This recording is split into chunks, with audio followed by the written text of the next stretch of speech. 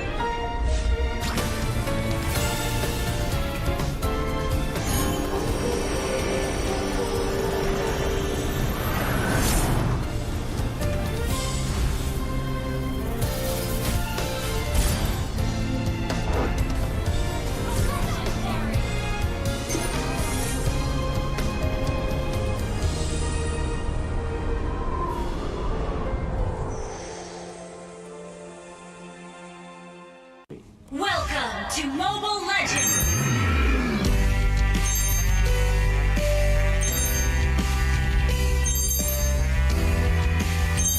Ini Malaysia lah.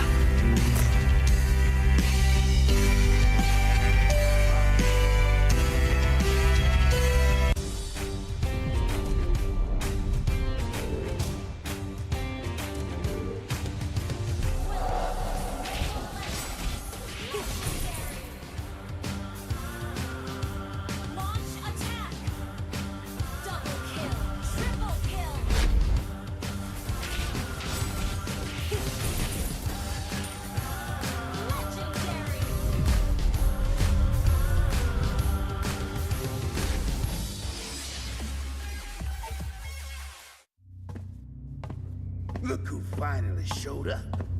Unload your weapon and return the goods. And if you ask nicely, I just might let it go.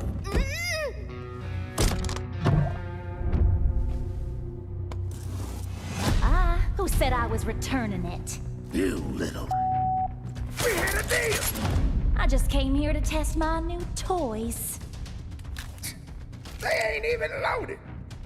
Staring down the barrel and you're still daydreaming about being an inventor? Huh?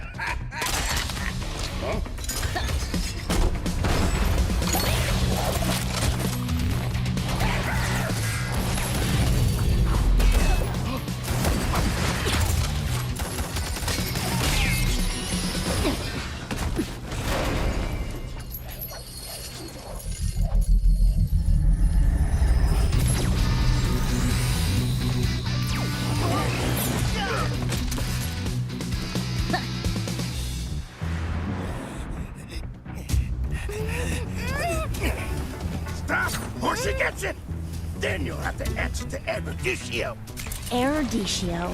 Well, isn't that perfect? I got a bone to pick with them. So how about I just blast you both? You're crazy! Leave me out of your squabbles!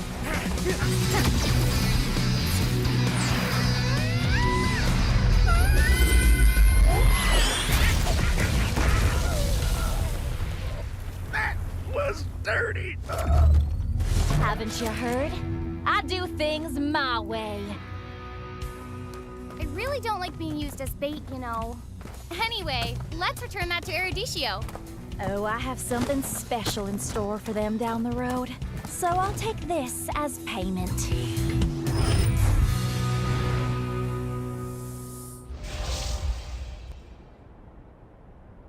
Welcome to Mobile Legends!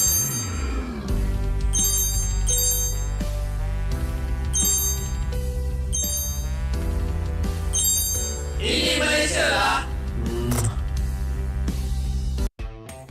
You have been slain.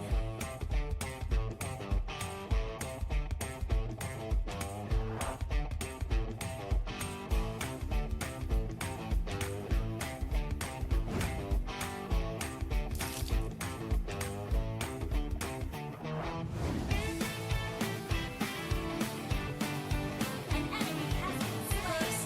Double kill. Legendary victory.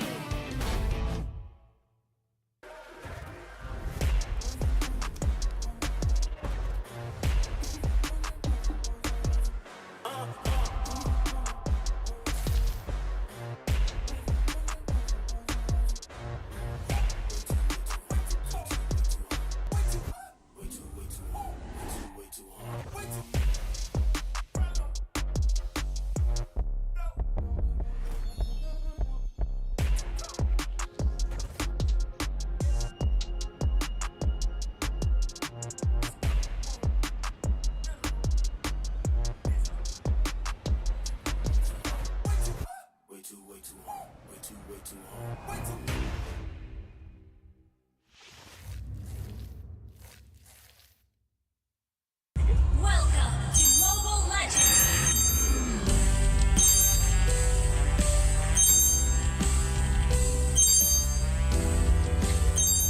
Ini Malaysia lah.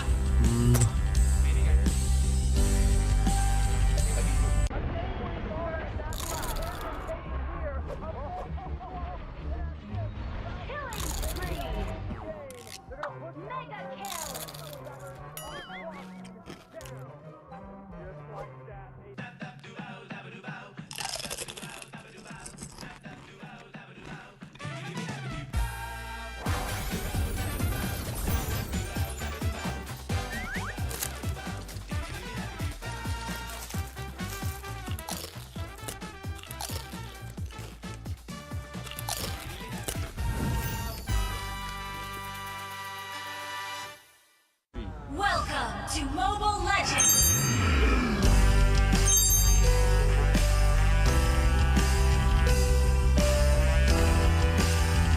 Ini Malaysia lah.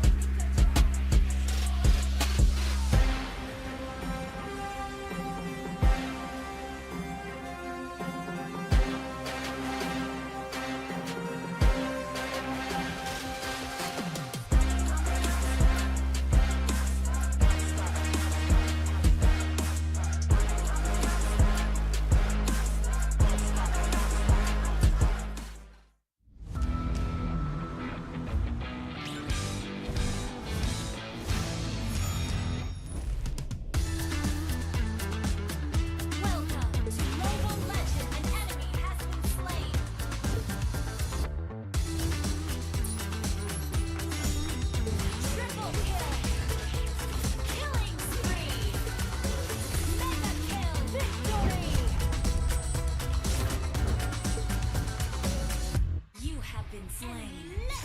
Unstoppable. Defeat.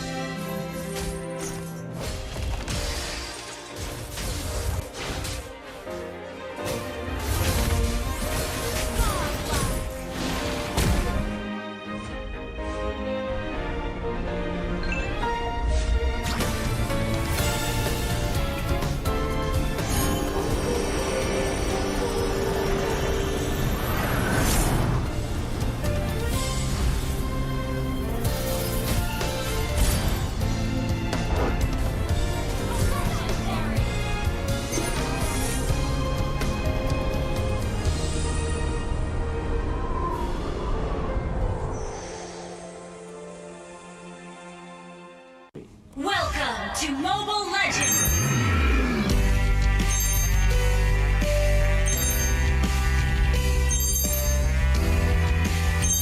Ini Malaysia lah.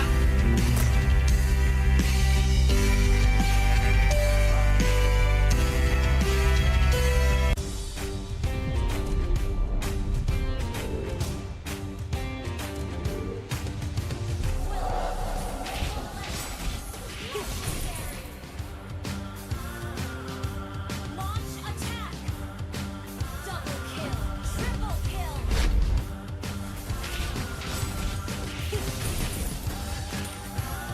Legendary!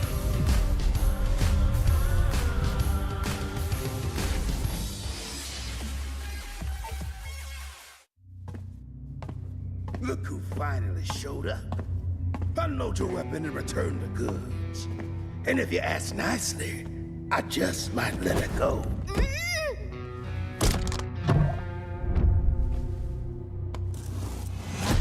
Who said I was returning it?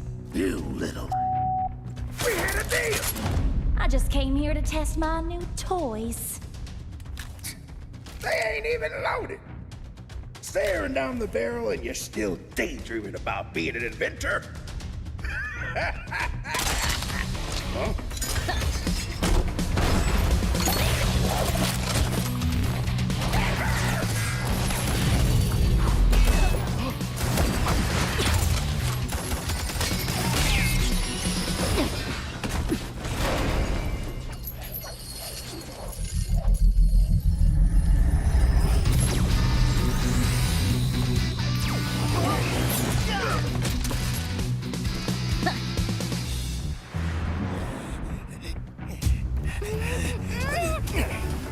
Stop, or she gets it! Then you'll have to answer to Eruditio. Eruditio. Well, isn't that perfect? I got a bone to pick with them. So how about I just blast you both? You're crazy! Leave me out of your squabbles!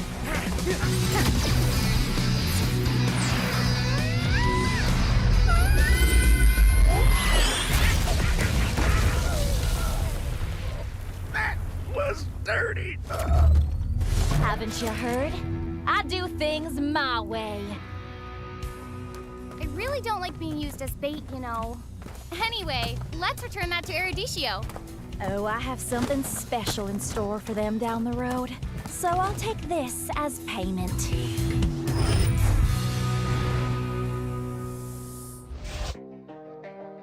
Hey, hey. I'm a rock star. Yeah, rock star. Hey, hey, hey. I'm a rock star, baby. I'm a rock star.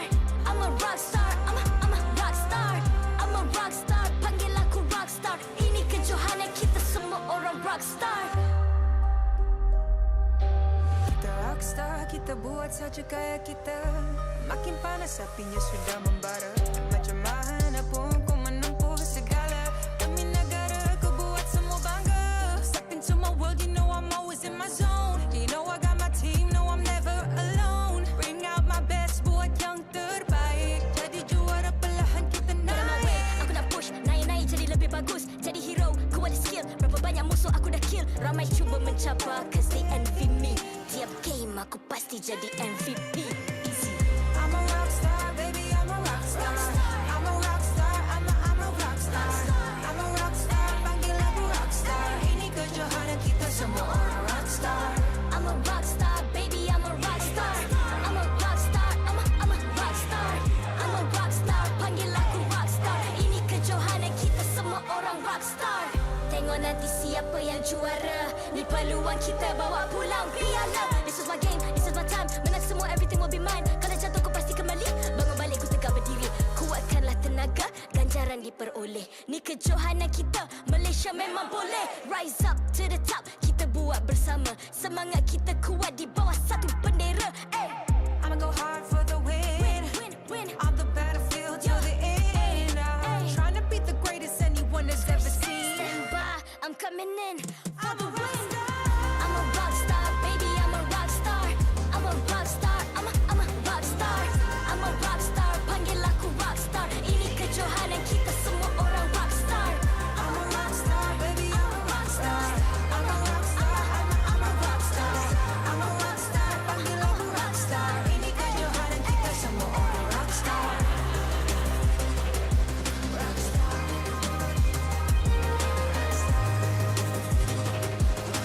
Ini kejohanan kita semua orang rock star. I'm a rock star, baby, I'm a rock star. I'm a rock star, I'm a rock star. I'm a rock star, panggil aku rock star. Ini kejohanan kita semua orang rock star. Hey!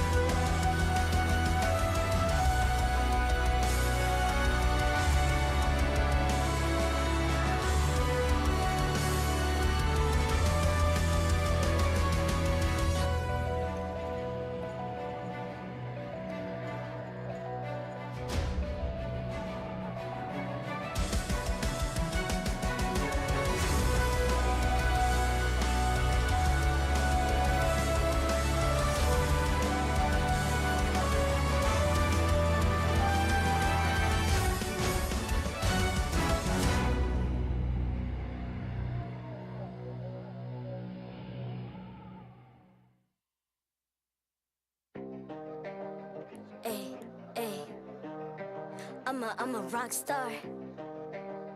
Yeah, Rock star. Hey, hey, hey. I'm a rock star, baby, I'm a rock star.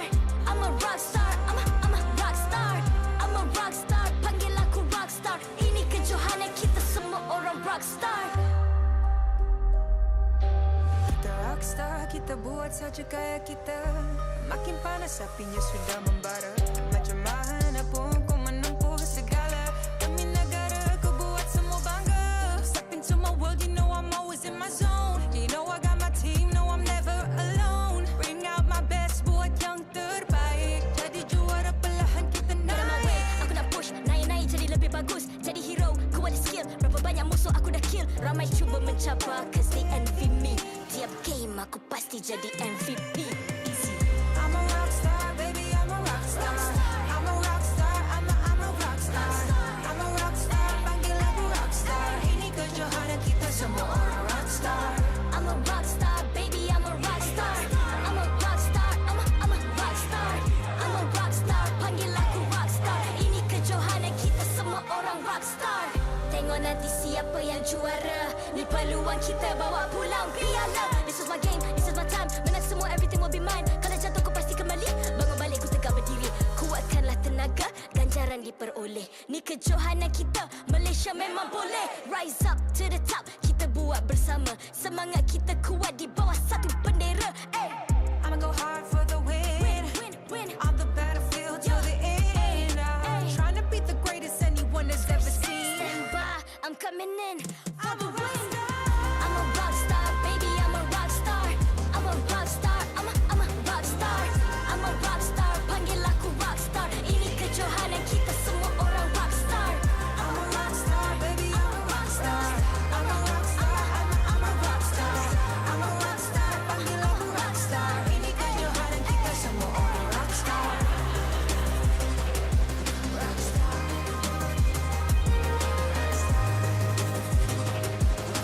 Ini kejohanan kita semua orang rockstar. I'm a rockstar, baby, I'm a rockstar. I'm a rockstar, I'm a rockstar. I'm a rockstar, panggil aku rockstar. Ini kejohanan kita semua orang rockstar.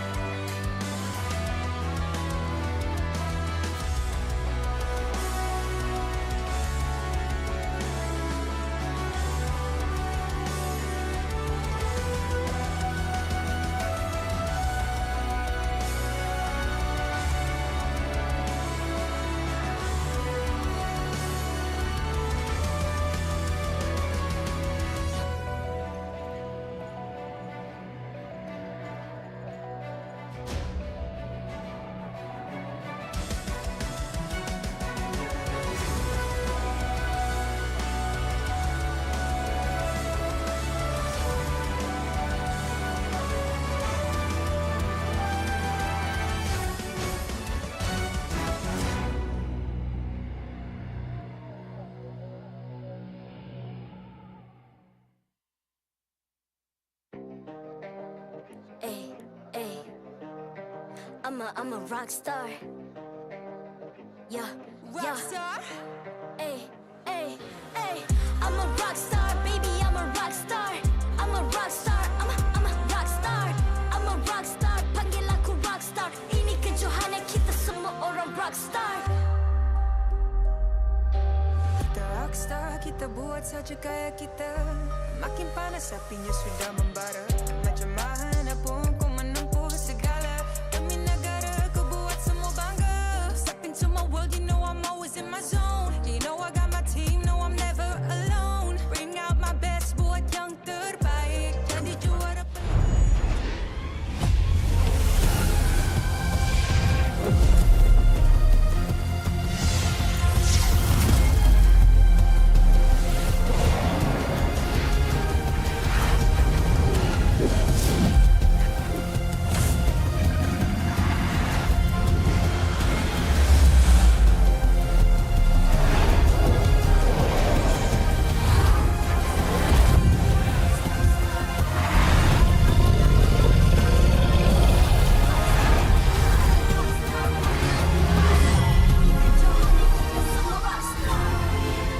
MPL Malaysia Season 12 is powered by Munton, official mobile internet hotlink. Score an epic MLBB skin for only RM1 with Hotlink. Summon your legends, unleash your style. Lightning-fast gaming experience with Hotlink all new prepaid. Now with 5G. Visit the Hotlink booth today. Play like a pro with ROG Phone 7. The Republic of Gamers is the #1 gaming brand in Malaysia. Thank you to all our sponsors for your support in MPL Malaysia Season 12. Selamat datang ke MPL Malaysia musim ke-12 bersiaran langsung dari Dewan Seri Putra Bukit Jalil. Anda bersama dengan saya, Rose, hos anda sepanjang musim ini. Dan sekarang kita dah masuk hari ketiga untuk minggu ketiga. Untuk orang yang tak tahu lagi, minggu ini ialah transfer window. So kita dapat banyak players baru, coach baru, analyst baru. So technically banyak benda yang berubah dalam lineup players. So, sebelum kita mulakan match pertama kita, mari kita tengok jadual untuk hari ini. Untuk match pembukaan hari ini, kita akan saksikan perlawanan Team HAQ yang menentang Team Lunatix. I rasa match ni akan jadi interesting sikit sebab kalau korang look back pada musim lepas, kita tahu Hito, seorang player Team Lunatix sekarang, was a player of Team HAQ. Finding Hito, guys. So I rasa this is gonna be a little bit of a, tak tahu ke balas dendam ke, dia nak menang against Team HAQ ke, dia nak tunjuk ke. Kita tak tahu apa yang menjadi dalam game ni. Untuk match kedua pula, kita akan saksikan MPNC yang akan menentang Red Esports. Dua-dua pasukan tak dapat lagi mata semalam. So, siapa akan dapat mata hari ini? Dan untuk last match, saya rasa match ni akan jadi paling interesting hari ini sebab match last hari ini ialah RSG MY yang akan menentang Selangor Red Giants. Kalau kita tahu Repo is the taunting king dekat Malaysia, tapi lately Gorgeous tengah naik rank, tengah naik leaderboard taunting. Semalam dia punya taunting memang pedas. So later it's gonna be battle of the EXP lane dan juga who's the better taunter dekat MPL Malaysia. Korang rasa excited ke tak? Nampaknya semua nampak excited. Okay, kita tengok players dah ready. And with that, mari kita ajak ke atas pentas MPL Malaysia, Team HAQ. Team HAQ membuktikan mereka mampu menjadi juara sekali lagi. Perubahan gameplay yang positif dapat dilihat berbanding musim lalu. Adakah strategi baru akan dibawa oleh Coach Jun dan analis Yun untuk menumpaskan pasukan serigala? Sama-sama kita saksikan.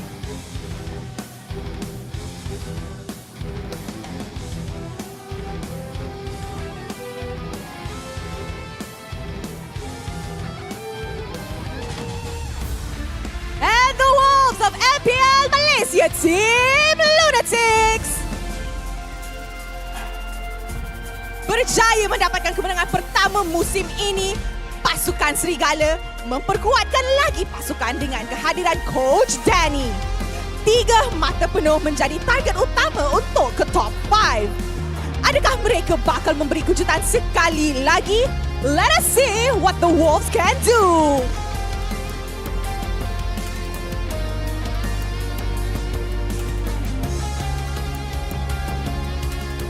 Sekarang, marilah kita menjemput barisan marshal kita yang akan mengalas tugas untuk memastikan perlawanan sentiasa berjalan dengan adil dan lancar.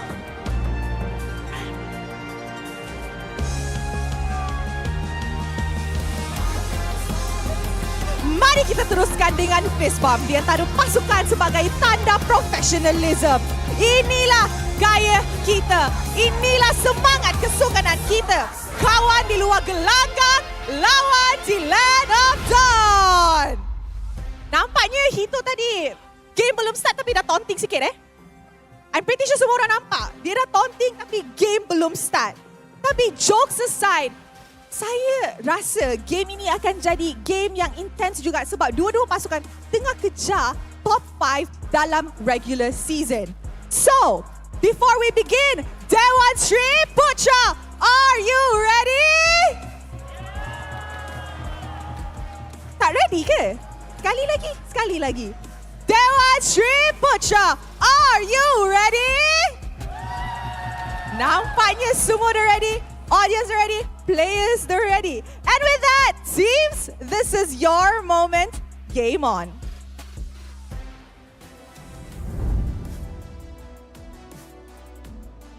Emotions run high, spirits run strong, and momentum flows unending here in the MPL MY Season 12 stage.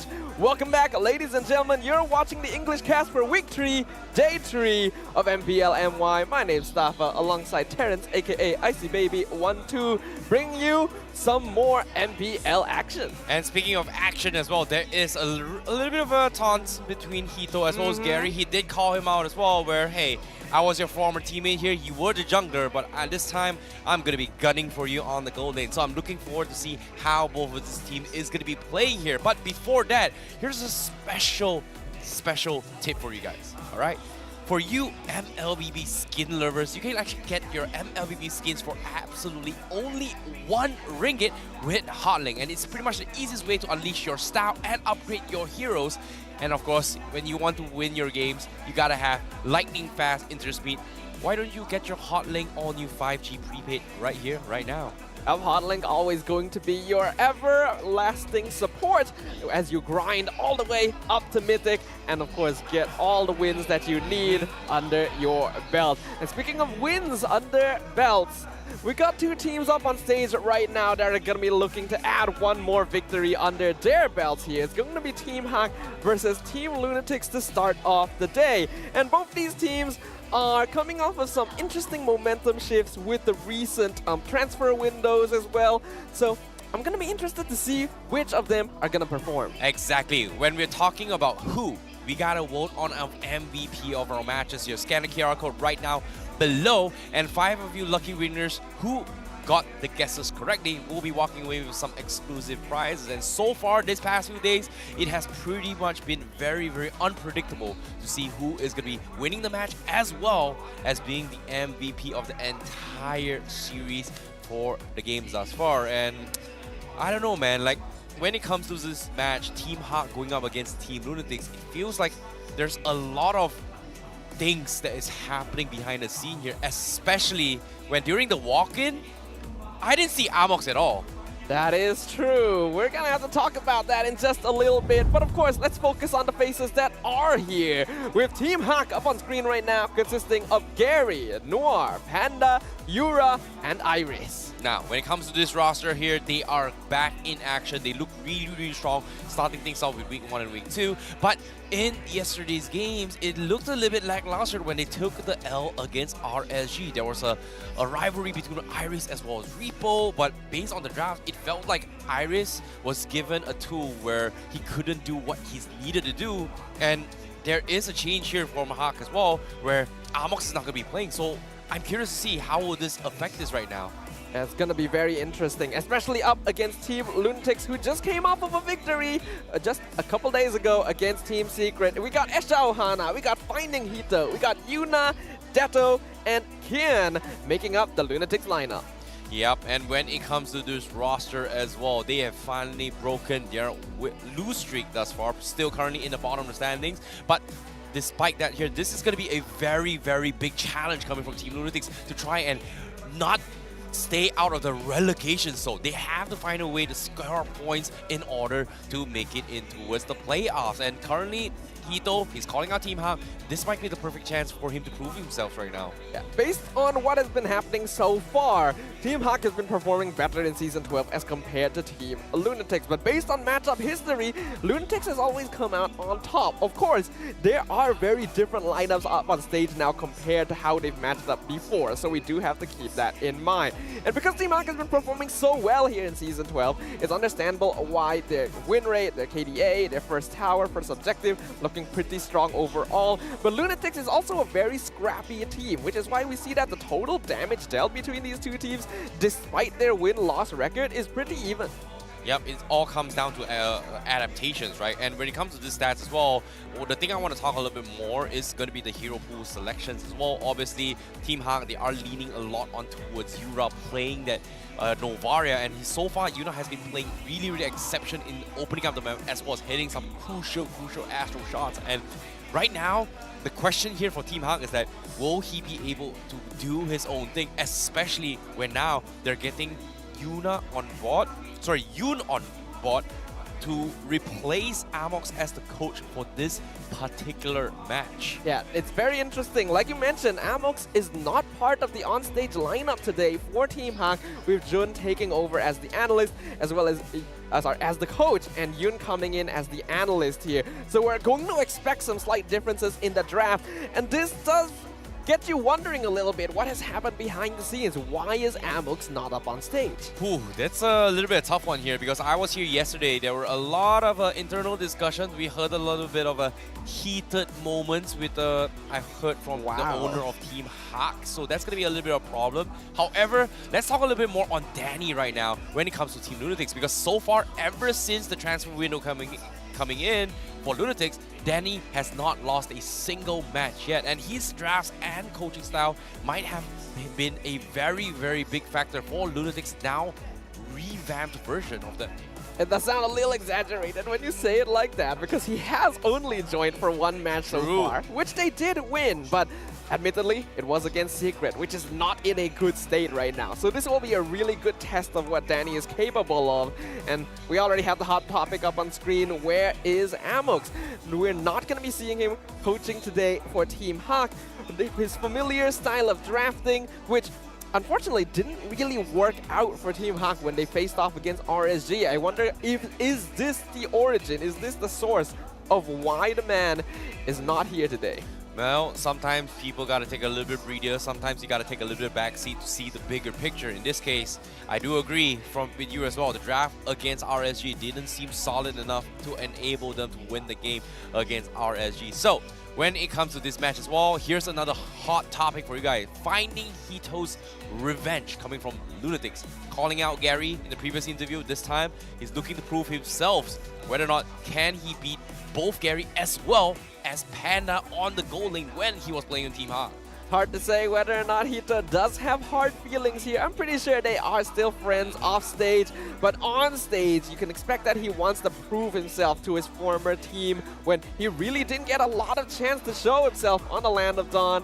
And we have the Team HAQ reserve members down in the crowd as well, Man and Lola, who just rejoined the roster in the recent transfer window.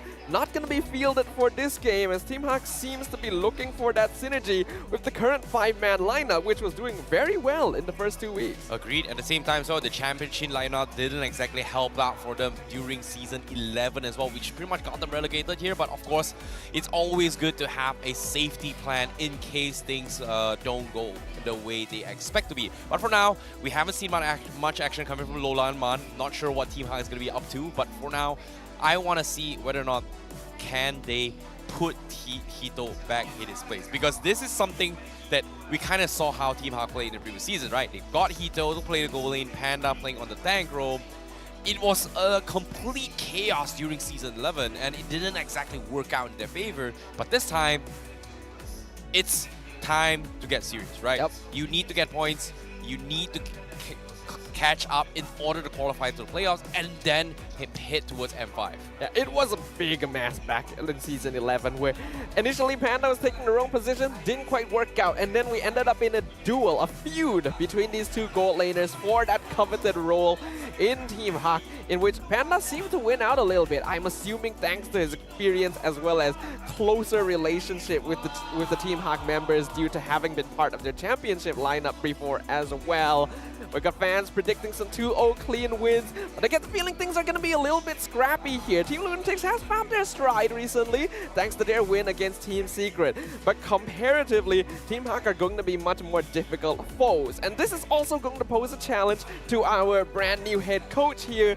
Will he have the expertise necessary to face off against the renewed Lunatix? Now, when we talk about drafts as well, you know, Team HAQ, they do try to favor around Gary being the playmaker coming from Team HAQ to kind of enable things, which a lot of teams find it as a threat, but RSG was pretty much the only team that took it as their weakness and used it against them, because in their match against them, it felt like Team HAQ was forced to play a Fanny matchup, which eventually RSG was able to actually kind of capitalize on and just punish that by taking away, by using Grok's wall barriers to kind of limit his movements and also pressure the purple buff. So maybe this might be Lunatix's angle in trying to handle Gary coming from Team HAQ instead. Yeah, being able to deal with the star players of your opponents is always going to be key, and we're seeing a lot of teams do this recently, where they're actually using the information that these players will always fall back to comfort picks that stand out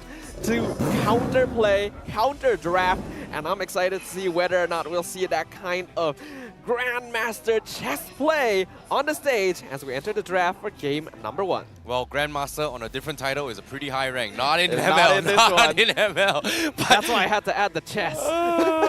But at that's not that high as well in Magic Chess, bro. Not. Bro, Oh, man, come on, bro. You know what? We do have a chess here. My bad.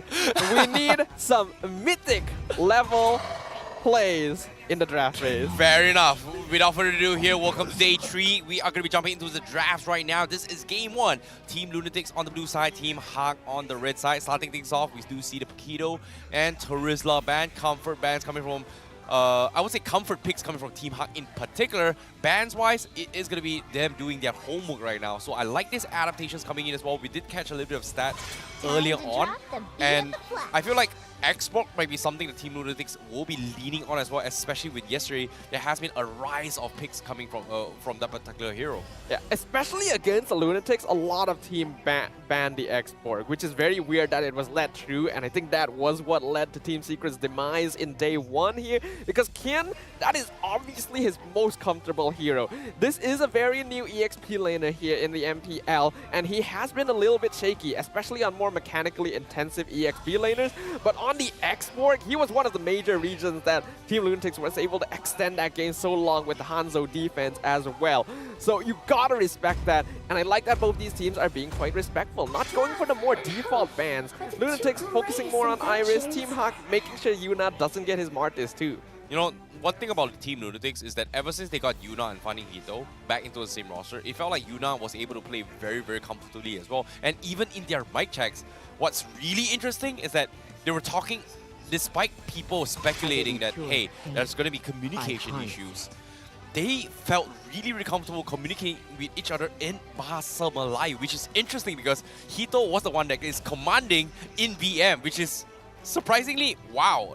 Like, hey, you're a Filipino and you can speak BM and communicate while playing competitive. I mean, when life gives you lemons, you make lemonade, you know? When you're in Rome, do as the Romans do. Being able to suit yourself to the current situation and being able to make sure that you're able to deal with communication issues is always very clean. Hito's been around here for a little while now since he came in last season, so I wouldn't be surprised if he took it upon himself to improve upon his communication skills. Hopefully that will avail him, especially with a fellow Filipino on his side. But with the bans now concluded, Team Lunatix are gonna start off with the Eve. Not gonna focus too hard on the EXP lane or jungle picks as of now. To be honest, if I was in his shoes, if I was in Philippines trying to speak a language here, playing with a Filipino friend, the only 2 things that I would be able to say is Tara and Sige. That's all I know. I don't even Tara know what that and means. Sige. It means go and yes. You know, that's all I know. That's all I know. It means that you can never retreat. You just always have to just Exactly. go. Never back down. Say what? Never back down, bro. Well, never backing down, always going to be useful here, as Team HAQ will go with the Lancelot very early on, actually. I do question this choice a little bit. The Grok will be pretty flexible, but not that effective against Eve as well, so I do wonder if this is the right choice. Agreed. But of course, when it comes to comfort picks here, Eve as well as Edith, I can see where you're coming from as well. He could actually open up, maybe try to deny the Novaria away from Yura, right? But at the same time, you know, Team HAQ, they have been leaning on Yura, landing those insane shots on Novaria, opening up the map here. And what really surprises me is that both bans coming in from both sides does not include the Fanny. So Yuna does have the capabilities to actually play that. Maybe they're just keeping it up for later here, but First phase picks, Export, Dato, as well as either comfort heroes coming from Lunatix means that maybe they're going to be forced to play the ban the Fanny later on for Team HAQ. It doesn't feel like either of these teams are being particularly reactive to one another here. I'm not actually seeing a lot of counter picking. It's more of focusing on their own draft and giving their plays as comfortable heroes as possible. And sometimes that is a good idea, but there's a reason a lot of teams go for counter picks in the first place. And right now, I'm liking Lunatix's draft a lot more. Just the fact alone that Kin got the X-Borg again will already make life very difficult for Iris because he likes to play more aggressive EXP laners, and X-Borg is very good at just slowing down that momentum. I like the Aeritel because it enables Panda to be more aggro, but he really needs a team that he can play around. And when you're against X-Borg and Eve, I'm not sure I'm a big fan of it anymore. Yeah, but at the same time, HAQ now starting to respect the Hanzo. Even though they have not faced it yet, it's just not worth taking a risk to play this kind of composition. So it seems like maybe Team HAQ still wants to rely on Europe playing this Novaria, which is one of the biggest problems, right? Novaria being all the way to back lines, you know, always in the safety here. It's hard to flank over the back lines. And yesterday's games, we did see how a Hanzo just completely destroy a Novaria who can't even do anything to actually escape. So I guess this is just Team HAQ saying that, hey, let's take away things that may or may not be affecting Europe when he picks the Novaria. Whereas Lunatix, do they sense this? So do they respect Bandits or, well, they do? All right. They do? All right, all right. Nice, okay. Nice. Not bad. Coach Danny definitely doing his job right here, showing how he was able to get Lunatix their first victory the other day, making sure to continue giving respect. They know that Team HAQ is still looking for the mid laner, still going to be looking for the EXP lane as well. And these are two very important and volatile lanes. I was wondering whether the Claude would go all the way through. I'd be very surprised if it did. I like that Team HAQ will decide to get rid of it. They already have Airtel. Do not give Hito his signature hero. After everything else, that would be so much AoE on the Lunatix side, and that would just be a bad time. No, that's the thing, right? Like, I think the AoE coming in front is one thing, but it's more like Hito, he does have a comfort, which is pretty much the Beatrix here. Beatrix versus Irritil, you know, to be honest, I think Beatrix definitely outscales Irritil in the early stage game here, even in the late game as well. If the Beatrix gets an early one, it's very difficult for the Irritil to do his own thing. But the one plus side of having this Irritil on Team HAQ, it is going to force a lot of agility item build in terms of the emblems for Team Lunatix because of the fact that they need to have that extra movement speed to kind of catch up or deal that extra slow from the ice cream ones to kind of slow Panda away. So based on this draft, I really favor Danny's play style if you think about it. A little bit of taunting from the original twins in the crowd there, Min and Man asking, where's Xavvsz? We want to see Xavvsz on the field here. But unfortunately, not going to get to see that for now, as we do see the Labu ban. So a lot of focus towards Iris here. And this worries me, because Iris is a really strong player, but it feels like he wasn't... Oh! Whoa, whoa, whoa! What do we got here? It's the Vexana! Okay, I did not expect this as well. You know, the Terrify kind of works in a similar way-ish, but at the same time, it feels like an extra unit or one-shot capability. So I'm not sure where entirely are they going at this angle with this Vexana. But now with the Fanny being picked up from Team Lunatix, Team HAQ, they have no choice but to pick either a Kufra here and force Iris to play the XP perhaps. Actually, or maybe even a Saber robe if they want to. Well, a Saber robe would be insane, but I really would not like giving Grok to Iris here. He would lose to the Export even harder. Maybe he can be uninteractive, but I'm not sure. I'm a big fan of that. I don't think we've seen Yunnan play on the Fanny yet. I could be wrong, but I don't think so. So we're seeing a very hard and fast lineup from Team Lunatix. Fanny and Bruno really want to start scoring kills right from the get-go, and if they're able to get a snowball, it's going to be very difficult for Team HAQ to deal with it, because right now their column really isn't bulky enough just with Grok alone. They need another source of frontline, but also something that's not going to get easily bullied by the X-Borg in lane, which is... I don't see a very good option based on what's common in the meta. Yeah, this seems very, very scuffed here, but I don't know what's going to synergize with Vexana. We got to set it up as well. Maybe in Atlas, I don't know yet, but seems like they're playing the Arlet. Makes a little bit more sense now. The final slash is set up for the Vexana burst. seems to be a little bit difficult, but it is very, very doable if they are all clumped up together. That's a tall order there. I like the combo potential from Team HAQ. Arlet definitely has some viability into export, but it requires so much mechanical execution. And if you make a single mistake, Ken just wins out the lane and Lunatix runs away with the game. Team HAQ are going into this with a very experimental idea, to the point that, again, I've completely forgotten that Arlet exists as a hero since he's just fallen off the map. But guess we'll find out whether or not that status is deserved. Well, seeing how things are going as well, for first ever Vexana being played from side Team HAQ in MPL Malaysia, it is going to be a very tall order, like you said as well. The wombo combos coming from Team HAQ. Can they get the catch? Meanwhile, Team Lunatix starting things off with a very strong composition where they actually play around Yuna for the Fanny here.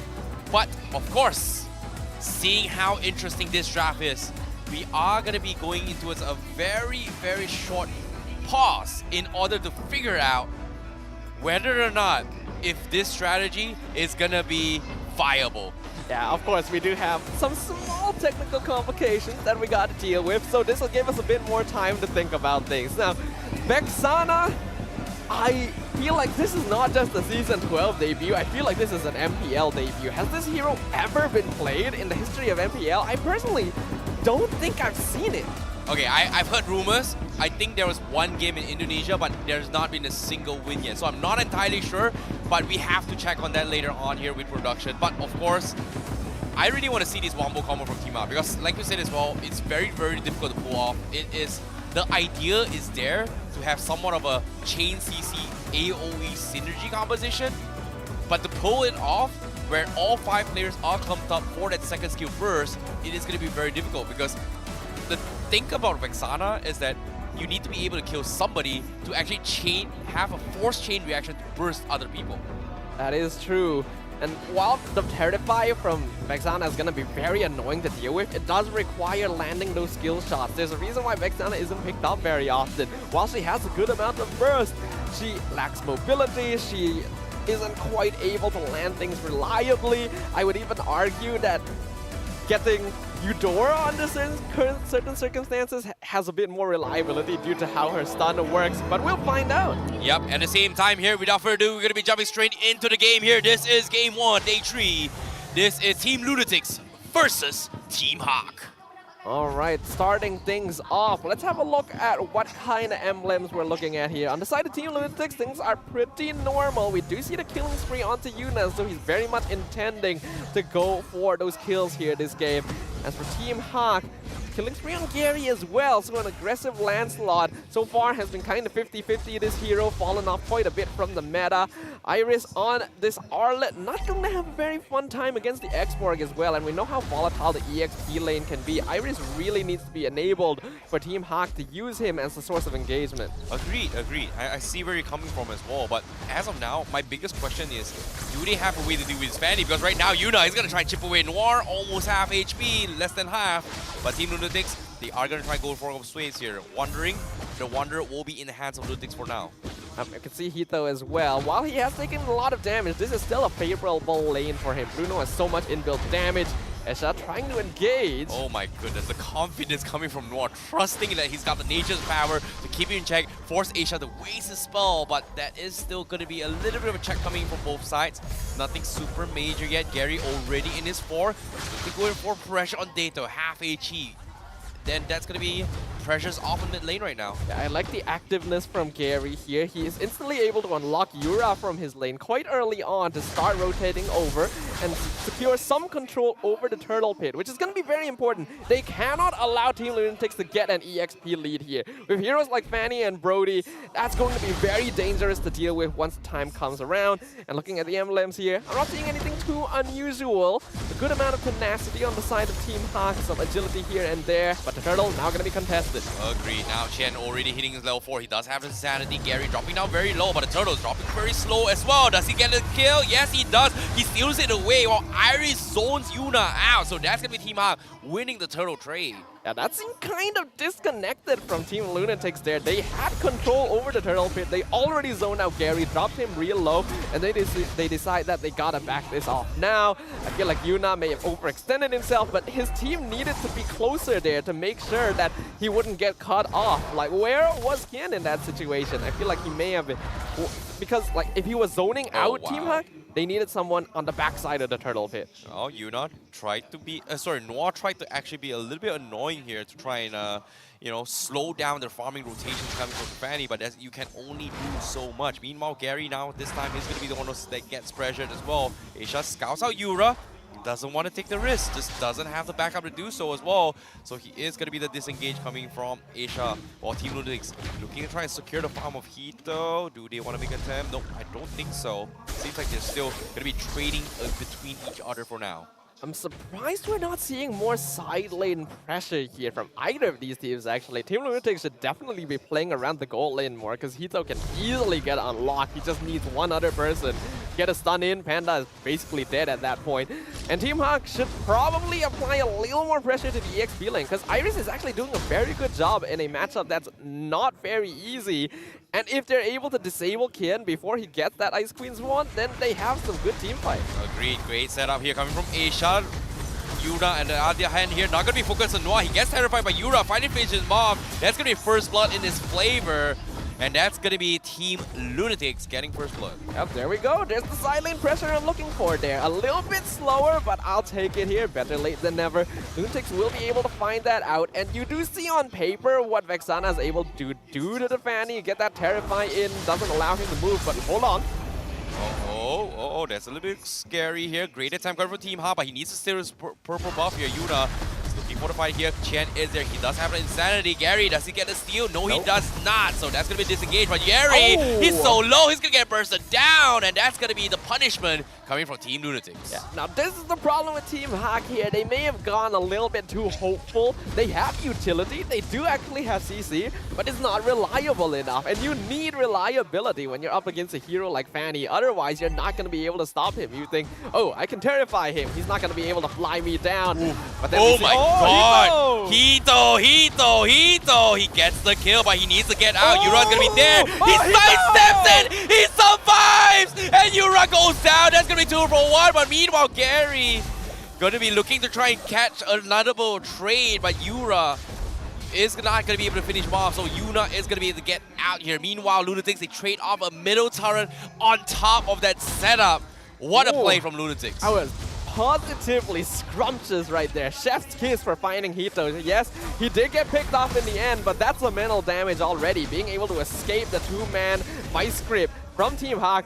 The turtle will now pretty easily fall into their hands because Gary already got very low earlier. Not going to be able to proceed down on that, and they weren't able to pick off Yuna. The Fanny currently 3-0. Oof, Tito, that though, like he's taking a little bit too much damage from Gary. He needs to respect this, but at the same time, no attempts yet coming from Team HAQ. And so far, we haven't seen Team HAQ kind of clump up yet. It seems like, you know, because of this Fanny coming from Yuna, they're forced to be taking this fight split off most of the time, actually, you think about it. It's actually more because Team HAQ doesn't have enough map control. They don't have lane priority anywhere other than maybe the EXP lane, and even that is a little bit dicey. Panda can't quite chase Hito out. Vexana, well, not going to quite match up to Detto, even though her clear speed is pretty solid because her mobility not going to be the Aisha. Oh, here he comes. They find Panda. He needs to get out. He can't. Aisha will be the sacrificial lamb.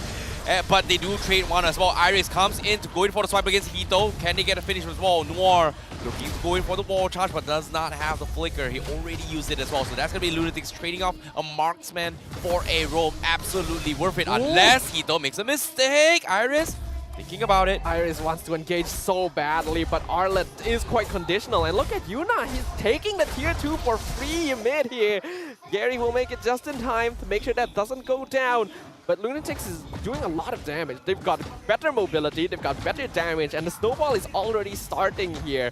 Team HAQ, again, doesn't have the right resources. This comp may have been a bit too experimental, as Esha has so much more engaged potential than basically anyone else. Yeah, but at the same time, Iris finds Ito. Noir not able to interject this as well. Instead, he gets caught up. Asia now comes the wall charge as well. Hito finally gets bursted down. Hito thought he could be able to kill him off, but that's going to be the price he has to pay here.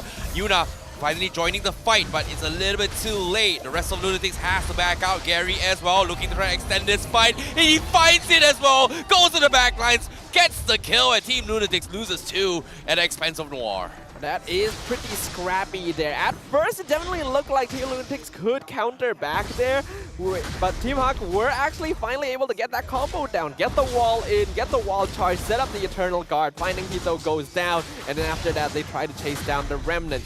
You can see that Iris is definitely having a little bit of difficulty. The Arlet does feel kind of clunky nowadays since he's not quite as tanky and does a little less damage than before, but still does provide a lot of value with that final slash, being able to zone people out, force the flicker very early on, which is why Hito couldn't escape in the end. They'll even things out just a little bit, but Team HAQ needs to gain a little bit more of lead, especially they gotta give Panda more space. Yeah, that's something they definitely need to do, but at the same time, with that small skirmish coming in, AI winning prediction says, hey, you know what?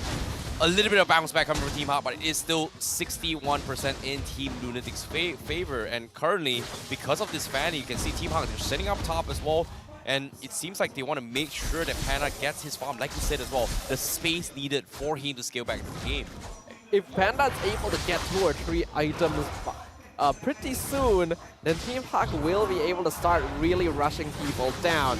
The Lord will fall though to Yuna, as Team HAQ are not quite in battle-ready position to contest it, it seems. This is so smart coming from Team Lunatix here. They're making forced rotations of Team HAQ to play the cross-map plays here, and every single time they do that, they're always one step behind. And even here, Gary is trying his best to actually keep up. He wants to chip the Furaga armor, but what does it gonna do? Because Chen is just so strong, he still has the immortality, and as of yet, it's just so difficult to challenge Lunatix right now. It is a mistake to give Kian the export here. It allows him to play so comfortably. There's basically no bad matchup against the hero as well.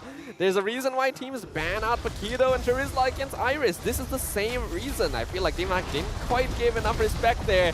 The possibility, though, is still going to be there. Oh boy, Asia trying to make an attempt as well. Noir, he's in a little bit of trouble as well. Chen, he can look to go for the insanity. Finally drops in as well. He catches Panda, drops, sends him home back to the base as well. Needs to go in for a reset, but with the Lord collapsing on the tier 3s, we might see an inhibitor fight. Team HAQ, they're trying to extend this wall. Lunatix needs to get out of this wall, but a big slam with the Vexana connects on 4, but there's no kills. He needs a kill to actually set it up, so there's not going to be enough damage here. Yuna tries to steal a little bit more down bottom, but unfortunately, it is going to be half HP only. Damage has been done, but seems like Team HAQ still loses in all these trades. A good defense by Team HAQ, but they definitely should have gotten 1 or 2 kills there with the kind of setup that was being done. Team Lunatix right now has enough of a lead that they're bulky enough to survive a lot of these extended trades. And with Esha and Kian being their front line, you can see just how solid they are, even though they tanked a 3-man Eternal Guard from Yura.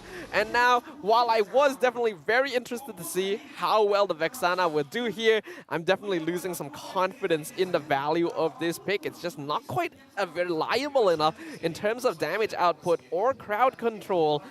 And that's very important under these circumstances. Right now, Team HAQ are not quite able to stop the mobility coming out of their opponents. You know, that's the thing about having this Vexana, right? You gotta hit as many players as possible, landing those marks on Lunatix, and within 5 seconds, you need to get as many kills as possible in order to proc those explosions, which need to remind you here, it's about 400 to 1,000 damage per explosion if they get the kill. So right now, they need that activation coming from Team HAQ. That one big team fight is going to be able to set things apart. So as of yet, with the help of Panda, hopefully he's going to be able to finish things off, because Lunatix right now, they are going to be in some pain if they group up as 5.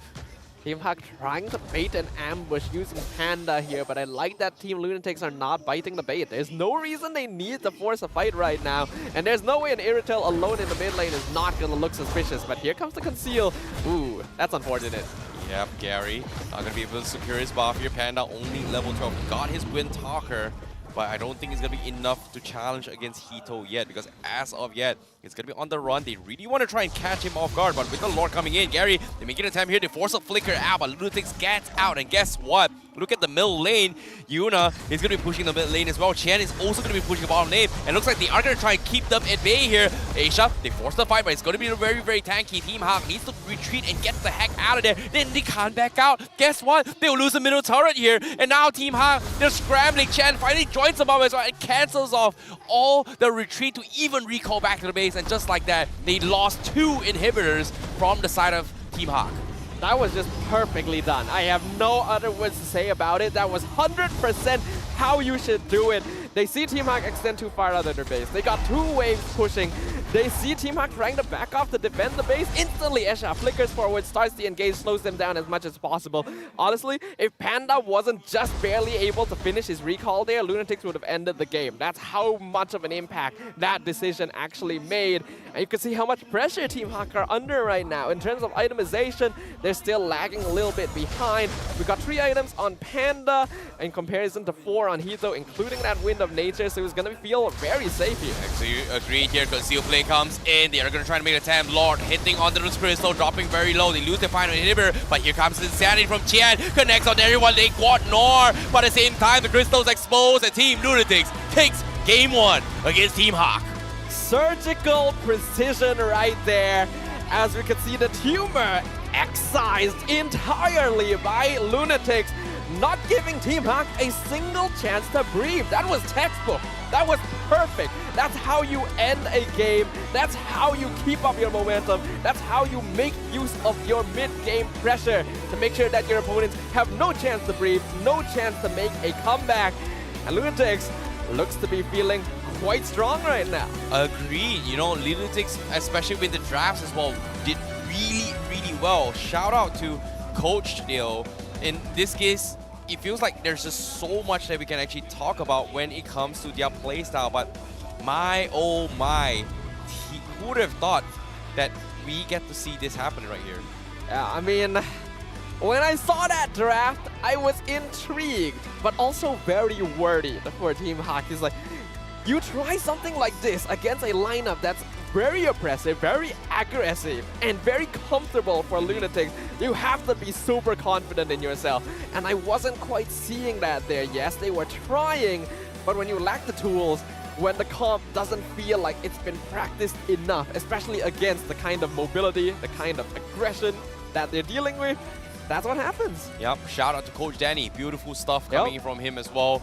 And I'm curious to see how they are going to be looking at here. Who is going to be the MVP? Because we are going to be checking out backstage to see who the MVP from Lunatix is. It is going to be none other than Yuna himself on his fanny. Congratulations on his play here. Beautiful decision making with his fanny. Playing the macro pick game. A very, very good big picture of how to be winning those games thus far. A little bit of silent taunting there with the Bombay pose as well, showing us exactly how deep his pockets are. Yuna, up until this point, wasn't given too much of a chance to try out different sorts of heroes, but now we're getting to see that. And I want to see more of this, not just from Yuna, but from other junglers in the league. No more Mortis, no more Fredrin. Go for the assassins. This is a free meta. There's so much damage flying around. Show us what your mechanics are made of. Yep, at the same time, letting the Fanny through allow Team Lunatix to play towards their strengths here, which is pretty much the cross-map plays. And knowing Team Lunatix here, they have been known for their macro plays despite having a complete different roster. Finally, with Coach Danny coming in here, the team seems very, very reformed here in Week 3, despite the struggles that they had before Week 1. But, of course, I'm excited to hear what they have to say in their mic check, especially for Team Lunatix, coming in with both them right now. Boleh. I wait flicker. Kaya mo patay, pre. Back sana. Nice. Nice. I get. Nice, Yuna. No skill one, no skill one, oi. Nice. Nice. Aku tak ada. Nice. Wow. Grow them. Mid, can try mid. Don't. Okay. Ulti Misha. Sobra na tao. Nice siya. We got mid. Nice trade. Nice. Good trade. Hey, one flicker. Boleh. Alot flick. Boleh end. Come. Power lang. Nice! And. Terus, terus. Nice! Santai. Well, that was quite a thing right there. The initial stages seemed very disciplined, actually, from Team Lunatix, making the correct calls, having a little bit of excitement sprinkled in here and there, but only telling what needs to be said. But then all of that falls apart at the end when the crystal is broken down and they're screaming at the top of their lungs about a well-earned victory. I like how, our language, when it comes to Malaysia, right, we like to kind of mix up our language in multiculturals as well as different kinds of language here. That was a perfect example of why Malaysia is the best, right? They mixed in Tagalog words, they mixed in Malay words, they mixed in English, everything in comms just to get the message across. And it is so flavorful coming from Team Lunatix, and I want to see more about that as well. But now, before that, let's take a look at the items coming in here from Team Lunatix on how they built around this composition to win this game. Yep, things are looking very strong here. Obviously, Lunatix had a massive gold lead, so they already have a pretty notable item advantage. You can see the double Ice Queen's wand on both Kian as well as Detto here. Detto being 0, 0, and 7. This Eve being such a terror, the real world manipulation being able to block off a lot of avenues that Team HAQ has, and they already don't have the mass mobility, so being able to control that just reduces the amount of resources they have.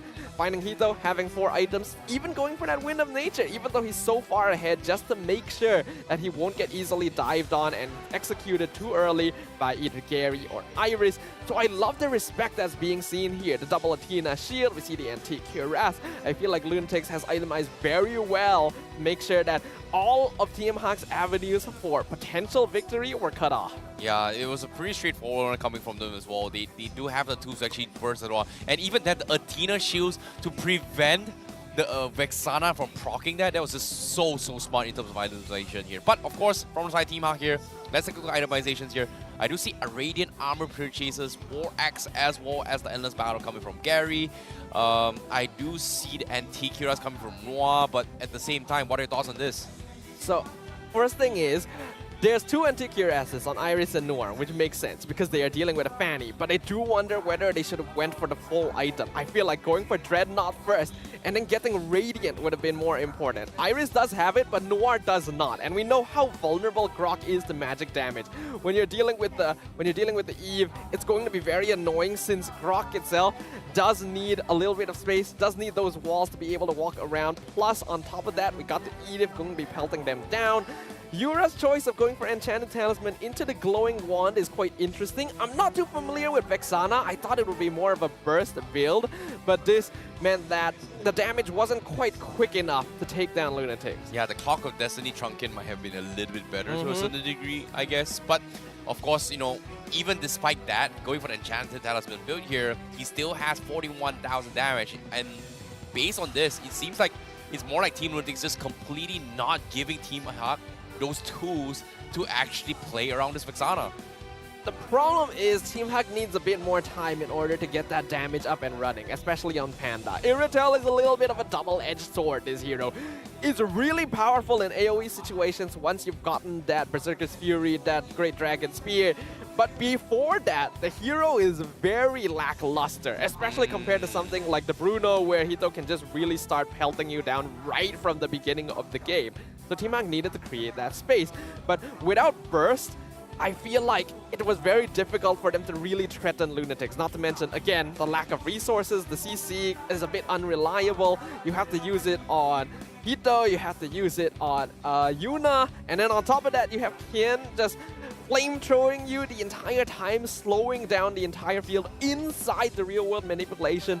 I think Team HAQ went a bit too experimental with this draft and did not respect the options that Lunatix were basically showing at, like, shoving into their faces. Yeah, I guess if you put it that way as well, but how far has Irritel kind of fallen, right? If you think about this wall, before MPL MY actually started, other regions were playing Irritel. Everyone was like, hey, you know what, this might be the strongest marksman.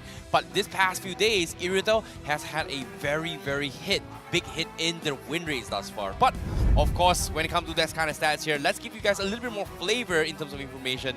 This is going to be the heat map rotations between both of the junglers of Team Lunatix and Team HAQ. So we got Yuna on the yellow, we got Gary on the red. Now both of these are very high mobility junglers, of course. Fanny is in a class of her own, but I think Gary was definitely doing a good job of rotating around the map. You saw him put a lot of pressure towards that mid lane so that he could unlock Yura. Okay, on paper, that makes a lot of sense.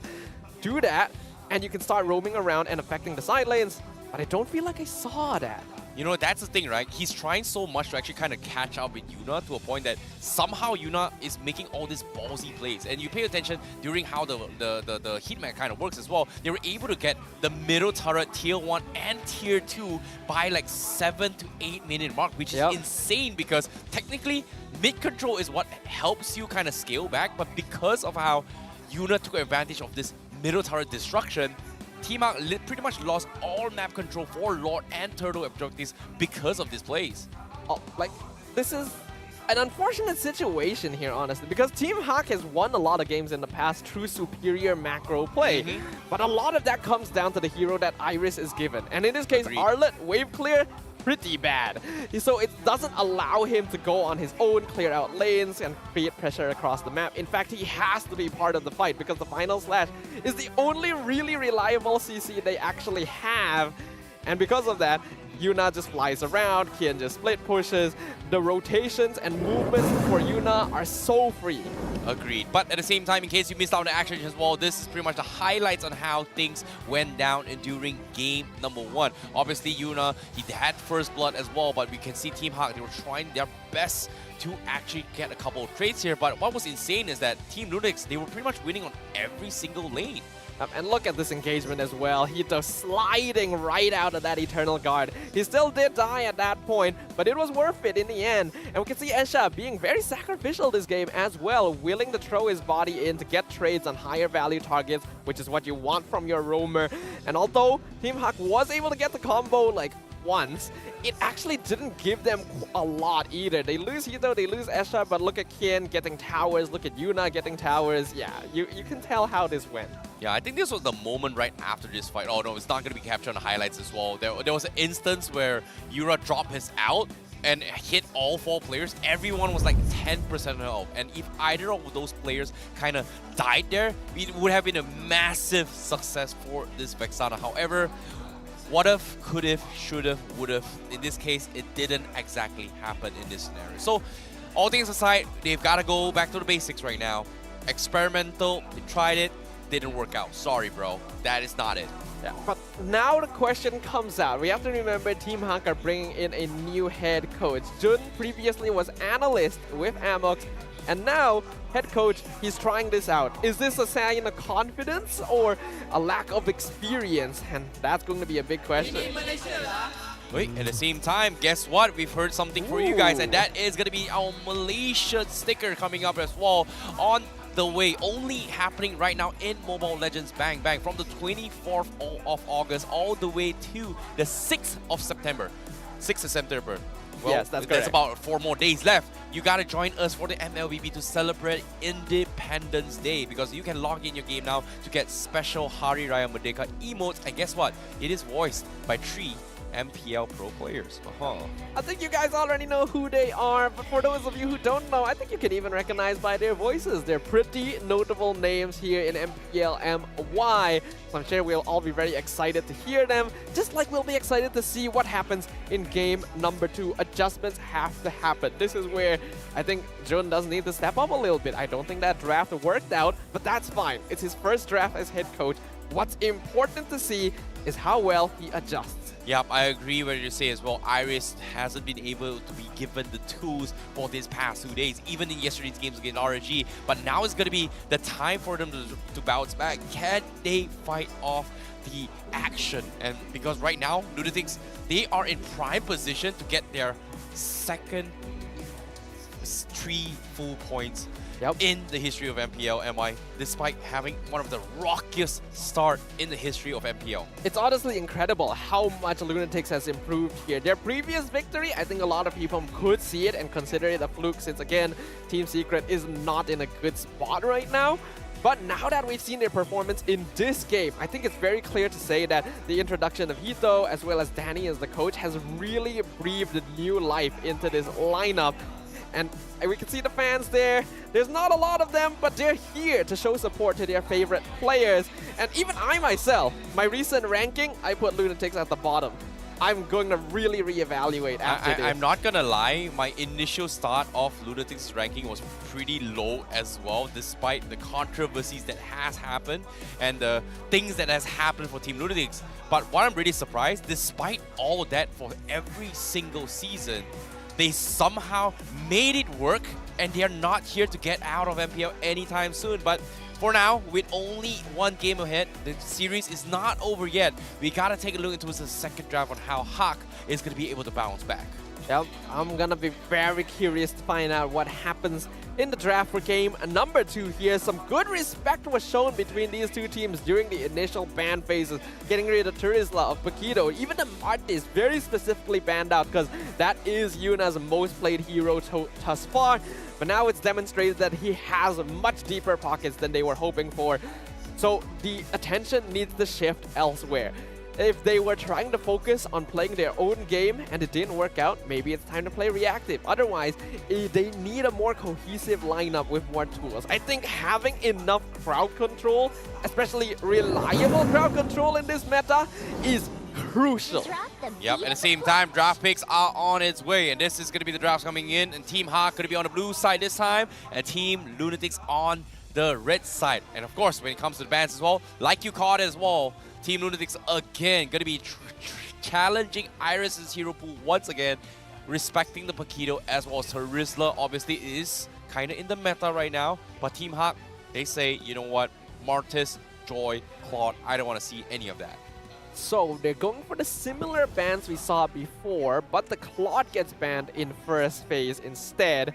We can see that currently Joy is the most currently banned hero, which does not spark joy for a lot of us, but I think for these teams, they do not want to have to deal with this speedy Leonin on the Land of Dawn. And the Valentina gets banned out by Lunatix. Good job, production. I like it, you know. This does not spark joy. Like, I love the puns and wordplays Yep, here. yep, Extremely creative, you know, coming from production. But at the same time here, I can see Staffa's face kind of scrunching over. What's that telling me? I hate this pick. Why? Why do you... Why? Why are you starting with Lancelot? You do not need to start with Lancelot. XP Lancelot, bro. There is no reason to prioritize this hero as a first pick, and I hate this so much. I have not been... this is the angriest I've been for the first pick ever. There's so many good options. Flex the Edith. Steal the X-Borg. Why? Go for the Fanny. Here's a fun fact for these guys who are fans of us casters. If I had a video camera that was recording Staffa's face right now, that would be a perfect definition of cringe meme-worthy kind of expression, because he was so pissed off to a point that, why? Why would you pick a Lancelot? And I can see where you're coming from, Staffa. Don't worry about it. But it was a little bit of a fun moment for me. But of course, Team Lunatix right now, going for textbook plays, bringing in the X-Borg as well as the Eve. Man, you're still mad, aren't you? You're still mad. The other 4 picks had better be the most beautiful symphony orchestra I've ever seen, because I don't like this start already. We get the Eve signature pick for Dedo. We get Kian's signature X-Borg again. Online. Oh, just end me now. This feels like a Gideon moment right now. What is this? What is this? Well, to be honest, comfort picks. Grok is not good against Eve, not good against X-Borg. Iritel needs time. Why are you going for the same draft that got destroyed in game 1 against the same heroes that destroyed it? I don't know. You know, Team Lunatix, they might be able to match it up again. Maybe, you know, they want to switch up the Vexana for something else, because to be honest, Vexana was pretty much the only hero from Team HAQ that didn't really make sense. So I guess they still want to try it here. It's a little bit tweaking coming from Team HAQ, but of course Team Lunatix, exact same picks coming from game 1, given the same tools again, Edith, X-Borg, and Eve. However, with a little bit of twist here, here's a spoiler.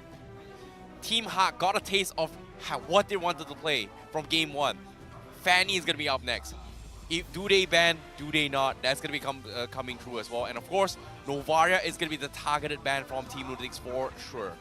Yeah, I don't doubt that. Just go with very similar options right now and things are going to be quite comfortable. Team HAQ, I have no doubt they're going to change, most likely, the Vex and the Arlet this game.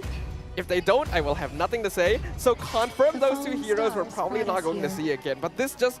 Because Iris's job now is so difficult. Again, I still don't see the right hero to be able to deal with it. If the Lapu gets banned out again by Lunatix, then what then? I don't get this draft. Okay, now let's take a little bit of comparison here. You can take a look at the screens here on the top side and the bottom side. That was a previous draft and bans from first one. Bottom is going to be the current one as well. We do see identical bans coming from in as well, but this time a little bit of twist is that the Fanny will be banned from the side Team HAQ. So this is a great read here because if you think about it here, Yuna was the biggest reason why Team HAQ wasn't able to group up as a 5-man wombo combo. However, does Team Lunatix say, pick the Arlet again? I don't care about it. To be honest, it worked. I don't care. It worked previously. I think just ban the Lapu again, no problem. And I wouldn't really consider the Fanny ban a great read. That's basically someone telling you, you gotta ban this hero and them doing it. Because the Fanny was the problem. It doesn't take a genius to figure that out. But we already know that Yuna doesn't seem to have too much of a problem with his hero pool, so I wouldn't be surprised. Oh, wait, yeah, actually the Angela got pretty far here. I'm surprised it made it this far. Good catch by Lunatix. Cannot let that through. Angela Irritel does actually change a lot of the dynamics, so I respect that choice. So maybe we'll see Iris on the Lapu Lapu here, which does have better chances against the X-Morg, but it's still not fun. I think, to be honest, I know Gideon doesn't like this here. I really like a Deroff in this composition, regardless of whatever. Deroff. Against an X-Morg, you can kind of shred through the armor very, very quickly, and you kind of force him to play defensively more, rather than, hey, you know what, I'm going to open up a map, spray a little bit of, you know, a fiery bush into the bush to check the map, etc. So, in that angle, and it kind of synergized with the armor shredding coming from Irritel. Actually, not a bad catch. Yeah, the armor shred comp with the Deroff and Irritel was actually really scary. I think it was actually Team HAQ who played it previously. It was SMG. SMG, right. It, yeah. Because it has a similar style. They did have the Angela on top of that, so they won't have that this time. But it's not a bad idea. It could help a bit, but it's risky. Otherwise, we will see. It's not impossible right now for Lunatix to flex the X-Morg into the jungle and then pick up like a different EXP laner. They could even give Kian the Edith too. So there's still some flexibility there. And the Bruno has been locked in, which already did very well against the Irritel previously too. You know what's a fun fact? Because on the screen right now we have two legendary people involved, both named Ayman as well. That's true. It's funny. Both of them are called Ayman. One is Ayman Sakaichi. One is Ayman HAQ. Well, from HAQ, you know. The double Ayman threat, right? Why not? Why not? And you know who's another Ayman we have on the Casher Talent broadcast? Ayman Lafel. That's true. That's the triple Ayman right there. Oh, okay. We have some interesting final picks here. We have the Esmeralda for Iris, which does not match up too well into the X-Board, but has enough survivability that it could make up for it. And then we have the Gord. The hero so far has a 100% win rate, despite having been picked 4 times, which is kind of insane, considering that Gord was basically a forgotten hero before this. It's not bad against the Eve. Against the X-Board is pretty okay I feel like as well. It's pretty easily dived, though. That's the thing, right? You know, if you've got great positioning here, as demonstrated by Zyme Sampoy yesterday in Todak's game when he played the court, well, if you've got great game sense and positioning like that, you are going to be winning games here. In this case, I'm curious to see whether or not Yura is going to be able to do the exact same thing, because right now, we do see the Hayabusa. Back then, when X-Borg was one of the prime picks, Hayabusa was one of those that can chip away on X-Borg's armor, but this time, they're taking it for themselves. They're going to dive the back lines. They're going to shut down this board. All right. I'm going to be honest, there's a lot of times where I'm not a big fan of Hayabusa as a pick, because I do feel like unless he gets a really good start, his damage falls off so quickly. But in this game, I think it's pretty good. Gord is largely stationary, and the Ogi Shadow Kill would keep up with Irritel, even with the sprint. So, if we're able to get a solid start here, Lunatix has a pretty good recipe for victory. But, well, will Gord's 100% win rate speak for itself? Sometimes you gotta believe in the Filipino Hayabusa. Kyrie demonstrated that Hayabusa can still be played at top level. Will you not do the same? Because as of now, draft's been set. Team HAQ with a revamped version of Game 1's draft. This time, bringing in the Gord here. Will they be able to bounce back? Because this is going to be Game 2 between Team HAQ versus Team Lunatix. Team Lunatix currently 1 game up and definitely has the momentum after feeling very good about a clean victory. Team HAQ will have quite an uphill climb to show us here, especially with most of their composition the exact same as before, which means that execution will need to change very drastically. Yeah, at the same time here, you know, seeing how this is going to be working in favor of Team Lunatix a little bit more, but I feel like all they gotta do is just play it slow, because as of now, Esmeralda versus an export is not necessarily the greatest for an export in early stage of the game, but towards the mid-later stage game here, it feels like Iris is going to have a very, very difficult time. It's a weird dynamic, because on paper, export counters everything that Esme brings to the table, but at level 1 and 2, Esmeralda actually does a lot of damage with recent buffs, as well as the Impure Rage emblem. So we can see that Kian has already been chased back to base once, so expect a bit more attention being given here to the side lanes. And I like that Team HAQ is focusing now on pressuring Hito, because I really did not see enough of that in Game 1.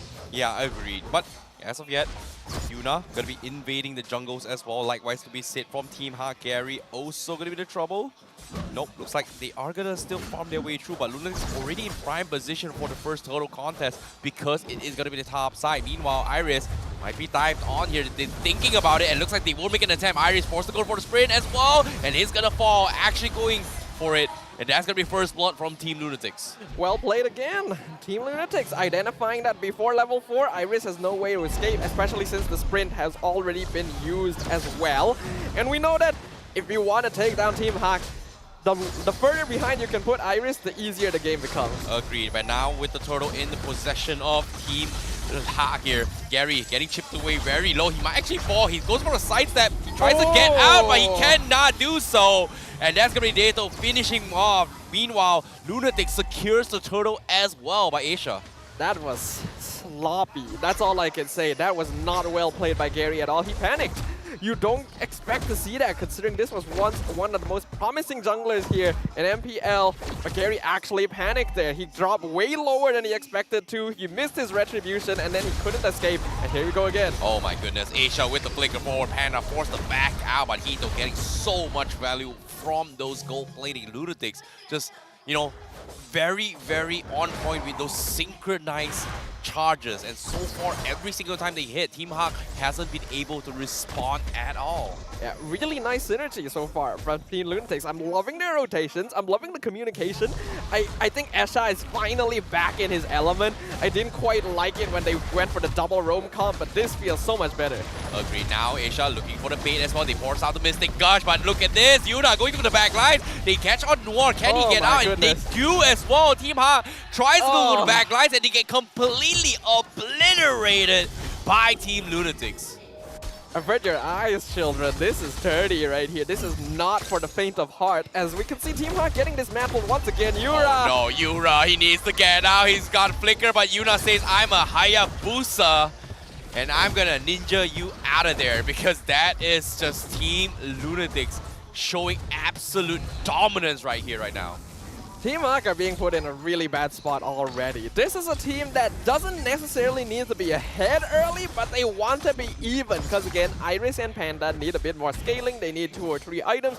Then they become real threats. And logically, they should have some tools with Noir and Yura, but I'm not seeing the proper movements around the map because Lunatix are applying so much pressure. Yeah, but at the same time, here comes the pressure again. Gary, he's going to get caught out. Chain CC, he needs to get out. No, he cannot. Yuna pops his shadow, jumps forward, and here goes in for cover shot, and Asia as well, looking for his Primal Wrath auto attack, and that's going to be Yura falling as well, as Lunatix gets 2 for nothing exchange, and a turtle again in the hands of Team Lunatix. Lunatix are feeling it right now. You can see the confidence. You can see how clean the plays are being made.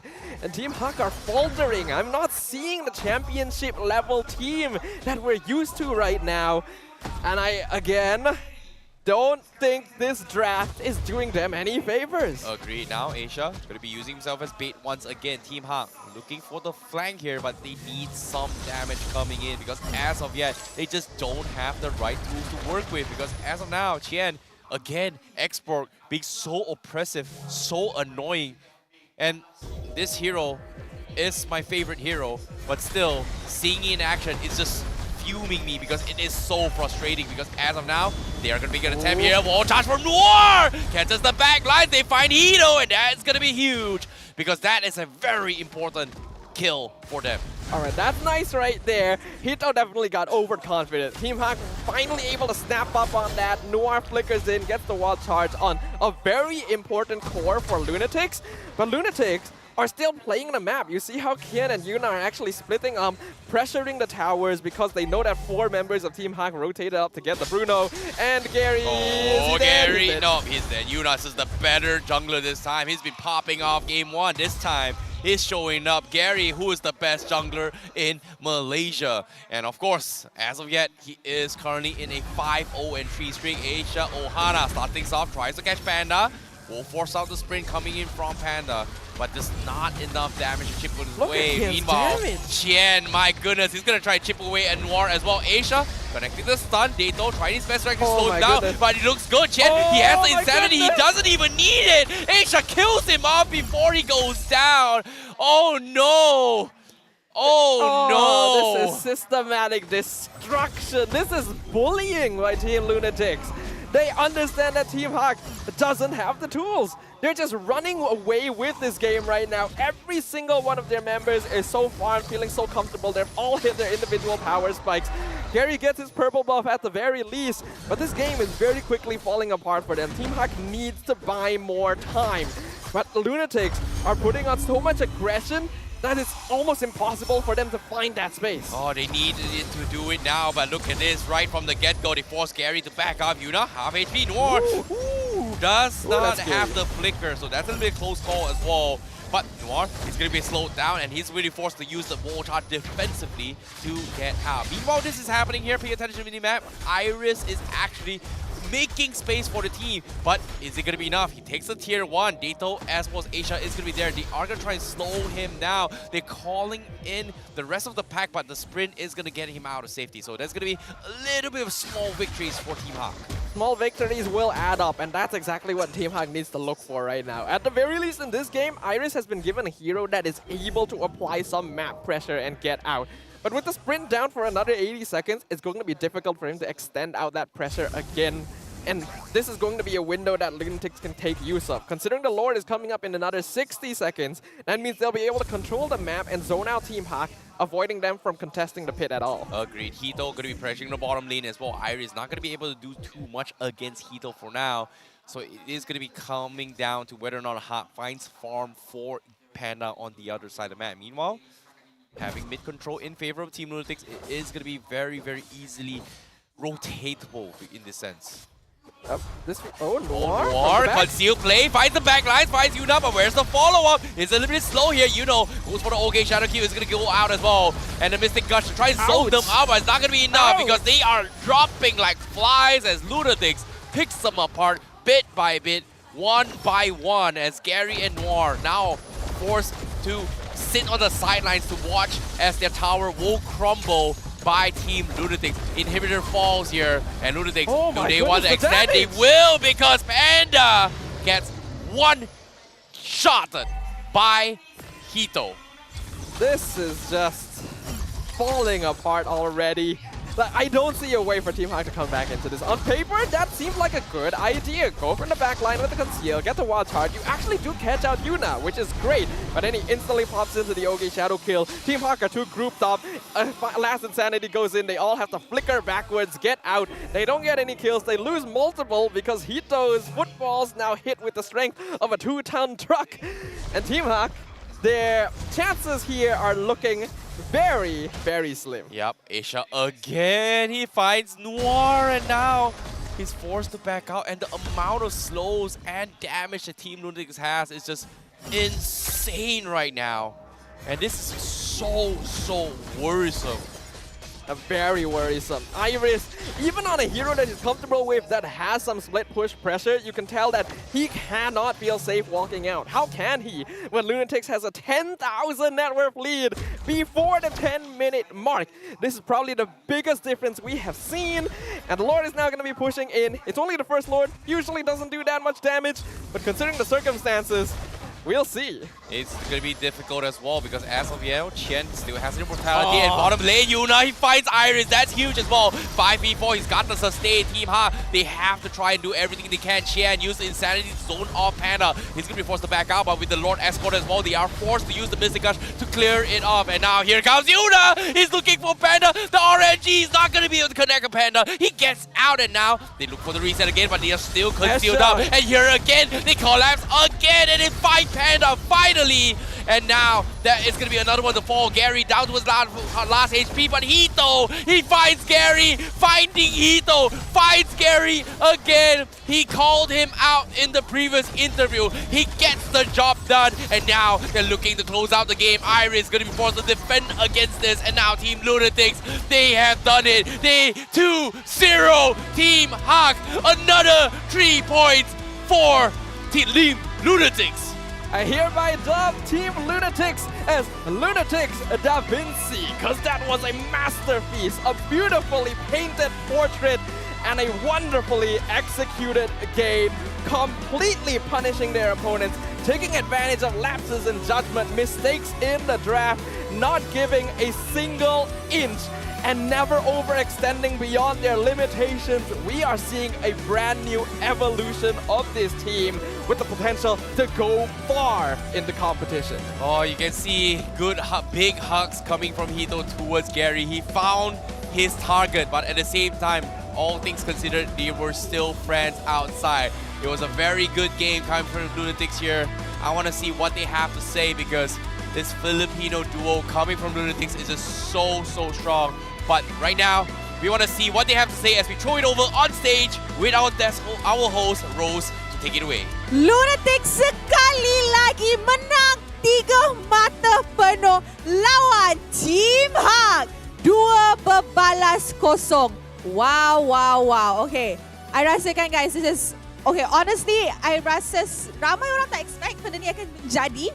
But, korang nak spicy dulu ke korang nak santai dulu? Spicy terus. Spicy. Okay, come here. Okay, Hito. Alright. Now, Hito, I'm pretty sure whatever you're feeling right now, you're probably super duper happy. First of all, what do you want to say to Team HAQ? Your ex-team, and now you beat them 2-0. We just only lucky. We not strong. They lose because mean watching the match. That's why. Oh, it's means curse. Yeah, means curse. Yeah, means. Means curse. Okay. So now, can you not? So now that you won already, do you feel like you deserve to be in the main lineup? I deserve top 1. Wow! Okay. All right, Hito. One last question. Do you think that your combo with Yuna is the reason why you guys are winning? And do you think that Team Lunatix is the team for you? I don't think so. You don't? So, you don't want to play with Yuna? Yeah, Yuna only lucky. Oh, Yuna's only lucky, Chamba only. He not good. He only lucky. Alright. Also guys, tadi masa mic check kan, I would never thought I'd see a day where the mic check is chaotic and dia yang cakap, santai guys, santai. Tak expect langsung. Alright. Thank you. Okay guys, sebelum kita continue interview kita, I nak tahu korang, dalam pendapat korang kan, siapa sepatutnya jadi MVP untuk match ni? Hito? I tak setuju dengan Hito. Alright guys, kita tengok screen. 3, 2, 1. Our MVP is Yuna! Alright. Here. Okay. Are you shy again? Yeah, I'm shy again. You're shy again. Okay, Yuna, your performance now, yung performance mo ngayon compared to the past 2 weeks, ibang-iba. Is it because may kasama ka ng Filipino sa team mo, so mas mabuti yung communication nyo? Or anong nangyari? Yeah, because of Hito. Hito can communicate to the Malay teammates. Oh, okay. So I tanya dia sebab kalau kita semua perasan, Yuna punya performance selepas Hito masuk sangat beza. sangat lain. And I tanya, is it because Hito, dia boleh communicate dengan Hito, so benda semua lagi senang untuk, you know, get to each other. And dia cakap sebab Hito dah boleh cakap Melayu sikit, so Hito yang macam middle person, mid man. Dia cakap bahasa Tagalog, Hito cakap dalam bahasa Melayu. So technically Hito dah boleh ganti I dah sebagai host. Tak boleh? Wah, dia faham. Alright, Deto. One last question for Deto. Okay, Deto. Me, I feel like this is my first time interviewing Deto. Okay, Deto, I have a question for you. Kita tahu that season sebelum ni, musim sebelum ni, Deto main gold laner. Yes. Sekarang, Deto dah main mid lane. Role mana yang you rasa lagi sesuai? Sebenarnya aku main mid lane tapi gak cukup orang sebab orang Filipina itu ada masalah visa. Tapi ya saya ada satu kata buat Amox. Wow! Okay! Alright, silakan. Amox, kau dah buat tim Secret Lustri, jangan buat tim HAQ Lustri juga. Sekarang pegang mic tapi bila pegang pedas oh. Alright, Esha. Come on lah, let's wrap it up, Esha. Alright, Esha. Sekarang 6 point. Tiba-tiba je 6 point. Kan? Lose streak 2 minggu. Sekarang, apa Esha perasan? Apa yang menjadi dalam tim Lunatix? Yakin ke tak korang dah boleh macam claim slot dalam playoffs untuk musim ini? First of all, saya rasa happy dan terkejut dah. Sebab kita orang tak expect tiba-tiba kuat. Sebelum ni masa scrim pun ada yang kurang-kurang tiba-tiba. Atas stage semua jadi lain lah. So insyaAllah kami akan teruskan performance kami. Terus win streak sampai ke playoff guys. Keep support us. Alright, terima kasih Esha. Alright everybody, once again, another round of applause for Team Lunatix. Another 3 mata penuh untuk minggu ni. Congratulations boys. Congratulations. Alright, and with that, let's throw it back to the casters. I nak tahu apa yang menjadi dalam clean sweep game ni. Casters, silakan. Jangan gaduh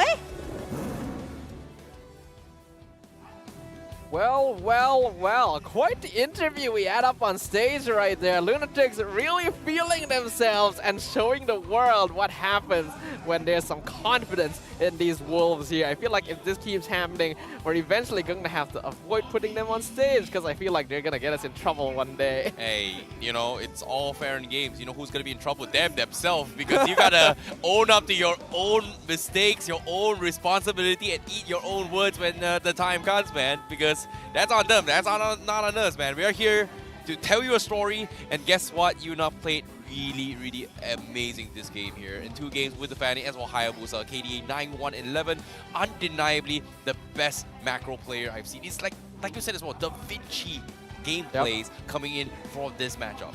Also 800 average GPM across 2 games. No, they were very fast games, but that is an unprecedented GPM across multiple games for a jungler here.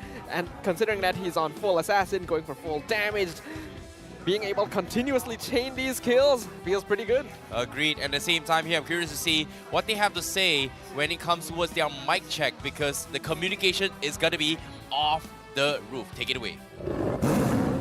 Nice. He's sprint. Nice one. Bro, nice. Hey, no skill 1, let's go, wait. Mati. Mati. Gerak, double skill, bro. Okay. Sorry. No flicker. I got flicker. Nice, Yuna. Patay kay Yuna. Wow, Yuna. Walang iya. Wow. Sini. Oh fuck. Asha, jangan ubah. Tay. Mati siya. Awas. Nice, Pati. Nice. Take mid. Good. Nice. I guess. I got ulti. I'm okay. I'm coming. Ako kill Esme. Jago guys. Kill them all! Nice. Jago guys. Uy, satu. Nice. Betul. Let's take mid. Lord. Slow. Pandang ngapain? Bisa main enggak? Lord. Wait, mantap gila. Sorry. Pandang ngapain? Sini. I got it. Nice. Lock. Oh, it's okay. People first. Nice itu. Yo, we can. Press. Keep pressing. Teroy.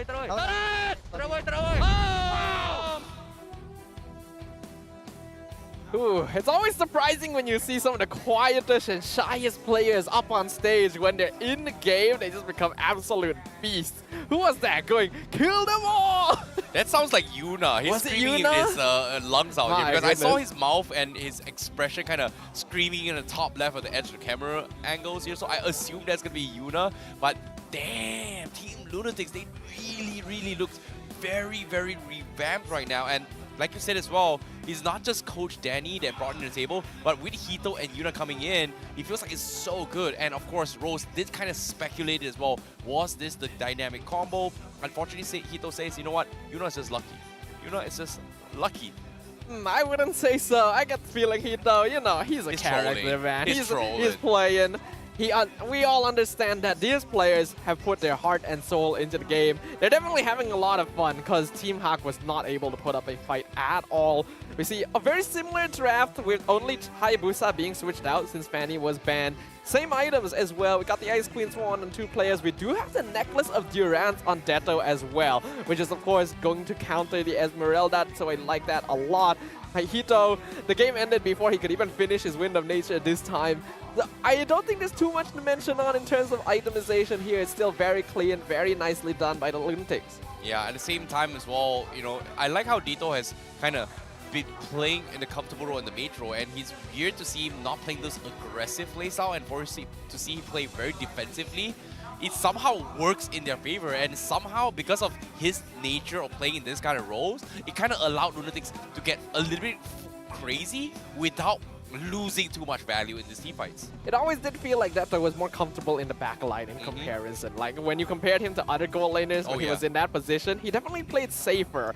But I think this position definitely gives him a lot more flexibility to do what is necessary. Whereas on the opposite side, Team HAQ, I like that they did switch out some things, but it's not really going to work out here because again, there's no lane priority here. And they have the tools to be aggressive, but Lunatix are just outperforming them a lot. And when you don't have lane priority, it's very difficult to go for ganks to try and apply pressure, even though they tried to do it once in the early game. I do feel kind of sad that Cord will no longer have that 100% win rate, so that's a bit unfortunate. Otherwise, there's not a lot to say about this situation. I don't understand why they went for basically the same draft. Yeah, it was a very difficult one here, but nevertheless, Team HAQ, they will be forced to face an L. But before that, let's take a look at the stats here on how both the damage output was looking like from both sides. Yuna, he's got 39,000 damage alongside with Dado, also 39,000 damage here. So in terms of the damage offset as well, they have been just poking all the way through against Team HAQ. And if you want to compare the damage output as well, 154,000 to 86,000 only. And they basically doubled the damage that Team HAQ output this game, which is insane. Also, Yuna with the 897 GPM on a jungler, also insane. Detto doing the highest amount of damage, only... How much of a difference is that with Yuna? That's like 20, 30 points of damage. That's so close. 30-ish, 31. It's insane. 29? Lunatix had so much freedom. Esha probably got the most fun he has ever had in MPL ever since he came in, being able to solo kill Panda by himself as a roamer. That's why the Edith is such a strong flex pick. 100,000 worth of heals as well on Lunatix. Wow. Well, that's the thing about Lunatix, right? Like, when you have an export who's always going to be sustaining his way through with his Faragama and Etc., the heals are going to be off the charts. But of course, if you missed out Game 2's action, I know you guys want to have a little bit of a recap here. This is going to be the highlights of how Game 2 is going to be looking like. Yep, we saw instant aggression from Team Lunatix, putting a lot of attention onto Iris's lane, because Kian was actually having a little bit of difficulty initially against the Esmeralda. And once they were able to give him that EXP advantage, instantly, EXP lane priority goes to them. Hito obviously will have priority, especially since they instantly rotate over to start providing vision there. And Team HAQ, for some reason, seems very insistent on trying to go for these early game team fights, even though they know they're behind on EXP and gold. Once they've lost a couple of those, very easy for Team Lunatix to just continue to apply the pressure because their composition is very balanced and has enough bulk to consistently invade and get kills. Yep, at the same time as well, you can see, like, because of this export pickup, which is kind of very popular now in this current meta, it's just extremely annoying to actually do it here. Even with Gord having the Missile Gush, which is something that we do see from time to time to play around space control. Team Lunatix just says that, you know what, I've got so much mobility, I don't need to be in your face. I can kite you however I want, whenever I want, and however I want. However they want indeed, and they basically just had free reign. As we can see now, on the standings, Team Lunatix were able to get a clean 2-0 victory, but because their performance in the first couple of weeks here was not all that good, they're still tied at 6th place with Todak, but we're definitely seeing some sparks of life. Well, it is going to be very close as well, because if you think about all the points that's happening as well, besides Langore Giants and SMG, everyone is still going neck and neck for the 3rd and 4th spot. So that's going to be something that I think a lot of these teams is going to be gunning for. But Lunatix not that far behind with that victory though. Not too far behind indeed. Team HAQ, even though they put such a great position for themselves at the start of the season, they went 3-0, and suddenly they're 3-2. The momentum has completely halted, and a big change needs to happen. Amok's not being around. We don't know the decision-making behind it, but it doesn't seem like Jun quite has what it takes yet to step up into the head coach position.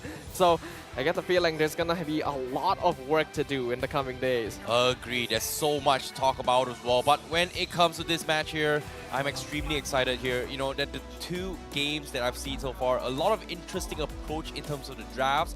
It might be experimentation, it might be trial and errors, it might be trying out a different team's draft, because it felt to me that was just them trying to figure out whether or not is Guard a viable hero. Because think about it here, debuted in Indonesia, looked really good. Came in Malaysia as well, looked really, really good. It must be something right about that hero, but it might be something that they need to fix in between the little cracks there.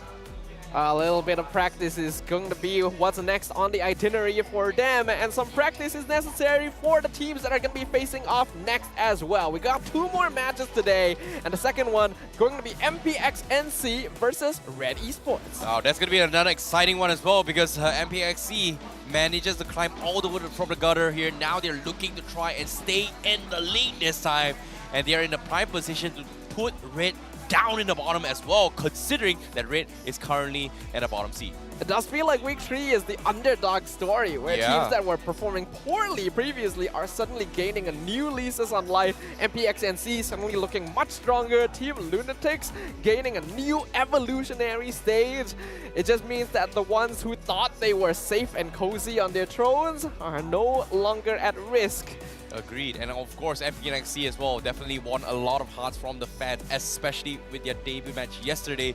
Even though it was a 2-0 loss against SMG, that wasn't an easy 2-0 that SMG actually won. Everyone was shaking and everyone was anticipating how MPNC are they gonna be able to make it, because it came down to us a 50-50.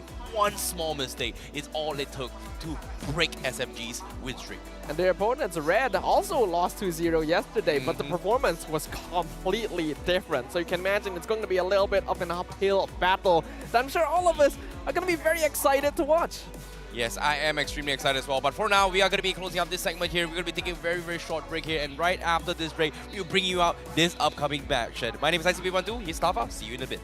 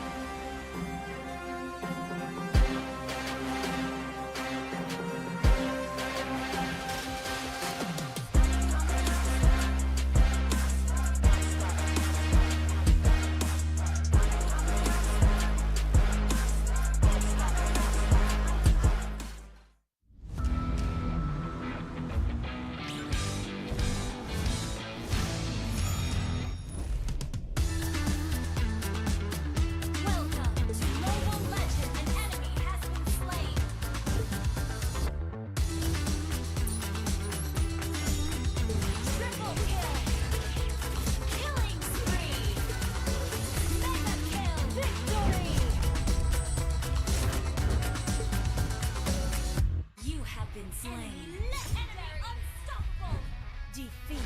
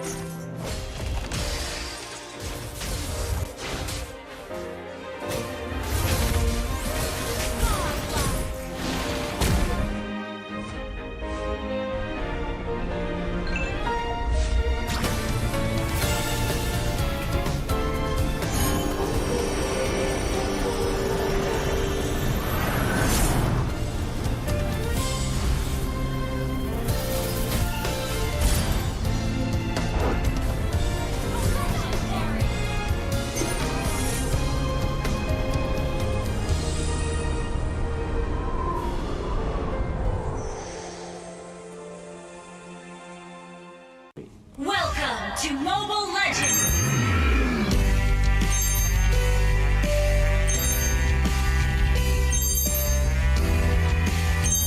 Ini Malaysia lah.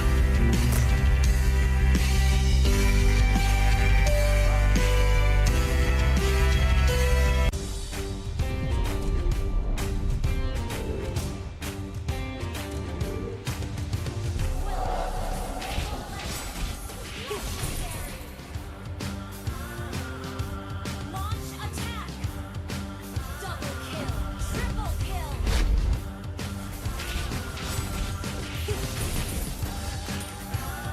Legendary!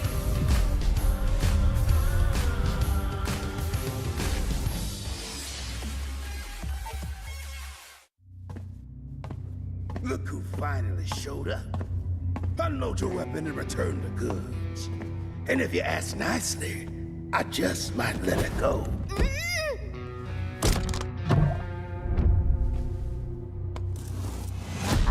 Who said I was returning it? You little... We had a deal! I just came here to test my new toys. They ain't even loaded. Staring down the barrel and you're still daydreaming about being an inventor? Huh?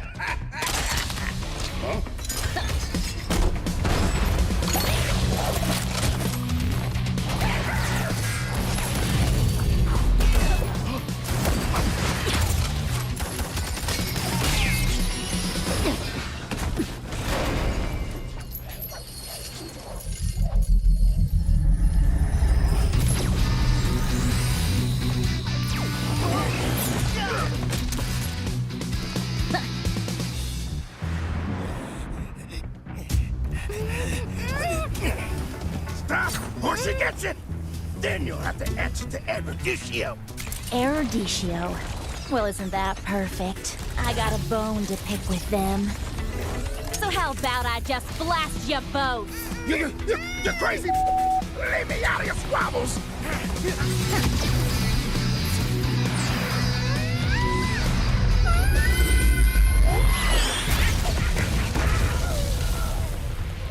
That was dirty. Haven't you heard? I do things my way. I really don't like being used as bait, you know. Anyway, let's return that to Eruditio. Oh, I have something special in store for them down the road. So I'll take this as payment.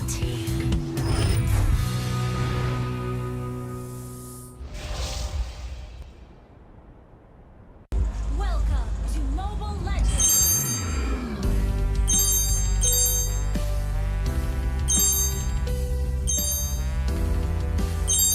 Ini Malaysia lah. You have been slain.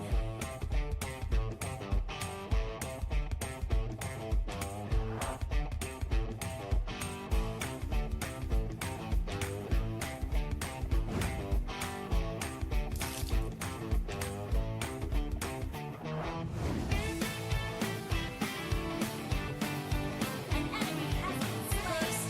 Double kill. Legendary. Victory.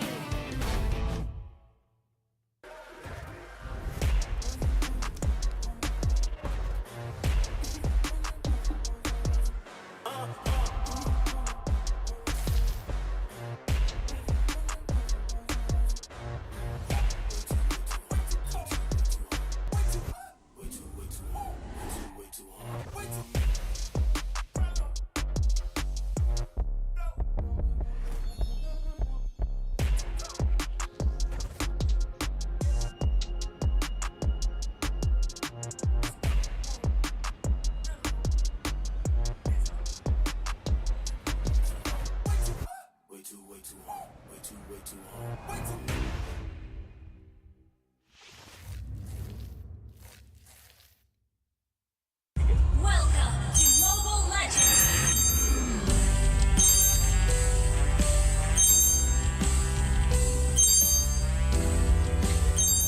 Ini Malaysia lah.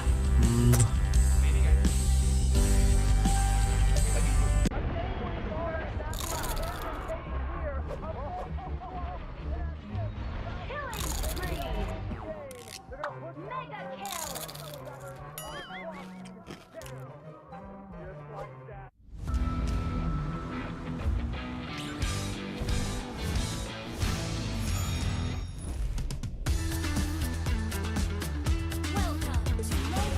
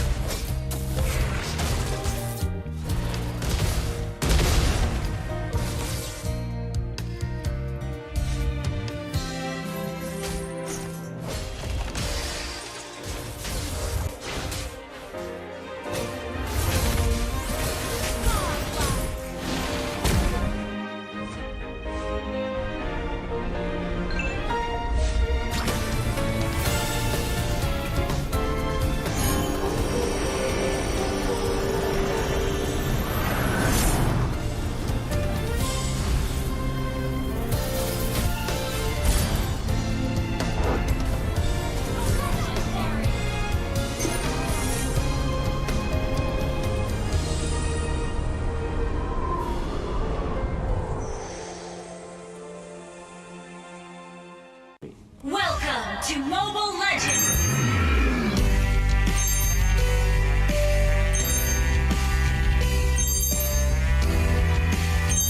Ini Malaysia lah.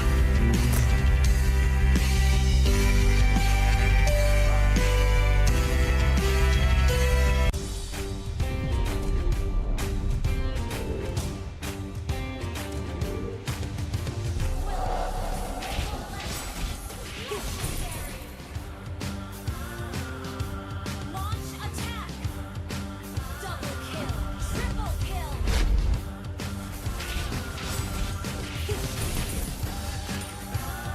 Legendary!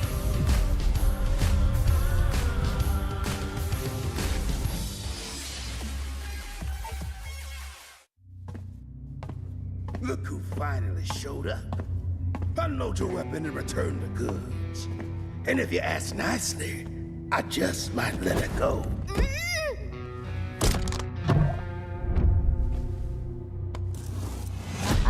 Who said I was returning it? You little... We had a deal! I just came here to test my new toys.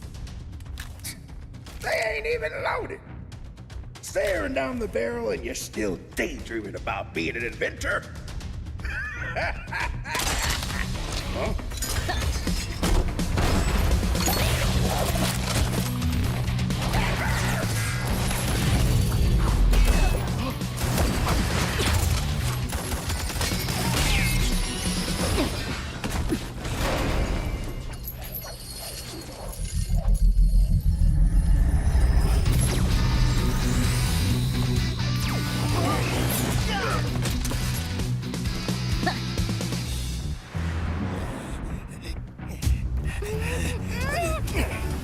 Stop, or she gets it! Then you'll have to answer to Eruditio. Eruditio? Well, isn't that perfect? I got a bone to pick with them. So how about I just blast you both? You're crazy! Leave me out of your squabbles!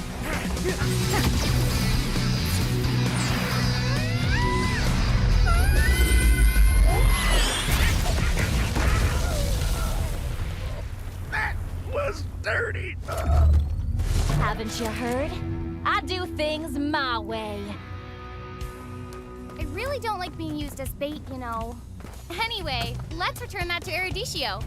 Oh, I have something special in store for them down the road. So I'll take this as payment.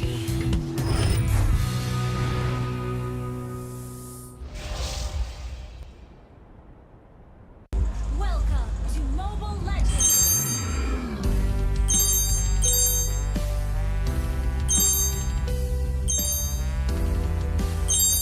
Ini Malaysia lah! You have been slain.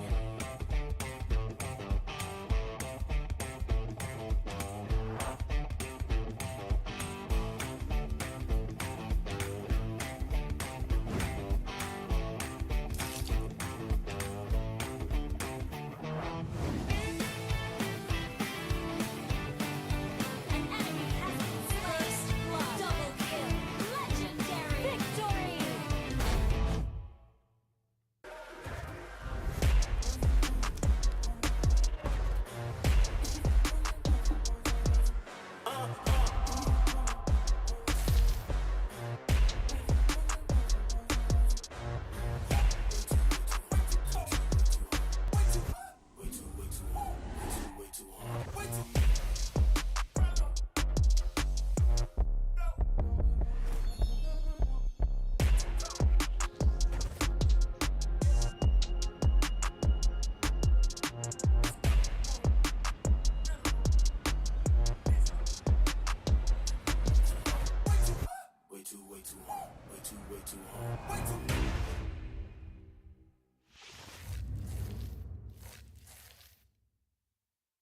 Welcome to Mobile Legends!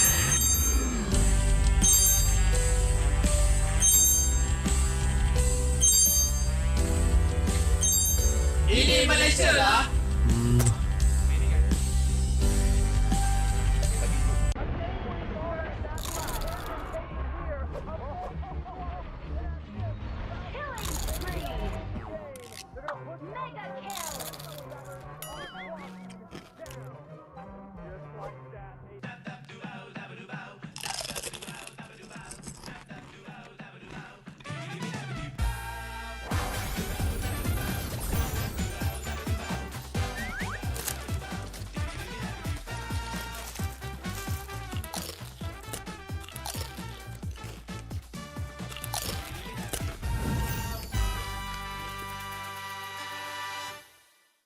Welcome to Mobile Legends!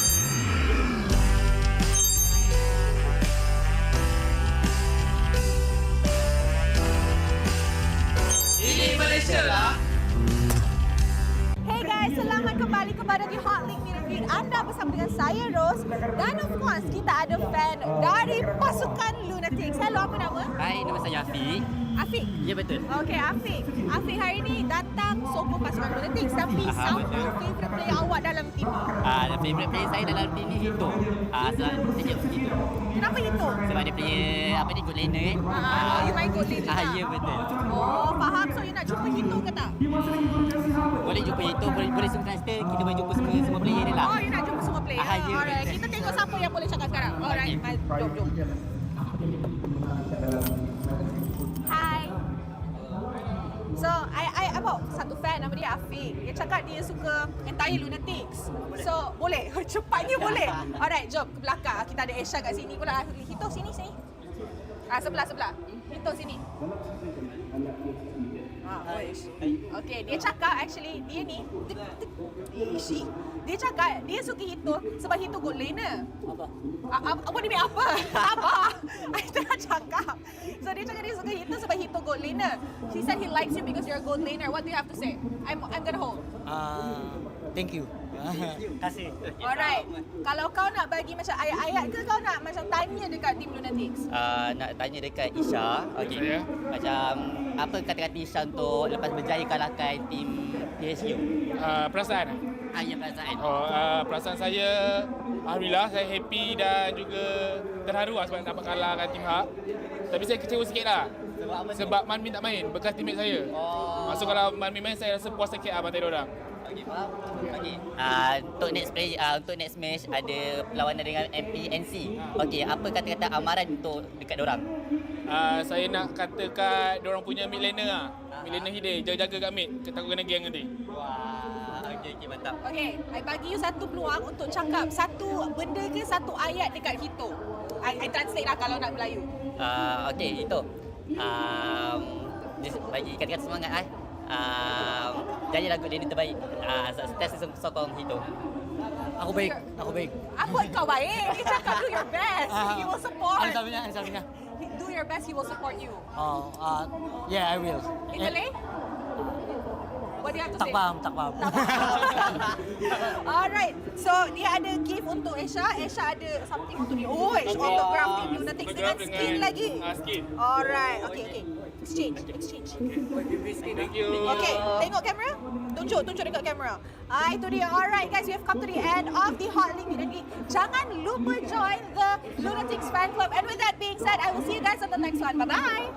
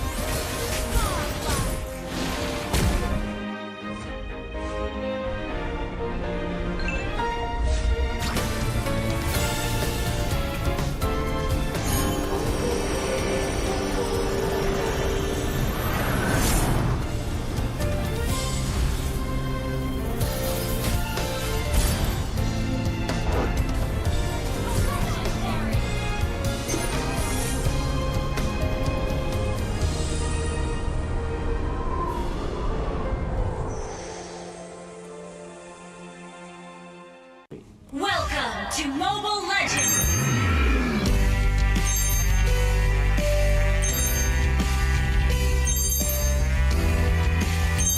Ini Malaysia lah.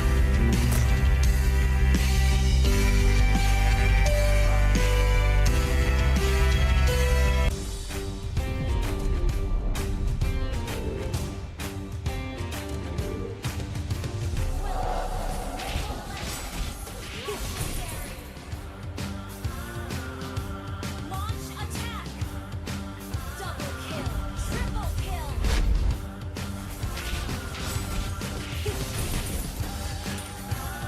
Legendary!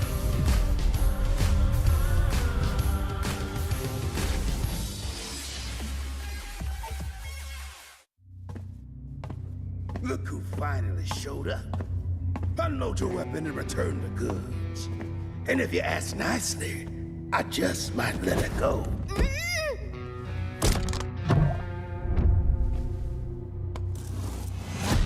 Who said I was returning it? You little... We had a deal! I just came here to test my new toys. They ain't even loaded. Staring down the barrel and you're still daydreaming about being an inventor? Huh?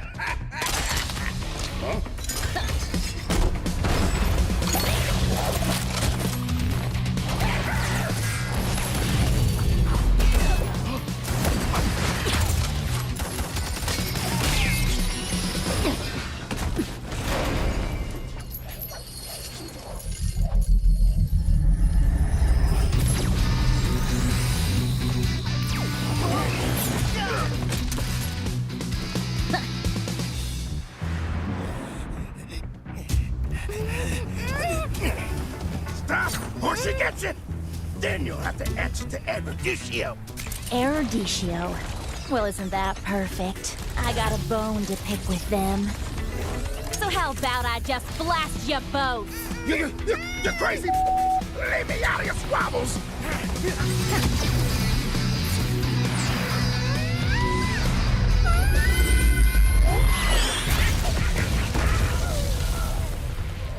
That was dirty!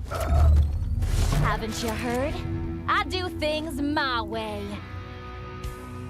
I really don't like being used as bait, you know. Anyway, let's return that to Eruditio. Oh, I have something special in store for them down the road. So I'll take this as payment.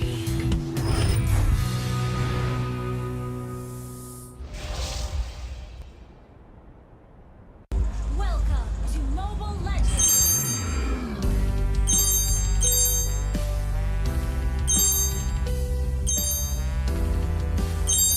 Ini Malaysia lah! You have been slain.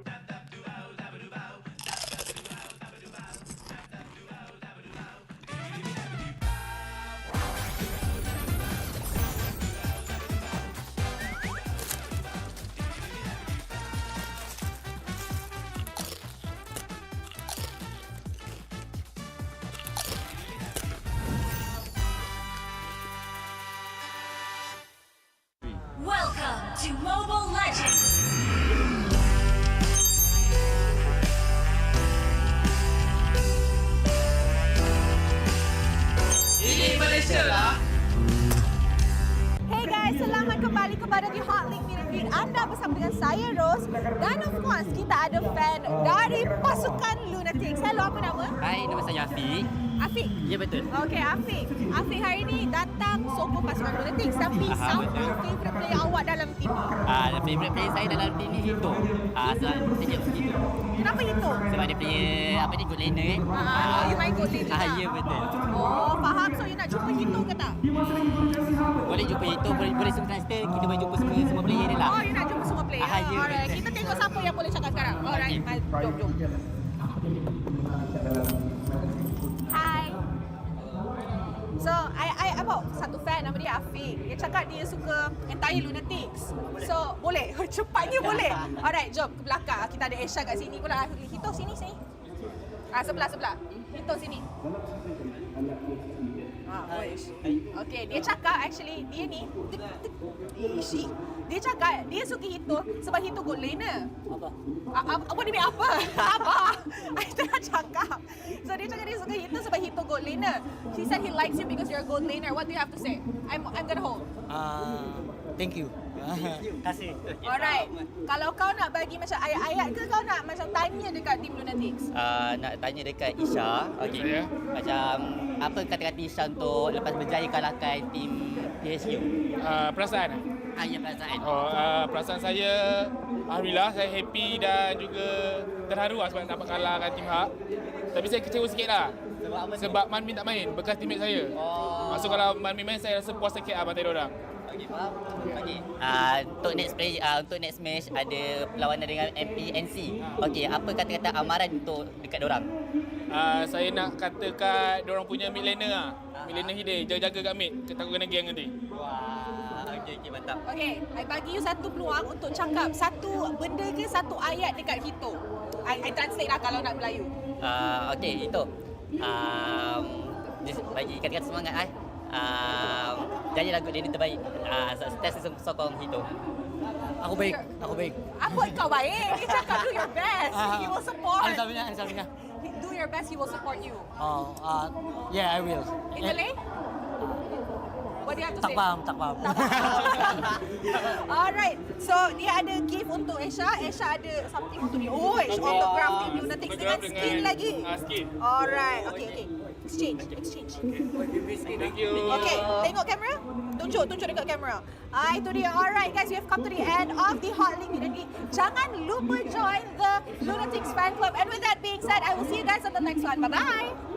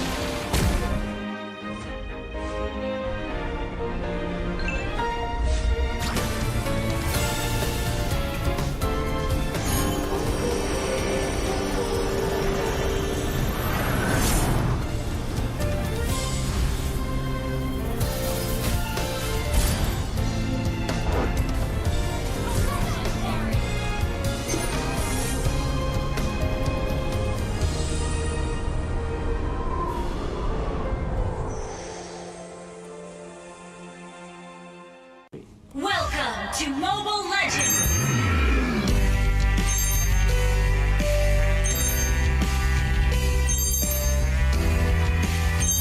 Ini Malaysia lah.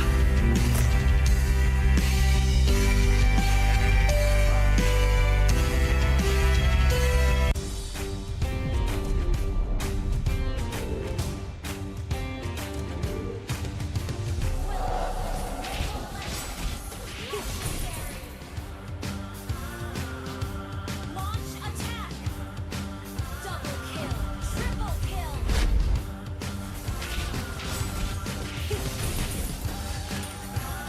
Legendary!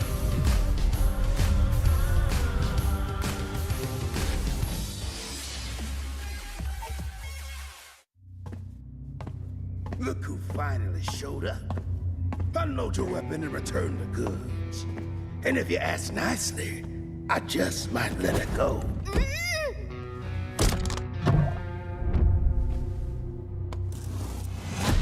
Who said I was returning it? You little... We had a deal! I just came here to test my new toys. They ain't even loaded. Staring down the barrel and you're still daydreaming about being an inventor? Huh?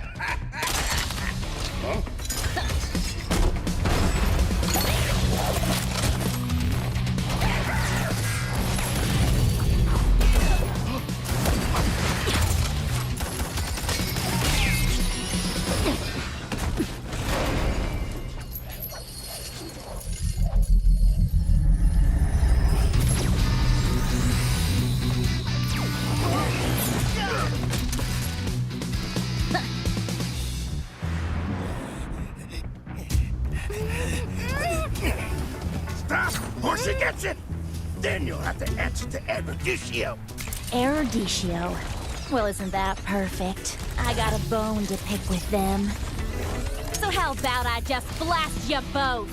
You're crazy! Leave me out of your squabbles!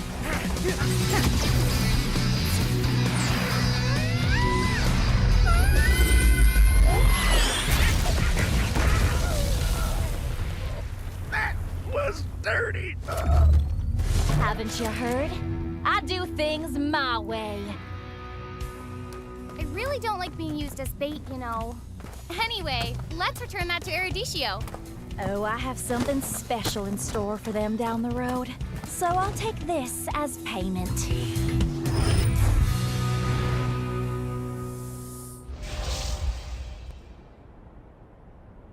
Welcome to Mobile Legends!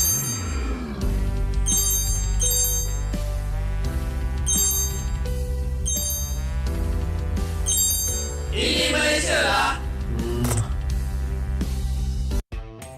You have been slain.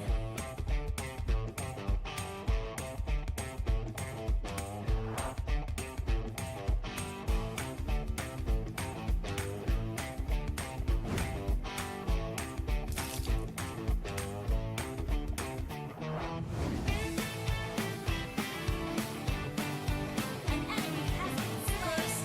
Double kill. Legendary. Victory.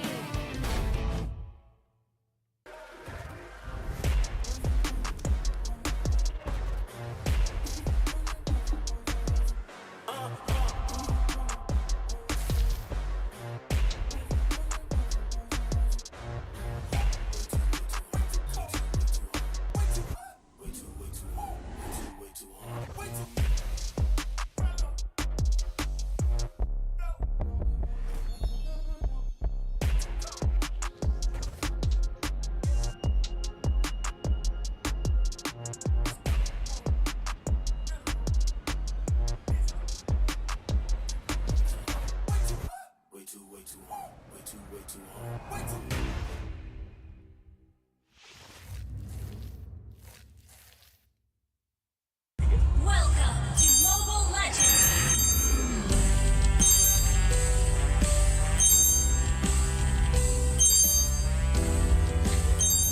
Ini Malaysia lah!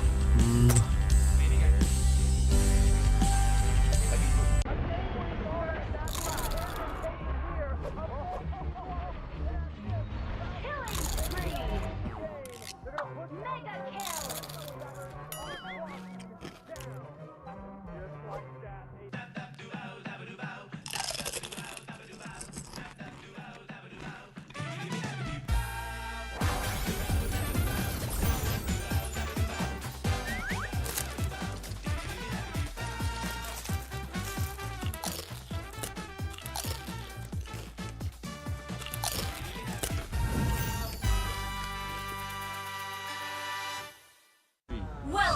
to Mobile Legends.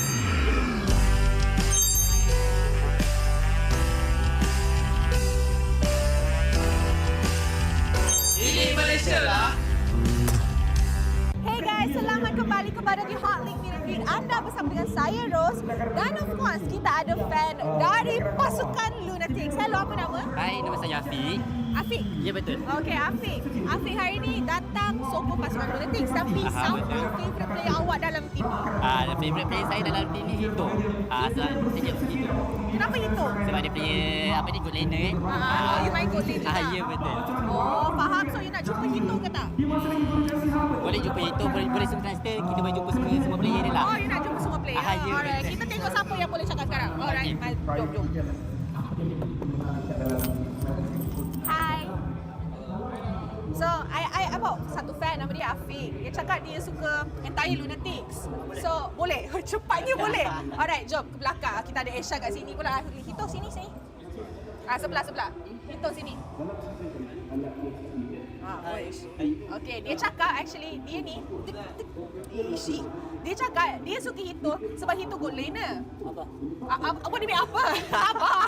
I tengah cakap. So dia cakap dia suka Hito sebab Hito good laner. She said he likes you because you're a good laner. What do you have to say? I'm gonna hold.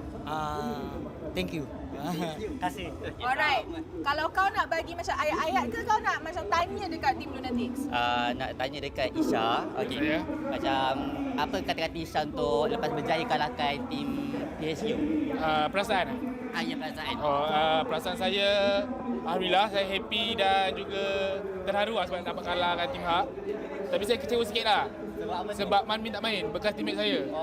So kalau Manmin main, saya rasa puas sikit lah bantai diorang. Okay. Untuk next match ada perlawanan dengan MPNC. Okey, apa kata-kata amaran untuk dekat diorang? Saya nak katakan diorang punya mid laner lah. Mid laner Hidayah, jaga-jaga kat mid. Takut kena geng nanti. Wah, okey, mantap. Okay, I bagi you satu peluang untuk cakap satu benda ke satu ayat dekat Hito. I translate lah kalau nak Melayu. Okey, itu. Bagi kata-kata semangat jadi lagu dia ni terbaik. Test sokong Hito. Aku baik. Apa kau baik? Dia cakap do your best. He will support. Alhamdulillah. Do your best, he will support you. Yeah, I will. In Malay? What do you have to say? Tak faham. Alright. So, dia ada gift untuk Esha. Esha ada something untuk dia. Oh, autograph tim Lunatix dengan skin lagi. Skin. Alright. Okay. Exchange. Thank you. Okay, tengok kamera. Tunjuk dekat kamera.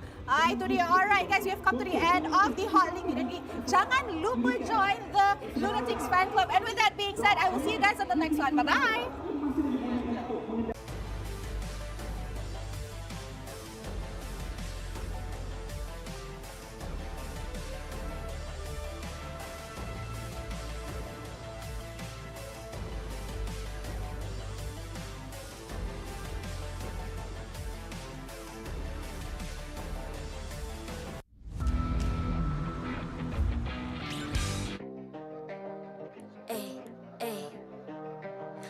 I'm a rock star.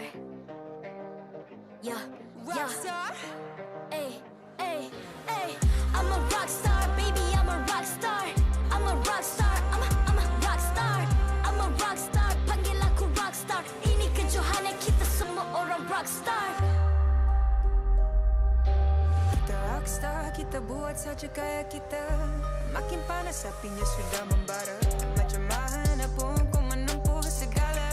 Demi negara ku buat semua bangga. Step into my world, you know I'm always in my zone. You know I got my team, no I'm never alone. Bring out my best, buat yang terbaik. Jadi juara perlahan kita naik. Aku nak push, naik jadi lebih bagus. Jadi hero, ku ada skill. Berapa banyak musuh aku dah kill. Ramai cuba mencabar, cause they envy me.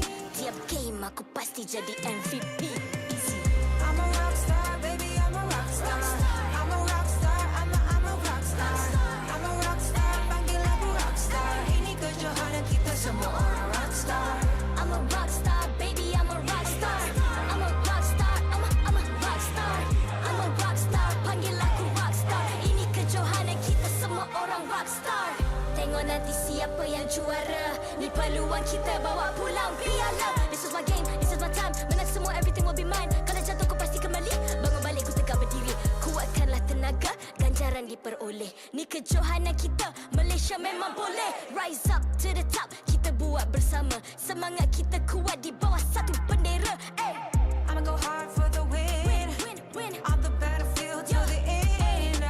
Trying to beat the greatest anyone has ever seen. Stand by, I'm coming in for the win. I'm a rock star, baby, I'm a rock star. I'm a rock star, I'm a rock star. I'm a rock star, panggil aku rock star. Ini kejohanan kita semua orang rock star. I'm a rock star, baby, I'm a rock star. I'm a rock star, I'm a rock star. I'm a rock star, panggil aku rock star. Ini kejohanan kita semua orang rock star. Rock star.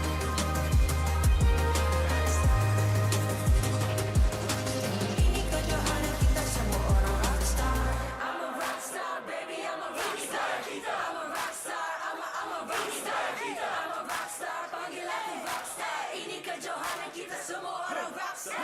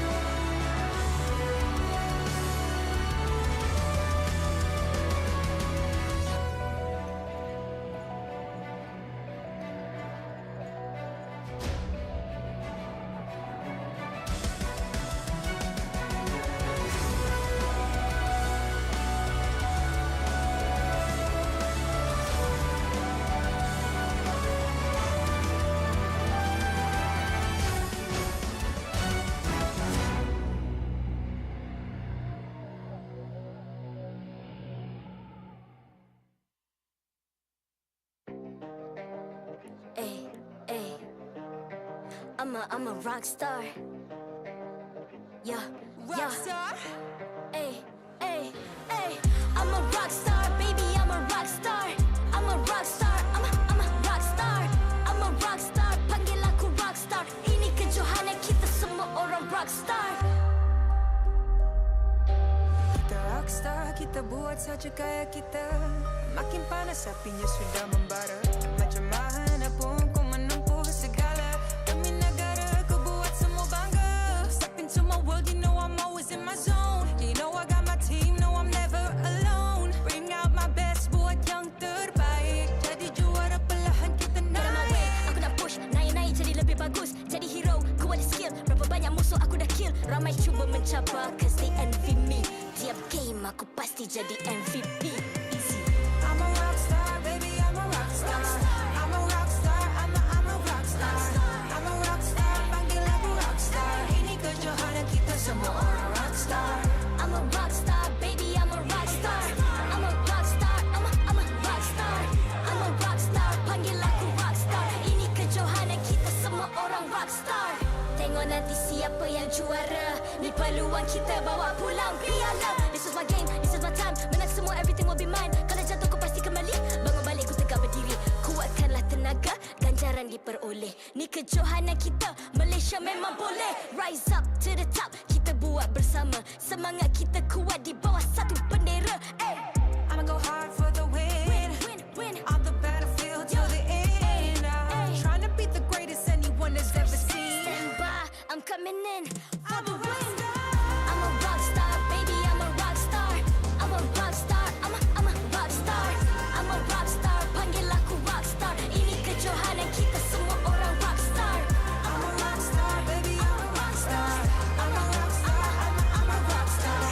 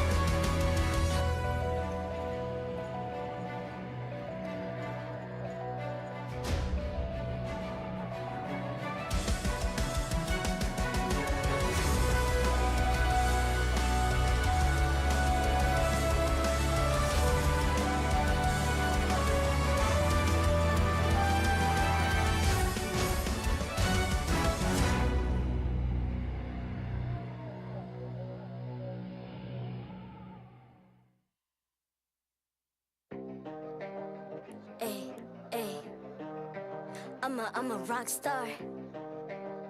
Yeah, Rock star. Ay, ay, ay. I'm a rock star, baby. I'm a rock star. I'm a rock star. I'm a rock star. I'm a rock star. Panggil aku rock star. Ini kejohanan kita semua orang rock star. Kita rockstar, kita buat saja gaya kita. Makin panas apinya sudah membara. Macam mana pun kau menempuh segala. Demi negara kau buat semua bangga.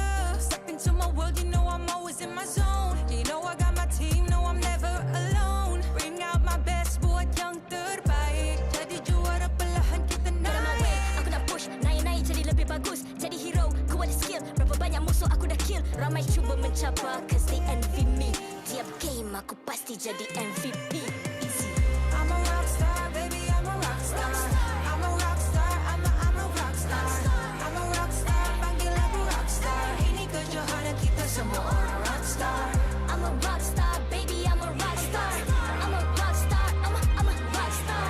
I'm a rockstar, panggil aku rockstar. Ini kejohanan kita semua orang rockstar. Tengok nanti siapa yang juara. Ni peluang kita bawa pulang piala. This is my game, this is my time. Menang semua, everything will be mine. Kalau jatuh kau pasti kembali. Bangun balik ku tegak berdiri.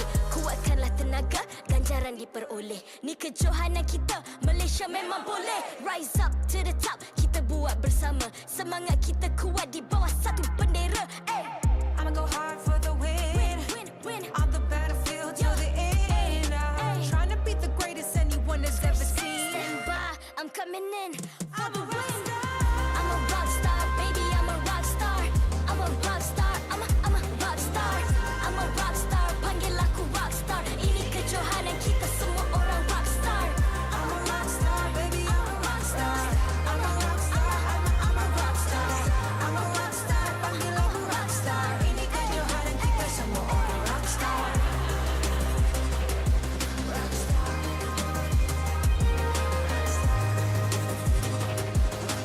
Ini kejohanan kita semua orang rockstar. I'm a rockstar, baby, I'm a rockstar. I'm a rockstar, I'm a rockstar. I'm a rockstar, panggil aku rockstar. Ini kejohanan kita semua orang rockstar.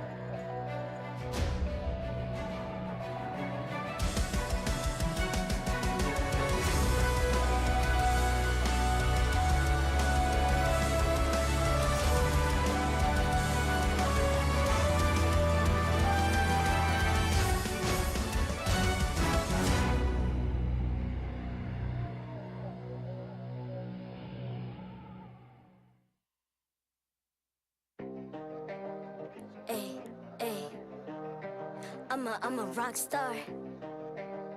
Yeah. Rockstar. Ay. I'm a rock star, baby, I'm a rock star. I'm a rock star, I'm a rock star. I'm a rock star, panggil aku rock star. Ini kejohanan kita semua orang rock star. Kita rockstar, kita buat saja gaya kita. Makin panas apinya sudah membara. Macam mana pun kau menempuh segala. Demi negara kau buat semua bangga. Step into my world, you know I'm always in my zone. You know I got my team, no I'm never alone. Bring out my best, buat yang terbaik. Jadi juara perlahan kita Get on my way, naik. aku nak push. musuh aku dah kill. Ramai cuba mencabar cause they envy me. Tiap game aku pasti jadi MVP. Easy. I'm a rockstar, baby, I'm a rockstar. I'm a rockstar, I'm a rockstar. I'm a rockstar, panggil aku rockstar. Ini kejohanan kita semua orang rockstar. I'm a rockstar, baby, I'm a rockstar. I'm a rockstar, I'm a rockstar. I'm a rockstar, panggil aku rockstar. Ini kejohanan kita semua orang rockstar. Tengok nanti siapa yang juara. Ni peluang kita bawa pulang piala. This is my game, this is my time. Menang semua, everything will be mine. Kalau jatuh kau pasti kembali. Bangun balik ku tegak berdiri. Kuatkanlah tenaga, ganjaran diperoleh. Ni kejohanan kita, Malaysia memang boleh. Rise up to the top, kita buat bersama. Semangat kita kuat di bawah satu bendera. Ay. I'ma go hard for the win. On the battlefield till the end. I'm trying to beat the greatest anyone has ever seen. Stand by, I'm coming in for the win. I'm a rockstar, baby, I'm a rockstar. I'm a rockstar, I'm a rockstar. I'm a rockstar, panggil aku rockstar. Ini kejohanan kita semua orang rockstar. I'm a rockstar, baby, I'm a rockstar. I'm a rockstar, I'm a rockstar. I'm a rockstar, panggil aku rockstar. Ini kejohanan kita semua orang rockstar.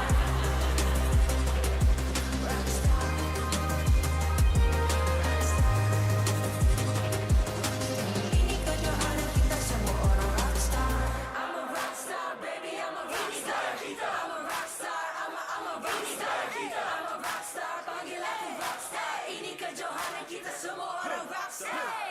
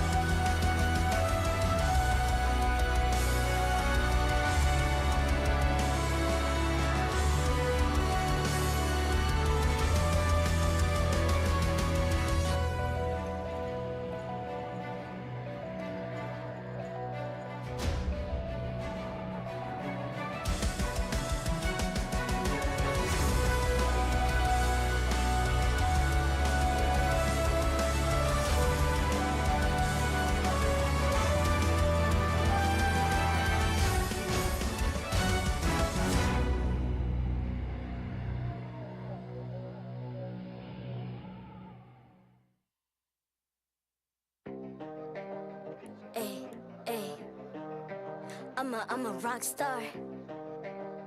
Yeah, Rockstar? Ay, ay, ay. I'm a rock star, baby, I'm a rock star. I'm a rock star, I'm a rock star. I'm a rock star, panggil aku rock star. Ini kejohanan kita semua orang rock star. Kita rockstar, kita buat saja gaya kita. Makin panas apinya sudah membara. Macam mana pun ku menempuh segala. Demi negara ku buat semua bangga. Step into my world, you know I'm always in my zone. You know I got my team, know I'm never alone. Bring out my best, buat yang terbaik. Jadi juara perlahan kita naik. Aku nak push, naik-naik jadi lebih bagus. Jadi hero, ku ada skill. Berapa banyak musuh aku dah kill. Ramai cuba mencabar cause they envy me. Tiap game aku pasti jadi MVP. Easy. I'm a rockstar, baby, I'm a rockstar. I'm a rockstar, I'm a rockstar. I'm a rockstar, panggil aku rockstar. Ini kejohanan kita semua orang rockstar. I'm a rockstar, baby, I'm a rockstar. I'm a rockstar, I'm a rockstar. I'm a rockstar, panggil aku rockstar. Ini kejohanan kita semua orang rockstar. Tengok nanti siapa yang juara. Ni peluang kita bawa pulang piala. This is my game, this is my time. Menang semua, everything will be mine. Kalau jatuh kau pasti kembali. Bangun balik ku tegak berdiri. Kuatkanlah tenaga, ganjaran ganjaran diperoleh. Ni kejohanan kita, Malaysia memang boleh. Rise up to the top, kita buat bersama. Semangat kita kuat di bawah satu bendera. I'ma go hard for the win. On the battlefield till the end. Trying to beat the greatest anyone has ever seen. Stand by, I'm coming in for the win. I'm a rock star, baby, I'm a rock star. I'm a rock star, I'm a rock star. I'm a rock star, panggil aku rock star. Ini kejohanan kita semua orang rock star. I'm a rock star, baby, I'm a rock star. I'm a rock star, I'm a rock star. I'm a rock star, panggil aku rock star. Ini kejohanan kita semua orang rock star. Rock star.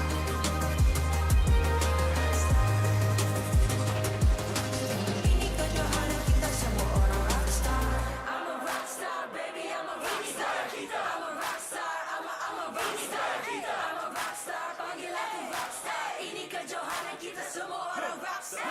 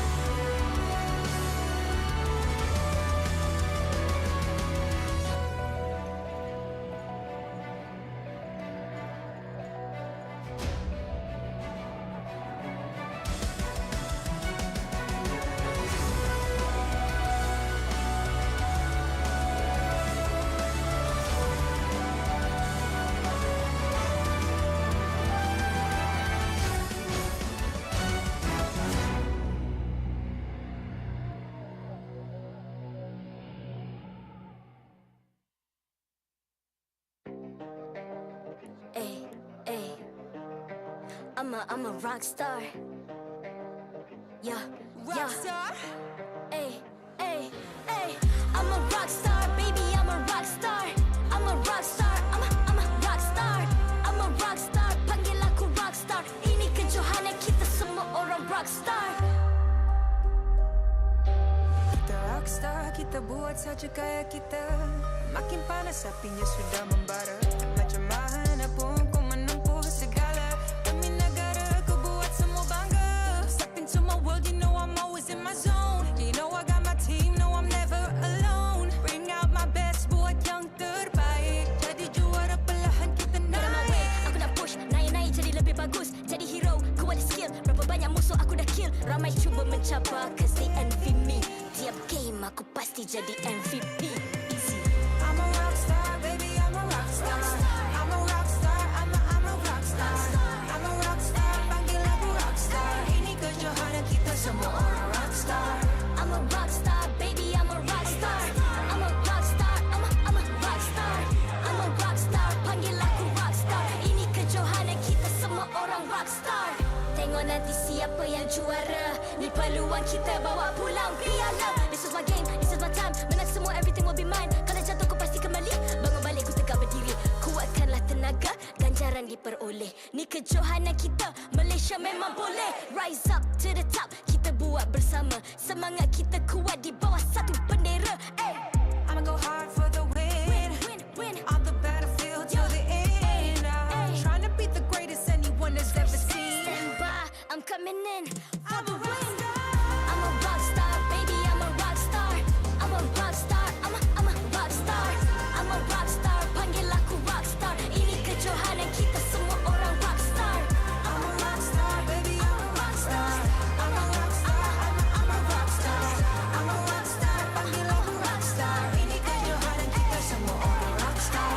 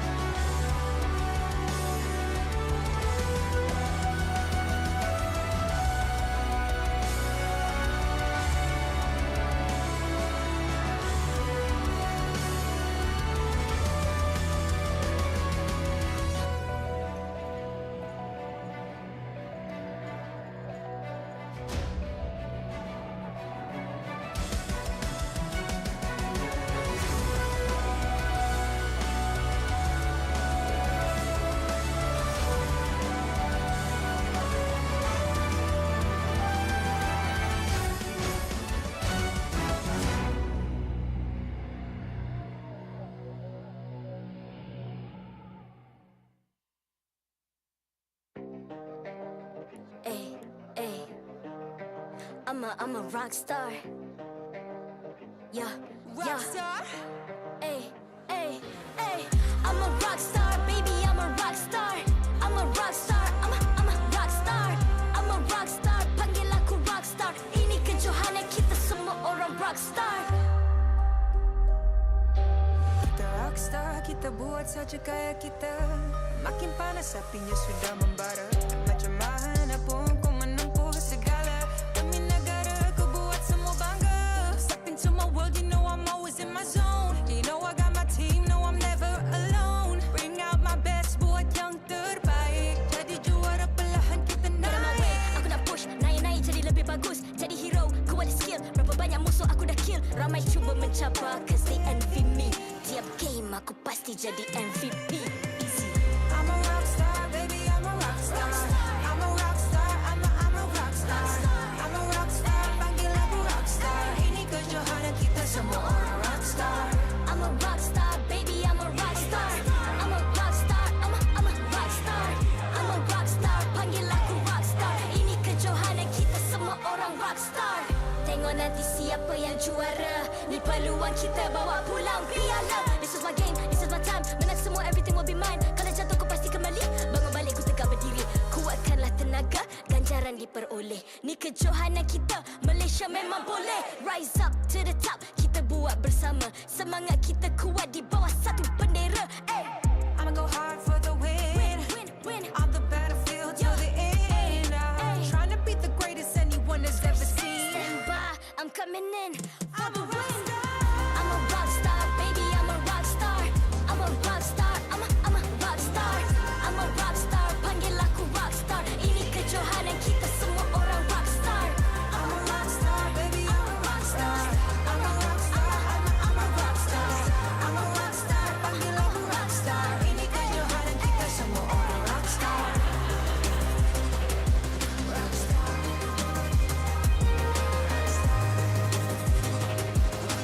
Ini kejohanan kita semua orang rockstar.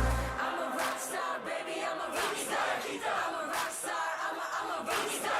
I'm a rockstar, panggil aku rockstar. Ini kejohanan kita semua orang rockstar.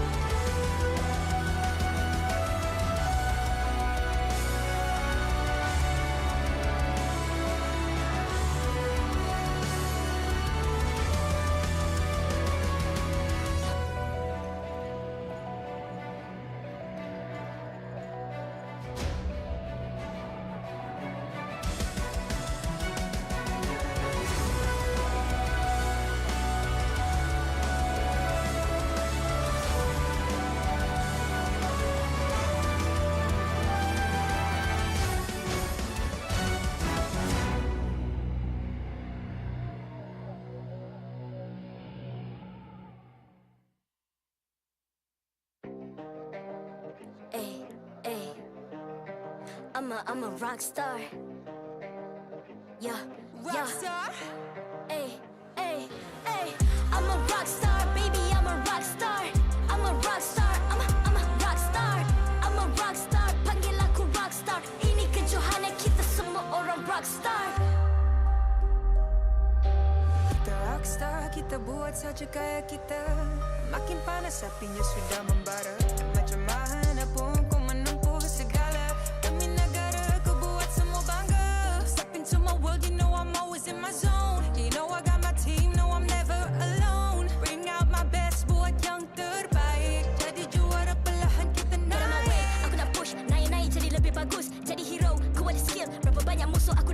Ramai cuba mencabar cause they envy me. Tiap game aku pasti jadi MVP. Easy. I'm a rock star, baby, I'm a rock star. I'm a rock star, I'm a rock star. I'm a rock star, panggil aku rock star. Ini kejohanan kita semua orang rock star. I'm a rock star, baby, I'm a rock star. I'm a rock star, I'm a rock star. I'm a rock star, panggil aku rock star. Ini kejohanan kita semua orang rock star. Tengok nanti siapa yang juara. Ni peluang kita bawa pulang piala. This is my game, this is my time. Menang semua, everything will be mine. Kalau jatuh ku pasti kembali. Bangun balik ku tegak berdiri. Kuatkanlah tenaga, ganjaran diperoleh. Ni kejohanan kita, Malaysia memang boleh. Rise up to the top, kita buat bersama. Semangat kita kuat di bawah satu bendera. I'ma go hard for the win. On the battlefield till the end. I'm trying to beat the greatest anyone has ever seen. Stand by, I'm coming in for the win. I'm a rock star, baby, I'm a rock star. I'm a rock star, I'm a rock star. I'm a rock star, panggil aku rock star. Ini kejohanan kita semua orang rock star. I'm a rock star, baby, I'm a rock star. I'm a rock star, I'm a rock star. I'm a rock star, panggil aku rock star. Ini kejohanan kita semua orang rock star. Rock star.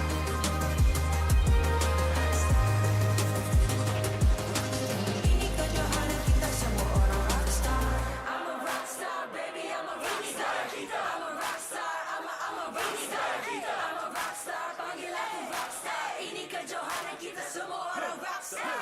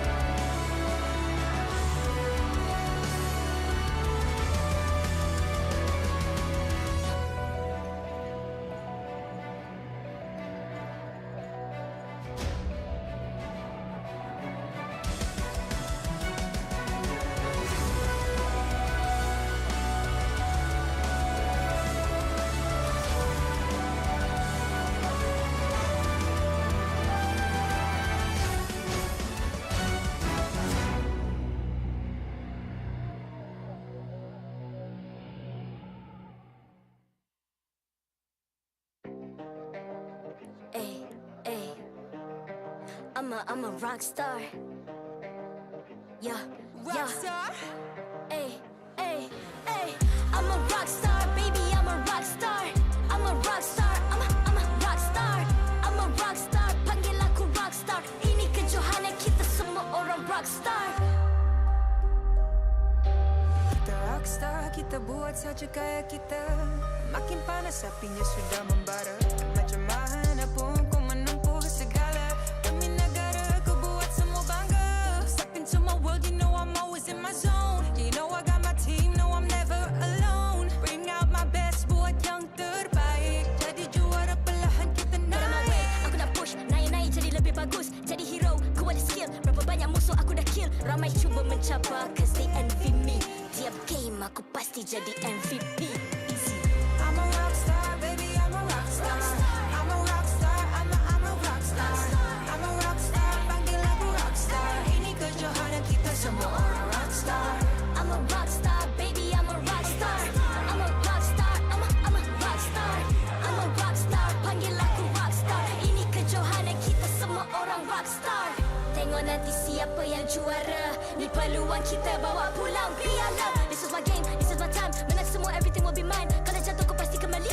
Bangun balik ku tegak berdiri. Kuatkanlah tenaga, ganjaran diperoleh. Ni Ini kejohanan kita, Malaysia memang boleh. Rise up to the top, kita buat bersama. Semangat kita kuat di bawah satu bendera. I'ma go hard for the win. On the battlefield till the end. Trying to beat the greatest anyone has ever seen. Stand by, I'm coming in for the win. I'm a rock star, baby, I'm a rock star. I'm a rock star, I'm a rock star. I'm a rock star, panggil aku rock star. Ini kejohanan kita semua orang rock star. I'm a rock star, baby, I'm a rock star. I'm a rock star, I'm a rock star.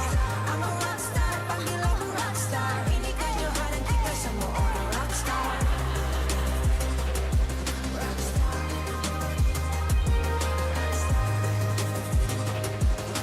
Ini kejohanan kita semua orang rock star. I'm a rock star, baby, I'm a rock star. I'm a rock star, I'm a rock star. I'm a rock star, panggil aku rock star. Ini kejohanan kita semua orang rock star.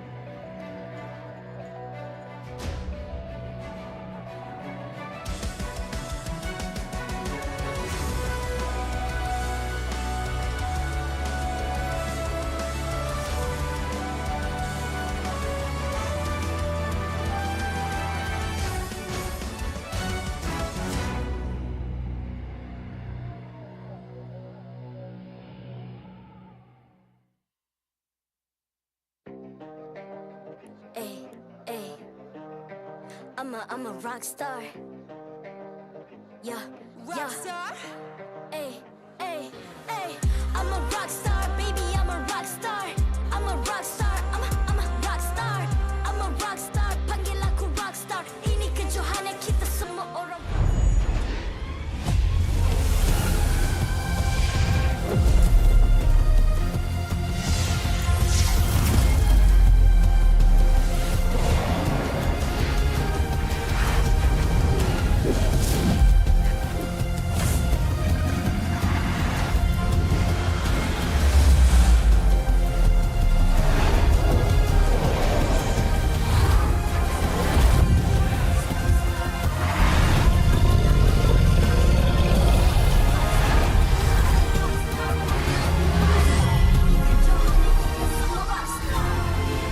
MPL Malaysia Season 12 is powered by Munton, official mobile internet hotlink. Score an epic MLBB skin for only RM1 with Hotlink. Summon your legends, unleash your style. Lightning-fast gaming experience with Hotlink all-new prepaid. Now with 5G. Visit the Hotlink booth today. Mr. Potato, official snacking legend. Feel the crunch. Snack like a legend. Thank you to all our sponsors for your support in MPL Malaysia Season 12. Selamat kembali ke MPL Malaysia musim ke-12, minggu ketiga, hari ketiga. Anda bersama dengan saya, Rose, host anda sepanjang musim ini. Dan sekarang kita sudah dekat game kedua untuk hari ini, which is MPNC yang akan menentang Red Esports. Alright, I'm sure dua-dua pasukan ini nak dapat kemenangan sebab kedua-dua pasukan is currently dekat zon bahaya. Sekarang dah minggu ketiga. Teams need to step up kalau dorang nak layak ke playoffs. So, before I invite kedua-dua pasukan ke atas pentas MPL Malaysia, I nak tanya the crowd. I nak buat vibe check. So macam biasa. Dewan Sri Putra, are you ready? Tengok. The audience semangat. Tapi, adakah player semangat juga? Players, hai, semangat. Semangat. Wah, tengok player semangat. Alright, player semangat, audience semangat. So, marilah kita jemput MPNC ke atas pentas MPL Malaysia. Berjaya memberi cabaran sengit terhadap pasukan-pasukan gergasi. Pasukan ini membuktikan mereka bukanlah lawan yang mudah.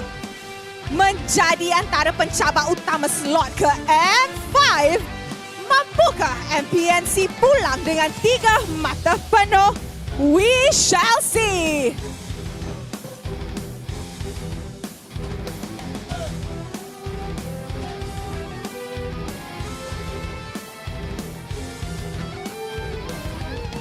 And their opponents, give it up for Red Esports. Kembali bangkit dengan semangat yang membara, Red Esports hadir dengan membawa pancasila yang baru. Mampukah Coach Sora Payung dan analis Syamilo merangka strategi kemenangan hari ini? Sama-sama kita saksikan.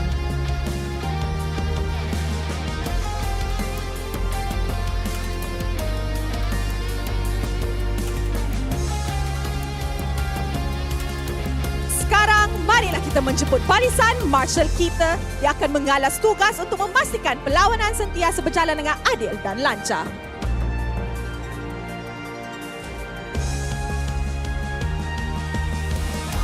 Mari kita teruskan dengan fist bump di antara pasukan sebagai tanda profesionalism. Inilah gaya kita. Inilah semangat kesukanan kita. Kawan di luar gelanggang, lawan di Land of Dawn. Wow! Nampaknya match ni akan jadi match yang panas juga sebab kedua-dua pasukan are aiming for the playoff slot. So, I nak tanya from the side of Red dengan from the side of MPNC. Korang dah ready ke tak? Sebelum kita start the game. Alright? Red Esports, are you ready? Alright. MPNC, korang boleh kalah ke? So, MPNC, are you ready? Nampaknya semua dah ready. And with that, teams, this is your moment. Game on.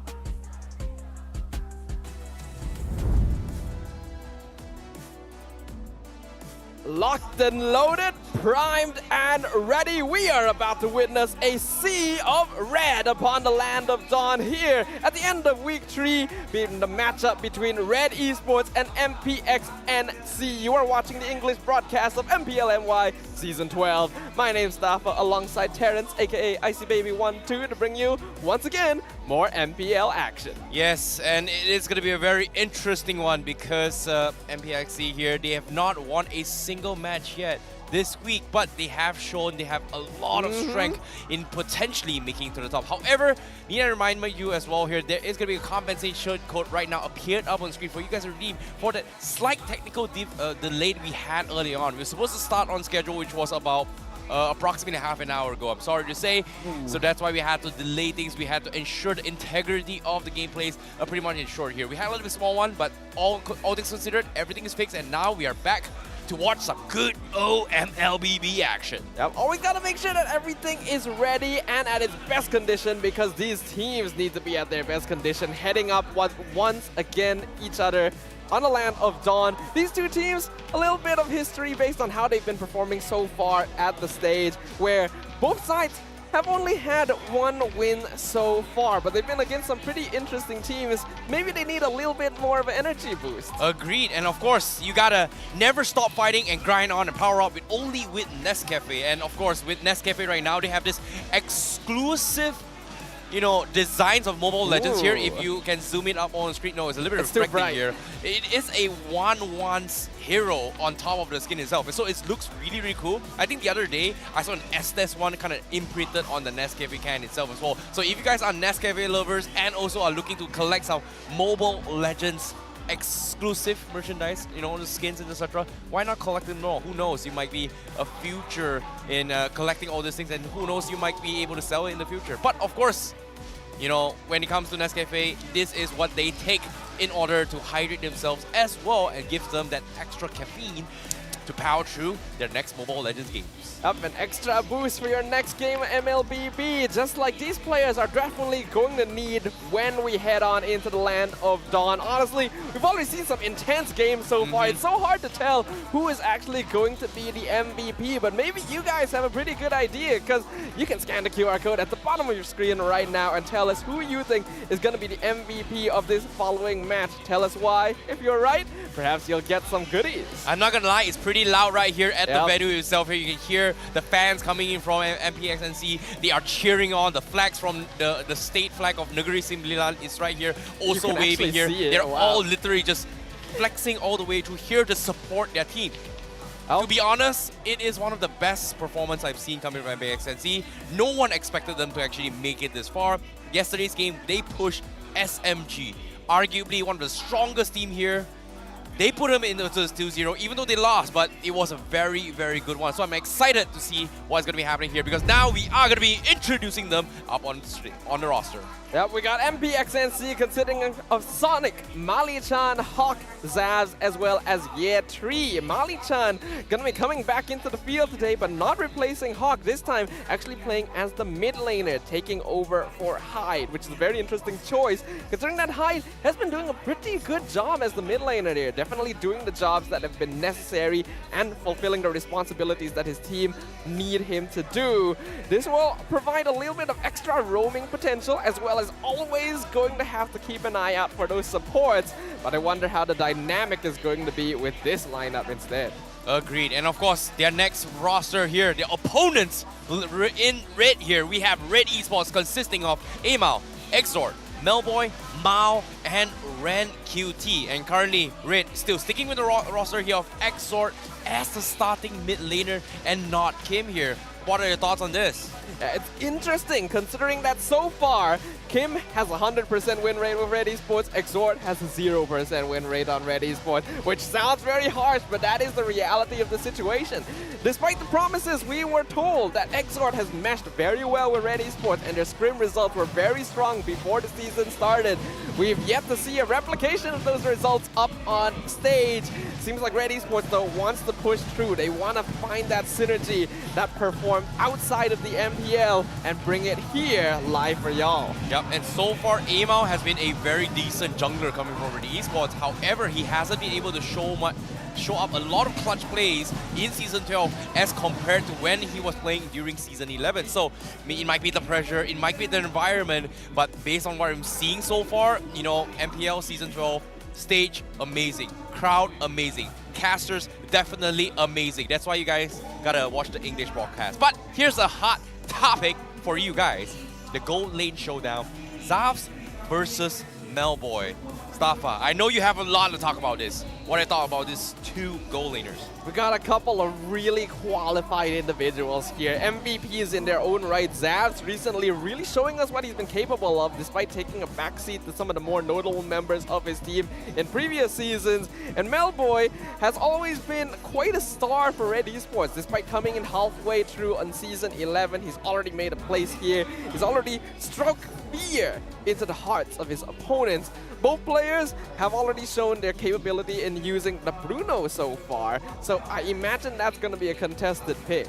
Yeah, when it comes to Bruno as well, it's super, you know, in the gray area as well. Like, some people say it's like, hey, Bruno is a little bit overrated, some a little bit underrated, but so far in the current patch here, I don't think it's that much big of an issue. But so far, if you get an early gold lead with Bruno, you tentatively have a little snowballing capabilities compared to other marksmen in terms of early power spike. So I guess in this angle here, both Xavvsz and Melboy may be looking to contest this as well. Both players has played Bruno in this matchup. Comparatively though, Xavvsz is definitely a bit more active in contributing to the way that his team roams around the map, which is quite an improvement for NC, considering they tended to be quite passive in their previous showing as Madness Esports. We got once again Exort's dad coming in. Good day MPL Malaysia, good good day to you as well, sir. Showing support over the Exort. Despite his poor showing so far, I want to see what he's capable of. But people that have already shown that is Coach Pozan. Agreed. When it comes to Coach Pozan as well, Pozan has showed a little bit of a calculated draft coming in here, and he's focused more on support roams, right? So it's the thing about NC, you know, ever since their roster here from even back in season 11 as well, they do tend to play around Mali's playstyle as a role, but this time Mali is not going to be playing on that, whereas he is going to be playing as a mage role. So I'm curious to see whether or not is there going to be a reply for Sora Payong and also Shamilo to be able to analyze these drafts. I feel like Sora Payong and Shamilo are going to be under a lot of scrutiny today. The drafts that we saw from Red Esports yesterday, I'm just going to outright say it. It was bad. It just did not feel good for Red Esports. They prioritized heroes that did not need to be brought to the field for us. So I'm hoping we don't get to see that again here today. Pozan so far has done a very good job despite being very new as a coach, because he's focusing on what his former teammates are comfortable playing, and it's working very well. So I think they gotta play to Red Esports' strengths, and I get that Amal used to play Barat, but that time is past. Agreed. You know, new season, new meta, new changes. There is going to be so much to talk about, especially when it comes down to the emblem as well. This is relatively new, especially this is pretty much the first MPL MY season 12 for Malaysia, the first season where we see completely different styles of emblems compared to the previous one. So I guess when it comes to this scenario, they need to adapt very, very quickly. And so far, these are currently the topic as well. And when we come to the topic here, here's going to be the hot topic here. Brew no or brew yes.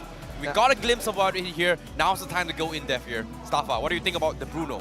Yeah, Yay or nay? We already talked about it. I personally like the Bruno, but there's always some conditions, because this is a hero that wants to win out the early game. He does have some scaling potential, but he hits his peak when he is able to snowball off of early kills, early pressure, get unlocked very early on. It's a little bit hit or miss so far, although Melboy made a big splash when he debuted with the hero, the first one to pick it this season.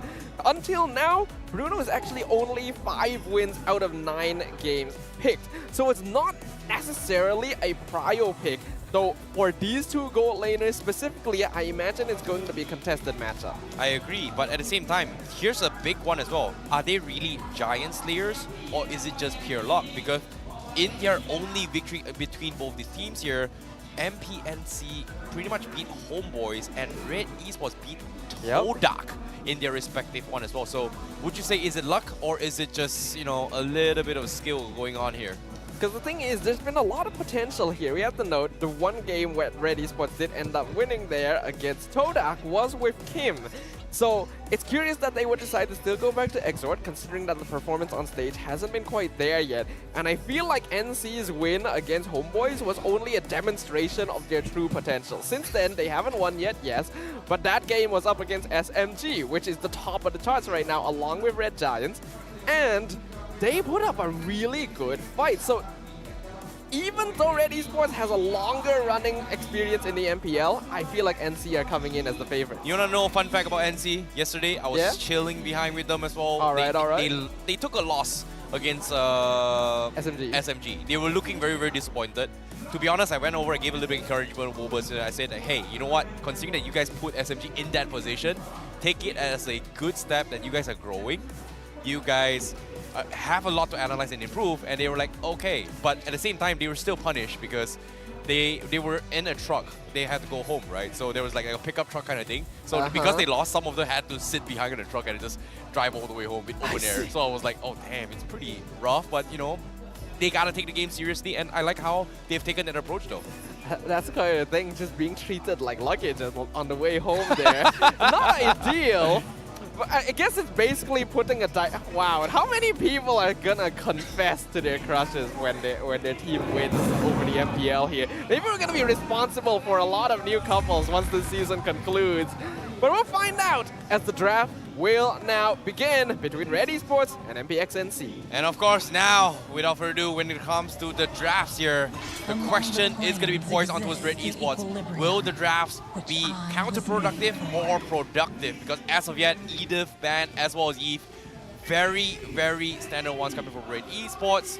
But Fanny coming from MPXNC? the Fanny ban. So they are suspecting the possibility that Amal will go back to Assassins. And this is something that we ourselves want to see. We got to see Yuna go onto Assassin junglers instead of the usual Martis Fredrin, and it worked out super well. He got MVP of the match. Very fun to watch in comparison. Amal so far, though, doesn't seem to be going back into those Assassin routes. Even going 2 games on the Barrage previously. I don't know if it's his own decision here, but we hope to see a little bit more different stuff. And I think the same could be said for Sonic as well. He brought some unique picks earlier on in the season, but then went back to the more common Martis Fredrin once again. I want to see something more different. Wow, we've got Kim fans here in the crowd as well. Even though Kim's not playing, you know, he's still going to be a personal favorite here from the crowd. Lovely, lovely, supportive audiences here.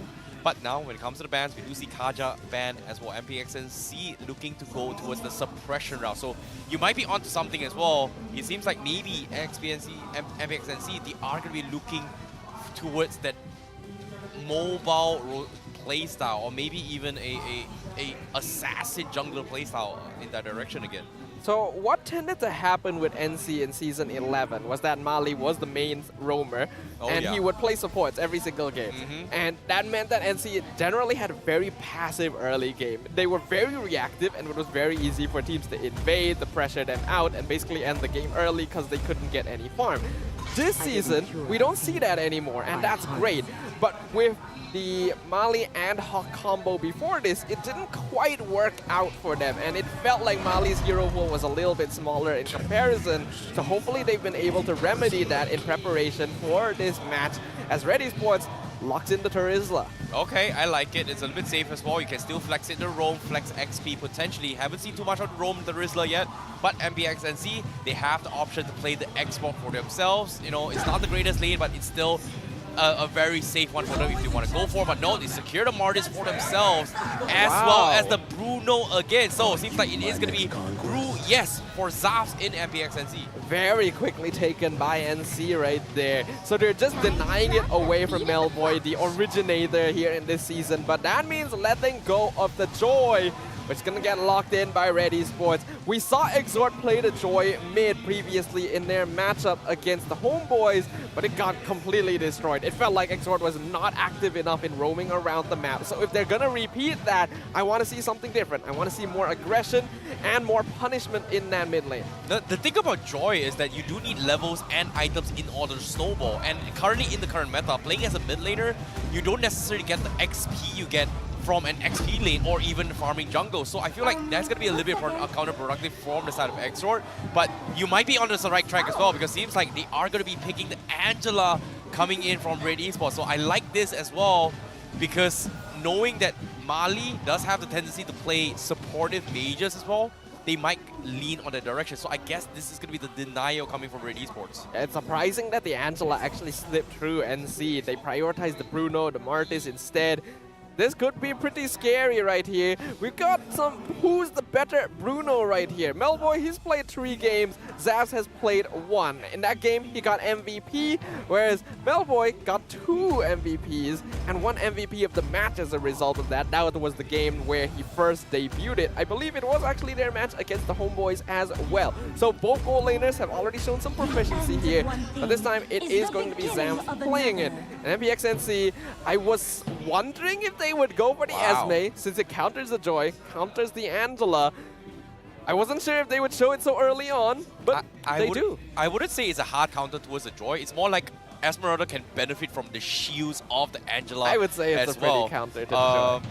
Because of the fact that Joy does have kind of mobility, it kind of can just ignore the Esmeralda, but it does kind of forces Joy to not be collapsing on Esmeralda. So I see where you're getting at as well, but I like this reaction coming from MPXNC, you know, pretty safe, and forcing Red Esports to play a Dirov now, it's going to be very, very counterproductive. But I wouldn't say it's impossible, since you said that they have forced Exort to play mid lane Joy, just for the sake of it. It's going to be EXP Terizla, no matter what. True. Because you can flex Joy, but you're not flexing Terizla. That would be weird. It's not impossible, but we've not seen any teams do it so far.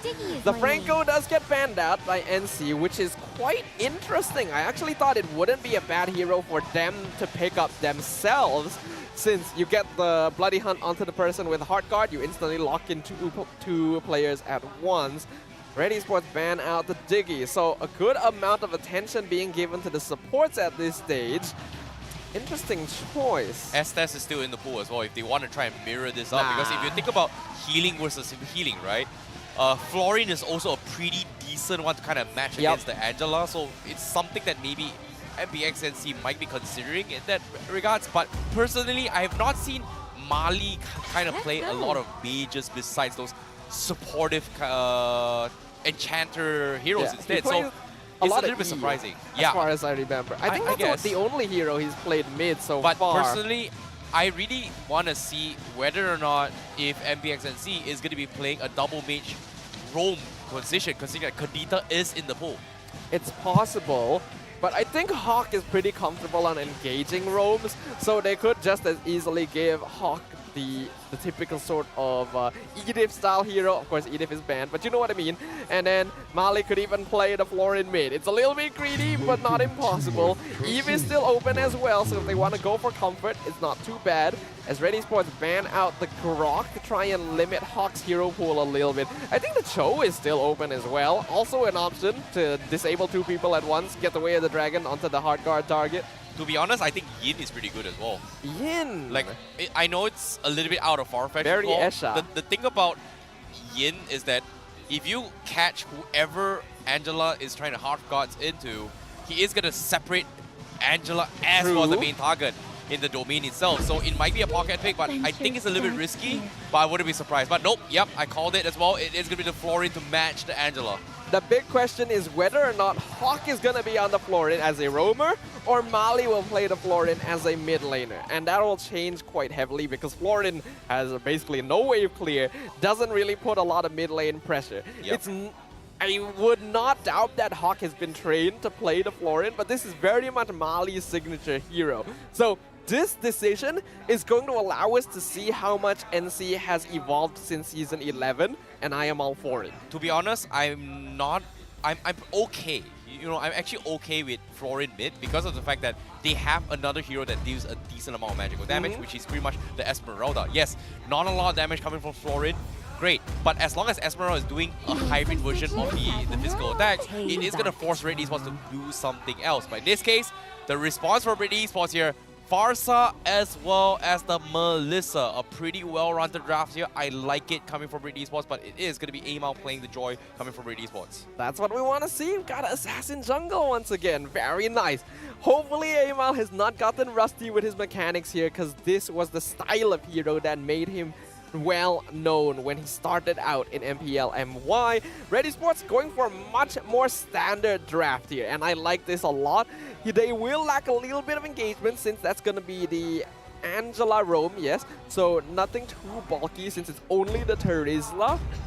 So we'll see how NC does decide to respond to this. I already like this way more than the Barat's drafts we saw yesterday though. Agreed. And now the Novaria coming from MPXNC. So they are going to be playing double roams coming in here. In terms of mage composition, but at the same time, considering that you have a Mortis as well as the Bloom coming in, we might be expecting early snowballs coming from MPXNC. So I guess that is going to be the angle that MPXNC is banging for in this draft. Especially with the Bruno as well. Both teams going to be going for that double mage mid-roam combo, which is pretty unusual, but I welcome a little bit of change here in the Land of Dawn. Red Esports has a much more balanced comp. Good scaling graph, as long as they don't fall too behind at any point of the game, they will have a very easy path into that late game. But if their opponents NC are able to get the lead right from the beginning, they will be able to use that momentum to rush down their opponents. Agreed, but now seeing how the drafts has pretty much set as well. A very, very much balanced draft coming for Red Esports here. Can they set their win condition or not? It's going to be the key winning factor here. Ladies and gentlemen, we are heading into the Land of Dawn, and this is going to be Game 1 of Red Esports versus MPXXC. So it does look like it's going to be HAQ playing on the Florine here with Mali on the mid Novaria. So we are seeing some deeper pockets on the side of MPXNC. I like this. Let's see how well HAQ will do it though. Florine, not a difficult hero to play. So as long as he's there providing the healing necessary, everything will be fine. In terms of emblems, we do see Sonic on the Pure Rage again with the Martis. This is very Sonic. It's something that only he does here in MPL MY. Now, I've got a question here. What are your thoughts on having the Purify and the Emblems progression on HAQ? The Purify and the Focusing Mark. I think Focusing Mark is totally fine here because Florin not going to be doing too much else. A Purify, that is an interesting choice. You'd think that like if you wanted to get out of penalty zone, sprint is not too bad. I suppose it's to try and avoid puppet on a string. Maybe that's gonna be the angle here. So we gotta see how things go. But as of now, MPNC, they're playing to their strengths here. I think the Bloom is on Sonic for now, and he's gonna be getting a little bit of farm here and there. Won't exactly know yet until we see later on. But for now, both sides going to be prioritizing on the gold lane here, making sure that their marksmen are going to be getting up some farms here. Melboy and Xavvsz taking a little bit aggressive. Sonic also going to be securing the crap for now. Mao tries to go for the steal. Not going to happen, but Xavvsz, he's taking a lot of damage from Melboy right now.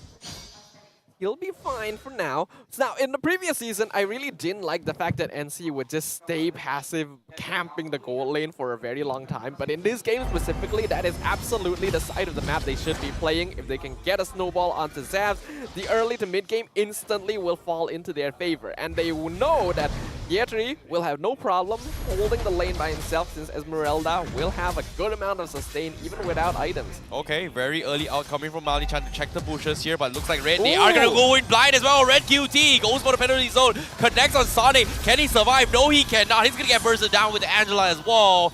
And that's going to be first blood in the hands of Red Esports. Yeah. He's going to try and trade off, but where's his teammate? There's no one to be found, and that is going to be the turtle in the hands of Red Esports. Beautifully done right there, Red Esports. Knowing that NC wants to slow down the turtle, take a look for a better angle, and then Rancuti just jumps in, flickers, penalty zone, catches two. With Sonic down instantly, that means there's no chance for NC to contest the turtle, and that's already going to be a nice little EXP lead here, and that's going to be very important. If Red Esports can maintain a lead over on NC, their much more balanced lineup will allow them to quite easily go standard and come out on top.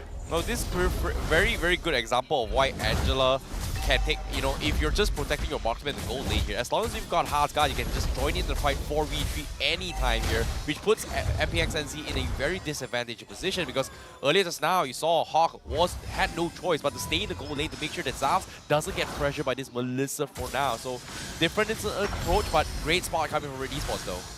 Sonic does still get the little wanderer there, it's just a small victory as Xavvsz completes his first item, going for the Haas Claws. Amal. Oh no, Amal, a little bit of trouble as well. Here comes the beats as well, but the heals from HAQ is going to keep him alive, and that's going to be A-OK, and MPXNC keeps the boy Wonder alive for now. A lot of attention towards the gold lane, understandable. We already highlighted the Xavvsz versus Melboy matchup is going to attract a lot of attention.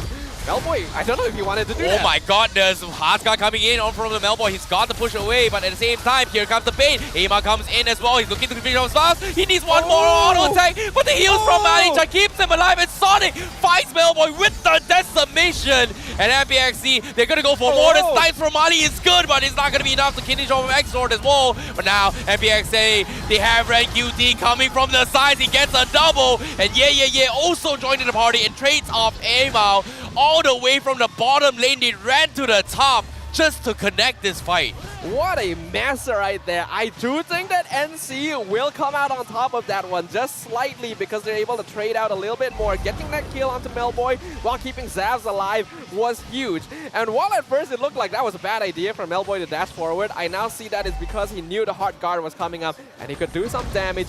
But HAQ, the amount of healing that the Florin was providing, really throwing off Red Esports. Every time they thought, oh, I'm about to get a kill, they survive with a tiny sliver. Oh boy, but now turtle control in Red in his favor again, and Red QT already in position for the penalty zone here. So MPXNC, they gotta be very careful with their next approach here, because that was a pretty long drawn out fight, because it forced both the XP laners from both sides to actually regroup for this. But now another attempt comes in. Feather X-Strike already expended. Xavvsz taking a little bit too much damage. They do have the heals, but they're calling everybody in a 4 protect 1 strategy to actually make sure that Xavvsz doesn't get picked off. There's just literally no one in the EXP lane for extended periods of time. That's how much pressure is being drawn up into the gold lane. And I do think that it's good that these teams are responding to one another evenly, but considering how much of a standstill it has been after that long fight earlier, it might be more prudent to go ahead and start making moves across the rest of the map. You gotta drag people away. Oh, this is interesting here. You can see Yeye is having so much confidence to actually challenge aim out on the side lanes, and Red Esports forcing this lane swap between both Ren QT and Amao? Is this the right call here? It's just Amao taking whatever farm he can, since they know that they're not going to be paying too much attention towards the EXP lane, and I do like this. Ren QT generally has the style of wanting to play around the rest of his team as the main initiator, especially in this game, since he's the only real front line that they have.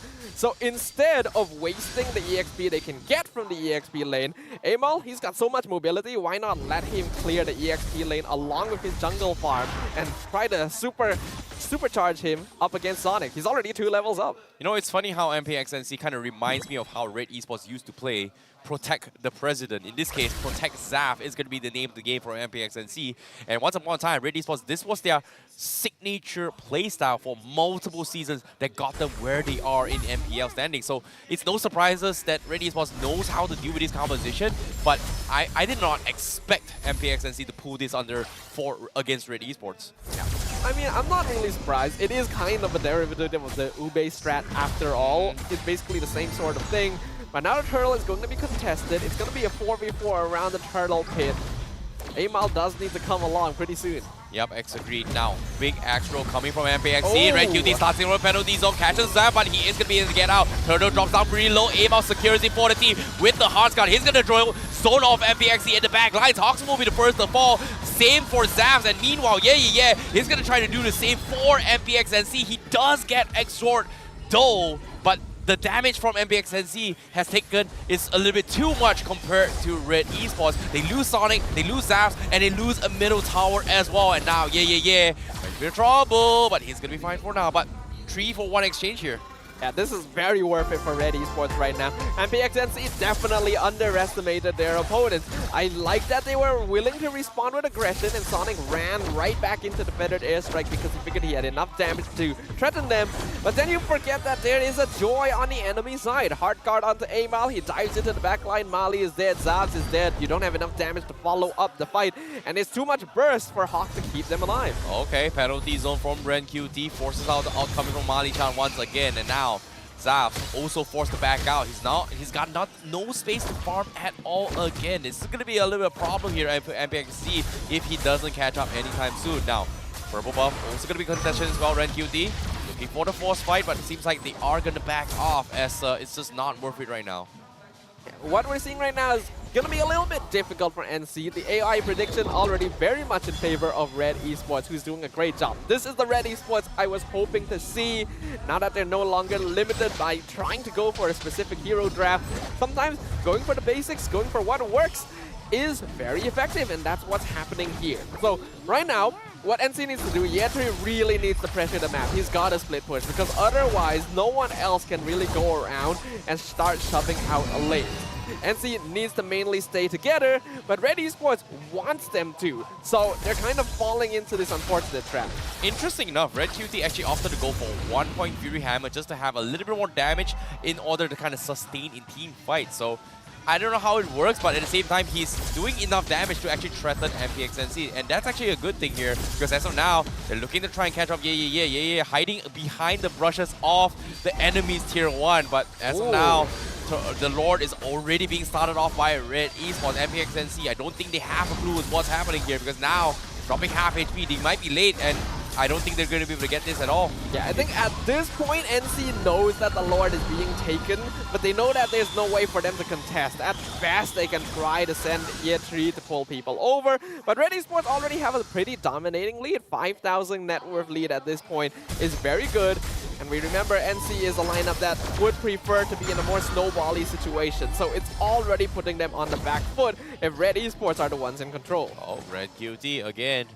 Going to be matched by Ye this time. He is going to try and open up the map. And guess what? Ye doesn't win out in terms of level advantage. He might be able to threaten this, but he needs to be very precise with this, because as of now, Mali Chan only level 9. we haven't seen that big power spike on this Novaria yet to actually threaten Red Esports. Yeah, it's not contributing quite enough because Mali does have a good amount of damage, but he's not able to walk up at all. The vision being provided is not too useful for NC because they know Red Esports are going to be all together regardless, and there's no real way for them to try and split push and use that information to get some other angle because they don't have a good form of engagement thanks to having this Florin Novaria mid-row. Agreed. Big out from Mali-chan again, but nothing is going to be taken advantage of again. It's going to slow down for the rotate for the lore, but it's going to be late. And now, here he comes, Red. QT dives the back lines, but they force a rotation in. Heart's God also going to be expended as well, but the inhibitor will fall. Red says, you know what, we're going to get in and get out. That's all. That's all we're going to do. Yep, very systematic, and I like that. Not disrespecting their opponents. We've seen too many teams have this kind of lead. They have an opportunity to push in, they take it, and they go way too far with it. This is good. As long as NC continues to be zoned in, they won't get fun, they won't get space, and on this lineup, you need those items.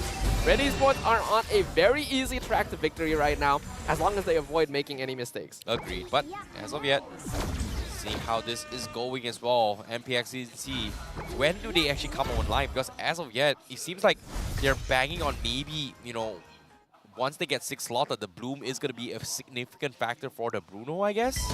Now, the problem is NC has missed a very important window where they needed to be stronger than Red Esports roughly 8 or 9 minutes in and then start using that to gain momentum. Because they weren't able to do that, now they have to wait until late game where all of their cores actually have enough items to contest against Red Esports. Agreed. Mali-chan now hitting 14 times with his Astro shots here, so with that being said, he is doing a fantastic job of poking Red Esports, but the downside is that they have an Angela that can heal up all those pokes. So it's not at the end of the world for Red Esports compared to any of the other drafts. But as you can see, the fans of Red Esports are extremely excited to see whether or not can they secure their first victory this week.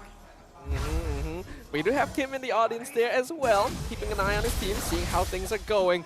As you can see, it's very difficult for NC to extend outside of their jungle at all. This is part of the risk with this lineup, yes. They have bulk in the form of Esmeralda in a similar way to Red Esports, but comparatively, they don't have enough ways to engage or dive because Amal has pretty much free reign. Oh no, yeah. Can he get out? He's going to be fine. He baits out the Feather Airstrike, but the penalty zone and Amal is good enough to find Xavvsz, and that's going to be a double kill for Amal. A triple for him. He finds Mali. He's looking for the Maniac as well. Does he get it? No! It's going to be stolen by Exord, and that's going to be a triple kill for Amal. But things have now completely fallen apart.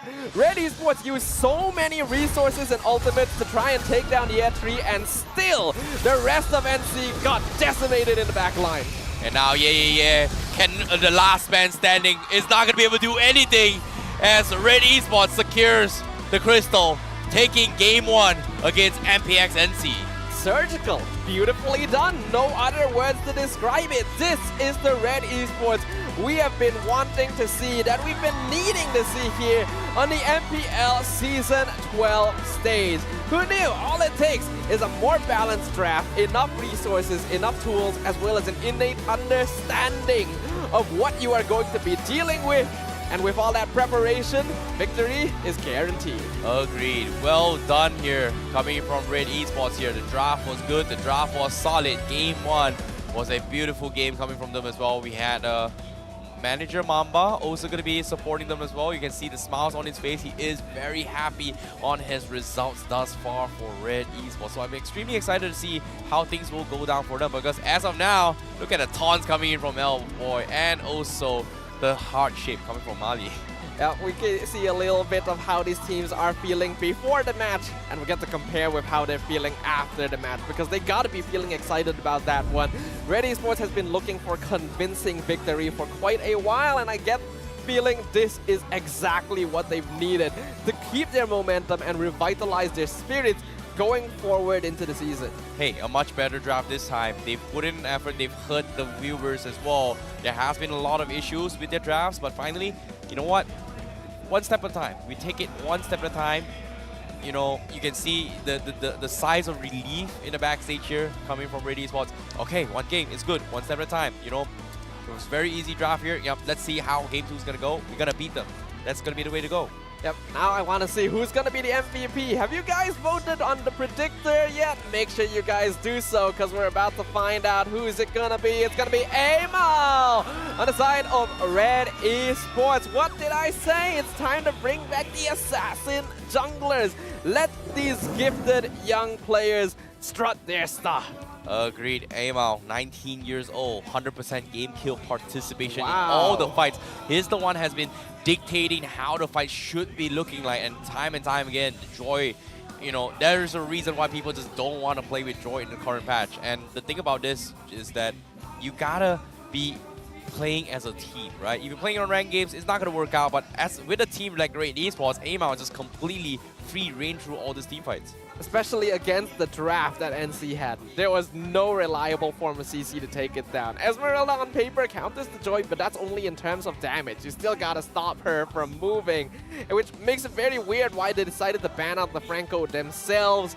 I think they may have focused a bit too hard on their own game without responding to what Red Esports was bringing to the table. Agreed. I see where you're going at as well, but congratulations to Amal. He played really well here with the Joy here. Free reign all the way through, completely demolishing the back lines. I want to see how Red Esports took that game in their approach, because we are going to be jumping in towards a mic check with them right here, right now. Take it away. Jom. Jom. Dapat dua. Masuk. Mantap, Odo. Nice. You take bot. Go. Aku tembak. Nice. Low Aku tak ada ulti tau. Boleh ke, Dik? Aman. Boleh, Dek. Bantai semua, Dek. Dek, bantai semua, Dek. Nice. Bantai semua, Dek. Ni, Dek. Okay, nice. Ha, ni. Jom, masuk. Boleh, Dek.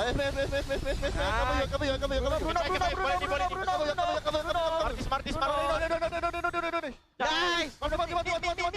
Min, guys. Nice. SML. Okay. Boleh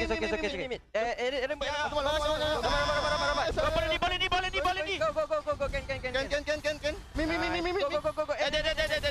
Go. N.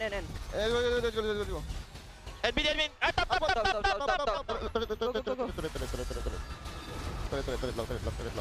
Nice one. Red Esports definitely having much more decisive communications compared to other teams. Not a lot of screaming, not a lot of yelling, but hey, if it gets them these results, who can argue with them? As Red Esports will claim a victory here in quite a handed manner. You know, so focused on the kills and winning the game, he doesn't even realize that he was about to get his Maniac. That's a little bit of a sus moments if you think about it. Because Amal has been like support tank jungler for so long. There's no longer that ego to go for the Maniac. That's it's more good. That's we good. want the victory. We'll do whatever. You can get the kills all you want. All that matters is that we break down the crystal in the end. True, fair enough. But now, based on this draft as well, obviously the Florian didn't exactly do too well coming from MPNC. Mali Chan opted to go for the Enchanted Talisman as well as the Lightning Truncheon. You know, a little bit slow in terms of uptake here, but it is going to take some time before he starts to pop off. But for now, Florian versus the Angela. It feels like Angela is just having so much more map presence because of the Heart's Guard. And the map presence for Angela is very strong, but in terms of healing, I feel like HAQ definitely did more there. He was actually able to extend the fights further. A lot of the problems did come down to how the draft ended up, but we'll talk about that a little bit later. Gonna focus a bit on the items on the side of Red Esports. First, with Amal getting some very clean farm, his gold being the highest already, nearly max build, getting that Blood Wings as his second last item as well, since he's already feeling very confident about things. I like the necklace coming in from the Angela. Ice Queen's wand, pretty default there.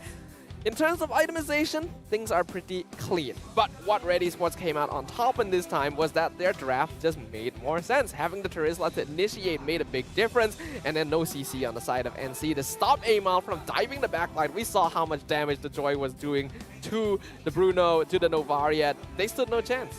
Yep, no, it seems like it was just very difficult because on the way they decided to play this composition, you know, the draft itself is, you know, pretty standard, right? But execution-wise, they played it very well, which is towards their strength, and that is pretty much playing around the Angela's Heart's Guard, which is something that I think not many teams are used to when it comes to playing the macro aspect of the game.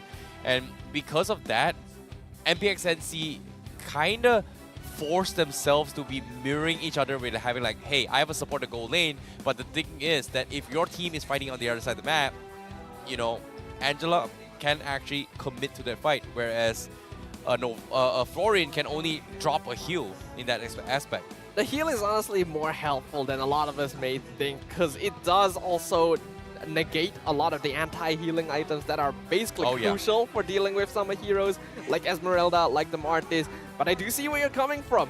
I think the problem that happened this game here was specifically the fact that, I'm gonna be honest, I'm not a big fan of the HAQ and Mali lineup for NC. I feel like it limits their options a bit too much. It puts them in this state where they have to go for a bit more of a double support, because Mali is a support player at his heart and not really used to playing a lot of the more common mages in the meta. Thus, meaning that NC are already in a situation where they have to draft around a specific playstyle. Yep, at the same time as well, seeing how MPXNC is playing here, they had the bloom early on towards Bruno instead of Sonic, which is kind of weird. I was expecting Sonic to do a little bit more in early game, right? But it's very difficult considering that if you want a Martis to kind of snowball their way through, he needs to snowball very, very hard. And every single time he tries to make an attempt, it didn't exactly work out. So I'm really sad for MPXNC despite their performance with SMG, but now, what are your thoughts on the post-game stats? We see a lot of damage being dealt by Red Esports there, and a lot of heals on both sides. It does look like Red Esports still did come out on top in terms of the total heals that were done here. And a lot of that probably coming down to not just Mal, but also the natural lifesteal that you're going to get on top of Ren QT as well as Amal. While it's true that NC's lineup didn't give them the tools necessary to counteract Red Esports, I do want to give Red a lot of props for being able to identify these weaknesses and then instantly snap down on them right from the beginning. Ren QT especially, realizing that he doesn't actually have the penalty zone the front line. He can flicker directly to the back, and they don't have any tools to get away from him or knock down Amal, providing them very easy teamfight wins. Yep, the rich guy, the carry. It's, you know, it's funny to see how the jungler is just completely dominating his way through. So it's pretty much a no-brainer that he's going to be the MVP, right? Like, considering that he's just dictating the tempo and how they wanted to play around him. And yes, you know, there were little things here coming from Ren QT as well as Mao. You know, he's doing the necessary things to actually, you know, provide this assistant kind of start the fight and engage it. Yeah, but all in all, Amal just understood the task that was given in hand, executed really well, and just played it better than MPXNC. And to be honest, I feel like this mirror matchup, it just feels you like the matchup from MPNC in this draft is trying to mirror a budgeted version of how Red Esports' draft is. Kind of, yes. I feel like this is actually the draft that NC wanted to go for in the end. They may have had to adjust one or two, but this is the lineup they wanted to field. Since we see HAQ, we see Mali, obviously they're going for a little bit of a double support. I was hoping that HAQ would play more of an initiating tank though, because they did not have that, and that proved to be a huge problem. Why not go for the Franco? It would have worked out really well. Amal instantly cannot dive the back line, and because of that, we gotta see adjustments going into game number 2. Agreed. But now, in case you missed out the action as well, this is the highlights from game number 1 of this matchup as well. You can see a couple of skirmishes here, a lot of near misses where MPXNC, they could have salvaged so much more, but instead, you know, because Sonic, he got his early lead and kill, but when Amal was able to kind of even the score and trade him off, this is where things got a little bit scuffed for the Martis himself. And yeah, this was the bigger mistake team fights that MPNC kind of took and allowed Red Esports to snowball pretty hard because of this. You can look at the positioning for MPXNC. They are so split apart. You have Sonic and Year 3 basically miles away from the other 3 members, and you can't really blame him because the feathered airstrike completely zones them out. The penalty zone is always a threat, so they have to play as safe as back as possible, but that means that their fight is delayed. It is scattered, and that allows such a nice environment for a hero like Joy to go on in, find the perfect chance to just destroy the backline with the electrifying beats. There's a reason why Joy is banned so often. Yeah, agreed. You know, I guess it's back to the drawing board for MPNC, you know, to not disrespect the drafts that Red Esports may be actually playing. And that is going to be something that is, personally, I feel like it's funny how this is a topic and point in a critique that we would usually direct on Red Esports for these past few days. And now it's like how the tables has kind of turned right now. I mean, tables turn all the time. Stuff changes, teams adapt, teams adjust, teams experiment. And that is kind of what we see here today. If MPNC intends to go into Game 2 with the same lineup, I want to see HAQ on an initiator. He cannot go on things like the floor in here. If you want it, go for mid. Mali feels more comfortable on it in comparison anyway, so it's fine. But I don't know, I feel like ideally you swap them out. That's the thing, right? Sometimes you gotta play the game, you gotta dominate your opponents like a champion. Of course, with the ROG Phone 7, you can do exactly like that. You can win lanes with ROG Phone 7 and push your rank matches with the powerful ROG Phone 7. And of course, with that being said here, it's back to the drawing board for MPNC, and seems like Mali, are they going to be swapping him out back again? So do you think, you know, they're going to try and do a little bit of alliterations here coming from MPNC? In their position, I would probably want to try swapping him out, but they don't actually have to. Like I said, there's still the option of putting HAQ on the initiator. If Mali wants to play a supporting hero, that's fine. Just make sure that you have enough magic damage otherwise. And then, this is important, don't give Red Esports easy hero picks like the Joy Angela. That's just enabling way too much. Yeah, I thought the Angela was kind of open as well in first pick coming in from MPNC, considering that they prioritized the Bruno over that, which is something that I totally did not expect. So maybe a little bit of mishap in terms of drafts here from MPNC, but it's not over yet. It is a best of 3 for a reason. So Red Esports, they have the upwards momentum now, but can they continue to be stable and consistent? Because as of yet, it is going to be a lot of pressure on Shamilo. And I did catch a glimpse on how to have a conversation with him as well. He said that, hey, as a caster, you know, we can see the POVs from an outside perspective. You can kind of discuss it with two people here. But when you're up on stage, it's a completely different feeling. Just because you don't have this big monitor right in our faces that gives you like the full view of, hey, what should be done, what should be picked, kind of things. Whereas the mobile phone is so small and you have only a few taps, you have to decide whether or not what kind of heroes fix around you. It's an interesting shift in perspective that really hits home the importance of having different roles, having a coach, having an analyst, having us here on the desk to tell you guys what is happening on the field.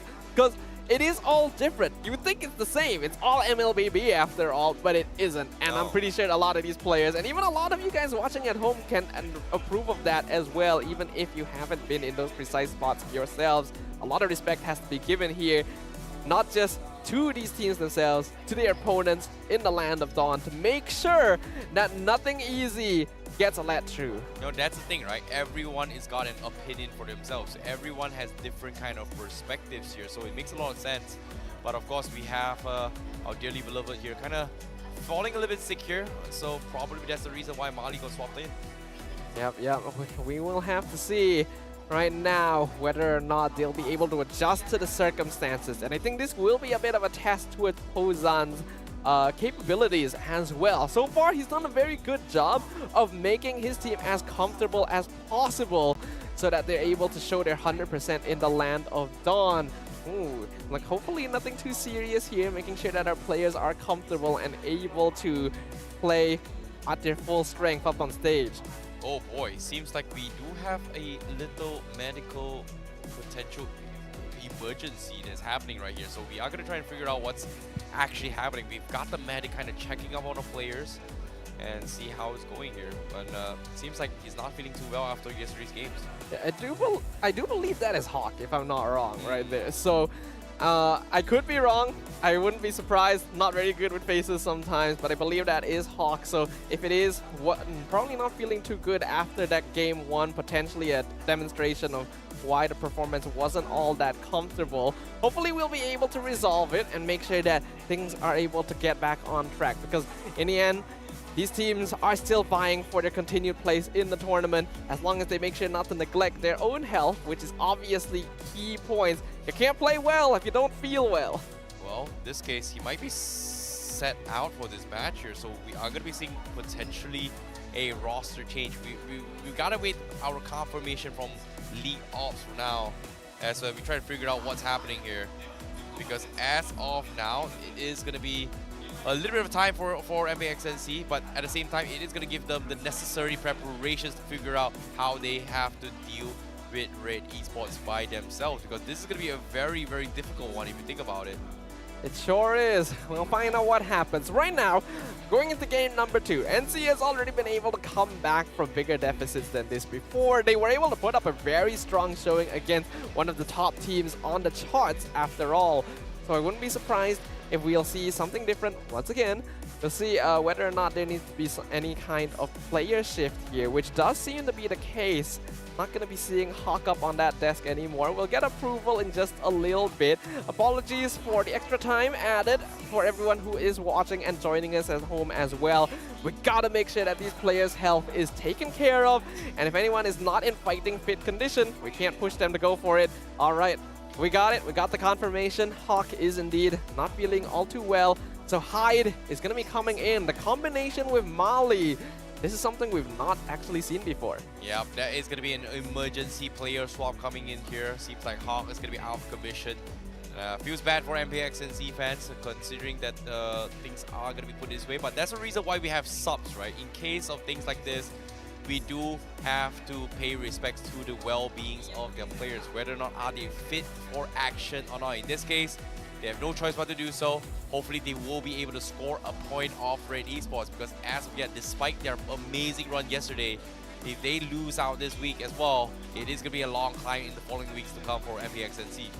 It's an unavoidable situation, because if HAQ is not in the best of shape, he definitely has to rest. But from our perspective as a third eye here, I was already talking about how they should consider swapping out Mali. And now HAQ is the one that has to go out instead. Hyde is a great, very solid mage player though, and this will unlock Mali in a situation where he will actually be able to play roam. But that means that we will potentially see the double mage mid-roam support combo again, which means that they gotta draft in a way that allows them to have proper initiation. Yeah, I agree. There is going to be things that they have to actually figure out here, but you see the fans, they're cheering them on. It's okay, take a break, HAQ. Trust Hyde, trust in Hyde. You know, he may be hiding in the shadows for quite some time. Now he has been revealed into the light, and it's about time for him to shine light where it is due right now. I feel like I just listened to some kind of weird sermon here. Oh, it sounds like an anime. Praise the light! It is praise the light, bro. Yeah. It is. That is a good one. That is a good one. You seem a little bit thrown off in this situation. I agree, but that's the thing, you know.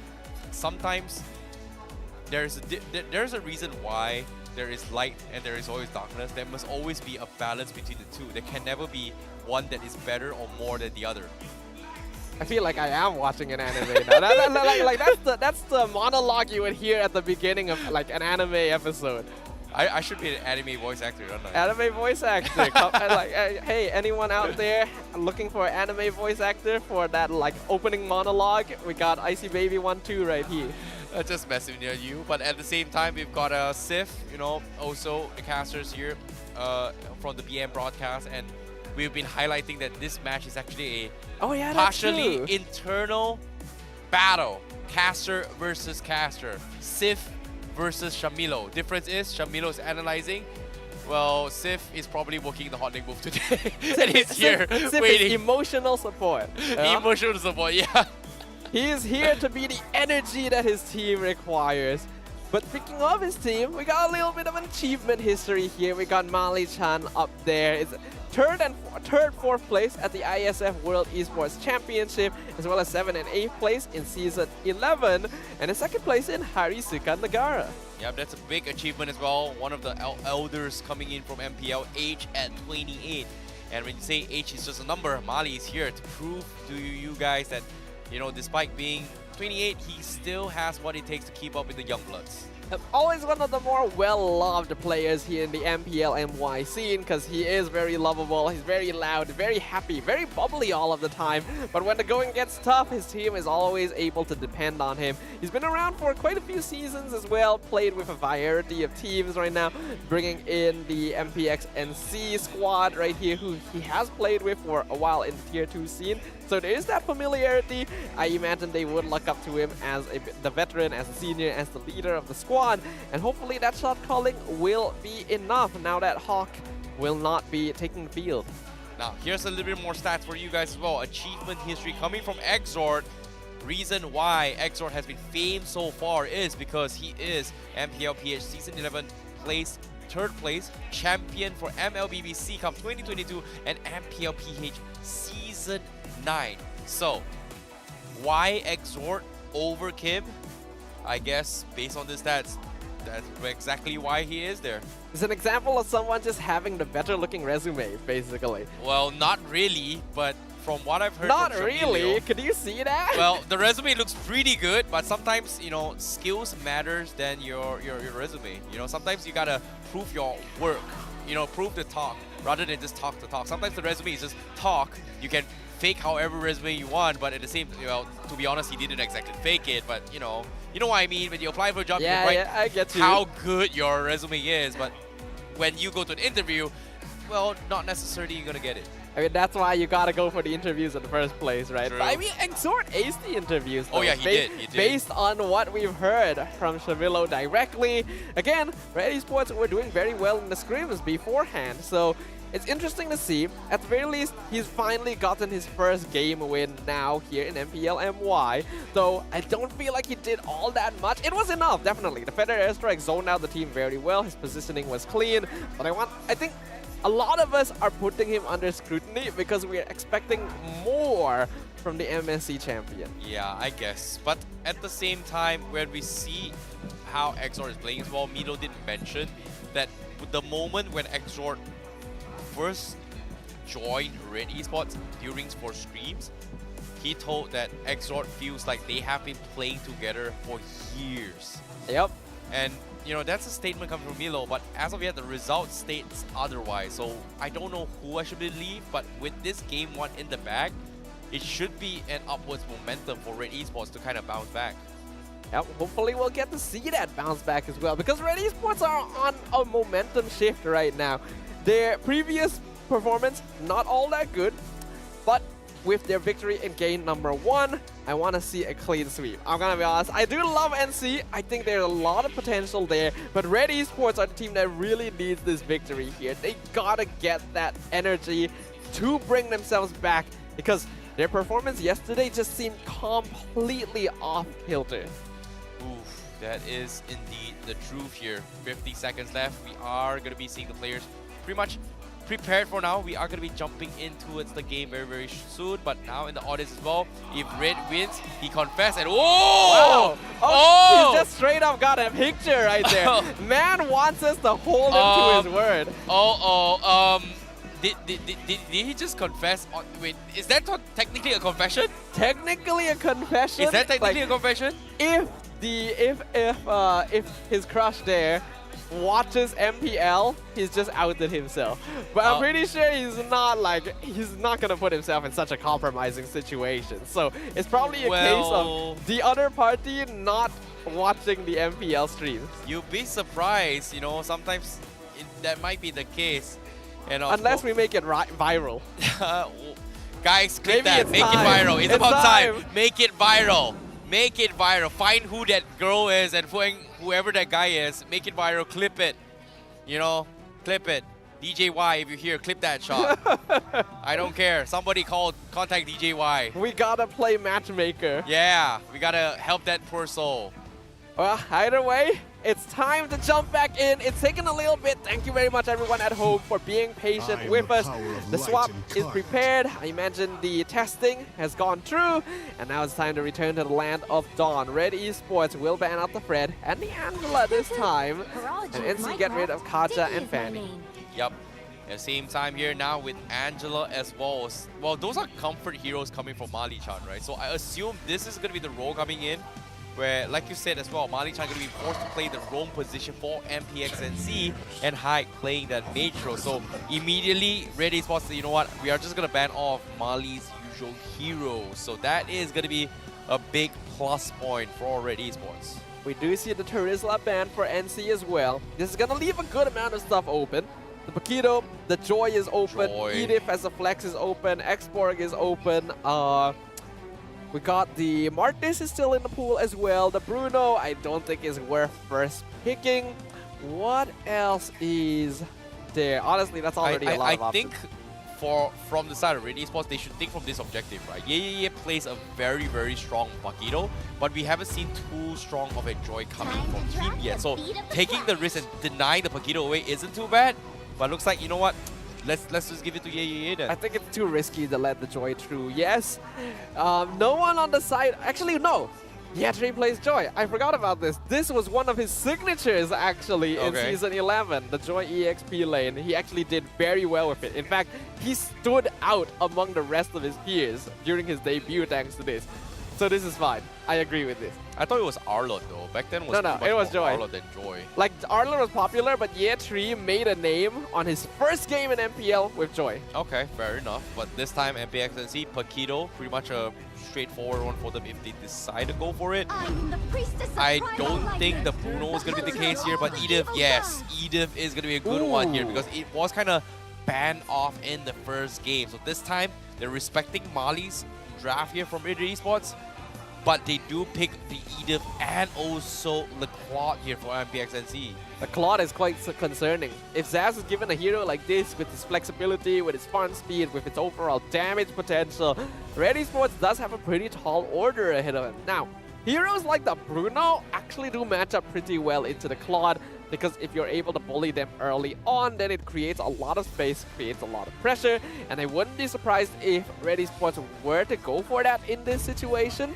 because as long as they're able to provide a bit more assistance in terms of a roam presence. Yeah, I guess if you put it that way though, but now with the Franco ban as well as the Pakido, Red Esports gets 2 for 2 in this case. Both the Pakido and Joy in their favor, so I assume this is going to be the jungle Joy again coming from Red Esports. And of course, Red Esports, you can see the fans already taunting here. Do you want a egg for dinner? I think. You think? Yeah, my BM isn't that good. Yeah, neither it's is good, mine. I can't confirm. But yeah, so well, looking at things, I like the Pakido. This actually doesn't confirm the Joy, because he can still be mid, it can still be jungle. Exort has already played it previously. Even though it wasn't that good, it's not impossible. Leaving these flex picks open is pretty valuable. The Franco will be a nice solution to the Claude if he jumps in too far with the Blazing Duet, so they'll add a bit of fear into Xavvsz.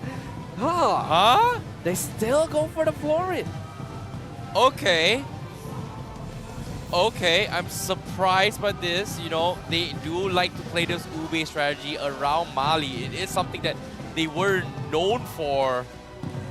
But looks like they're doing it over again. Alright, they're doing it again. I suppose since Mali is confirmed to be the dedicated support this time, it should feel a little bit better instead of having to pair it up with a Novaria. So we'll see how this goes.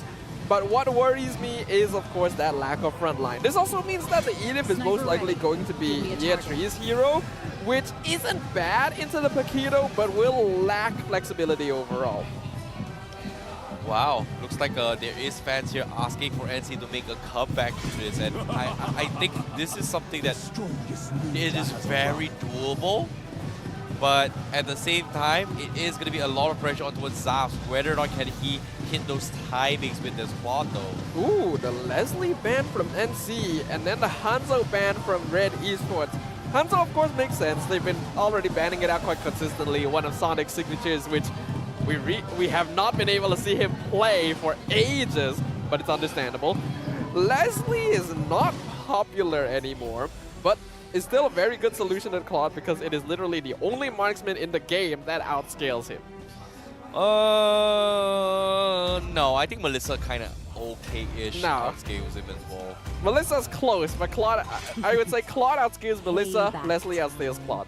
Okay, okay, if you put it that way. I kind of disagree with that though. But of course now, Farsa being banned coming from MPXNC, what other mages are they gonna take out? Because as of now, I think Exort can play a majority of the mages.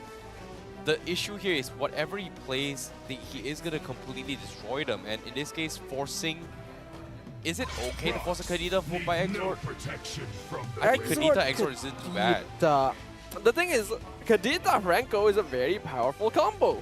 But we saw the Maul Exort Franco Kadita before, and it got wrecked.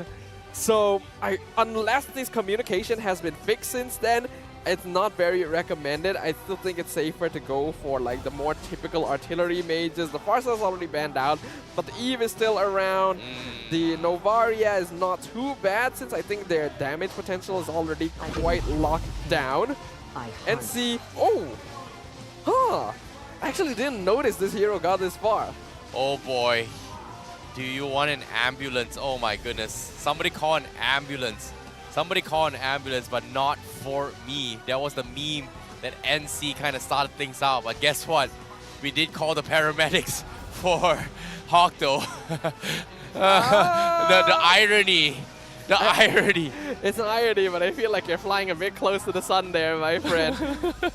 Either way, Valentina coming out, not too bad. The electrifying beats is not a bad ultimate to steal, but this will come down to something important, especially the gold lane. Bruno is still open.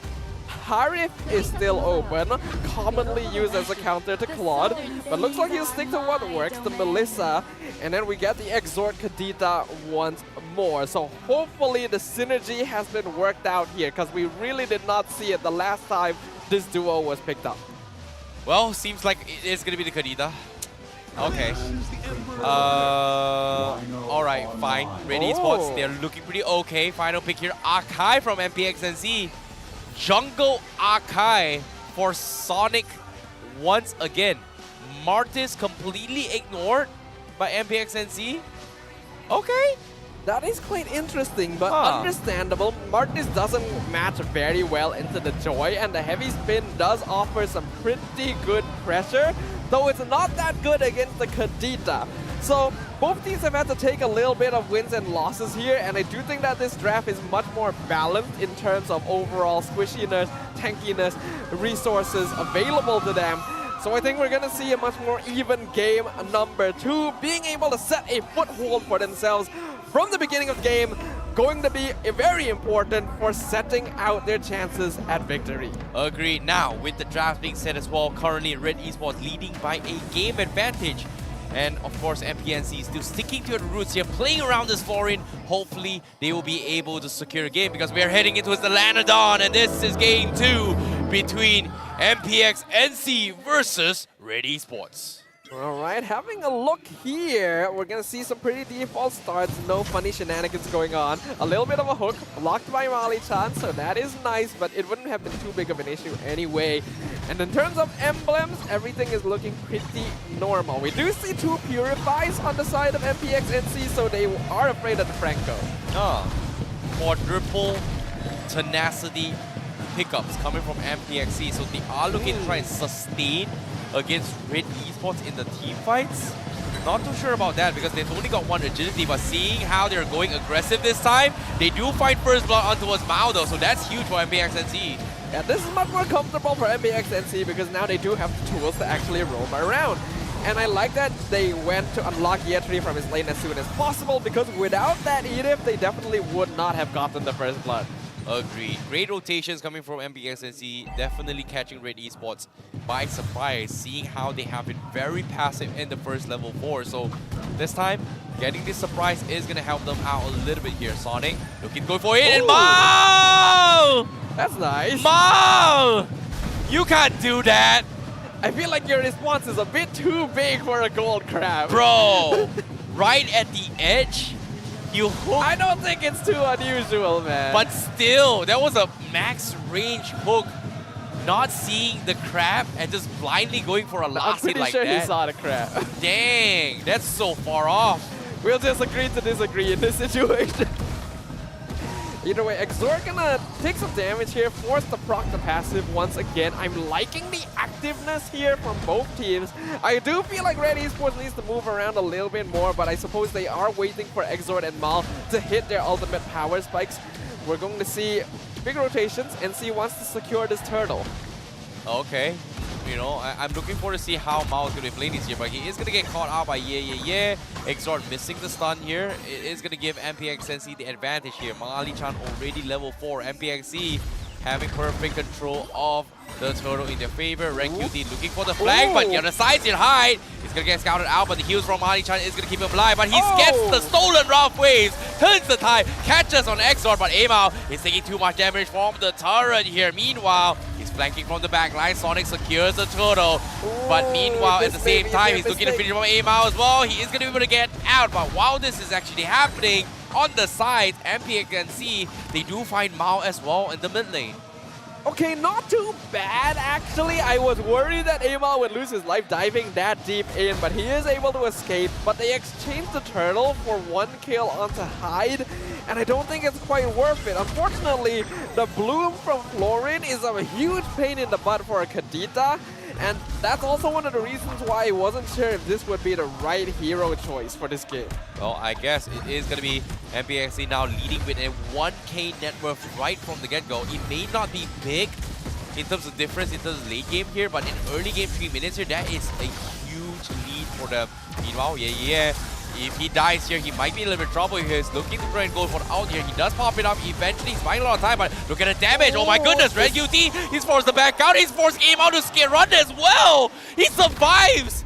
And is able to bully both of them by himself. This is the terror of the Primal Warden right there. Yetri is very specifically waiting until he fills up his bar, because that is where he'll do the most damage. Okay, Red QT, he's got the shield, but he cannot get the combo. This time, no Primal Wrath for him. So that's going to be Red QT chaining his combo onto him. So goodbye, Eden. Greedy. He got already a really nice trade, zoning out both Red QT and Amal. It was time to go. No reason to try and push another lane when you don't have Primal Wrath available, and he ends up paying the price there. But AI still does predict that NC have better chances here, thanks to that 1k gold lead that they've managed to accrue so far. And I imagine that once team fights start becoming more prevalent, things are going to change a lot. We still haven't seen the use of this heavy spin. Yep. Amal now with the Genius one alongside with Exor, so that is going to be a little bit of AoEs here trying to reduce the magic defense coming from MPNC. Turtle in the control of Sonic once again. This time Red Esports, they're waiting up on Mao, trying to set up play. Catches on towards Mao for now, but he's going to get a chain CC here. He's going to get hooked as well, but he's going to be able to get out. Primal Wrath out as well. He's going to try and boost damage. It's about Amal. Cannot steal the turtle. That's going to be in the hands of Sonic. Meanwhile, they do find a stolen bloody hunt by Hyde to catch off Mao. So that's going to be a kill and a turtle, as well as a purple buff stolen away by MPNC. Now this is the MPNC we saw giving Team SMG a run for their money. This feels so much more comfortable for them. Having proper initiation, having a good balance of front and back line. Oh no, Melboy, he went for the go away, but it does not even matter. The heavy spin comes in, just locks him in place. A big pickup coming from MPNC. That's just a matter of geometry there. You can try zoning out the Panda, but as long as he's spinning in front of you, you have no avenues for escape. And now MPNC are really starting to balloon this goal lead. Red Esports again. It doesn't look like this Sprinkle Kadita combo is working out. They should be so much more active in looking for kills. But I suppose the Florin is putting a bit of a damper in their plans. The hook. Oh, it doesn't connect coming from Red Esports. They're in good position, but MPNC gotta be counting their lucky stars here. As NC now looking to try and re-engage this, but Red Esports is just so afraid to do this though. But the question here is, it feels like Red Esports might be having a little bit of a difficult time here, especially with Mao right now. He's only landed 2 hook shots out of everything. Yeah, this kind of comp needs you to be a lot more decisive, and we're not really seeing that from Red Esports. It's very reactive play. NC are the ones controlling momentum. Oh, great fight here from Mao, stopping Sonic going for the heavy spin. He is going to be able to sacrifice his life. Big puppets here coming from Melboy. He's doing some decent amount of damage, but at the same time, MPNC says the heals are a little bit too much. They finally re-engage on Mao again, and that's going to be Sonic getting the kill on towards him. Red Esports just has no damage to fight back. This is the Ube strat at its finest right now. MPNC have reached a peak where it's almost impossible for Red Esports to fight them head on. They need to either go for pickoffs or they need to control the Red map. QT, he tries to go for the combo here against Xavvsz, but Xavvsz has more damage than you can think of. That's going to be an easy trade here for MPNC. They lose the tier 1 middle. but it's all good. However, Red Esports map control in their favor. MPNC, they want to try and get a trade in the middle as well. But yeah, flickers forward, catches Mao. They get the knockup as well. Yeah, won't be forced to be picked off by Melboy. But look at this, the heavy spin from Sonic. He pulls it back out, and now MPNC is the one in the driver's seat as they continue to take more turrets. Hide with his Valentina, an absolute monster. This game is already snowballing out of control. It doesn't look like a very big network gap, but when you compare the kind of comps that they have, Red Esports really needs to make stuff happen. Oh, Xavvsz, he goes for the blazing duet. He wants one more. He finds Amo. Mega kill for Xavvsz. As MPNC finds trades and after trades, pickoffs after pickoffs in all the skirmishes. By the way, Hyde has been popping off. This man has been stealing almost every ultimate that Red Esports has and securing kills with it. I'm surprised that they wouldn't just always start off the roster with him. Hold that thought for now. Exort, he finds Xavvsz, but he doesn't have enough damage to threaten him. That's going to be a big problem because as of now, I thought that Xavvsz would have magic defense items, but he doesn't even have that. So it just shows that how underfarmed Exort is at this stage. Yeah, it's a 3-level lead, nearly 4, because I'm pretty sure Xavvsz is hitting level 12 pretty soon. And only Genius wand on the Kadita.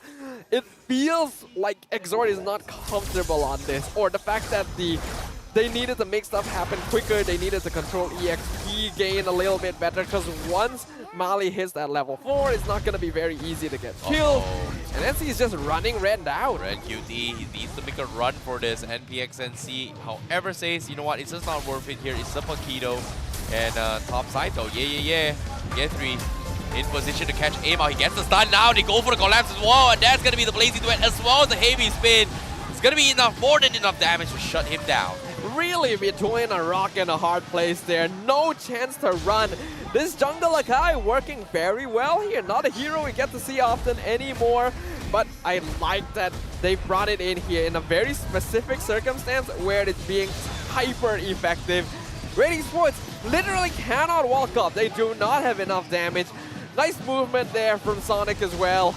Exort going to miss in the mid lane. Things are not good. Oh no, Exort, he needs to get out as well. He's going to get chased out as well. Ren QT not going to be able to provide the assist that he needs. He's also going to be making a run for it as well. Sonic tries to intercept Exort. Unfortunately, he is going to be able to get out in safety. So that's going to be Red Esports losing out in rotations again. And now Sonic, does he want to steal it though? Nope, he will not though. Lord priority is going to be the name of the game as they make their way on towards the Lord pit now. Things are really bad for Red Esports right now. I'm trying to see what are the paths back into the game that they have, but I am not seeing it. A lot of their avenues have already been closed off because Xavvsz is farming really well. 5-0 on the Claude. Oh, here they go. Oh my goodness, they are going to find Melboy from the sides. He goes for the go away, but the damage is good. Hyde will finish him off, and now here comes the blazing duet to finish off Mao at the sideline. Now Red has no choice but to concede this fight as they go in for the split push. Lord in the hands of MPXNC. Ren QT in a little bit of trouble here. He's getting poked by Xavvsz. He's going to get gunned down as well. The damage coming from Claude a little bit too much. He might be in trouble. And now Exort tries to steal for the Lord, but he will not be able to do so as he makes a run for it as well. Xavvsz is going to be trying to give chase. Exort, can he escape here? He's got the Cyclone as well. He needs to hit it, and he's going to be able to get out. Space created by Exort, though. That's actually incredible that he's able to get out of that. I thought Exort was definitely going to play the bullet for trying to play the solo hero, maybe steal the Lord, maybe get a kill. But right now, he's way too behind to actually be able to contribute there. Not losing his life, though, is the most ideal situation he could have asked for. And Ren QT was able to just barely escape as well, but this becomes a huge problem. The Paquito is Red Esports' only real tool to keep themselves in the game. Amal as well, going to be able to contribute in terms of mobility, but Xavvsz is already at the point where he can 1v1 anyone. Yep, now MPXNC is going to be knocking onto his inhibitors as well as Red Esports will be thinking about whether or not they try to go in for the push, because as of now, it is going to be a very, very difficult one considering that Amal is stealing the orange ball on the other side of the map though. Yep, gonna be able to go for that. At the very least, small victories will make a difference. And this is the first Lord of the game. I think Red Esports has good enough high ground defense with Melboy, but NC does want to threaten their inhibitors. Yep, and now here comes Exort. He looks for the play, but he is going to try and clear the minions as well. Heavy spin will be baited out by Sonic. And that's going to be the defense coming from Red Esports. Meanwhile, Amal also going to be going for his split push as he pushes onto the top lane. MPNC now looking to close out the game. Melboy goes for the go away. He gets the chain stun. He needs to get out. Hyde tries to go for the floor of the Terrified, but it's not going to be good enough. Sonic clears off the inhibitor, but it is going to be reset coming from Red Esports. Next inhibitor will fall.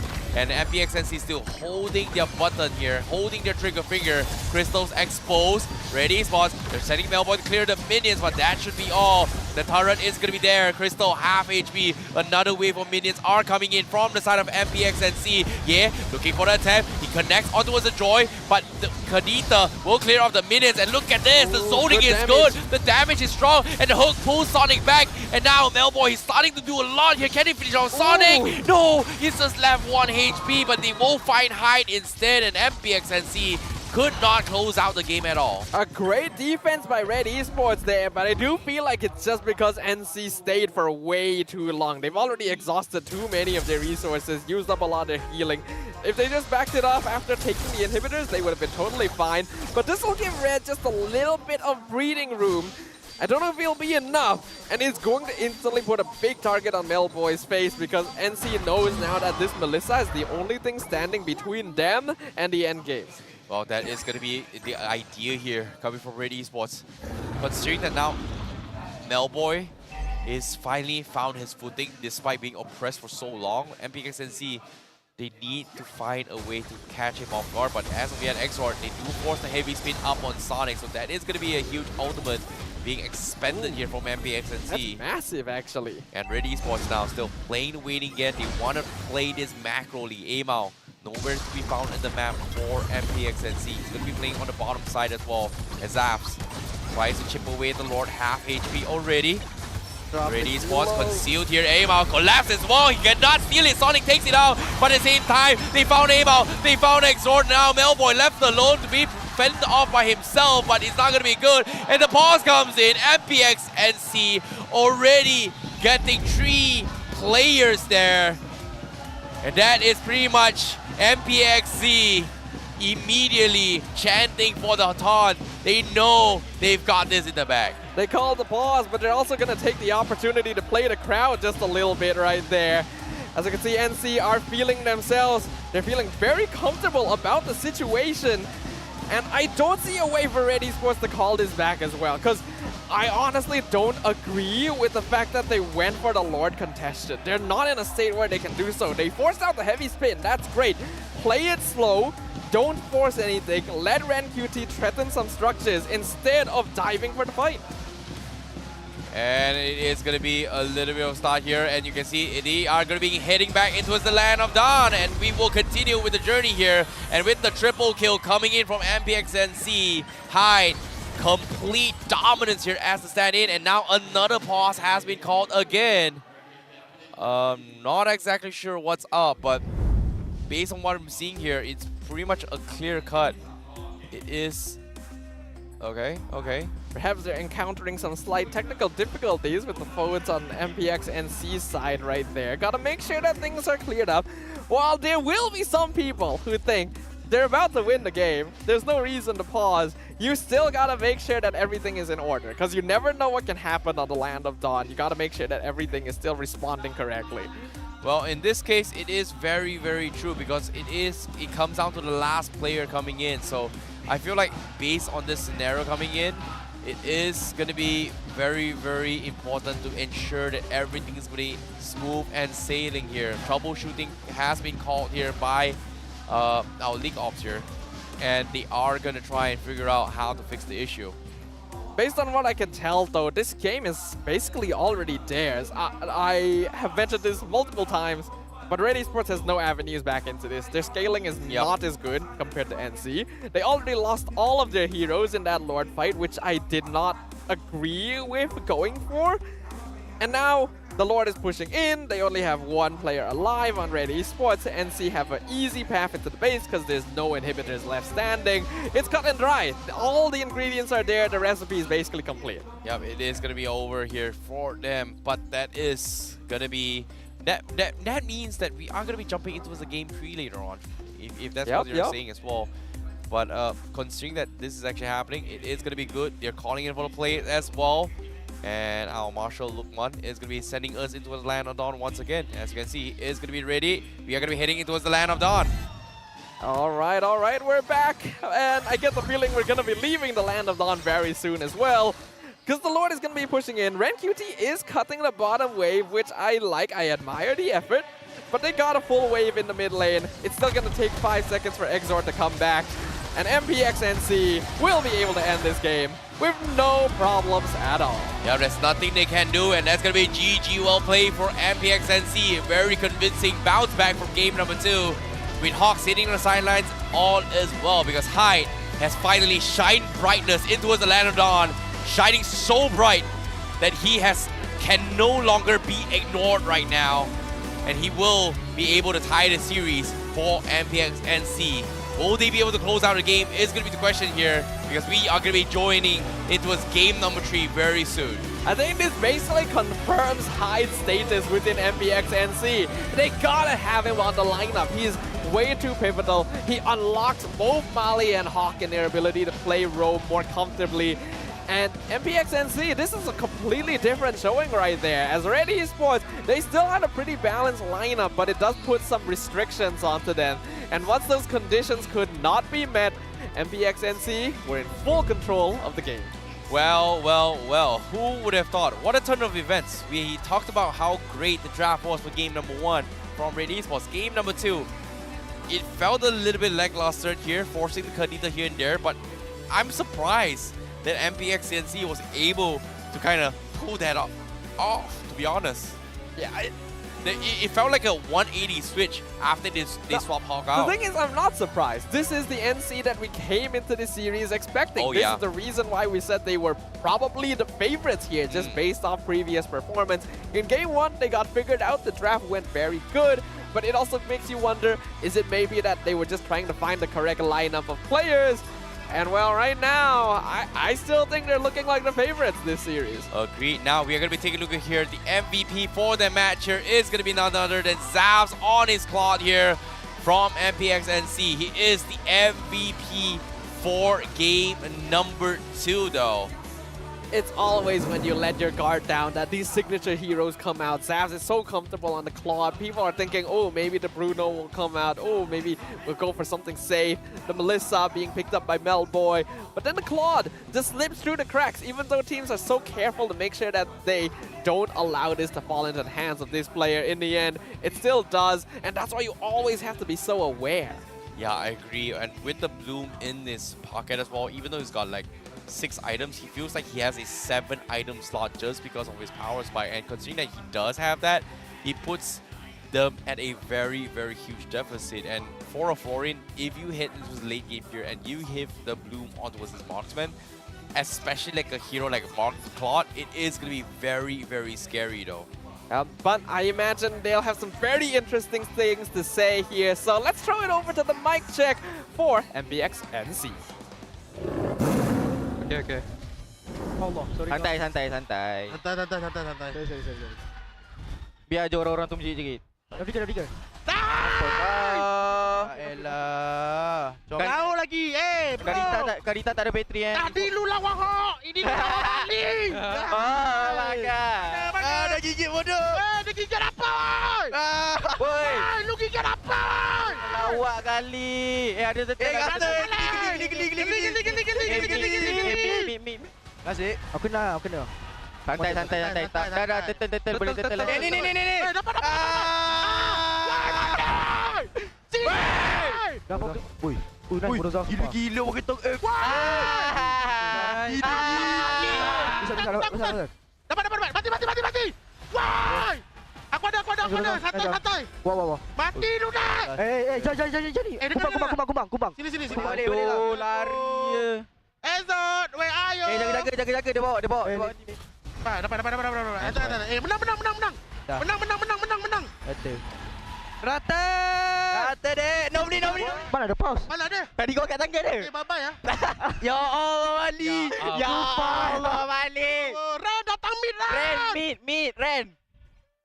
Aduh. Apa? Nice. Nice, guys.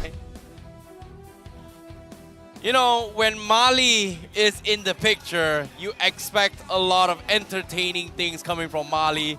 And he did mention as well, Game 1, you're playing against Hawks. This time, he's playing against Mali, and I love it. What a great personality coming in from MPXNC. But at the same time, a win is still a win. Game 2, a very, very strong performance coming from them. And what a difference as well with Mali on the Florin compared to Hawk on the Florin. I'm definitely not discrediting Hawk here. The lineup for MPXNC is so much more suited for a Florin in this game that becomes such a pain to have to break through, right? The Akai and the Edith are already hard enough to take down by themselves. Now they become bulkier. Then Exort basically cannot play the game at all because Rough Waves comes out. Aha, here comes the Bloom instantly. They're saved from danger no matter where they are on the map.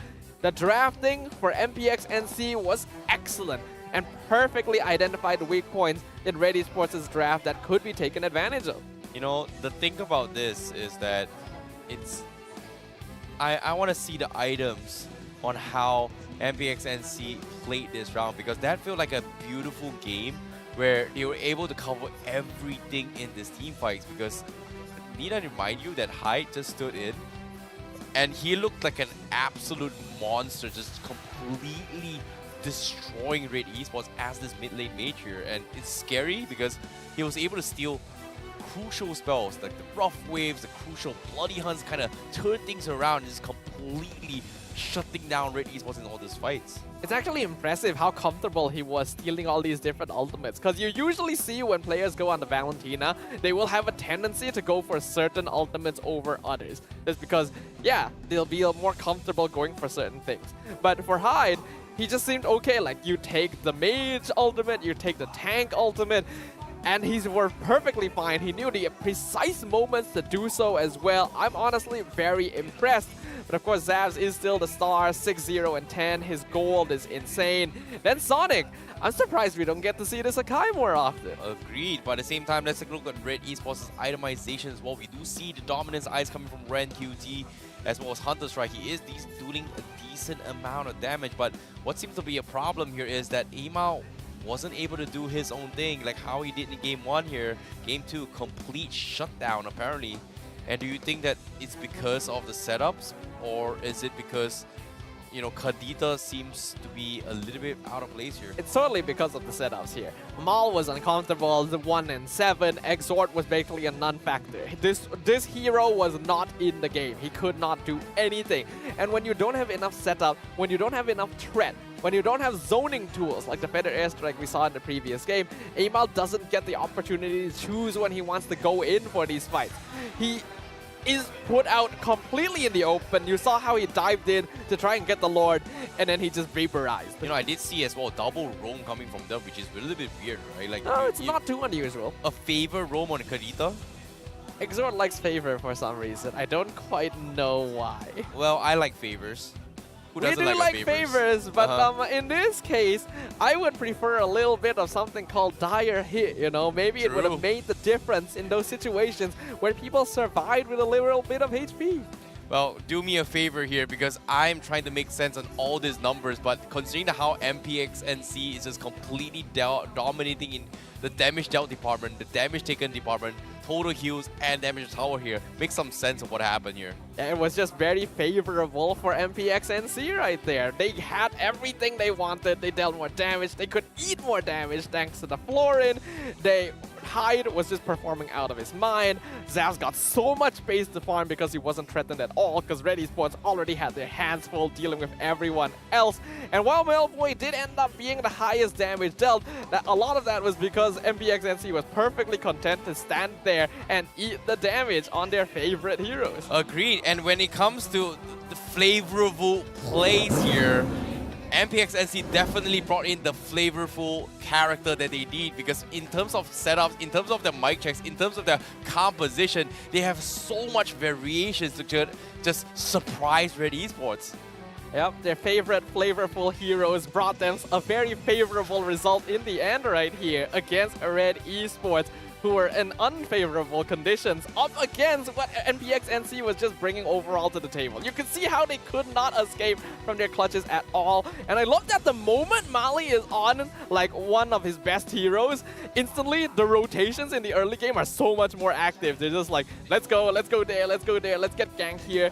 And Red Esports were not prepared. Agreed. And every single time they go in for their favorite target, and that is pretty much Melboy here, if they get the right catch coming in from Sonic, literally Red Esports just get completely destroyed. And they know for a fact that Melboy is pretty much their only win condition to actually win this fight. And Sonic is just so good at finding their favorite targets. And see, look at this, Yetri again finding Melboy again.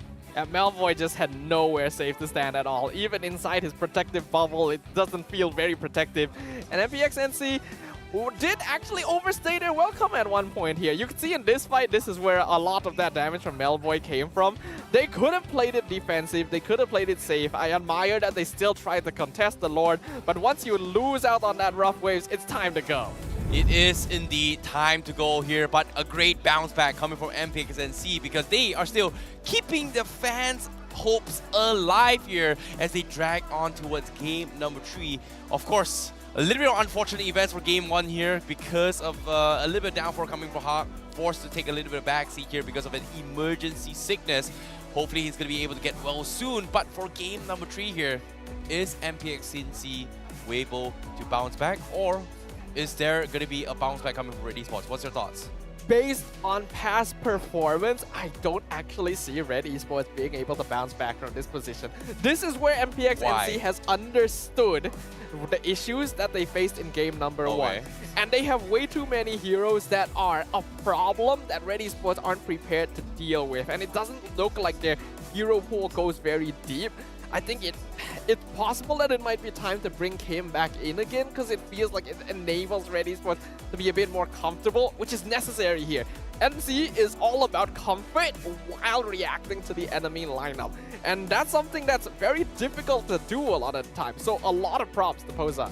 Okay. I want to see how things go as well. But considering that they were in the bottom for a longest time, eventually you learn a thing of two, right?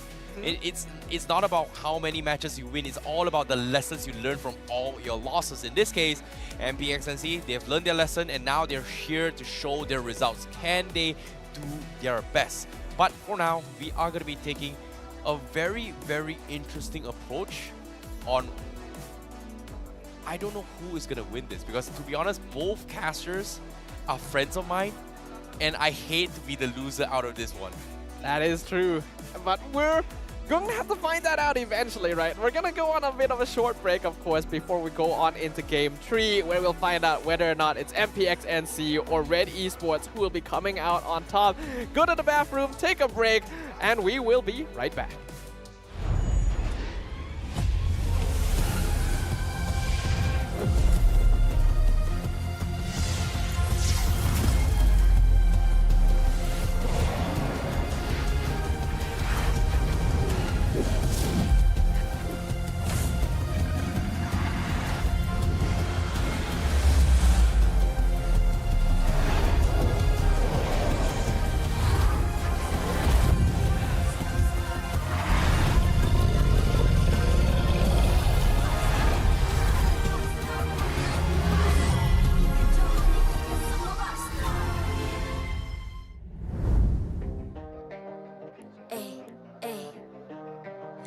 I'm a rock star.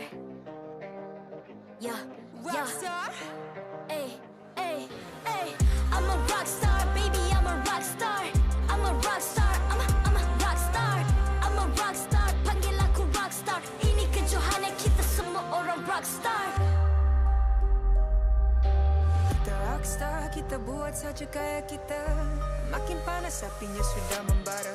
Macam mana pun kau menempuh segala. Demi negara kau buat semua bangga. Step into my world, you know I'm always in my zone. You know I got my team, no I'm never alone. Bring out my best, buat yang terbaik. Jadi juara perlahan kita naik. Get on my way, aku nak push. Naik jadi lebih bagus. Jadi hero, ku ada skill. Berapa banyak musuh aku dah kill. Ramai cuba mencabar, cause they envy me. Tiap game aku pasti jadi MVP. Easy. I'm a rock star, baby, I'm a rock star. I'm a rock star, I'm a rock star. I'm a rock star.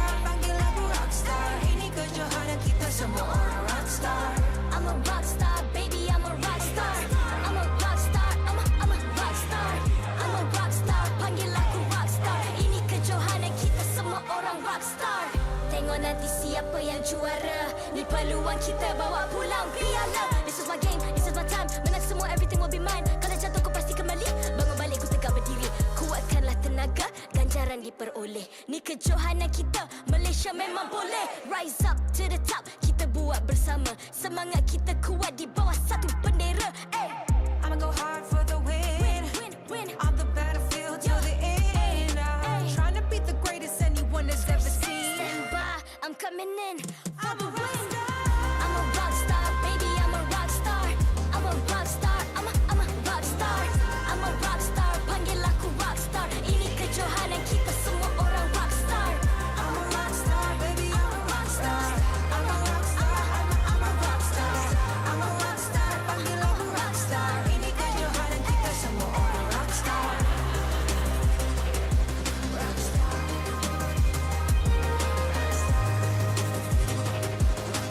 Ini kejohanan kita semua orang rock star. I'm a rock star, baby, I'm a rock star. I'm a rock star, I'm a rock star. I'm a rock star, panggil aku rock star. Ini kejohanan kita semua orang rock star.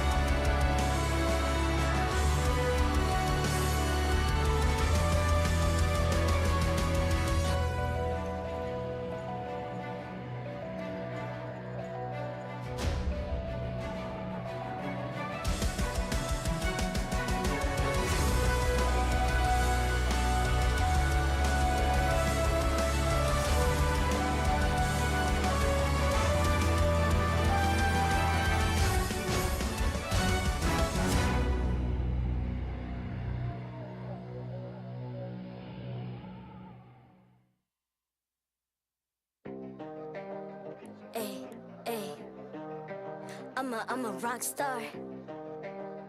Yeah, Rock star. Ay. I'm a rock star, baby, I'm a rock star. I'm a rock star, I'm a rock star. I'm a rock star, panggil aku rock star. Ini kejohanan kita semua orang rock star. Kita rockstar, kita buat saja gaya kita. Makin panas apinya sudah membara. Macam mana pun kau menempuh segala. Demi negara kau buat semua bangga. Step into my world, you know I'm always in my zone. You know I got my team, no I'm never alone. Bring out my best, buat yang terbaik. Jadi juara.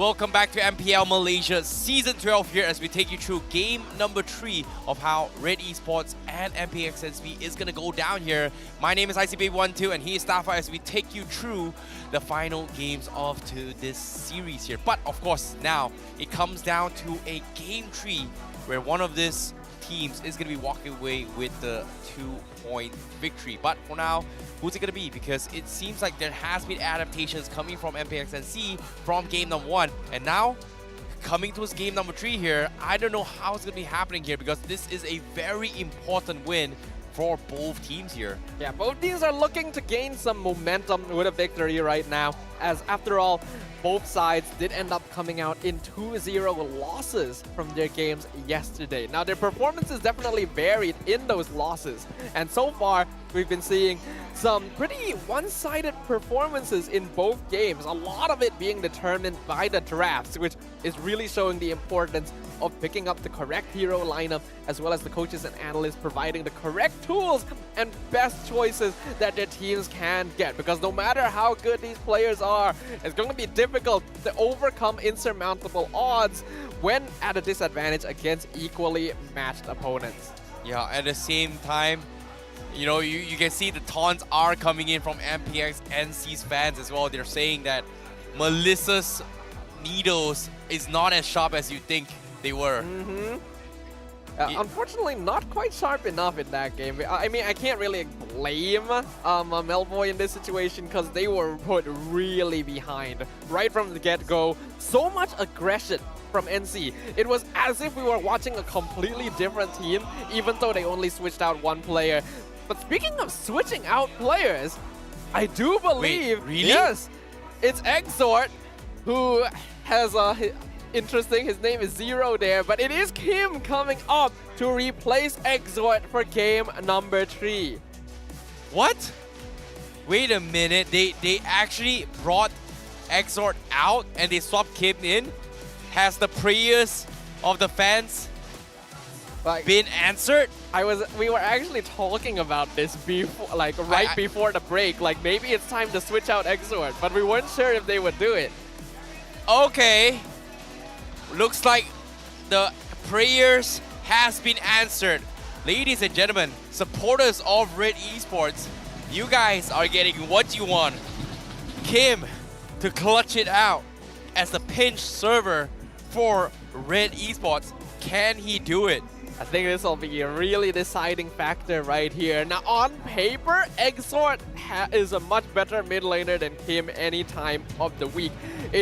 He's got so many more accolades. His achievements were already displayed up on screen earlier as compared to Kim, who only has like 1 season of MPL under his belt. And yet, in this precise situation, it feels like Kim is what Red Esports needs. Now, let's give you guys a little bit of a recap here on why we have been raving on towards Kim here. Was because during Season 11's run for Red Esports, they had one of the slowest starts in trying to make it towards the qualifiers and the playoffs during the regular season, and they had a very, very late transfer window with Kim playing only 2 games. And when his debut came in, he was one of the powerhouse potential rookies that could have been one of the best rookies of the season. However, due to the fact that he was a little bit late, he did not even qualify for the rookie, nor did he get his appreciation. But nevertheless here, when he was playing there, Red Esports was a powerhouse that every single team feared during Season 11.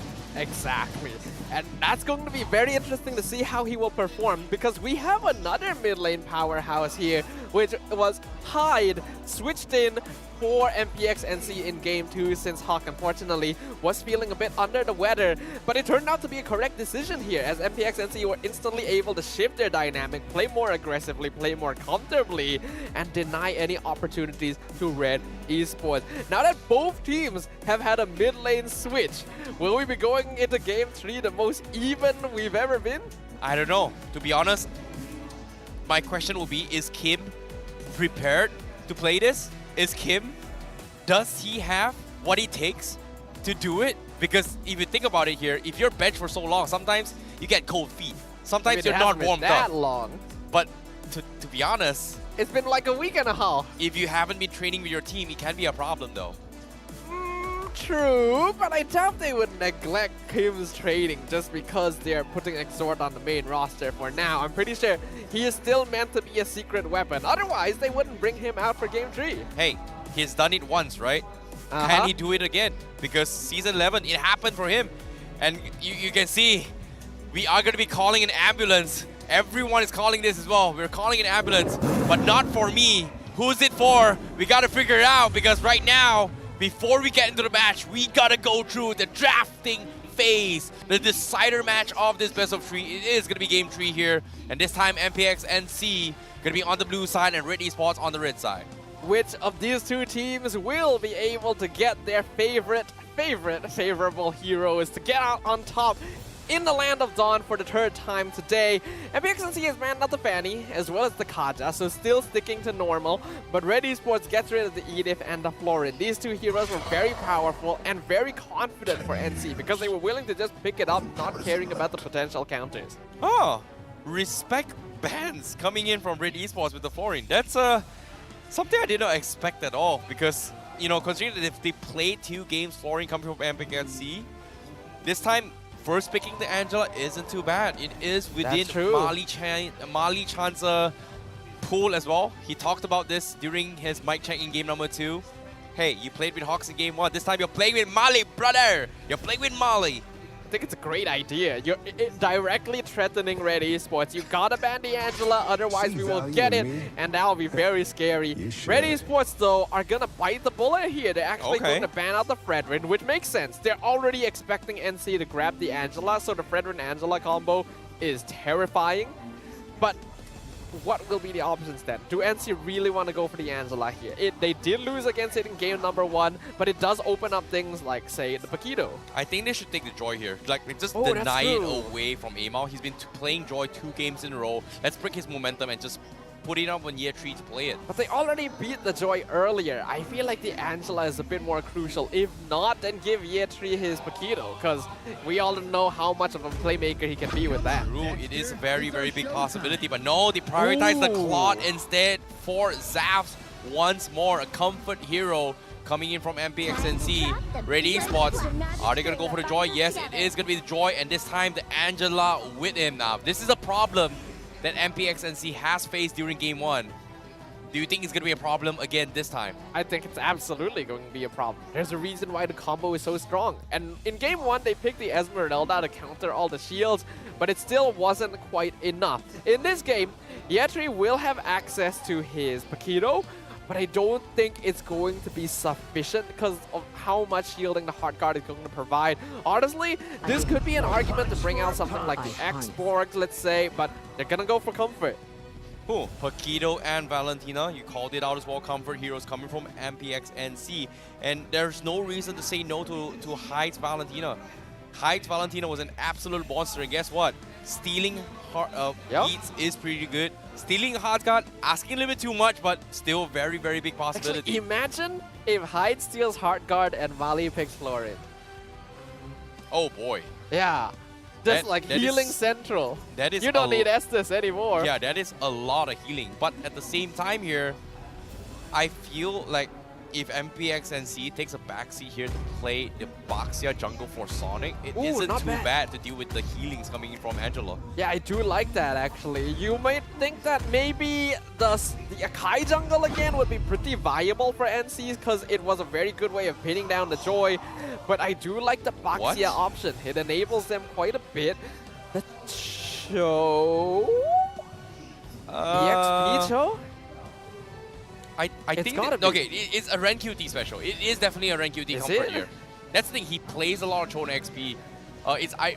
He has played it in the past, but that's been so long ago. Let's give you guys a little bit of a recap here. When in the past, right? Heroes that he's played in XP very comfortably: Paquito, Benedetta, Yu Zhong, Cho. These are the 4 heroes that he usually plays a lot, and Esmeralda. That is true.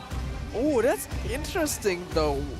Why? I guess it's to counter the Claude, right? They want to be able to kick in with the Way of the Dragon. It makes sense. To be honest, technically it's still okay, considering that you can put this Angela as a mid lane mage, Cho tank, and then still have okay, that's fair. That's not impossible. The Joy kind of in jungle and XP, they still have a decent amount of magical damage. That means that Red Esports does have some flex options here, which I think are very necessary. I think the Cho is not bad to counteract the Claude, because he jumps in, you get the Way of the Dragon, instantly things become very dicey for Xavvsz, so it's going to delay the way that he wants to engage, though it does also give the ultimate a way to hide. We've seen a couple of Valentinas steal the Way of the Dragon, use it quite effectively. I wonder if Hyde will be one of them. Yep, At the same time, Jeet Kune Do is also a way to deal with the Blazing Duet as well. So a very well-timed third hit is going to be able to knock up and cancel off the Blazing Duet. So this is going to force Xavvsz in a situation where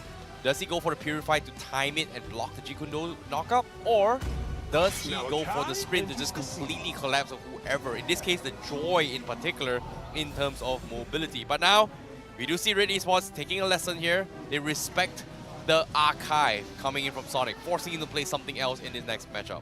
And did see Zoraveki in the crowd right there. His team gonna be going up on stage after this matchup. But with the Akai being banned out, the Baxia jungle definitely looking a lot more viable for MPNC. I do wonder if it'll be enough though, because in comparison, Baxia doesn't offer a lot of good CC like the heavy spin. He'll ban out the Leslie, still worried about that potentially being matched up against the Claude. So now Red Esports will have the option for themselves. I think going for the Bruno here is not too bad actually, because Melissa previously it didn't quite work out. Then let's see how things are going to be happening here. But with the Leslie being banned, it feels like, I don't know, like forcing the Melissa again out from Melboy isn't the greatest here. If you think about how Red Esports always tend to have Claude being played by Melboy here throughout the entire season 11. Let's bring out the Bruno again. I think it's fine. Oh, you called it. Bruno or Bru, yes. But in this matchup, both players, both teams has played Bruno, but Xavvsz didn't exactly win with it yet. No, I think for this matchup, sorry. Didn't Xavvsz win game 1 with the Bruno? No. Wait, no, sorry, he my lost. bad. Yeah, He won game 2 with the Claude. My Yeah. bad, my bad. Now I'm missing together memories here, It's and I'm okay. missing together words as well. Where's my tongue going? It's okay, don't worry about it. We know it has been a very, very exciting game here. I know there's a lot of element of surprise coming in this matchup, but nevertheless, final 2 picks here. What do they need? A jungler as well as a roamer. Yes. Coming from MPNC. Unless this is Paquito jungle, but we've never seen that from Sonic before. So it feels unlikely. Mali-chan Estes, are we gonna see it? No, if it's anything... No Let's way. go! No way. Let's go! No I see way. baby, the prophet, predicting the future. I thought it would be Baxia and Florin. Estes, baby. No Let's go! way. Okay. We got the That's ultimate why they call me Ube. Sifu, bro. Sifu, I see baby. Oh, Estes and Baxia. I love it. I love it. I love it. Oh my, that is a really difficult team comp to try and work through here. Makes a lot of sense. Means that NC is mainly going to be fighting together, but they do have the Paquito, the split push, which is totally fine. We got the Eve, last pick for Red Esports, so that confirms it is an EXP lane show. This is interesting. There's gonna be so much healing on NC.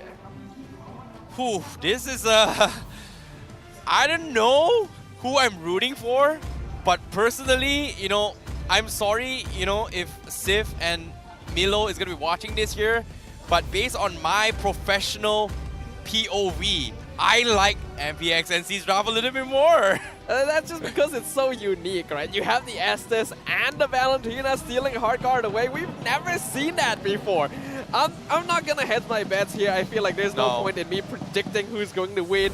I'm just going to be a witness, and I am very excited to watch this match. We got the ultimate Ube versus a very mobile Red Esports comp. Yep, agreed. My reasoning, very, very simple here because they call me Sifu. I predicted this very, very long ago. I want to see this work. If or not, it's going to embarrass me. But before we go into the game, we must take a little bit of breather to figure out whether or not it was that the right move. Because I felt like, you know I may be a great prophet here. Sometimes my ideas can be so wild to a point that it's so bad. And I always get shut down every single time by you guys. Now, since we're going for a pause here, we can definitely talk a little bit about what this Estes brings to the table and why the hero isn't seen anymore, even though he was such a terror in the previous meta. Now, when you go for Ube nowadays, everyone likes to pick the Angela, everyone likes to pick the Florin because they have global presence. It doesn't matter where you are on the map, you're going to be able to provide some healing to whoever needs it. Whereas Estes, you actually need to be near him. And that forces very grouped up team fights. It forces you into a very specific style of play, which makes it predictable. In exchange for that, his healing is completely bonkers.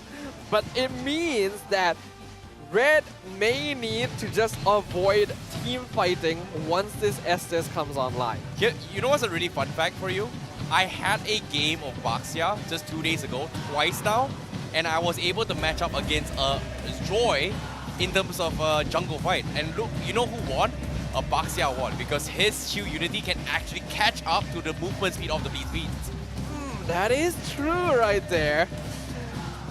It will require a little bit of maneuvering though. I feel like Sonic usually takes a bit more of a back seat here, and Amal does seem pretty comfortable on the Joy. But luckily we are able to resolve these pauses very quickly and jump right back into the action. Ladies and gentlemen, here, welcome to the Land of Dawn. This decider match of MPNC versus Red Esports. Winner takes another point. Winner takes all. We are heading to Land of Dawn here, and right from the get-go, we do see Mali-chan in the mid lane.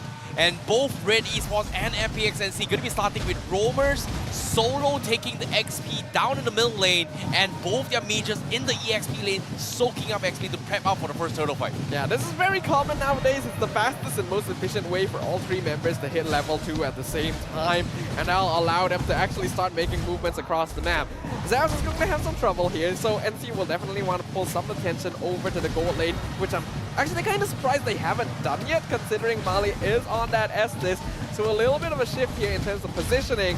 What I'm really curious about though is the Cho EXP lane. We have not seen this in ages, and compared to the Paquito, which is much more in meta, I'm worried Red QT won't be able to keep up lane prio. That's why they call me Sifu IC Baby. Predicted the Cho with the XP as well. Let's go. Anyways, enough of me. We're going into the game here.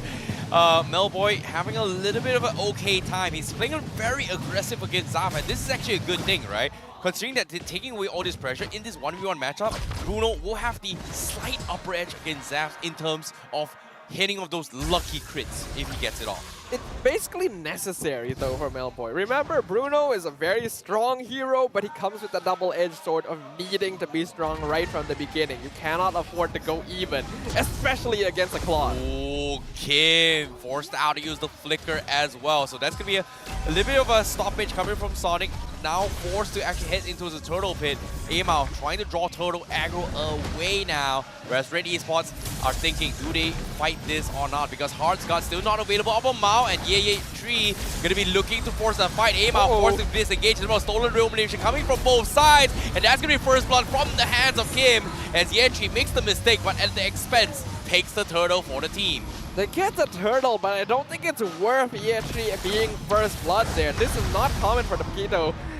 Oh, he did steal that. Sonic took the orange buff. Oh my goodness, he actually did. And now here comes the kick from Red QT. They do have the sustains here. Mali-chan has the heals to keep Sonic alive, and this is why Baxia is such a strong jungle. Amal, a little bit of trouble as well. Melboy gets a nice solo kill down bottom against Xavvsz.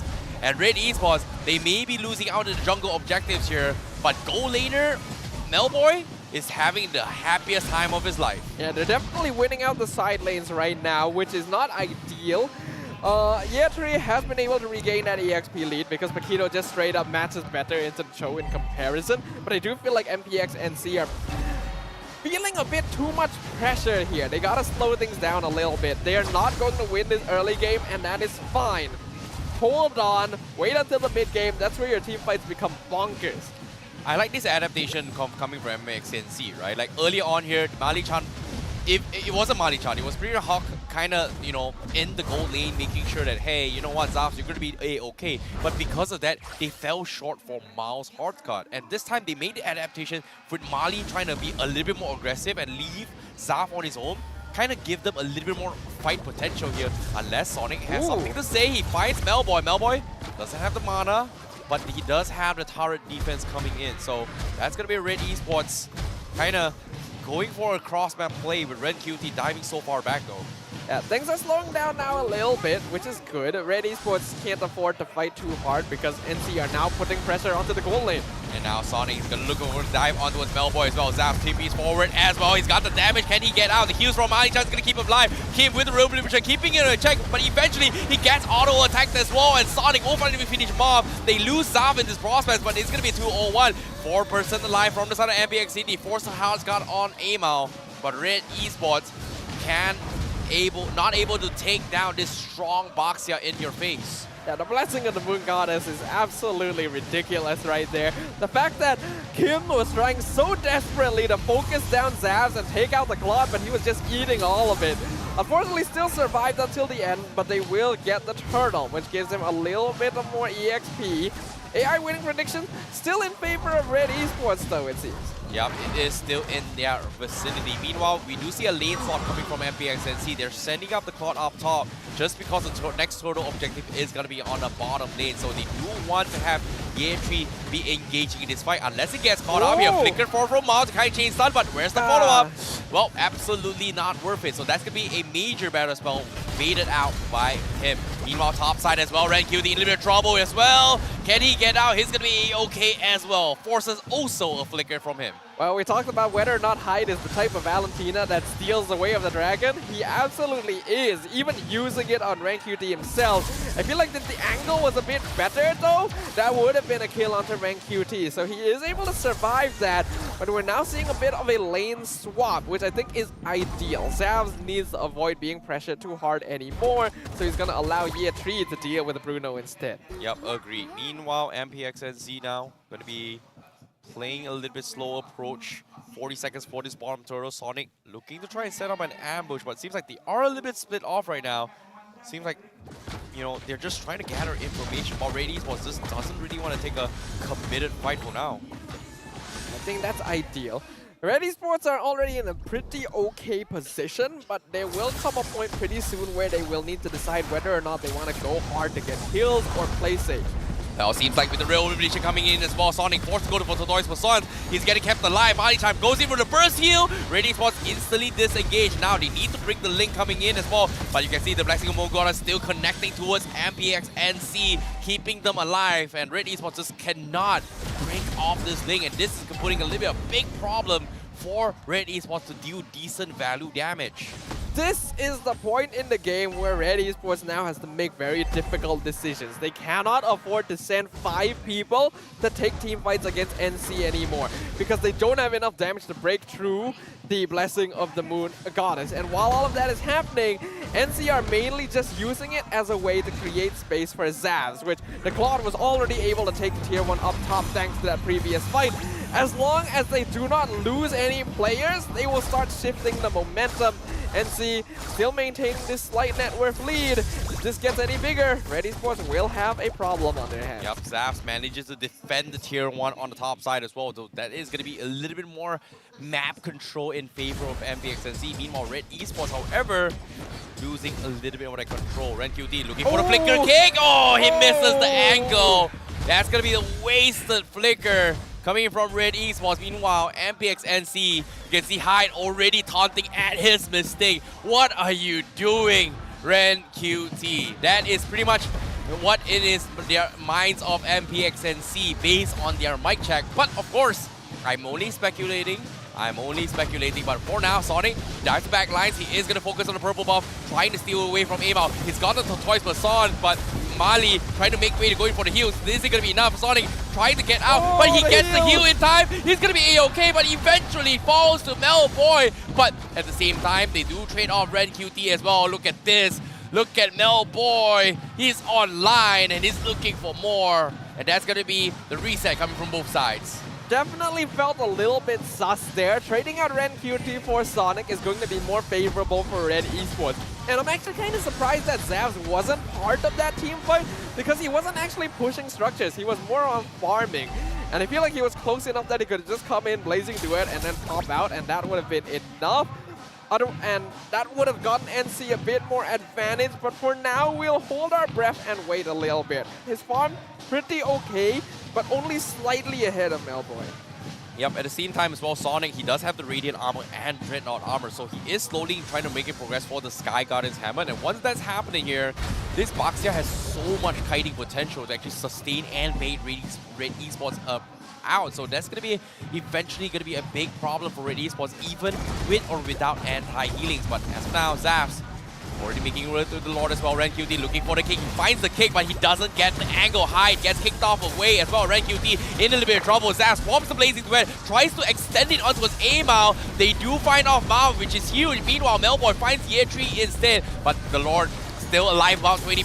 MPXNC, they're trying to isolate the fight, but Hyde with the kick, he finds Melboy across the boulder, kicks him away, takes him out, and secures the Lord for MPXNC. What a play by Hyde. Meanwhile, Amal desperately holding on, securing his purple buff, but MPXNC will be the victors in this battle. That feels bad for Red Esports there, and this pause feels bad for all of us as well after such an intense play right there. At first, it didn't seem like a very worthy trade because we saw Yetri dive in real deep. He gets Maul, but he loses his life, and that's a very important hero they need for taking these big team fights. But Hyde, the way of the dragon, he steals it, flickers in, gets the kick, which is something that Ren QT failed to do to start the fight. This new player tutoring our veterans a little bit. Well, he definitely gave a little bit of a tutorial section here because that was such a beautiful play coming in from Hyde. A disappointing start in Game 1, Game 3, Game 2.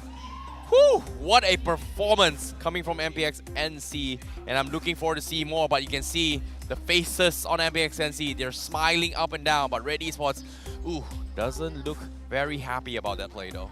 I would imagine no, because right now, I've already mentioned, Red Esports has difficult decisions to make.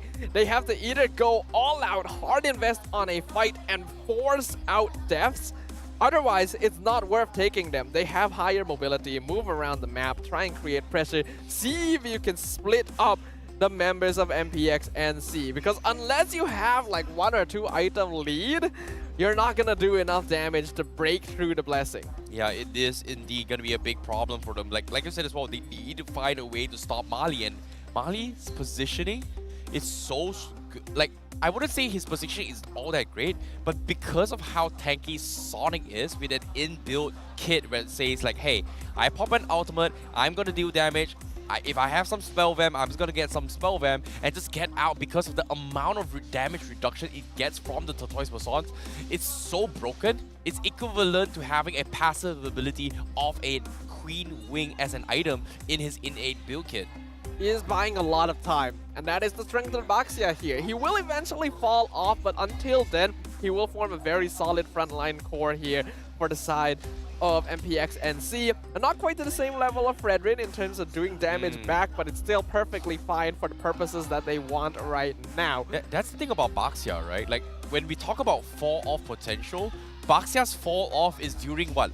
When everyone is max item, and to reach to that stage is normally very difficult to do so. So it feels like it is very, very difficult to do so. But for now, with this play here, with this opening and the first Lord in their hands here, MPXNC in prime position to close out the series. Yeah, looking pretty good right now, but I wouldn't say that Red Esports has no chances either, because I think Melboy has actually been able to farm pretty alright. His farm is pretty equal with the Claude, which is not ideal for him, but means that he is able to do enough damage. They just gotta buy that space. Again, this comes down to playing the map. You gotta have macro when you're dealing against an Ube comp. You gotta be able to split them up. You gotta be able to cause pressure. And I think Red Esports, their draft this game, does actually have the tools to do so. They just need to be smart about using it. The problem is that when QT is on that show, he typically would be able to help split push on top of Amal, but his job is kind of on pickoff, which isn't going to work unless whoever they find was already alone in the first place. Yeah, it is going to be very, very difficult here, especially finding Mali, who's going to be the key winning factor from the side of MPXNC. But even if you're worried about that, even if you get the isolation here, Xavvsz is going to be able to find the opportunity to completely collapse you with free values on those blazing duets. So there is just so much thought process that has been to be going through into its MPX Red Esports' composition. But again, Ube strategy means that they are strong together.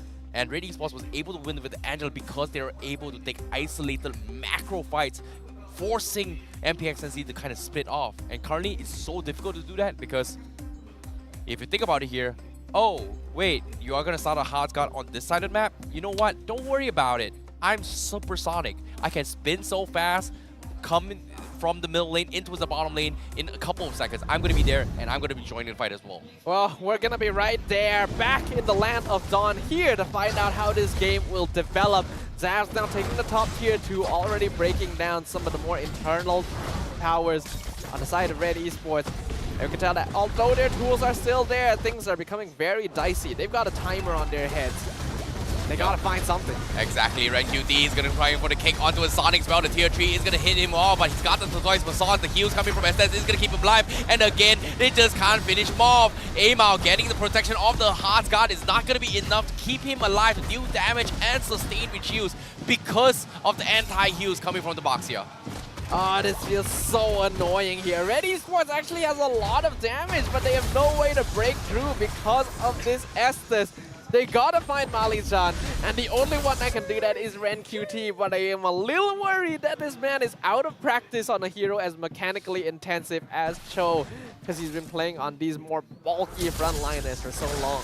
Bro, it might be that situation, but for now, Red Esports, they're going to be grouping up as 5. Hopefully, they will find an opportunity to cut the back lines here, because Ren QT setting up for an off angle, maybe looking for a pickup onto his year 3. And that's going to be very important. Meanwhile, MPNC, they do scout this out as well. Sonic is going to be stalking his prey here. He does have the information. He's thinking about interjecting. But at the same time, teammates are nowhere to be found. So look at the amount of space Sonic himself is able to open up because of how lackluster in terms of damage Red Esports has. I really like the way that he is moving too. It looks like he's very comfortable, very used to using that shield unity because he always gets ever so close, and it seems even to the trained eye that he wants to collide, but it turns out at the last minute while maintaining an angle where he can repeat the process. Yeah, that's going to be a little big problem here, but based on the AI winning prediction, you can see 67% in the hands of MPXNC. That means prime time is go time, especially when the Ube Estes is going to be level 12 as compared to the Angela from Mao, who's only level 10. Well, things are very rough right now. Angela alone is not going to be enough because that usually allows you to outlast your opponent. But what do you do when the entire team is getting more healing than the Heart Guard can provide? Yep, Ren QT looking for the king. He finds up! That is huge! He's going to be first of all. Where's the damage here? Because Sonic is going to be the next one to get caught out as well. If you questioned Ren QT. I questioned him. And now he proves you wrong. First mistake by MPXNC. No response at all by MPXNC as well. Man, Ren QT heard me on the desk right there. He was like, who did you say wasn't used to Cho again? Finding the Claude in that situation was massive. Red Esports in one play have changed the entire dynamic of how the game is going. The net worth difference has completely evened out. We can see that they're looking pretty good in terms of itemization. Xavvsz had the Wind of Nature, but it wasn't enough because Kim is there, Amal is there doing the necessary damage. They've already picked up a good number of items as well, so the damage potential is on point. That is huge coming from Ren QT here, because if Ren QT didn't find that play, things would have went completely south for Red Esports. But still, nevertheless, here is not over yet because MPNC, they are going to be clumped up by the real world manipulation here. Sonic dropping a little bit too low. Red QT isolates the fight. The link is there, but it is going to get bursted down because Melboy hits his timing. He's got the damage as the Bruno now. And Red Esports will be in the driver's seat this time, and they are looking to close out this game. Sonic 25 seconds on the sidelines, and we are getting that stage where Baxia no longer is as tanky as it seems. Being able to get that pick off on Sonic guarantees Red Esports all of the external towers. They've now evened up the structure count with MPXNC, and it looks like they're looking for more.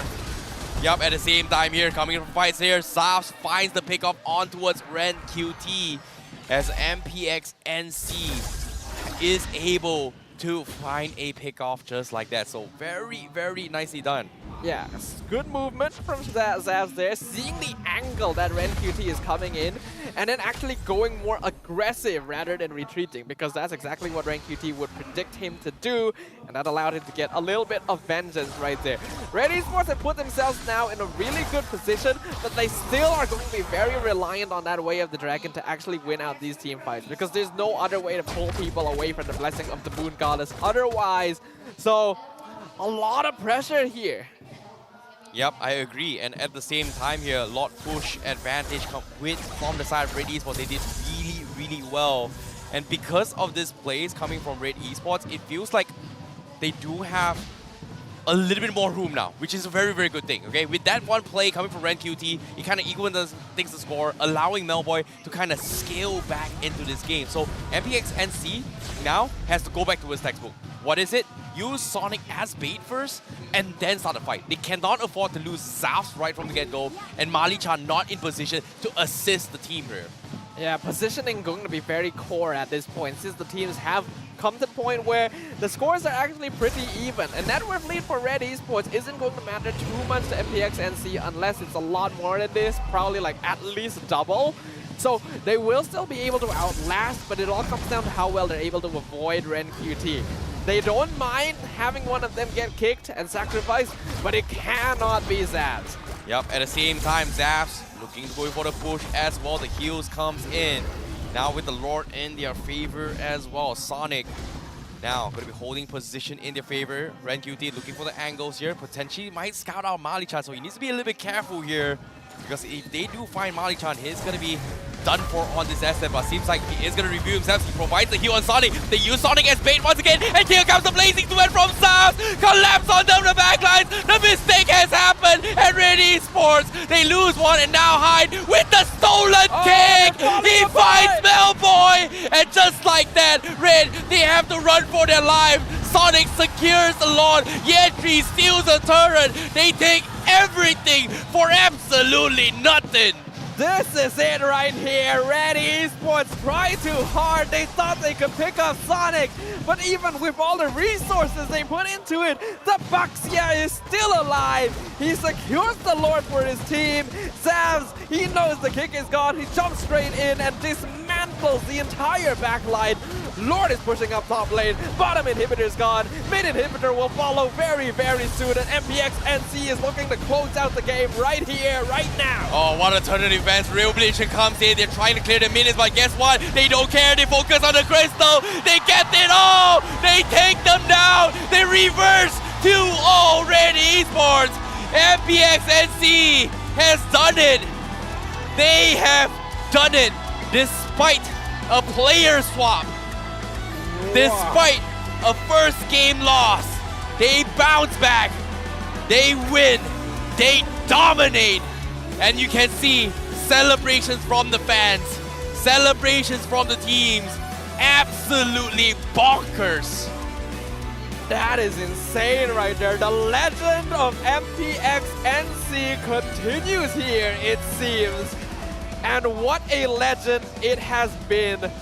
Being able to take down the momentum of Red Esports, who started off the series strong, but showing us that the newer players to the MPL have what it takes, and I'm so excited for the potential that this team is bringing, despite the fact that they shouldn't have the necessary resources to match up against these long-standing MPL organizations. They are proving everyone against the odds. What a catch. What a play from MPNC. You can see the celebrations in order, and I'm extremely excited to see here. I want to hear what they have to say in the interview, because we're throwing it over to Rose to have an interview with them right now. MPNC sekali lagi kejut semua orang dengan kemenangan lawan Red Esports 2-1. Wow. Hari ini banyak technical difficulties, but tu tak ada problem, tak ada masalah pun. Okay, kita start dengan Coach Pozan dulu. Alright, Coach. Tadi kita nampak daripada player cam, game kedua korang gantikan player kan sebab player demam. Alright, I nak tanya, kalau role lain pula yang demam, korang ada 6 man je dalam roster. So nak gantikan dengan siapa? Mali lah, Mali kan isi role. Wow, Mali isi roll. Alright. Tapi 2 minggu lagi kita punya final transfer window untuk musim ini akan buka. So, adakah MPNC ada macam rumor ke nak tease sikit ke pasal transfer window yang akan datang? Kalau kan ada lah. Tapi tengoklah. Okay, tapi dia cakap ada. Dia cakap ada. Ramai player sekarang yang available untuk transfer window. So, kita boleh stay tune untuk tu. Alright. Mali. Sebelum I announce MVP, I nak bagi semua orang hype sikit. Hype macam tadi game 2 bila you minta pause. Apa yang jadi sebenarnya? Oh tak, saya bye-bye kat orang. Sebab dah confirm menang kan? Saya bye-bye kat orang. Lepas tu jadi pause. Jadi pause. Yang pause kedua tu? Tu betul-betul lag ah. Oh, tu betul-betul lag. Alright, faham. Okay, jap. Sebelum I announce MVP, Mali, in your opinion, siapa sepatutnya jadi MVP untuk match ni? Tetap Xavvsz.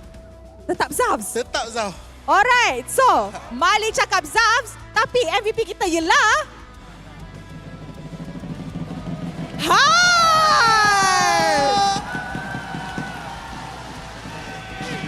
Wow, kita punya rookie player daripada MPNC ialah MVP of the match.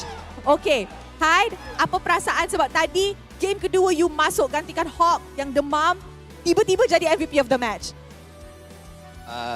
Saya rasa biasa je sebab dah ready lah nak ganti dia. Oh, dah ready nak ganti dia.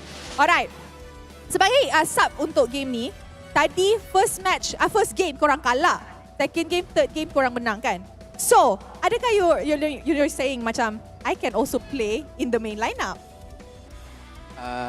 Tak ada lah. Oh, tak ada. Everyone deserve. Oh, everyone deserves. Mantap, ni yang kita suka. Alright. Terima kasih. Okay, last question. I nak tanya Sonic ah. Last time I tak tanya Sonic kan? Alright. So, next match korang akan lawan Lunatix tak silap. Lunatix kan? Lunatix minggu ni baru dapat 3 mata penuh, 2 match. Ready ke tak lawan Lunatix? Confirm ready lah. So nak cakap satu je lah kalau kau boleh kat Lunatix ni. Jangan kalah dengan player lokal. Wow, alright. I think we shall leave it at that. Players hype, players pedas, players spicy, and most importantly, dorang bagi kita gameplay yang sangat-sangat seru. So with that, I think kita boleh throw it to the casters untuk mendapat tahu apa yang menjadi dalam 2 berbalas 1 game ni. Casters, silakan. We have Sonic making a statement, but it's Hyde that's making a splash right here. Right after coming in, subbing for HAQ, who was feeling under the weather. MPNC are able to claim 2 successive victories, and he showed us his true capabilities by playing Valentina twice, but stealing all manner of ultimates, showing that perhaps there's more to this young man than meets the eye. Yeah, I like how he's also opted to switch up his play styles when it comes to itemization as well. You know, playing on depending on the situation, he switches it up between, you know, having a little bit more CC reduction or cooldowns, and which makes it a little bit interesting because he's stolen some major ultimates here to actually turn the tides in his favor. And multiple times it was either the Way of the Dragon, either the Bloody Hunt, and everything was just within his control to completely abuse Red Esports' strengths. It's good adjustment of the itemization as well, because in game 2, NC definitely needed a little bit more damage because they had the Akai jungle, they need a little bit more DPS consistency, so going for that CD, and since he knows that he's probably not going to be threatened, he can go for the magic shoes. In game number 3 though, there's a lot more crowd control coming in for Red Esports, and his positioning is a little bit more dangerous since he's gonna try and steal the Way of the Dragon a lot, so having that CC reduction in the form of the top boots does make a lot of sense, and I do like these adjustments. You might think it's just the shoes, but those do make a difference. Yep, agreed. You know, cooldowns give you a little bit more CC potential, but of course, all things considered, you guys are looking forward here. I want to see what the mic check is going to be sounding like, especially when it comes to MPNC.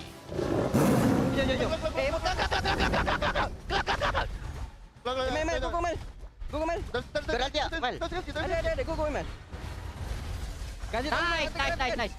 Bagi tu. Mana? Aku tak boleh masuk Dah. Boleh. Nice, bodoh korang. Bruno. Sabar. Santai lu. Diorang kat dalam tower tu ni. Santai. Korang sebenarnya boleh bantai. Orang dah all out kat aku orang ni. Ni. Dapat. Dapat. Nice. Woi. Mantap bodoh ide. Ide memang kau lah. Wah, aku rasa. Mau mi tak? Tengok ada. Dapat. Mantap. Mati kan? Nice. Aku ada. Kamu. Nice. Gelimi lot. Santai. Kuati. Balik. Nice. MML. Nice. Ada woi. Ada pegang lagi. Boleh. Boleh. Woi! Aku dah bacau. Mati kau Bang Romel. Woi, tak boleh balik woi. Weh, kalau. Boleh. Aku en. Aku ada. Turret. Nice. Wow!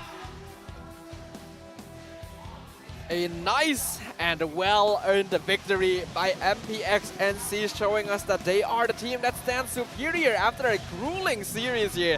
It feels like we've had some long games right now, but still some very clean performances. The Estes pick definitely threw off Red Esports here. Their comp was not prepared for that. Agreed, and on top of it all, Mali, ever since he's played the roam role, trying to bring back that Ube strategy, 2 games in a row, it does put him in a very, very comfortable position. But overall, this is the MPXNC that I'm extremely excited for after their match against SFG. But a well-deserved victory coming from them. But still, again, it is still going to be a long climb here, though. It definitely got a little bit close at certain points where we saw Melboy being able to get quite a number of kills, but then not being able to position himself once NC hit their power spike, once they got more comfortable. In this game, we actually saw the rare case of Year 3 on his signature Paquito not actually having a lot of fun, because he was actually playing more of a supportive role here, diving the back line, tanking a lot of damage to make sure that the objectives can be secured, and Xavvsz is safe. In his place though, Hyde got his chance to shine, diving the backline, stealing away the dragon, stealing electrifying beats, executing people, chasing them down. This Valentina was a terror. Agreed, and now triple tenacity coming in alongside with agilities does give them a little bit of upper edge here to try and sustain the lane. So I'm extremely excited to see how far can he go. Will he be played even more in the near future is going to be another question as well, because Mali, he definitely stepped it up alongside here. And I feel like, this rookie, this sub, definitely deserves his moment to shine, and he definitely shined really bright there. And the itemization is actually even a little bit greedy from NC. You could see that the only Radiant armor is on Sonic against Joy, Eve, and Angela. You would think that is a core item, but they got so ahead at that point, and they know that Sonic is going to be the one eating most of these spells anyway. They just put it on him, make sure that Mali is always there to heal him back up when necessary, and that's actually enough, because Red Esports otherwise don't have enough cooldowns to prolong the fight. Agreed, but as of yet here, let's talk about anti-healing items here, because as of yet, Red QT is pretty much the only one with Dominance Ice, which brings to be a very, very big problem. I mean, they do have Necklace on Angela and Sea Halberd on Bruno. Well, even with that, right? Like the Sea Halberd wasn't like the early game engagement item coming from Melboy, but for Mao to actually got it early, it helps because it kind of just slow down some of this healing, but eventually it felt like it wasn't enough, because if you go for this kind of supportive items, you are going to be losing out a lot of early value damage to actually burst them down. And this is also another problem that I think Red Esports face, because if you think about tankingness, who is actually tanking most of the time in the front lines? Yeah, you would think it's Rank QT because he's the only one building bulky, but his job isn't to be the mainline tank. It's to jump in, get a kick back into his team. And once that happens, the front line is no longer there for Red Esports.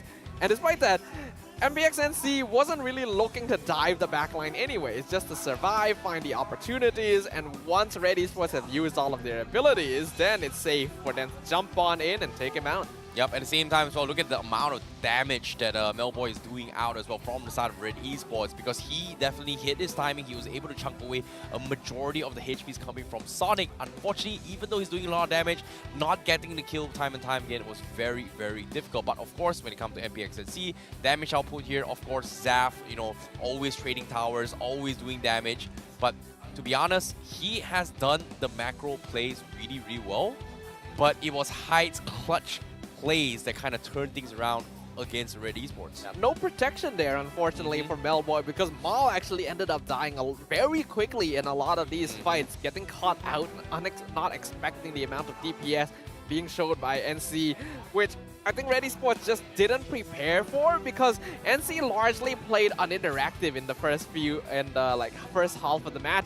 Didn't take fights, didn't try to force kills, and Red Esports maybe got a bit of a false sense of security, thinking, hey, we'll be able to survive some damage, let's be a little bit more greedy on our cooldown so that we can maybe outlast them, but that bit them in the butt, because once NC did get their items, suddenly Red Esports couldn't adjust quick enough. Yeah, it was very, very difficult indeed, but at the same time here, you know, this drafts here coming from MPXNC really, really outplayed here, but in case you guys are wondering how that match actually swung by, I want to take a look at the goal graphs that kind of affected the entire tempo of the gameplay here. Yeah, things were actually a little bit back and forth at first. You could see that the first 4 minutes were very even, because NC doesn't want to play particularly aggressive. They don't have the tools to do that. They just want to wait, scale up a little bit. Red Esports, this is the timing where they needed to be a little bit more aggro, especially around Melboy's lane, which he did, but wasn't able to translate into anything, because from that point onwards, the farming on NC really accelerated, and they were able to start taking team fights. You can see that they're going for towers, they're fighting turtles, they take the Lord, and that just increases their net worth ever so slowly. But then Red Esports makes a big play. They're actually able to counteract them. They're able to pick off Xavvsz, and that allows them to get that gold swing, thereby turning things in their favor once again.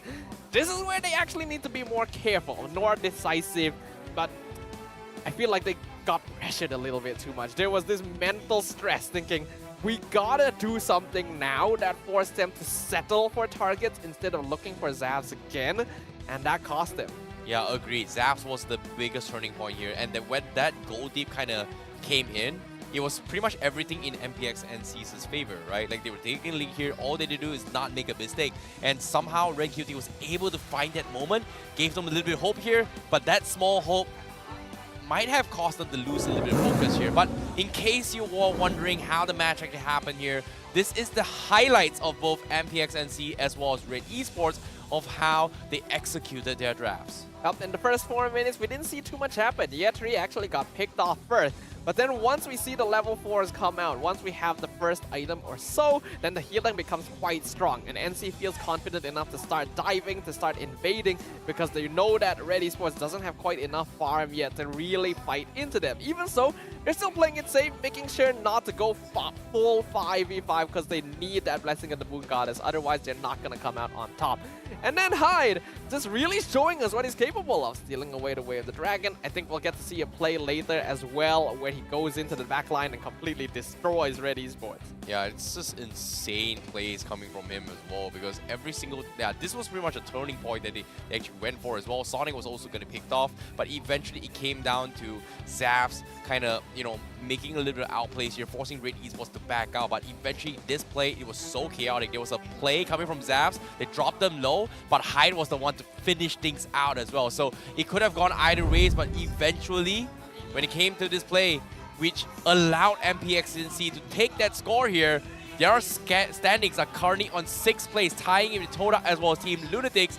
Meanwhile, Red Esports will still be on 9th place. Things are pretty volatile around that center of the board right now, as a lot of teams are very close in terms of score. And Red Esports, this is a position they are not used to. They've been in the MPL for many, many seasons, and yet have never fallen as low as to be at threat of relegation halfway through the season. Something needs to change, and it needs to happen fast.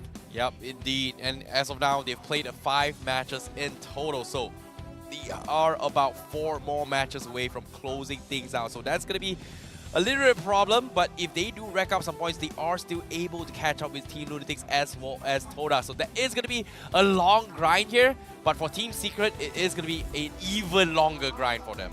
As we're now approaching the end of the halfway point of the season, it's starting to become more clear how the standings are performing, which teams have prepared better to deal with their opponents in a very competitive season of MPL MY as well, with more import players, more import coaches, more interesting strategies. Among all of that, I'm really glad that NC sticks to their guns and plays a comp that they're comfortable with. But that's not the last series of the day. Wow, we have more? Yeah. That felt like a really, really long day. Yeah. We're gonna have a bit of a confusing matchup next because it's RSG versus SRG. What? Dude, wait. Hold up. The final match of week 3 is gonna be a strong match with the top contender against the King of Taunts, looking to prove their grounds that they are here to represent Malaysia. Yeah. RSG versus SRG. And yes, I kind of get a confusion there. But at the same time, I'm extremely hyped up for that match. I think a lot of us are. It definitely is the highlight match of the day here. Like you mentioned, SRG right now still top of the charts, tied with SMG, undefeated, looking to keep that streak.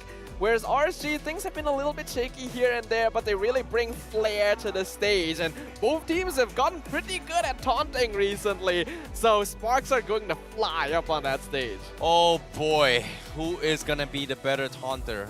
You know, because when we talk about King of Taunts here, we know it's going to be Repo, but of course, when it comes to Go Jazz, guess what? He's also stepping up. So may the best taunt win, because that is going to be the upcoming match right here, right now, because we are going to be taking a very, very short break very, very soon here. To be honest, in terms of predictions and taunts, what kind of taunts would you like? Oh, I don't even know. Like, I'm not good at taunting. I'll leave that to the players. I'm just excited to watch. But we're going to watch that match right after this. We'll go on a short break. Make sure you guys join us in just a few moments.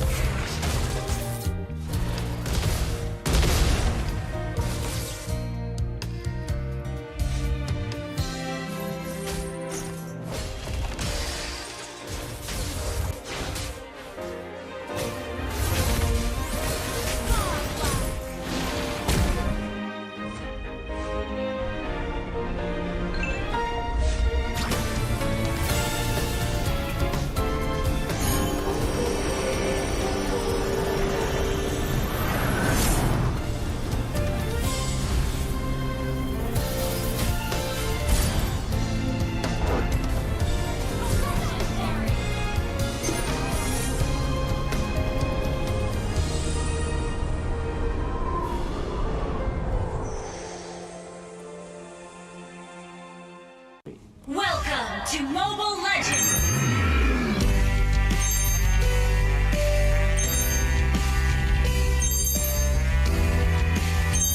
Ini Malaysia lah.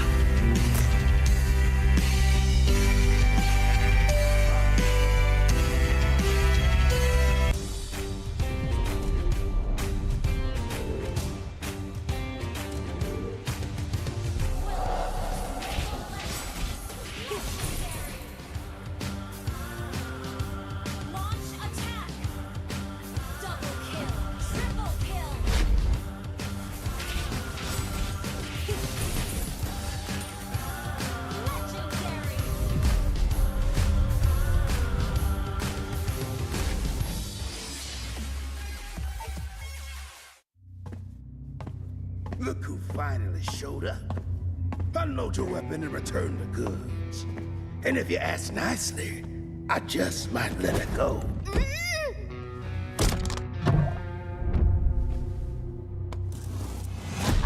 Who said I was returning it? You little... We had a deal! I just came here to test my new toys. They ain't even loaded. Staring down the barrel and you're still daydreaming about being an inventor? Huh?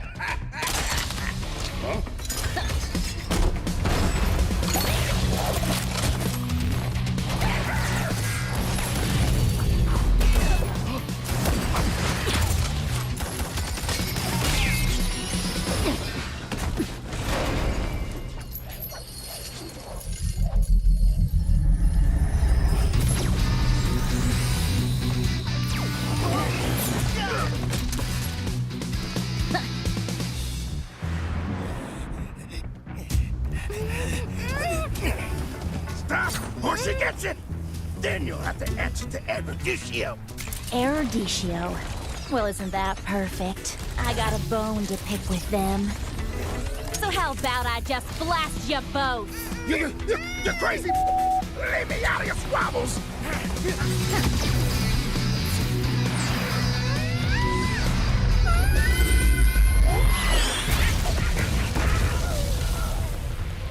That was dirty! Haven't you heard? I do things my way. I really don't like being used as bait, you know. Anyway, let's return that to RSG. Oh, I have something special in store for them down the road. So I'll take this as payment.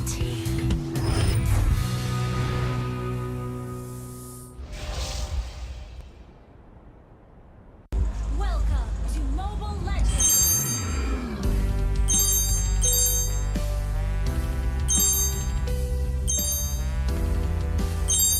Ini Malaysia lah. You have been slain.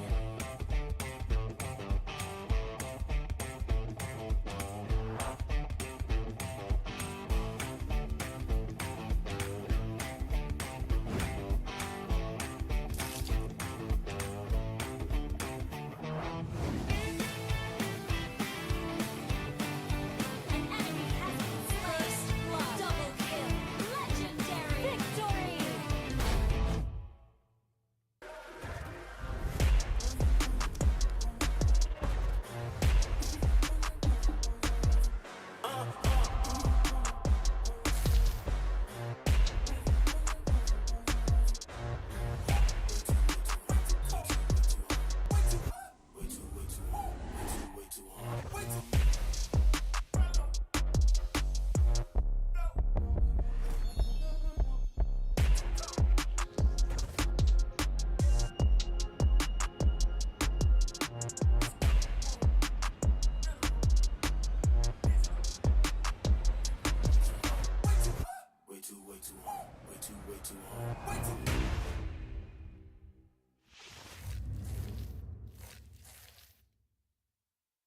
Welcome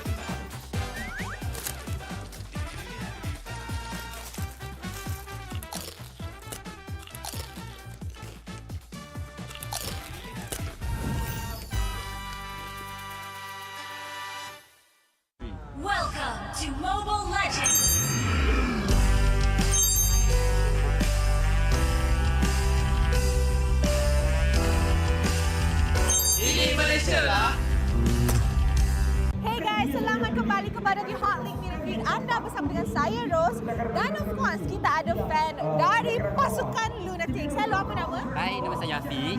Afiq? Ya, betul. Okay, Afiq. Afiq hari ni datang sokong pasukan Lunatix. Tapi siapa favourite player awak dalam tim ni? Favourite player saya dalam tim ni Hito. Sebab saya jumpa Hito. Kenapa Hito? Sebab dia player, apa ni, good laner kan. You main good laner tak? Ya, betul. Oh, faham. So, you nak jumpa Hito ke tak? Boleh jumpa Hito, boleh semua transfer. Kita boleh jumpa semua player dia lah. Oh, you nak jumpa semua player? Ya, Alright, betul. kita tengok siapa yang boleh cakap sekarang. Alright, jom. Hai. So, I about satu fan nama dia Afiq. Dia cakap dia suka entire Lunatix. So, boleh? Cepatnya boleh. Alright, jom ke belakang. Kita ada Esha kat sini pula. Hito, sini. Sebelah. Hito, sini. Okay, dia cakap actually dia ni dia cakap dia suka Hito sebab Hito good laner. Apa dia apa? Sabar. I tengah cakap. So dia cakap dia suka Hito sebab Hito good laner. She said he likes you because you're a good laner. What do you have to say? I'm gonna hold. Thank you. Kasih. Alright. Kalau kau nak bagi macam ayat-ayat ke kau nak macam tanya dekat tim Lunatix? Nak tanya dekat Isha. Okay. Macam apa kata-kata Isha untuk lepas berjaya kalahkan tim HAQ? Perasaan? Ya, perasaan. Perasaan saya, alhamdulillah saya happy dan juga terharu lah sebab dapat kalahkan Team HAQ. Tapi saya kecewa sikit lah. Sebab Manmin tak main, bekas teammate saya. So kalau Manmin main, saya rasa puas sikit lah bantai diorang. Okay. Untuk next match ada perlawanan dengan MPNC. Okey, apa kata-kata amaran untuk dekat diorang? Saya nak kata kat diorang punya mid laner lah. Mid laner Hidayah, jaga-jaga kat mid. Takut kena geng nanti. Okey, mantap. Okay, I bagi you satu peluang untuk cakap satu benda ke satu ayat dekat Hito. I translate lah kalau nak Melayu. Okey, itu. Bagi kata-kata semangat jadi lagu dia terbaik. Test sokong Hito. Aku baik. Apa kau baik? Dia cakap do your best. He will support. Alhamdulillah. Do your best, he will support you. Yeah, I will. In Malay? What do you have to Tak say? faham. Alright, so dia ada gift untuk Esha. Esha ada something untuk dia. Oh, autograph tim Lunatix dengan skin lagi. Skin. Alright, okay. Exchange. Thank you. Okay, tengok kamera. Tunjuk dekat kamera. Itu dia. Alright guys, we have come to the end of the Hot League Meet and Greet. Jangan lupa join the Lunatix fan club. And with that being said, I will see you guys on the next one. Bye-bye.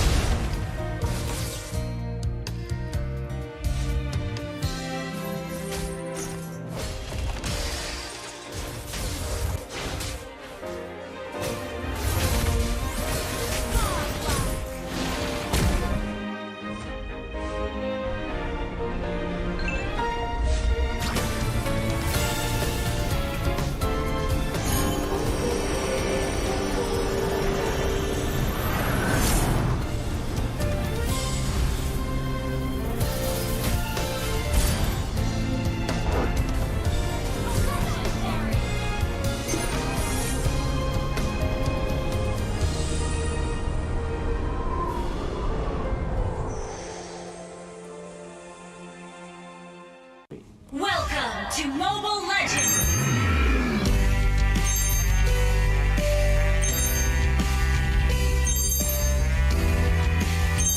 Ini Malaysia lah.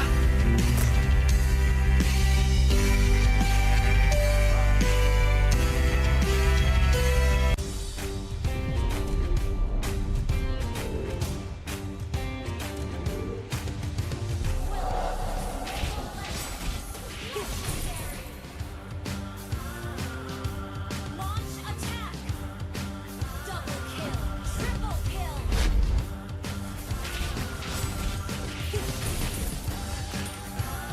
Legendary!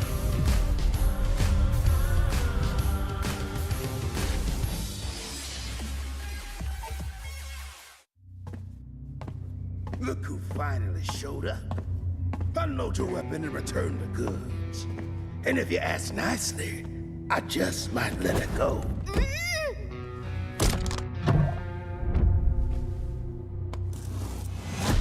Who said I was returning it? You little... We had a deal! I just came here to test my new toys. They ain't even loaded. Staring down the barrel and you're still daydreaming about being an inventor? Huh?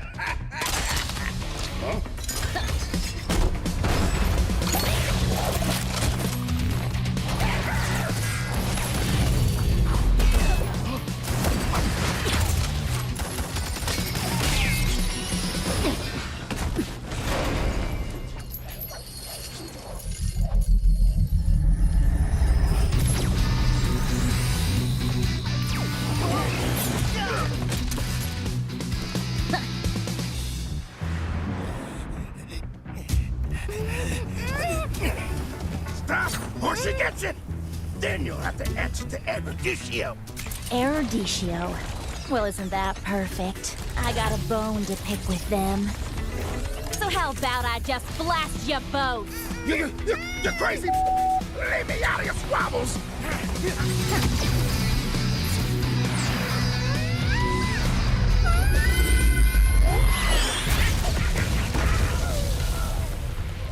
That was dirty. Haven't you heard? I do things my way. I really don't like being used as bait, you know. Anyway, let's return that to RSG. Oh, I have something special in store for them down the road. So I'll take this as payment.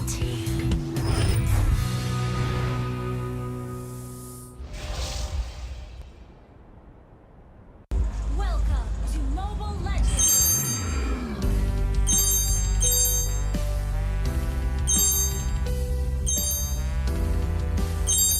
Ini Malaysia lah. You have been slain.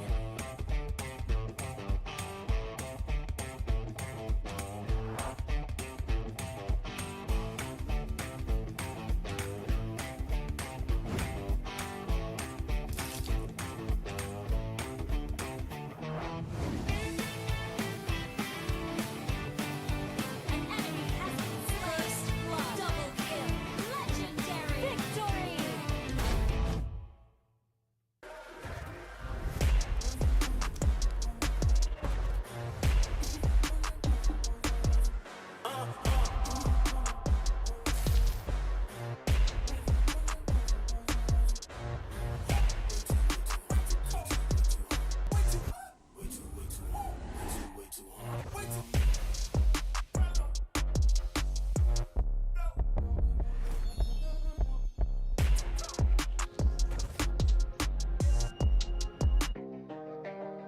Ay, ay.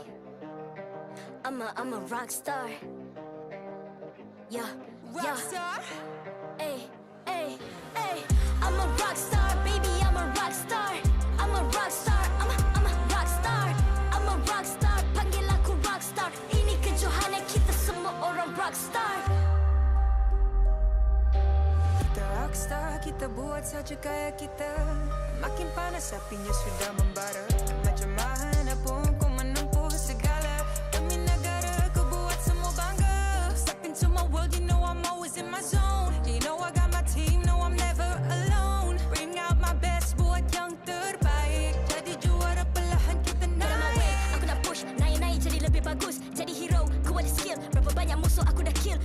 cuba mencabar cause they envy me. Tiap game aku pasti jadi MVP. Easy. I'm a rock star, baby, I'm a rock star. I'm a rock star, I'm a rock star. I'm a rock star, panggil aku rock star. Ini kejohanan kita semua orang rock star. I'm a rock star, baby, I'm a rock star. I'm a rock star, I'm a rock star. I'm a rock star, panggil aku rock star. Ini kejohanan kita semua orang rock star. Tengok nanti siapa yang juara. Ni peluang kita bawa pulang piala. This is my game, this is my time. Menang semua, everything will be mine. Kalau jatuh kau pasti kembali. Bangun balik ku tegak berdiri. Kuatkanlah tenaga, ganjaran diperoleh. Ni kejohanan kita, Malaysia memang boleh. Rise up to the top, kita buat bersama. Semangat kita kuat di bawah satu bendera. Ay. I'ma go hard for the win. Win. On the battlefield till the end. Trying to beat the greatest anyone has ever seen. Stand by, I'm coming in for the win. I'm a rock star, baby, I'm a rock star. I'm a rock star, I'm a rock star. I'm a rock star, panggil aku rock star. Ini kejohanan kita semua orang rock star. I'm a rock star, baby, I'm a rock star. I'm a rock star, I'm a rock star. I'm a rock star, panggil aku rock star. Ini kejohanan kita semua orang rock star. Rock star.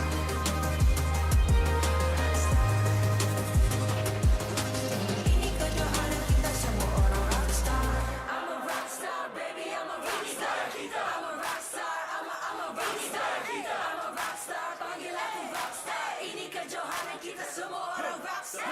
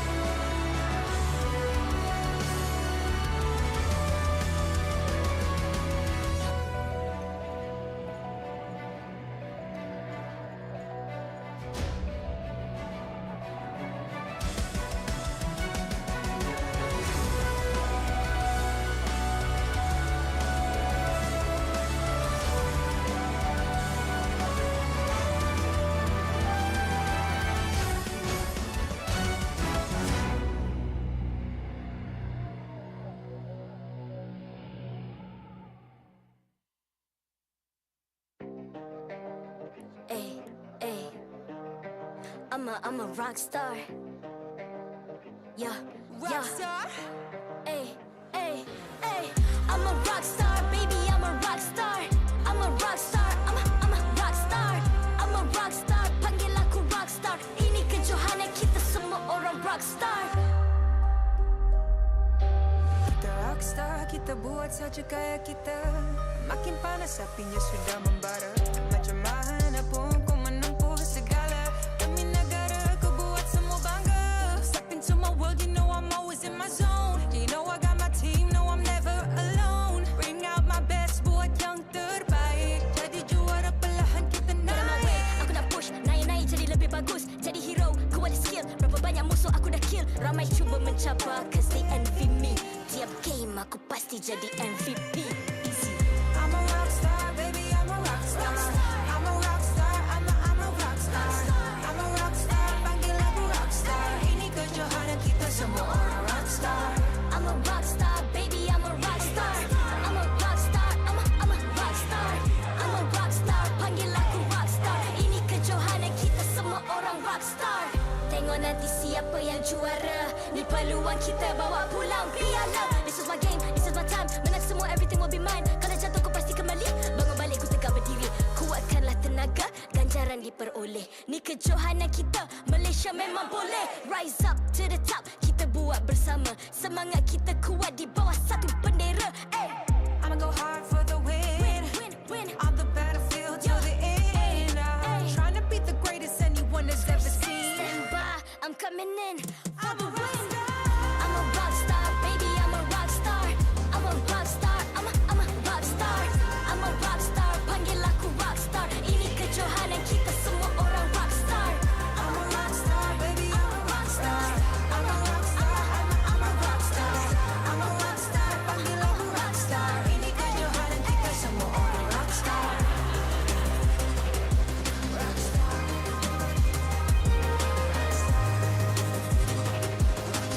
Ini kejohanan kita semua orang rock star. I'm a rock star, baby, I'm a rock star. I'm a rock star, I'm a rock star. I'm a rock star, panggil aku rock star. Ini kejohanan kita semua orang rock star.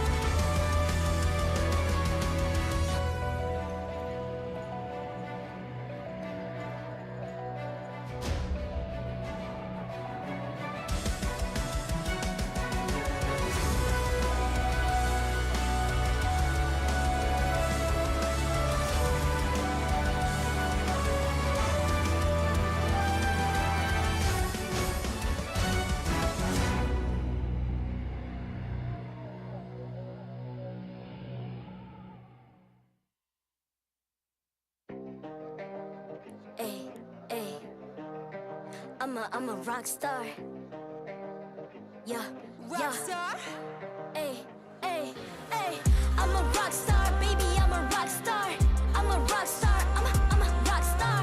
I'm a rock star, panggil aku rock star. Ini kejohanan kita semua orang rock star. Kita rockstar, kita buat saja gaya kita. Makin panas apinya sudah membara. Macam mana pun kau menempuh segala. Demi negara kau buat semua bangga. Step into my world, you know I'm always in my zone. You know I got my team, no I'm never alone. Bring out my best, buat yang terbaik. Jadi juara perlahan kita naik. Aku nak push, naik jadi lebih bagus. Jadi hero, ku ada skill. Berapa banyak musuh aku dah kill. Ramai cuba mencabar, cause they envy me. Tiap game aku pasti jadi MVP. Easy. I'm a rockstar, baby, I'm a rockstar. I'm a rockstar, I'm a rockstar. I'm a rockstar, panggil aku rockstar. Ini kejohanan kita semua orang rockstar. I'm a rockstar, baby, I'm a rockstar. I'm a rockstar, I'm a rockstar. I'm a rockstar, panggil aku rockstar. Ini kejohanan kita semua orang rockstar. Tengok nanti siapa yang juara. Ni peluang kita bawa pulang piala. This is my game, this is my time. Menang semua, everything will be mine. Kalau jatuh kau pasti kembali.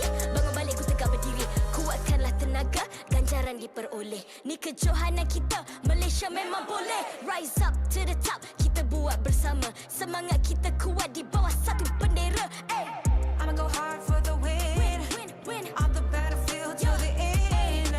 Trying to beat the greatest anyone has ever seen. Stand by, I'm coming in for the win. I'm a rock star, baby, I'm a rock star. I'm a rock star, I'm a rock star. I'm a rock star, panggil aku rock star. Ini kejohanan kita semua orang rock star. I'm a rockstar, baby, I'm a rockstar. I'm a rockstar, I'm a rockstar. I'm a rockstar, panggil aku rockstar. Ini kejohanan kita semua orang rockstar.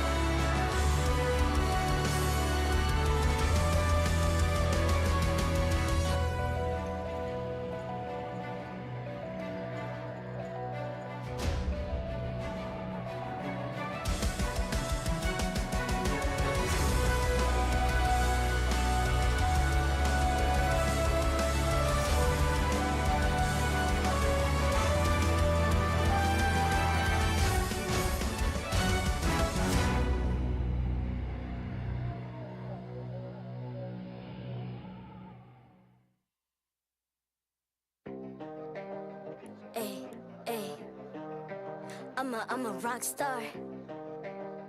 Yeah, Rock star. Ay, ay, ay. I'm a rock star, baby. I'm a rock star. I'm a rock star. I'm a rock star.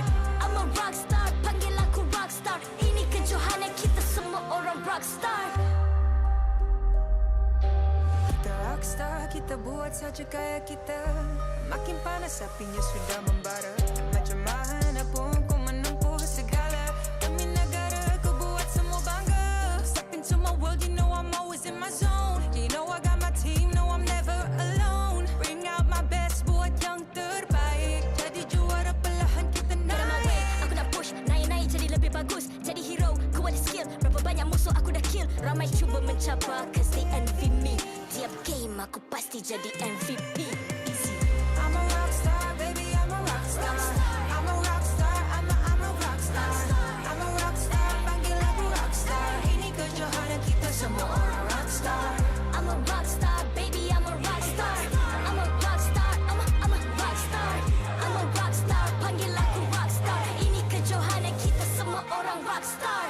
Tengok nanti siapa yang juara. Ni peluang kita bawa pulang piala. This is my game, this is my time. Menang semua, everything will be mine. Kalau jatuh kau pasti kembali. Bangun balik ku tegak berdiri. Kuatkanlah tenaga, ganjaran diperoleh. Ni kejohanan kita, Malaysia memang boleh. Rise up to the top, kita buat bersama. Semangat kita kuat di bawah satu bendera. Ay. I'ma go hard for the win. Win. On the battlefield till the end. I'm trying to beat the greatest anyone has ever seen. Stand by, I'm coming in for the win. I'm a rock star, baby, I'm a rock star. I'm a rock star, I'm a rock star. I'm a rock star, panggil aku rock star. Ini kejohanan kita semua orang rock star. I'm a rockstar, baby, I'm a rockstar. I'm a rockstar, I'm a rockstar. I'm a rockstar, panggil aku rockstar. Ini kejohanan kita semua orang rockstar.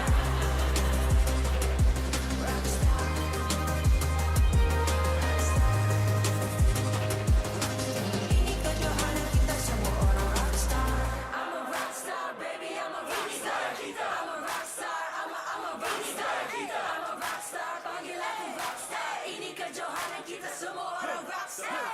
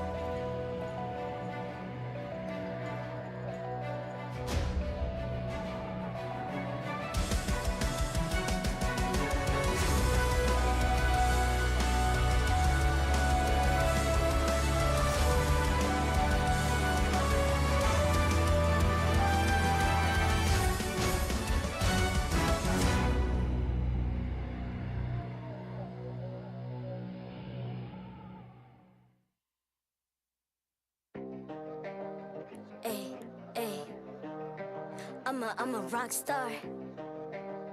Yeah, Rockstar? Ay, ay, ay. I'm a rock star, baby, I'm a rock star. I'm a rock star, I'm a rock star. I'm a rock star, panggil aku rock star. Ini kejohanan kita semua orang rock star. Kita rockstar, kita buat saja gaya kita. Makin panas apinya sudah membara. Macam mana pun kau menempuh segala.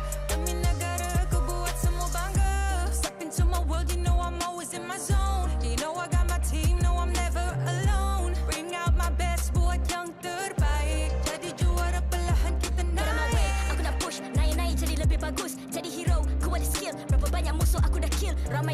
cabar cause they envy me. Tiap game aku pasti jadi MVP. Easy. I'm a rock star, baby, I'm a rock star. I'm a rock star, I'm a rock star. I'm a rock star, panggil aku rock star. Ini kejohanan kita semua orang rock star. I'm a rock star, baby, I'm a rock star. I'm a rock star, I'm a rock star. I'm a rock star, panggil aku rock star. Ini kejohanan kita semua orang rock star. Tengok nanti siapa yang juara. Ni peluang kita bawa pulang piala. This is my game, this is my time. Menang semua, everything will be mine. Kalau jatuh ku pasti kembali. Bangun balik ku tegak berdiri. Kuatkanlah tenaga, ganjaran diperoleh. Ni kejohanan kita, Malaysia memang boleh. Rise up to the top, kita buat bersama. Semangat kita kuat di bawah satu bendera. Ay. I'ma go hard for the win.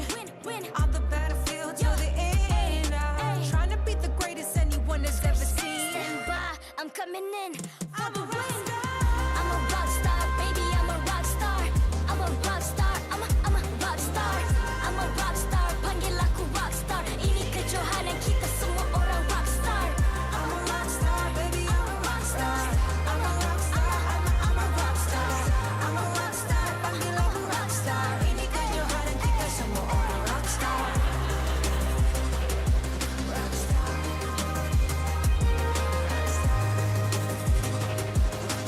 Ini kejohanan kita semua orang rock star. I'm a rock star, baby, I'm a rock star. I'm a rock star, I'm a rock star. I'm a rock star, panggil aku rock star. Ini kejohanan kita semua orang rock star.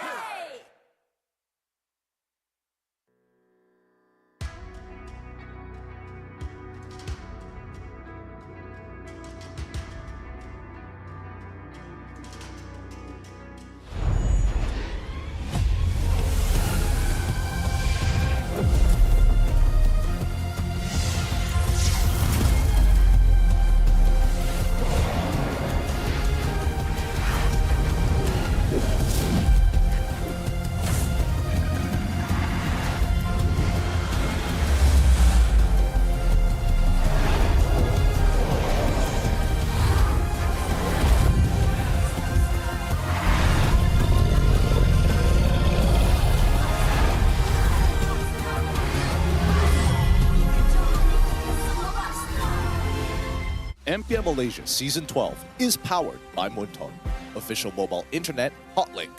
Score an epic MLBV skin for only RM1 with Hotlink.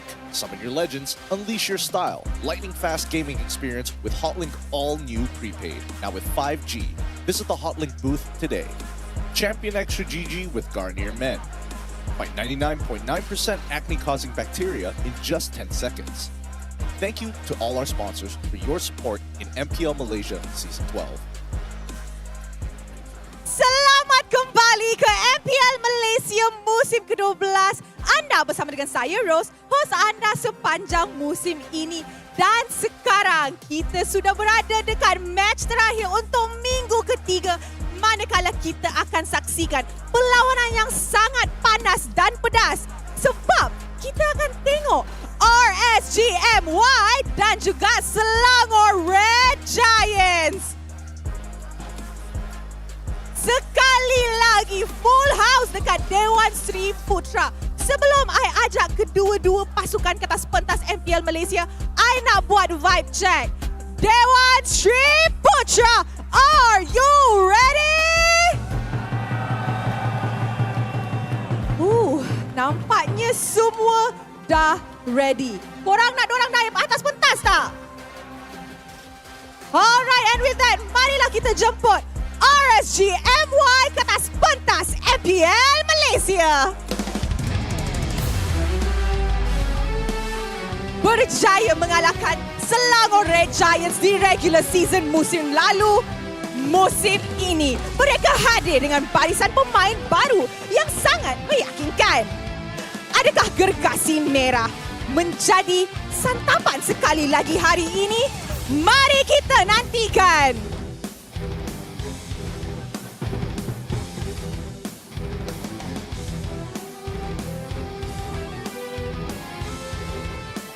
Gergasi merah MPL Malaysia, Selangor Red Giants.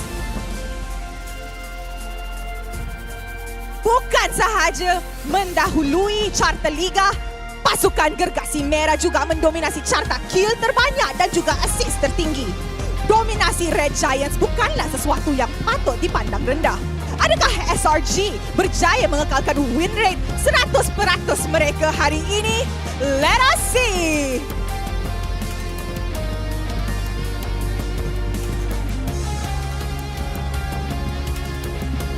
Sekarang, marilah kita menjemput barisan marshal kita yang akan mengalas tugas untuk memastikan perlawanan sentiasa berjalan dengan adil dan lancar.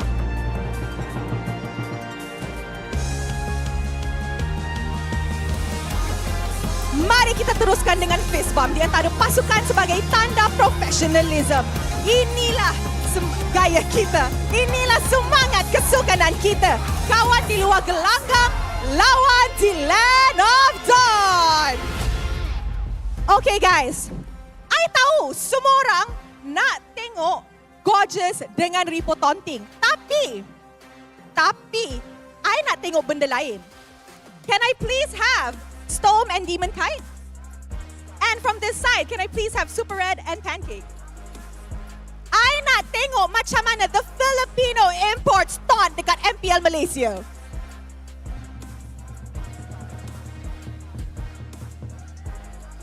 Alright. Okay, kita tunggu Storm. Alright, okay. Before you guys taunt, each of you guys, I want you guys to give a message to our C-Ball team in IESF right now. Lahat kayo, magbibigay ng mensahe sa kanila. Okay ba yun? Okay, we start with Storm. Good luck sa mga dati kong ka-team, Bren. Galingan nyo, iwagay-iway nyo ulit yung PH flag natin.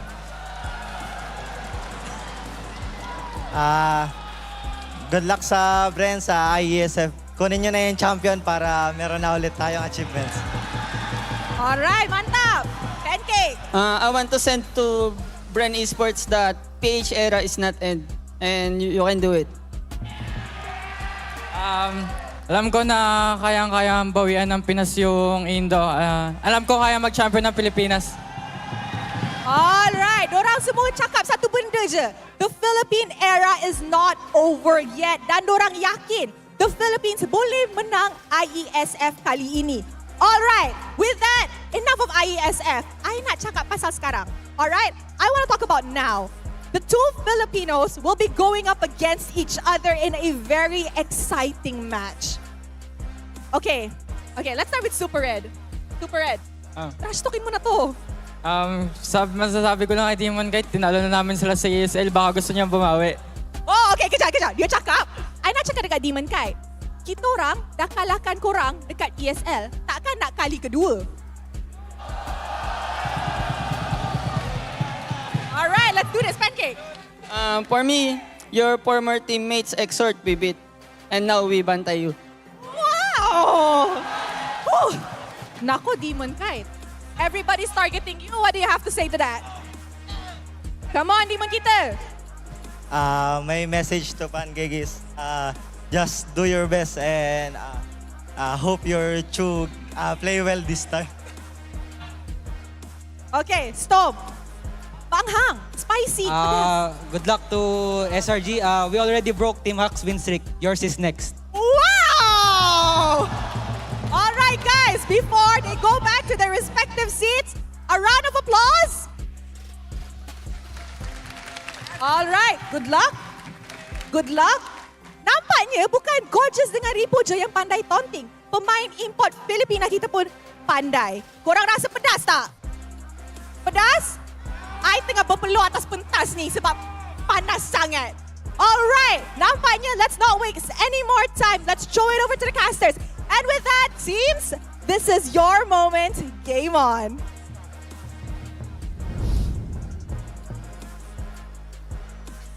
Seems like taunting is an international language here on the MPL MY stage. We already know about Xavvsz and Rippo, but just like Rose told us, even our imports have a thing or two to say to their opponents right here in MPL MY. My goodness, that was so hot, so spicy. And you know, to be honest, I've got a little bit more spice as well, because before we go into the details here, my name is ICBaby12 and he is Tafa. We are at your service. Going to be your casters for today. But of course, in terms of spicy, here's another level of spice. Okay. Just now, when Rain was walking by to this alley here, he looked at me and he said one thing: RSG 2-0. That's what they're aiming for. Feeling confident, I like that. That's exactly what you need here. They already made a statement up on stage. I did not expect Stone to be the one to do it. He just looks like he's such a quiet guy. Right, he gets that mic, he instantly makes the statement. We already broke Team HAQ's win streak. Red Giants, you're next. They're one of the only two teams that have an undefeated streak so far. And RSG looking to be the combo breakers. And of course, you know, for these guys here, who are you guys going to be supporting? Because right now, we are going to be having the MVP predictions here. You got to scan the QR code right below right now and predict the MVP of each game. And if you get your MVP predictions correctly, 5 of you lucky winners will be walking away with amazing skins by the end of today. But all things considered, I am extremely excited to see what kind of drops is going to be happening as well. RSG has been gaining a little bit of form back here in this coming week here, whereas Selangor Red Giants seems to be the undefeated kings right now. That is true. We've seen some really intense gameplay from both these teams so far, and although RSG isn't undefeated, their score is still looking pretty good. 2 wins, 1 loss right now, having 2 games less than what Red Giants has played so far in the season. They're still looking to set themselves up in a better position here. And well, if you guys want to set yourselves in a better position on the Land of Dawn, you know you always need the best emotes. Exactly. Join and support our amazing Independence Day here, where you actually get exclusive deals here. It's only until the 6th of September where you can log in the game right now and get yourself special Hari Merdeka emotes, which is pretty much voiced by 3 MPL Pro players, MPL MY Pro players in particular. And guess what? You gotta be quick, because why? It's only 3 days left. Only a couple days left. In fact, I think one of the players voicing in this emote is up on stage right now. So you guys want to show some support? Make sure you guys go ahead and participate. It's something you don't want to miss out on in your future emote taunting sessions. But of course, taunting sessions aside, we have the king and the prince perhaps of taunting up on stage right now. We already know Rippo, but Xavvsz as well has been bringing something to the table. So let's just talk about the people who are going to be going head-to-head in the Land of Dawn. Of course, when it comes to the King of Taunts here, we are going to take a look at RSG MY. We have Demon Kite, Storm, Loleo, Izanami, and the King of Taunt himself, Rippo, to start things off the roster here from RSG MY. Ever since Izanami has gotten back to the roster here, his pairings with Storm has been very on point here. What are your thoughts on this? Yeah, it does seem like they've been slowly improving over time, where initially it didn't quite seem like the synergy was there yet. Now, I do think that RSG's gameplay is looking a lot cleaner and more like the classic RSG we know. Obviously, Rippo still a very solid EXP laner, and Demon Kite, even though when the season started, it definitely felt like this MNC champion was a little bit lackluster. I think he's been regaining a little bit of his mojo here, and his KDA right now is looking very strong at a 10.3, only 6 deaths in 7 games. Wow, pretty insane rosters here coming from Demon Kite here. Arguably one of the best thus far. Can he maintain his consistency? But of course, their opponents currently #1 in the standings here, the Selangor Red Giants, starting things off with Super Zak, Super Red, Super Xavvsz, Pancake, and Super Sekis. We got quite the lineup of players up on stage right now, and we have to remember a lot of these players are still fairly new to the MPL. The Red Giants themselves only debuted last season, yet look at the legacy they've already created for themselves. Look at the strength and capabilities of these pretty new players when given the resources as well as the teachings necessary. So right now, we have to point out Super Red, of course. He's been doing a stellar job. His KDA actually is equal to Demon Kite, 10.3, and that's in many more games played. Well, that's the thing. All things considered, there can only be one after this series here. Who's going to be the better one? Is it going to be the Demon Kite or is it going to be Super Red? However, let's talk about the white elephant in the big room right now. The King of Taun and the Prince of Taun. The biggest talkers of these two teams. They have been talking so much smack. Now, who's going to be able to back it up and walk the talk? We got the player head-to-head for none other than Rippo and Super Gorgeous up on screen here. In terms of KDA, Rippo going to be a little bit higher. In comparison, I do think that their playstyles actually do have some variations. While both are pretty aggressive players, Gorgeous typically will jump in purposefully to set up for his team, whereas Rippo is a bit more of an opportunist. He wants to come in, make sure that he has the correct angle, and see if he can pick off someone here and there, which is why you can see that his KDA is a little bit higher as compared to Gorgeous. Well, of course, when it comes to stats as well, we know Rippo definitely having the better one as well. The question here is, the King of Trash Talk and the Prince of Trash Talk now side by side, going head to head here. Will Rippo be able to humble Gorgeous down? Or are we going to see a little bit of a usurp here, where Gorgeous is looking to usurp the throne? It's a good question. Will it be the new blood or the old guard that'll come out on top in the EXP lane? Because that is going to be a bloody battle. King of Taunting, Prince of Taunting, we've already brought this up many, many times before. Two members of royalty right here. So it's going to be a Royal Rumble. Obviously, it's going to be a Royal Rumble here. We are looking at two of the greatest showmen in MPL MY here when it comes to showmanship and entertainment. The greatest showman. But of course, speaking of shows here, what kind of spicy taunts are we going to be expecting coming from both sides here? I couldn't even possibly predict. There's a reason they're the King and Prince, and I'm just the caster on the desk.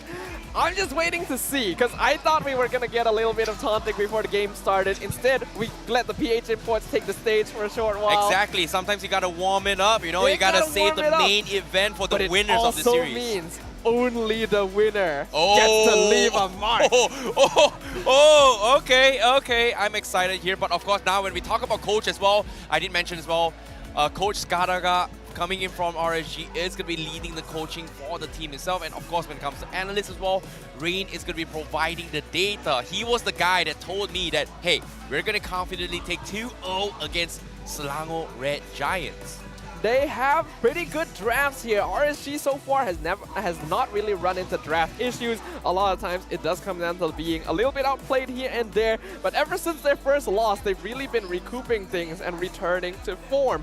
Whereas on the opposite side, Coach Arcadia, ever since his introduction to the Selangor Red Giants, has brought these newer players to a completely new level. And Ozorveki, who has been with them since the very beginning of the Red Giants' introduction to the MPL, is very familiar with his boys up there, and they seem to be masters in drafting and prepping their players for whatever their opponents throw at them. You know, to be honest, Ozorveki has been one of the underrated coaches and drafters here in MPL for so many seasons, and finally he's given a chance to kind of shine and support Arcadia. And so far, when it comes to masters and drafting and preparing their players, it is going to be very, very important for them now, especially right now when they need to counter draft the players of RSG. And here is going to be some stats to actually back it up on what kind of heroes we are going to be expecting of RSG MY. RSG MY has so far only played 7 games, among the fewer ones on the teams of MPL so far, but despite that, the KDA looking very strong. 100 kills,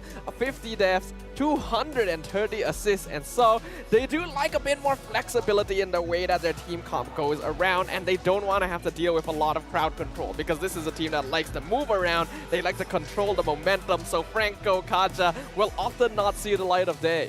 Yeah, and of course, when it comes to heroes as well, we don't see a lot of Demon Kite's heroes being specifically targeted coming from other teams here in terms of picks as well. They do kind of have prioritized onto his Leo's hero pools a little bit more coming from RSG MY. However, when it comes to Selangor Red Giants here, let's take a look at the priority picks coming from them as well, as we do see the Terizla, Farsa, and Grok being priority picks for them, and bans here going to be Kaja, Angela, as well as the Paquito.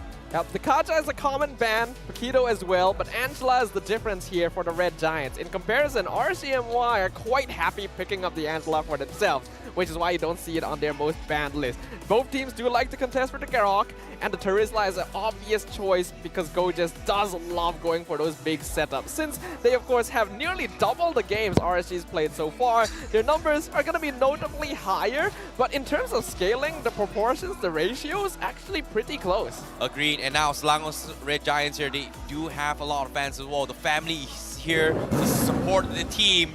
And without further ado, may the winners decide to be decided here in the first draft in this game as we're heading into the drafts here. Selangor Red Giants on the blue side and RSG MY on the red side. And now we do see Kaja, Angela, Terizla, Fanny, as well as the Joy being banned off from both sides here. Thoughts on this? Both teams seem to be sticking to their most commonly banned heroes so far. Kaja and Angela make a lot of sense. Joy as well, while it was let through a few times today, is still an absolute terror, and unless you have the right team comp to be able to handle it, it is usually more worth it to just get rid of it from the get-go. Whereas RCMY are instantly showing some respect over to their opponents. Gojas' Terizla is too dangerous to let through, as is Super Skies' Fanny. I don't know. I saw an Ultraman mask in the, as well as a Spider-Man mask in the crowd. But the comments in the section from the fans here, they're saying that, hey, you know what? You talk too much, Gojas. It's about time we slay you. That's going to be coming from RSG MY. It's such a heated match here between this rivalry of taunts coming from both sides. It does feel like there's a lot of pride on the line, especially considering how similar the team acronyms are as well. RSG, SRG, we already talked about how it could be a little bit confusing, but what is not confusing is going to be that first pick, the Red Giants taking the Valentina. Not that common here, even though Super Zack does like the hero. I get the feeling this is respect over to Izanami, because so far Izanami is 100% win rate on the Valentina.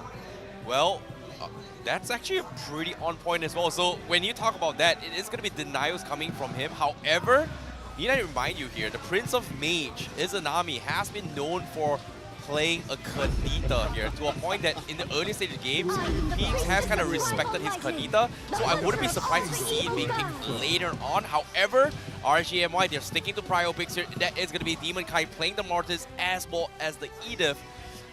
Even though it's very straightforward drafts coming from RGMY, but they still have a little bit of leeway to kind of flex it as a roamer for the Edith and maybe even XP for Mortis. Yeah, a very flexible start here for RCMY, and I think that's exactly what they need here. I actually wondered whether or not they may contest the Paquito, but I think this is totally fine. The Mortis does have higher value under current circumstances, and Edith brings a lot to the table.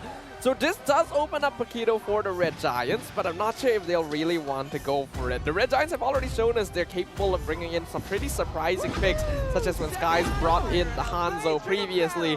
But the Export, which has basically been ignored for the entirety of today, surprisingly going to get locked in a very nice EXP laner that doesn't really get countered. I really like this as well. Like, it just provides enough slows coming in from the Export to actually allow the Irritor to kind of give chase and poke and weave, pull and weave against the team fights here.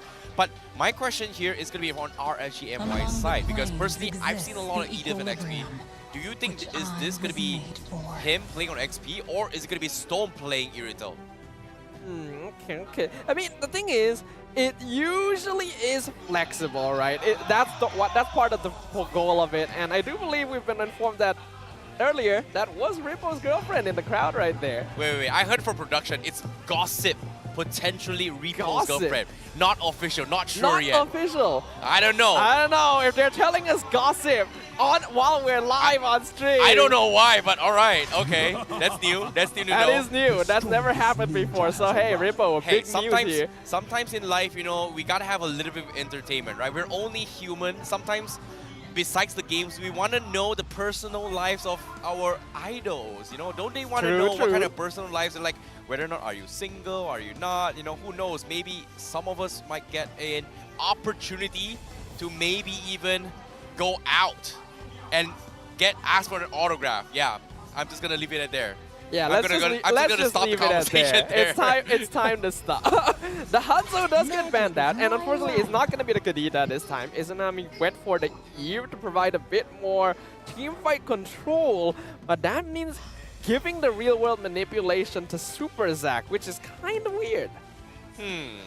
Interesting. That is a little bit weird, but at the same time, that's the thing about their draft, right? Like, I know they're trying to cut their back lines a little bit more. It might be because of the fact that Eve doesn't have the mobility to kind of back through. If the Hanzo comes in, Eve is pretty much going to be completely chain combo and forced to either cancel off the real manipulation or just run for their life. And running is obviously not an option when an Hanzo is going to be right in your face. So it kind of makes sense why RSG MY is showing respects despite it was Selangor Red Giants that actually brought it to the table, which kind of scared her in yesterday's games. It does seem like they're focusing really hard onto Super Skies' hero pick here. They're trying to force him onto a tank jungle like the Fredrin.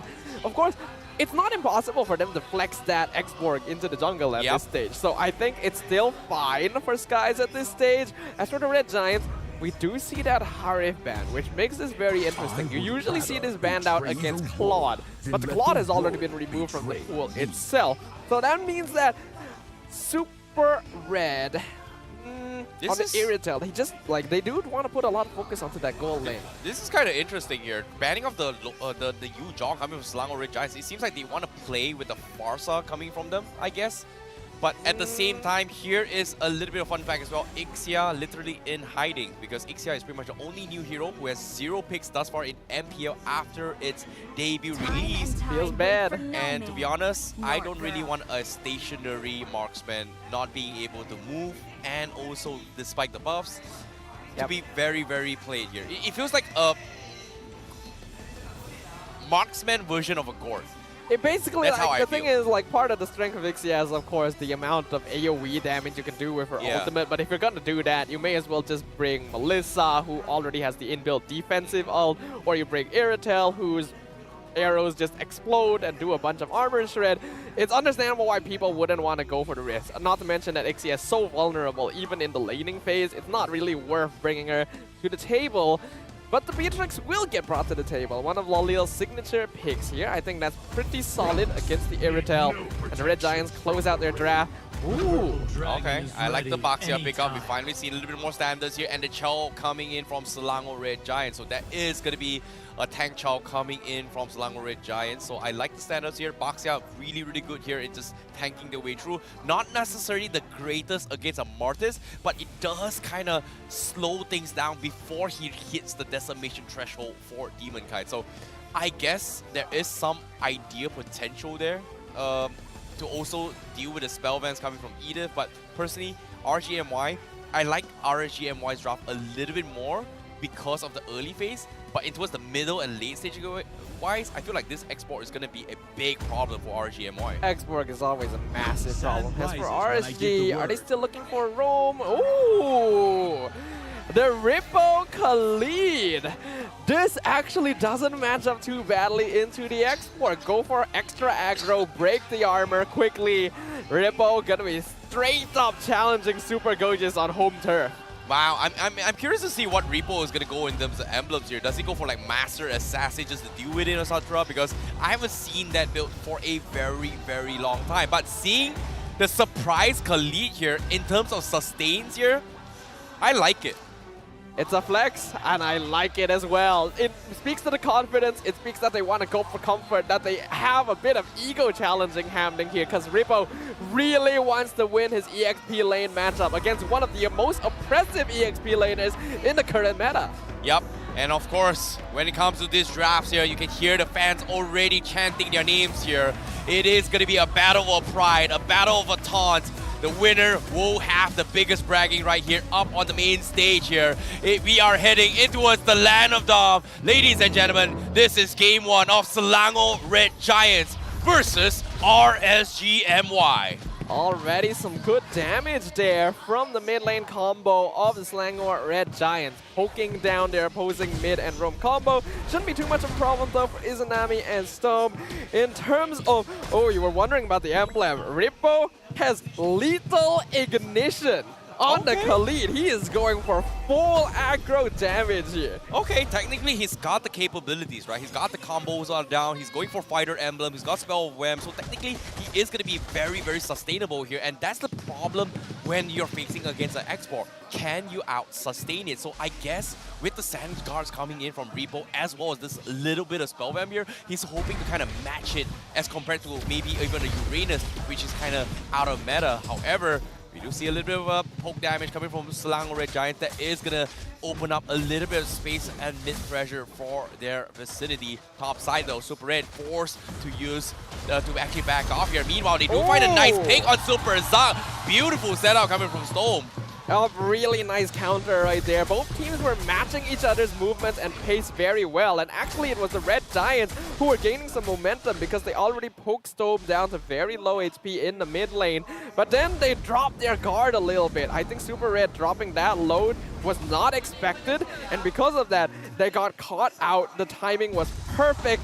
And that's going to be a nice start for RSG MY. Agreed. Brave Smite up purchase. That's so many minions. Storm as well. But of course, Repo, you know, able to out-sustain right now against the export. It's kind of expected as well, right? Early game, it is supposed to be in RSG MY's favor, but mid-game, that's going to be something that Selangor Red Giants will have a little bit more of a far-fetch. However, first turtle coming in here, Pancake, only level 2, very far away from his Way of the Dragon, where Storm is already close to that Primal Wrath. So RSG, they are going for the fight as well, but Storm, he might actually die to this here. He's forced to flicker out. Demon Kai secures the turtle, but here comes the Primal Wrath, folks, as well as the Insanity. They're looking to finish off Storm. He's trying to chip them down low. He won't fall, but RSG MY says, you know what, it's just not worth fighting right now.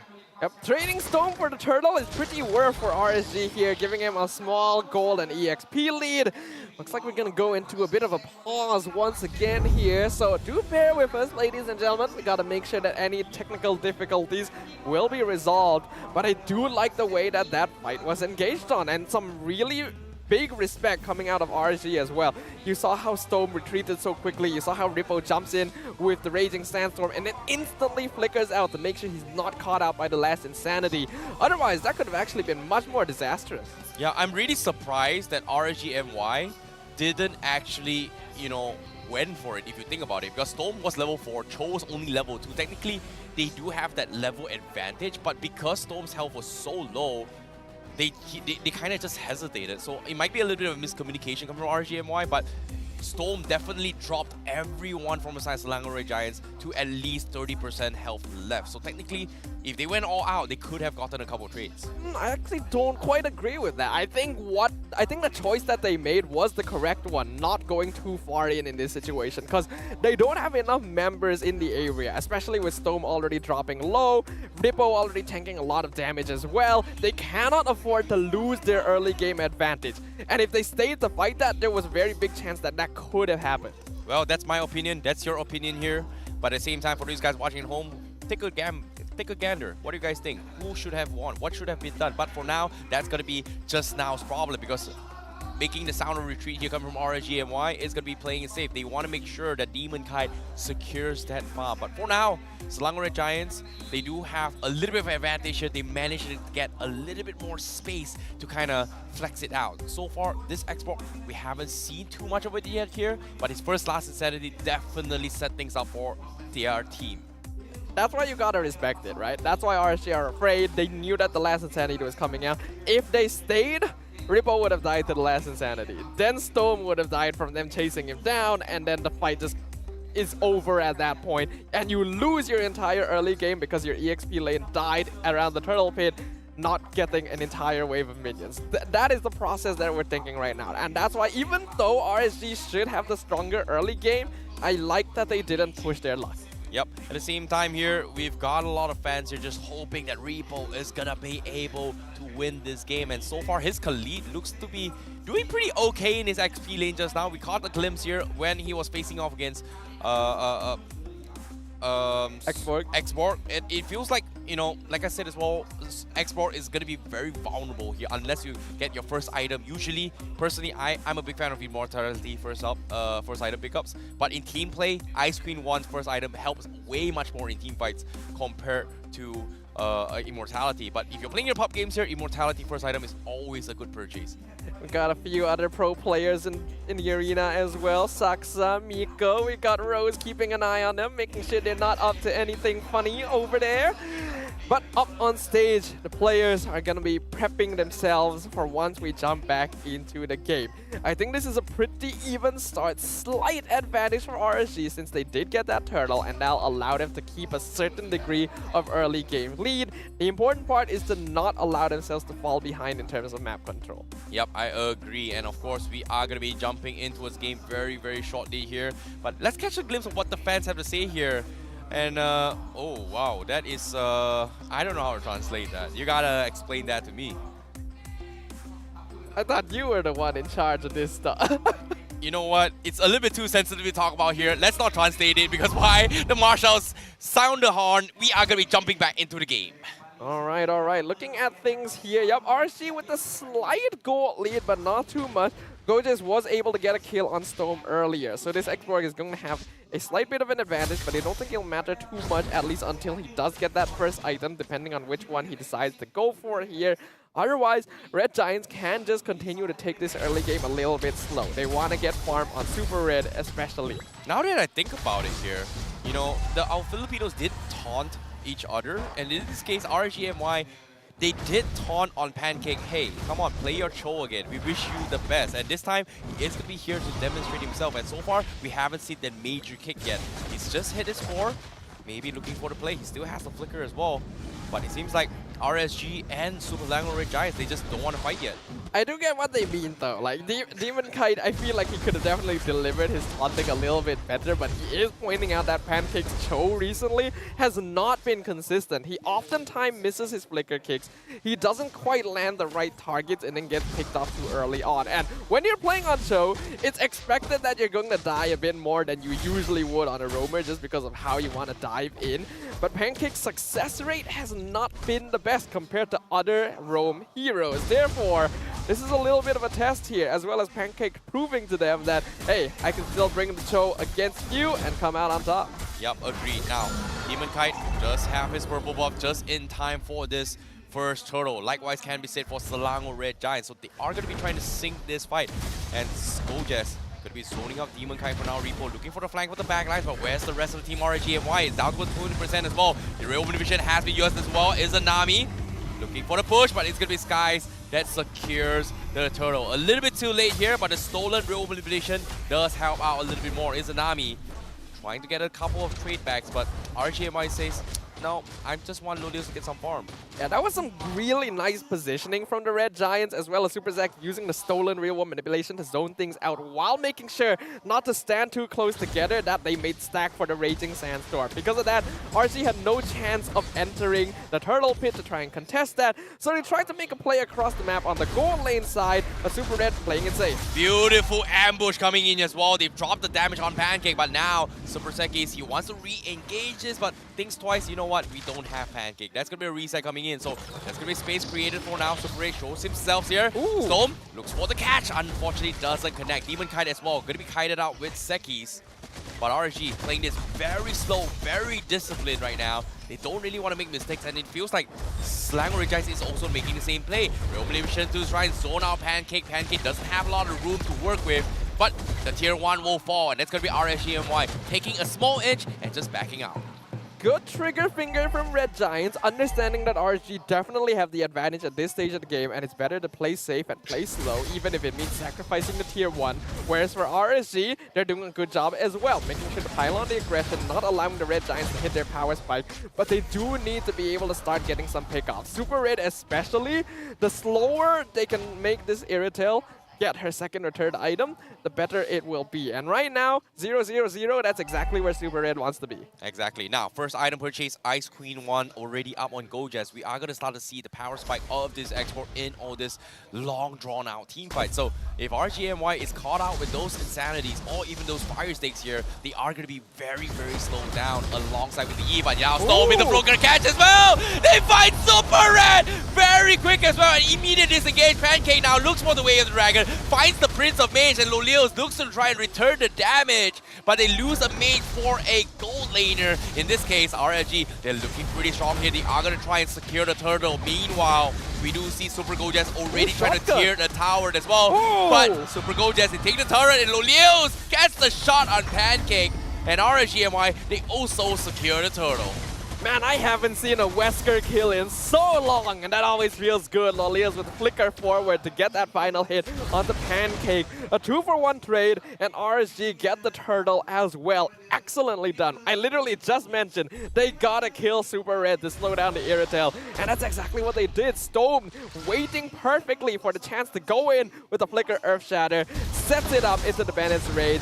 They do cut their losses a bit with the split push, but now they're fighting again. Again, Storm now going to force the Proiver off as well. This Real Rich comes in, slows them down, but Gojaz will finish from Storm. Instead, they will also trade Gojaz in. So that is going to be a roll for a XP laner. And again, RSG MY having the better trades here. And Lolios also trading the tier 1 down bottom. Super Red also going to be looking to retrade as well. So 50-50s across the map, but still RSG MY still taking an inch by a little.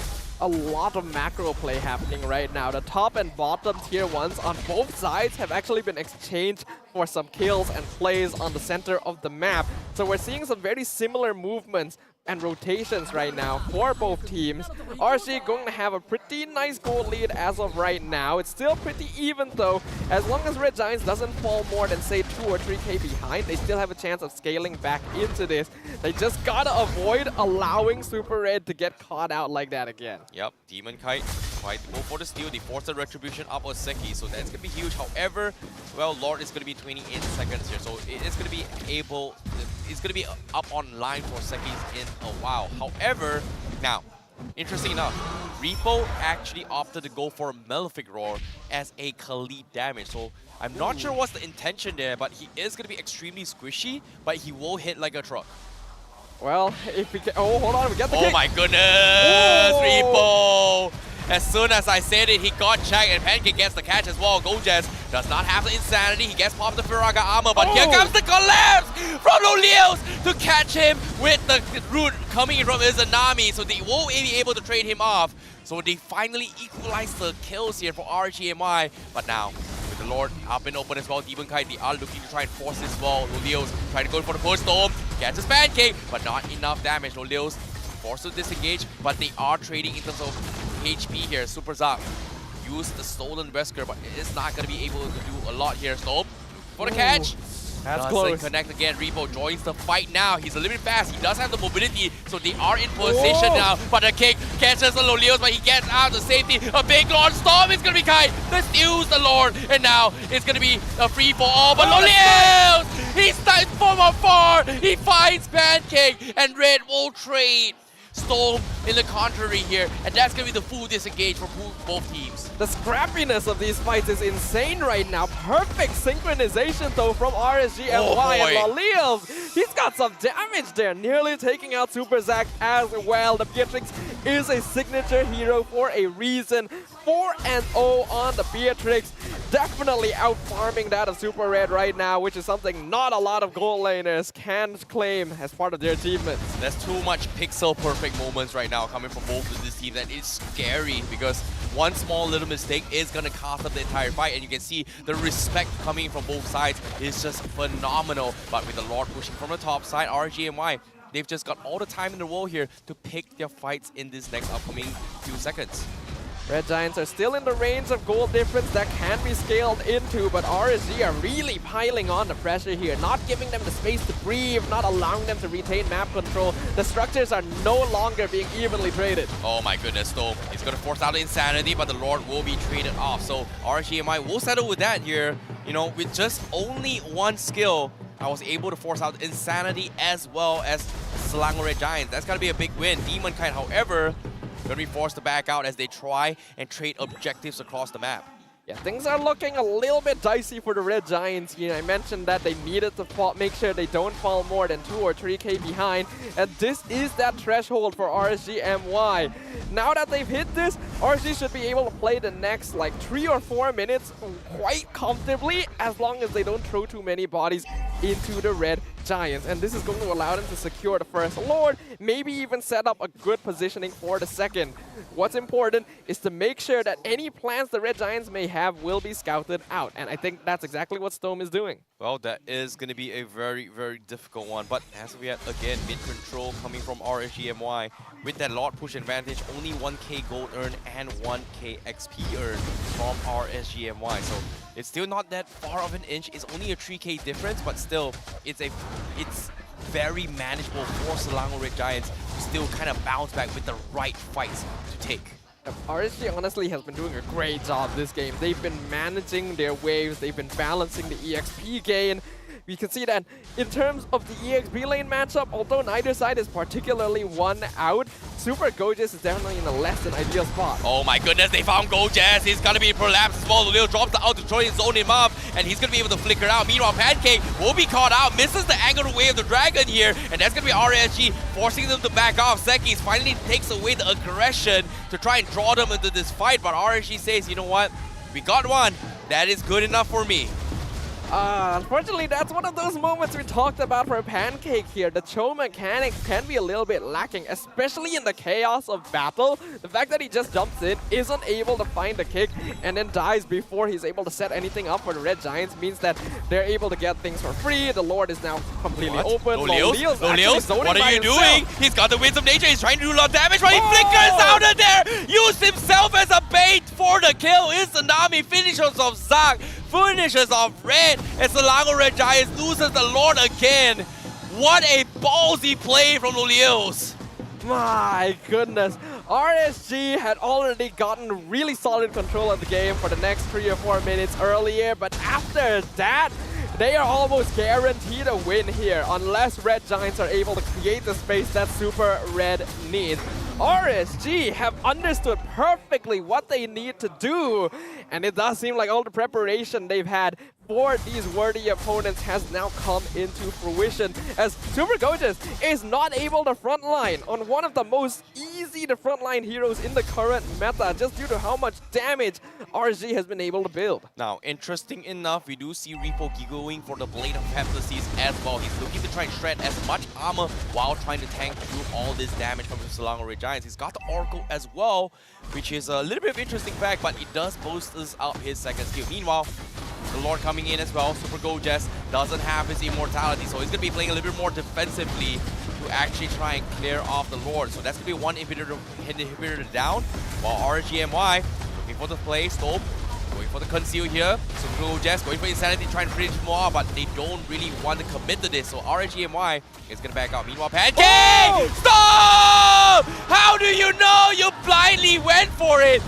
and actually caught him. That's going to be Pancake completely taken out of the equation before the fight even began. And now Lolios, he's going to try and pressure even more. The inhibitor will fall. And RSG is going inch by inch, slow and steady, wins the race. Insanity from Gorgeous, try and zone them out. And RSG, they just not feeling it. We're not giving to you. We're playing it slow. We're playing in our own tempo. Slow and easy wins the race. And that is RSG MY's gameplay right now. This is excellently done by RSG MY. They have figured out the Red Giants completely. And Storm, his aggression, his taunting on stage before the game started, he came to play today, understanding exactly where Pancake might be. Oh my goodness, Gorgeous is going to try and force his body small 4-man Insanity, but here comes the collapse. He's got the immortality. That's going to be the first one. He still survives, but eventually, will he pop available? Yes, he can, but stop! He gets the auto attack in with Izanami to finish him off at the last tick. Beautiful stuff here coming from RSG MY. Pixel perfect moments coming in from RSG MY to be able to win this. The Red Giants have not been put in a corner like this for a very, very long time. And RSG MY seem very eager to recreate their victory in Season 11 against their rivals right now. All inhibitors have fallen. The Lord is going to be up for in another 5 seconds. An 8,000 goal lead for RSG MY. And the Selangor Red Giants do not have a foothold to play around here. The front line's not bulky enough. The back line doesn't have enough damage. That is some insane high-level plays here. Seki's going to the box here. He's getting zoned out. You can see Lolio's going for preemptive shots with those rockets here. Lord, now 50% health. Xavvsz doesn't have the mortality. He's going to be a two-man stun. The collapse comes in. Repo goes in for the armor shred as well. And Eva finds Xavvsz. And that's going to be a four-man stun as well. And now RSG MY, they know they got the fight back. They find Saka as well. 3 down. Seki's running for his life here. And RSG MY, they've got 5 men alive. Is this endable? It seems like it is possible. 30 seconds on the sidelines for Zach, Xavvsz, and Pancake. RSG MY, they're gonna go for it as well. They're hitting on a crystal. Super Red is so low. He's gonna throw bodies, but it's not gonna be enough. It is endable, and RSG MY takes game 1. A clean victory by RSG as the king of taunting retains his crown, and the crowd is there to support their endeavors. The Red Giants have been figured out. They've been planned against, they've been prepared for, treated like just any old boss in a video game. Taken down and tossed aside. We've got the King of Taunt. We've got the Prince of Mage. We've got the Demon in RSG. Demon Kita, as the locals do say it. What a performance coming in from RSG MY. But for them to take this win, it shows you the amount of discipline, responsibility, and communication between the 5 of them. It is phenomenal. The draft was good, the execution was great, the individual mechanics were on point. RSG, for a long time, has been struggling to try and regain the same sort of performance we saw from them when they were able to achieve champion status all those seasons ago. And now we are seeing glimmers, sparkles of that returning to form. Lolil was playing out of his mind. The Khalid choice to really counter the exports, so smart, and Storm on another level. Yup, let's take a look at the MVP is here because I'm curious to see who it is. It is going to be none other than Lolio's himself here. Pretty clear cut here. His snipes has been on point and his decision has been spot on. Beatrix is his hero, and I'm happy to see how precise he has been throughout this entire fights. The Season 7 Playoffs MVP makes a grand return to the MVP stage right here.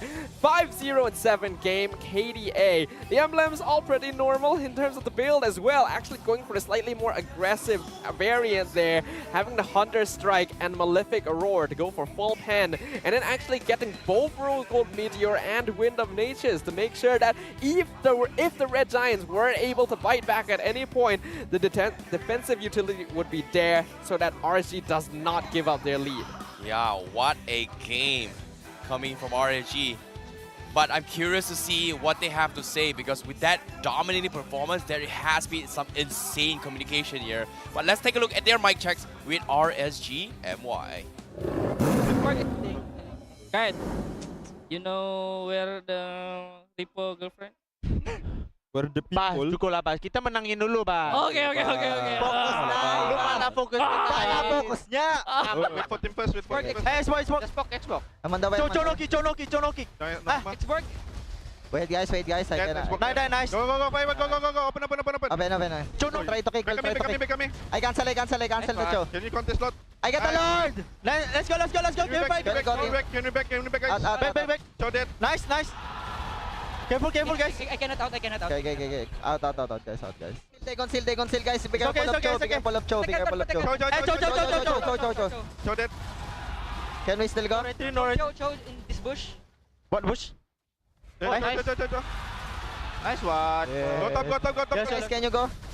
Norma. I got you three. Go! Go! Super red dying, super red, no nature. I will float. No nature. Go, we can tower lock. Tower lock, guys. RSG MY, they're feeling it there, and the mix of excitement, of fun, as well as discipline looking to be on point here as we secure a very easy victory, in fact, against the Selangor Red Giants. What a...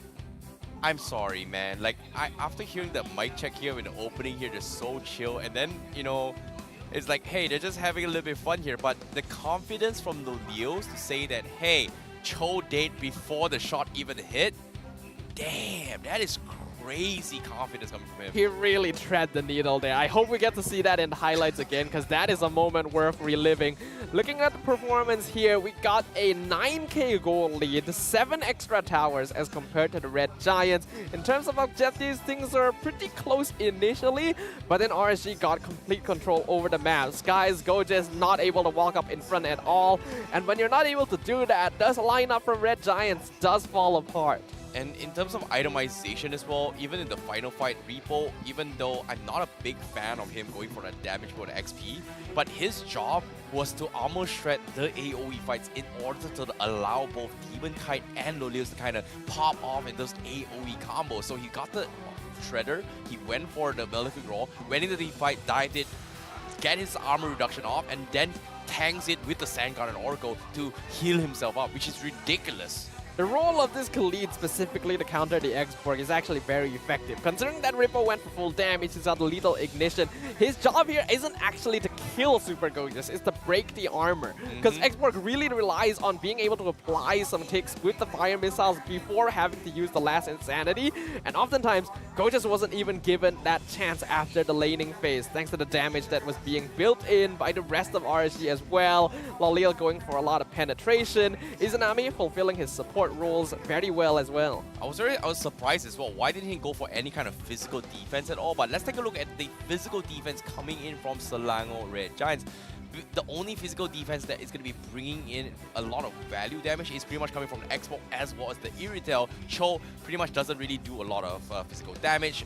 Irritel takes a little bit longer time to actually pop off, whereas Xbox, well, physical or not, he is kind of just a tank, and you know, he just does true damage. RSG seem very confident that they wouldn't need the physical defense, because they know that Super Red is going to take a little while before he really starts coming online. Like you mentioned, Pancake isn't really going to threaten them. Other than that, Super Goges, as long as you remove him from the fight straight away, which happened quite a lot because Stone seemed to read him like a book every single time, they don't have to worry. They go for full aggression, and by melting down the Red Giants before they're able to start their extended fights, means they instantly have to retreat. Yep, they called him out on his show. Definitely a big statement here, especially from RSG MY, looking to break their win streak. They broke HAQ's one, now they're looking to break Selangor Red Giants. And of course, when it comes to the stats here, make some sense into this here for me.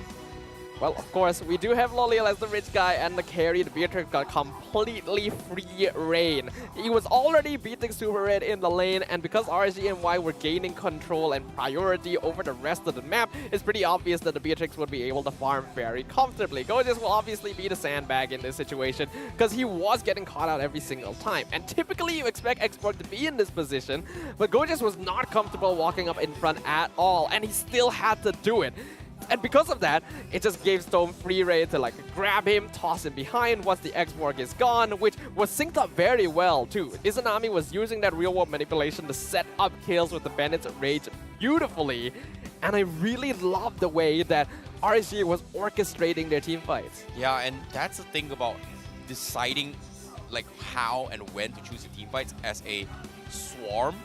It's scary how slow and steady they took that approach and how disciplined it is. And it takes a very, very high level of gameplay to actually do that here. So in case you miss out on the highlights as well, there's going to be a little bit of highlights here to see how precise the fights usually go happen as well. Because they know when one person out of position, they get the kill, they just back off. They know perfectly well whether or not it is worth it or not worth it. It feels like they're complete robots in all these fights. Yeah, actually it felt like in every single fight, RSG knew perfectly what their limitations were. Early on, when they started engages, they realized we cannot win this, it's time to go. Instantly, the flickers come out.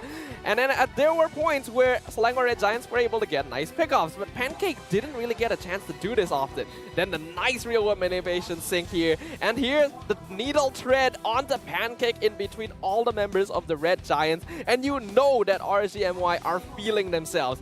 When you add on the fact that Pancake makes that massive mistake, doesn't get a kick there, and Lalil survives the 1v3 while killing 2, yeah, it just falls apart. Yeah, they used him as a bait like really well as well. Like for him to actually be so confident to kind of switch up their playstyles and positioning in the team fight, it could have gone south real quick, but the trust between teammates is just phenomenal. And look at this place. The moment they realized that Selangor Red Giants was out of position, the instant collapse coming from RSG MY securing the win. What a game. What a high-level tactical gameplay coming from RSG MY. Selangor Red Giants are undefeated, and even they felt like they were really desperate, like they were stressed out at the end of the game, trying to push out, trying to contest the Lord, when it's pretty obvious that so far team fights have not been working in their favor. Then they all funnel in, Ribo gets his chance to shine finally with a 4-man Raging Sandstorm, and then the game just ends off of that play. Yep, what a game coming from RSG MY. And you know what's really interesting here? I like myself some really good merchandise. Okay. And I like to collect stuff with MLBB because right now, Mr. Potato, official snacking legend, is having a little bit of a promotion where you can see MLBB heroes here. This is going to be the Beatrix logo on top of it here, and who knows, if you guys are collectors, you can get yourself one right now and feel the crunch and snack like legends because it is going to be very nice. And we even got a Mr. Potato ad right down here with some familiar faces. We got Rose, we got Gideon, we got Chibi, and they really look like they're enjoying that. Honestly, I gotta get myself some Mr. Potato after this because I heard they also help enhance your gaming experience and they allow you to crunch your way to become the MVP of the Land of Dawn. Exactly, and speaking of spiciness as well, because they have those spicy flavored one. You have the sotong flavored, which is squid, spicy squid on the Mr. Potato itself as well. And when it comes to spiciness, we've seen so much spicy match coming out as well. Because right now, in the I believe that sign just said if RSG loses, he auto go back Indonesia. Oh. Well, that's quite a statement.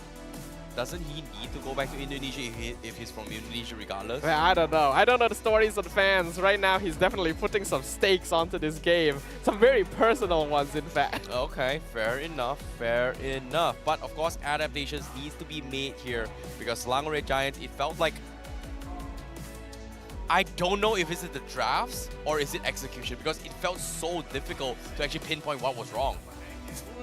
Now, we do have a bit of a topic here of how to slay the Giants. RSG has already proven that they could do so. And it's not as if the Red Giants haven't lost games before this season, but they haven't lost matches. So what is going to be a big question is going to be game number 2. But if we're talking about draft and execution, in terms of draft, the Red Giants draft was okay, but there was one glaring issue in the fact that their damage is not consistent. And both Super Zack and Super Red need time to actually start dishing out that DPS. Time which needs to be bought by Super Gojas, which is why so much pressure was put on him. After that, in terms of execution, I think the Red Giants did as best as they could, but there were definitely some mistakes. Pancake not being able to get the kicks that were necessary, disrespecting Storm, resulting in Super Red getting caught out.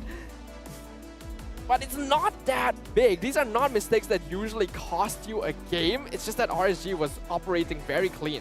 To be honest, they are so clean to a point that I felt like if I were in Super Red's position, I would be a little bit clueless on how we actually lost that game because it was so difficult to pinpoint what went wrong. It came down to those micro skill plays, that little pixel perfect shots coming from Lolios that made them kind of shake their own base core. And as of now, is it shaken or not? That's going to be the question, because now we're heading to the drafts here. Game 2, RSG MY on the blue side, Selangor Red Giants on the red side.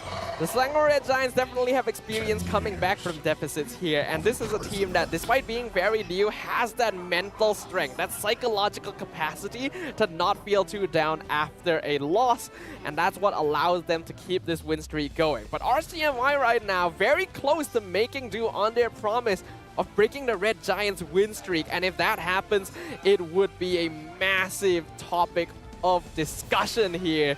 We do see the Claude and the Turisla band up once again, so some very good respect over to the signature picks of the Red Giants, and Joy and Fanny will get removed to make sure RSG doesn't have too much mobility to play with. Claude as well as Turisla. These are pretty much same bands coming from RSG MY, nothing out of ordinary, same from the side of Selangor Red Giants as well. But the thing here is, are we going to see Angela or not? But as of now, you can see the fans, they're still taunting Bojes as well, saying that, hey, how's it going, Bojes? You know, you talk the talk, you know, can you walk the walk right now? The fans are getting a little bit eager now, because this seems to be a little bit personal, but you know what? All things considered, it's all fun and games. I think we're all pretty eager to see the result of this match, right? And we're very eager to see what's going to happen during the interview session. Because like we mentioned, only the winning team will get a chance to go up on stage and talk to Rose and leave their final thoughts on the matter. Considering this will be their only meeting in the regular season as well, the stakes are high, because it means you have to wait until the playoffs before you can really make a counterplay. True. But at the same time, Kaja being banned as well as the Angela. So very similar bans here coming from game 1. Priority pick from RSG MY. Are they going to go for the Xbox now? The thing is, they already dealt with that. I think the Edith is actually a hero that beats the... I was actually thinking, should Red Giants respect this? Because Storm on that Edith was actually really scary. And if we're talking about Edith as well, Pancake so far, 100% win rate on that hero. So RSG having that first pick does lock it in, making sure it's not going to go over to the Red Giants. Well, Roam Edith is going to be the way to go coming from RSG MY. We've seen teams playing on XP as well, so there is the flex possibility coming from them. However, Paquito is in the pool, so does Selangor Red Giants decide to bring in the Paquito as a priority and also deny Demon Kite the Mortis? And truthfully enough, Demon Kite has only been playing Mortis and Fredrin a majority of the time thus far in MPL MY. That's a fair observation right there. Mortis is not a bad shout here. It's something that Skies is quite comfortable with. In terms of Paquito, I feel like it can be kind of risky because Edith actually matches up pretty well into him as well. But the Red Giants go for a very safe opening here. The Valentina for Super Zack again, and then Pancake's Grok. Interesting. Okay. I do see where they're coming from a bit, because this is most likely going to be a Roam Grok, and I think it's most likely a Roam Edith as well, unless RSG will counter after this, because Grok does not get flipped if he plays it right. I guess they're not showing too much cards to kind of limit their options here, because Grok does have the possibility to be played in XP as well, does a decent amount of damage, so I guess that's the angle they're going for. And the reactions here coming from RSG MY, again, Demon Kai going to be playing Mortis only, and Eve going to be coming from Izanami. Pretty straightforward drafts coming from RSG MY, and Selangor Red Giants takes the hint and say, you know what, they're playing the same thing again. We are going to try and deal with this. And as of now, this next pickup here, Marksman, are they going to deny the Beatrix or are they going to force ban later on? It's definitely time to switch out the Irritel. I think the Irritel is RSG definitely not working out. Too high of a tempo for the Irritel to be a safe choice. They can take the Beatrix away. Otherwise, Super Red's quite comfortable on the Clint. Ooh. Okay. Assassin Jungle. It's going to be the Sky's Lancelot. Okay, the Lancelot matchup here to kind of do a little bit more in terms of mobility to cut the back lines, especially against Lolios, who's been narrowly escaping a lot of time. The Baxia from Selangor Red Giants didn't exactly work out. So I guess with this adaptation here, Selangor Red Giants is looking to try and deal with Game 1's draft coming from RSG MY. But now, coming with this as well, do they start banning off mirror drafts? In this case, Lolios' Beatrix is going to be one of those heroes. What else? Carry, perhaps, maybe? Carry. Do they really want to focus that hard after the goal lane right now? Because Super Red's hero still hasn't been picked up yet. They do ban the Irritel, which is interesting. Otherwise, what RSG is still going to be looking for right now is that gold lane and potentially EXP, depending on where the Edith will go. Paquito is still open, so that's something to consider. That 1-1 gets banned out by RSG MY. Okay, interesting. They're trying to limit each other's marksmen here, so forcing this move means that they are going to be prioritizing on that. But the question here is, it doesn't matter what marksman they ban. Eventually, Export is still in the pool, so to be honest, knowing that next hand is going to be in Selangor Regiant's favor, they might lean to the Export once again. But the Export already got really destroyed by Storms on the Edith previously. The thing is, if Red Giants lets it through, they don't pick it, then RSG can actually pick up the Export EXP. So that also becomes very scary. But they will choose to hard focus onto the gold lane. So this does create a pretty interesting question for Super Red. What exactly is he looking to play? There's still plenty of marksman options. The Clint is good. He's played the Harif before. That could be interesting. I think based on this situation, it's either going to be the Clint or the Moskov. It feels like Moskov gives a little bit more value to actually, combo with the wall barriers. I know it's a little bit far-fetched. We haven't seen that for a while. But I feel like Moskov isn't too bad of a matchup if they decide to go for it. But of course, they are going to be keeping the marksmen first. They might take the Export right here, right now, and just see what kind of matchup Lodios is going to be playing later for the next pickups. Is it worth going for the X-Borg here? They should. It's still a pretty safe hero overall. Otherwise, you can't go wrong with X-Borg right now. But wow, oh my okay, that's fun. Okay, that's cute. That's a great meme. I like that a lot. Did he just make that? I think so. He might bet. He might be. But we'll see whether or not that meme does come true right now. Red Giants gonna be looking for a pick. The X-Borg is open. Otherwise, we've seen Go just play on things like the Lapu before, although not too successfully. They do probably want the gold lane though, because there's so many gold lane bans already. So the Bruno comes out from Super Red. Okay, seems like it is going to be a Brew yesterday, but so far we haven't seen a Bruno that won a game for today. Really? So, unfortunately to say, yeah, we haven't seen a single Bruno game won today thus far. So even though he's got a lot of damage, unfortunately it just didn't work out in today's games here. We saw a couple of close moments here, but looks like Selangor Red Giants is looking to try and break the curse, I guess. What is going to be the choice for RSG MY here? Will the Edith go EXP? And I'm very curious about Lolios' hero now. The Harif is gone, the Beatrix is gone, a lot of his signature options are no longer in the pool. Brody, maybe Melissa, alright, playing it safe. And that is an Edith EXP. We'll see Storm playing on the Kufra instead. Okay, Kufra going to be taking advantage of the Guardian's Barrier as well. Can use your enemy's weapons against themselves.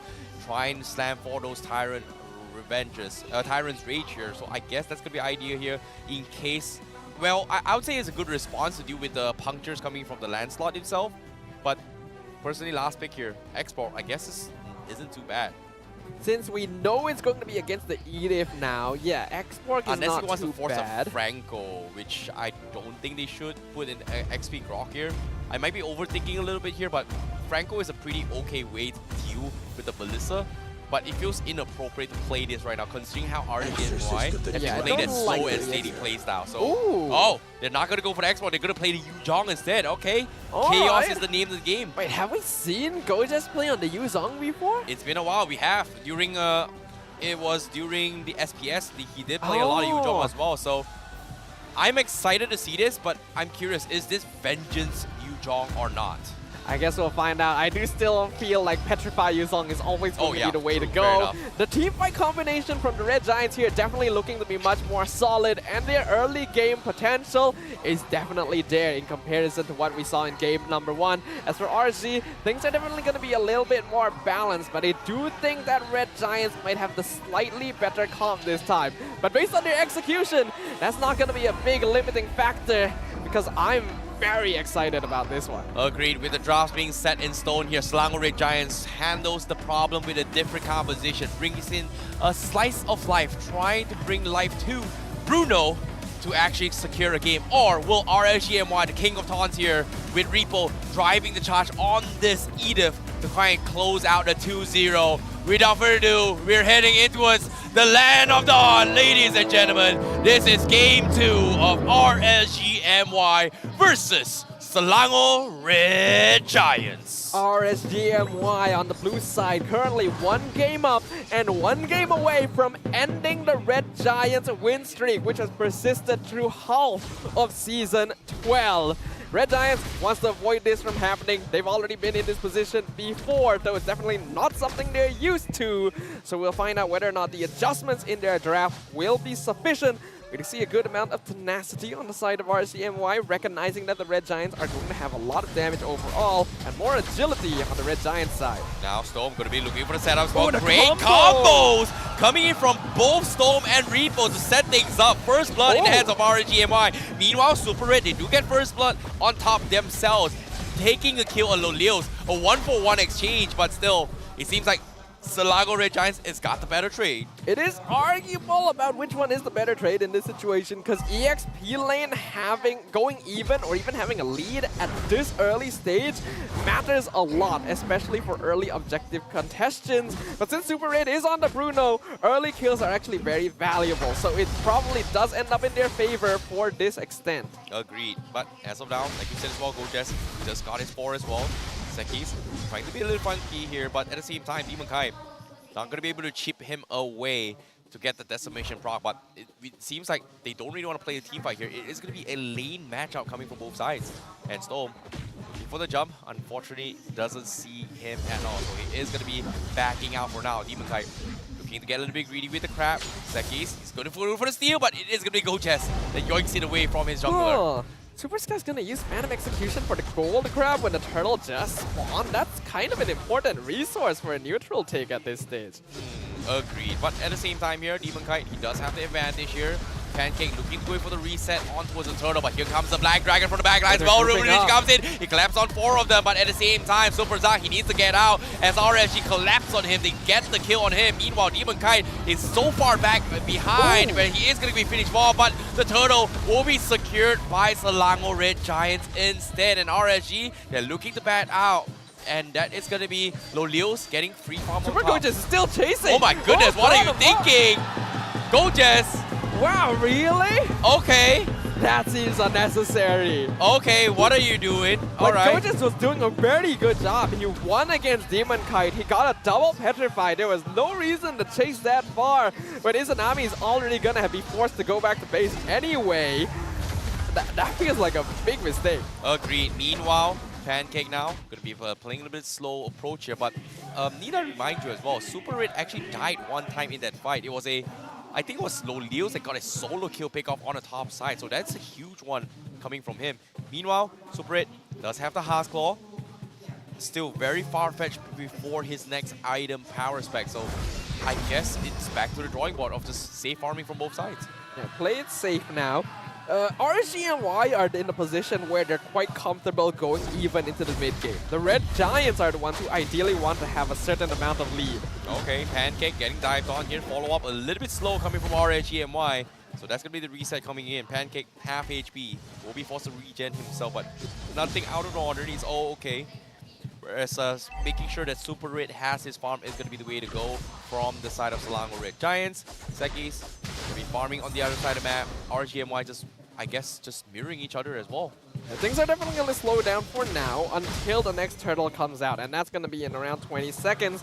There's going to be a lot of pressure towards the gold lane. Whoever's going to be able to pick up and get prio first here will secure the turtle for free, but neither team going to be willing to invest too hard into that. This is the right play by RSG. Red Giants, though, not having Gojes is going to cost them in this fight. Yep, so Gojes now getting caught out. No combos available. Chain stuns all the way through. No Black Dragon for Gojes. No Petrify. So that is going to be RSG MY 5v4 now. And now Super Zang is going to get bursted down by Lolios and Izanami. Turtle exposed. Demon Kai, can he get the skill? No, he cannot. Xavvsz yoinks it away. However, RSG MY, they got the kills, and they will get a gold plating for Repo as well. Guy's still impressive, being able to get that turtle despite being caught by the wild charge, getting knocked up there. But I think it's fine. in the end, RSG are the ones that come out on top. I agree with you there. Ripple being able to get the gold shield. Already 2-0-2 thanks to that roam from Storm. And Xavvsz is really not having a good time. Seems like there is a little bit of a personal vendetta here. Yeah, it seems like that's going to be the case. But for now, you know, RSG MY takes a little bit of a slow lead as well. Even though in terms of kill-wise, they've got 6-2. I'm surprised that Selangor Red Giants is able to match the economy, which is a very, very important factor here. Because kills don't really matter that much if you can match the XP and gold lane. That is true, that is true. But the Red Giants have to be aware not to fall too behind here. They should ideally be ahead in terms of gold because of how many tools they have at level 4. You do see a conceal play. Okay, Storm looking for the angle. Pancake trying to set things up for the team. Here comes the combo way through as well. Pancake force the flicker out of there. Storm looking through and punish Zach as well. They do force a flicker, but Storm is getting chipped away. Goes for the Tyrant's Revenge. He connects on Wolverine. And that's going to be the decimation here. Very precise movement. And Demonkai now with the Ashura's form as well. Ooh. He's looking to try and chain the decimation. Cooldowns are down, and so Selangor Red Giant says we are out of here. But RSG, they still have the strength to do so. Super Red still farming very aggressively. And now they're calling Isekis for the wrap around as well. They need to get out. Demonkai is running in for it as well. Storm is there to provide the assistance. And Selangor Red Giants manages to scare them off. But RSG gets out, losing only a tier 1. It's still great reaction timing from RSG MY and a lot of respect despite the fact that they've been doing a great job of delaying the power spike and aggression that the Red Giants want to play around. Super Xavvsz definitely on the receiving end of a lot of these because he is going to be the main frontliner for the side of the Red Giants, and RSG MY have so much CC with the combination of Storm and Rippo. RSG MY are still perfectly content to play this slow, make sure that they do this calculative, disciplined. As long as Red Giants never get too substantial a lead, the game will naturally fall into their hands. Yep, and now just waiting for the right moment for him to steal as well. Repo looking for the catch as well. Skies manages to dodge his way through, but here comes the Black Dragon. Demonkai steals a turtle, but Repo is in the midst of it all. He does need to pop the Paravis round, but he gets terrified and he's going to get picked off as well. And now this is going to be Selangor Red Giants with Xavvsz chasing the back lines. He finally catches Izanami. You taunt me once, not going to be happening again as well. I'm going to make a second attempt and I'm going to get a kill this time. Red Giants gonna give RSG MY a taste of their own medicine right there. As the frontline EXP laner, Rippo, not gonna be given a chance to pop the Primal Wraps thanks to a beautifully timed Terrify from Super Zac. And then Black Dragon from chasing the back. Oh boy, what a surprise! They get on Lolios, but he's alive! He don't have damage! Pancake now needs to run for his life. Not gonna happen. Double kill for Demonkai. Mistakes were made by Selangor Red Giants, and RSG MY gets away with it. That is a very costly mistake right there. They thought they could get a cheeky pickoff onto Lolios, but beautiful reactions with the CC to not only save the Melissa's life, but set up a double kill, one of which going to Loliel, who I'm pretty sure this Melissa is going to really start scaling up now. This is scary. This is really, really scary coming in from both the teams. But despite all this scuffles here, what really surprises me is that how is Selangor Red Giants losing members but still keeping up an economy? And that's crazy because as of now, Demonkai is having a huge lead on Sekis, but Super Red has so much more economy to kind of compensate this, which is crazy.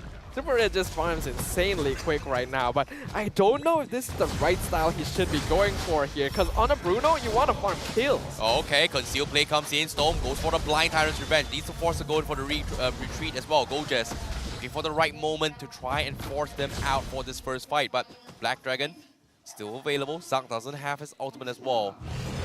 Choosing the fights, but with the Lord already about spawned in 3 seconds here, it is still very 50-50s between both these teams. The AI prediction is honestly very close. It's just shifting back and forth constantly because both these teams are giving each other an adequate amount of respect while executing on their game plan pretty effectively. RSG MY have so far been able to get more successes, but like you mentioned, Super Red has been farming very evenly, so even though the Red Giants have only half the kill score of their opponents, they're still keeping themselves in this game. Yep, RSG MY, they realize that if they clump up with the ult coming from Super Red, he is going to hurt like a truck, and this is not going to be a favorable matchup here if that is going to be happening here.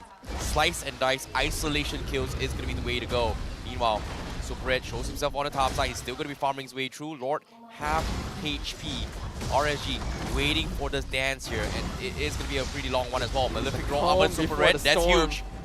This is quite scary right now. The Lord dance, some good rotation, making sure that the map isn't too easily pushed up. We do have a pretty big wave by the Red Giants down bottom, but it's still going to take a while before it collides in a way that will actually be a threat to RSG MY. I think Red Giants are trying to play around for that and making sure that Skies will be able to get all of his buffs before they go for the contestation.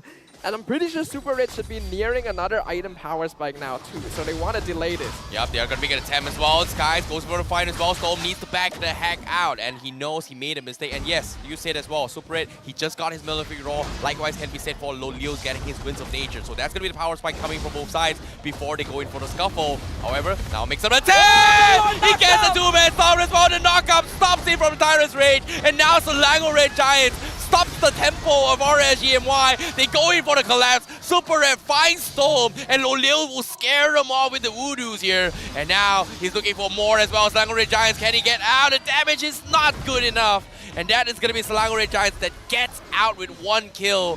But RSG MY is not over yet. They still have lot control. They're all half HP. But it seems like it is going to be back to the drawing board and going for the full reset. That is so unlucky for Storm. That was a beautiful Tyrant's Revenge. Catching out 2 in the back line. We have to relive that moment. Here's the instant replay. Storm jumps in, gets knocked up the moment he collides with Pancake and Super Red. Forced the flicker out to safety, but he's not going to be able to escape. And that means that RSG has to play defensively. And when they try to counter-engage, they're not able to catch up. Very unlucky here, and again, Storm makes the attempt, but Skies, he steals the Lord, and now RSG MY, they're gonna fight for scraps here. Pancake going over the war charge, runs away, Repo, 2-man stun, but where's the follow-up here? The Terrify from Zach is gonna slow him down, and that's gonna be RSG MY not gonna be able to win those 50-50 trades. Things are definitely reaching a bit of a fever pitch though. Super Red just got his Dragon Spear as well. The gold lead actually going to the Red Giants now because of some small mistakes earlier, and Skies being able to secure a Lord, which means that the AI winning prediction instantly shifts back onto the Selangor Red Giant side. But I do still feel this is anyone's game. RGMY's late game scaling will fall off just a little bit unless they're able to maintain a certain degree of relevancy. We see that Lolil is electing not to go for the full Trinity, instead getting the Wind of Nature first. He knows he needs to stay alive, whereas Super Red is just going for full damage regardless. We do see quite a good number of items on Skies as well. Otherwise, things are proceeding apace. But Skies is now feeling confident enough to start working the map too. Yeah, agreed. Now, RG, they're looking for a quick conceal play. Pancake out of position, but he does have the Guardian's Barrier as well. But Go Chaz with the Black Dragon, he's looking to try and stop them one. But at the same time, Super Red, inch by inch, they're focusing on Demon Kite. He needs to get out, and now they're looking for the kill, and they find Demon Kite as well. But that's not all. They find Storm as well, and Selangor Red Giants, they bounce back, getting a double. Just like that, with one mishap play coming from RGMY. The scaling has completely reversed now. In one fell swoop, a 3,000 net worth swing, 5k gold lead for the Red Giants. I am very curious how much of that is on Super Red alone. The towers are dropping to these 10-ton footballs being kicked by the Bruno. And RSG are not able to find the openings they need to re-engage. Super Red. A crazy comeback. Finally at a situation where it's just so far ahead. Skies also coordinating really well to find Demon Kite at the most unexpected times here. Selangor Red Giants now just playing an absolute monster, and finally the biggest lead we've seen thus far out of the 2 games between the 2 Giants playing right now. The Red Giants definitely seem to be playing for the late game. Normally when you have the Bruno around, you want to play really aggro in the early game and start farming kills because the hero can, and it would accelerate you really quickly. But Super Red is so confident in his ability to farm that fast that Red Giants just took a back seat. They were willing to sacrifice the early and mid game somewhat, and now it is revealing itself with Super Red having the GPM nearly 100 more than Lolil's, 72% kill participation, despite the fact that it didn't really feel like he was part of a lot of the kills earlier on. Yep, it is indeed something that is happening right now. Now with the Lord coming in against Selangor Red Giants, they have position, they have match control. Storm Going for the blind play. Does connect! He finds the backlines and focusing on Super Zang. Instantly bursts him down. Gojax might be next, but at the same time, the tier 1 fall survives as well. But Selangor Red Giants will gladly sacrifice Zak for the Lord. Yeah, I don't think it was worth it there. RSG MY, it's pretty okay for them. They at least get a kill, because it's probably going to be difficult for them to try and contest the Lord as of this stage right now. But with a 6,000 goal lead, Pancake delaying the Lord just a little bit as well to make sure that they can sync up the waves. One inhibitor standing, that's basically 0 inhibitors for RSG because of how low it is on HP. Blade of Despair on Super Red. This man is not going for any defensive items at all. Yep, I like this delays coming from Pancake as well, syncing up the lanes and buying time for Zak to kind of join the fight before RSG MY takes it down. So they're trying to get every little bit of advantage for this fight. And with that being said, inhibitor middle pretty much gonna fall guaranteed regardless of weapons, but Super Red, look at the damage that he's bringing to the table as well. But Skies, he has immortality, he just bought it as well. He's gonna go for the Pancake! Gets the 2-man wall charge! Here comes the collapse. Super Red, killing spree available, and now Selangor Red Giants, they're throwing everything on the crystal, and they bounce back, tying the series, dragging this to game number 3 against RSG MY. We got a match on our hands here, ladies and gentlemen. The rivalry continues. The vendetta persists as neither side is willing to give an inch upon the land of Dawn. They got so much to prove, so much to show right here. And I am excited that we're going to get one more game to truly strut their stuff. Definitely a difficult one here, a different approach to the wall they faced in game 1. They found a solution and the execution was good. Selangor Red Giants definitely giving us a masterclass performance in this game 2. The draft definitely seems to be a bit more favorable right here, having a solid amount of damage and then slowing down the game, knowing that there's going to be a good amount of aggression from RSG, willing to sacrifice members, willing to put people behind, even if it seemed like it might be a bad position, because that is actually drawing attention from RSG MY away from Super Red. After all, if the rest of his team isn't doing too well, he shouldn't have enough space to farm, right? Yep. Wrong. Okay, fair enough here. But at the same time, I'm curious to see who the MVP is here because it's so hard to pinpoint here. We gotta check out the production here. The MVP for that match is gonna be none other than Super Red himself here, the marksman, the Bruno. Sue! This man farms so fast. It is insane. Like I mentioned, RSG's point of perspective, Gojax has died 4 times. They can't roam around the map safely. Surely Super Red should have no safe place to farm, right? Super Red says, I'm just scrounging up whatever I can and somehow having a higher game GPM than Lolio. Yep. Sue! That's gonna be the way to go because the first Bruno win for today, they have definitely broke the curse. But of course, in terms of itemizations as well, I don't know how he drags it for so long, but you know, ultra late game is where Bruno starts to hurt a lot. And for him to actually get the Blade of Despair as well as the Malefic Roar, doesn't even need the Winds of Nature considering how oppressive he is. And I'm surprised he's able to get away with it. It's such a greedy build. No defensive items, no immortality. He has Weapon Master, he has the crit chance. So it is a full DPS. And if he goes for full DPS items, then that's where these emblems will get the most use. But you typically want to make sure that there is some kind of fallback plan if you do get caught. Super Red though, he just say, hey, damage is a form of mitigation. Yep, at the same time here, I'm curious to see what kind of mic check are we going to be seeing here coming from Selangor Red Giants because right now we're jumping into mic check with them. Can we go, hero, hero. Wait. Wait. Balin. Balin is low. You all good here? I'm okay.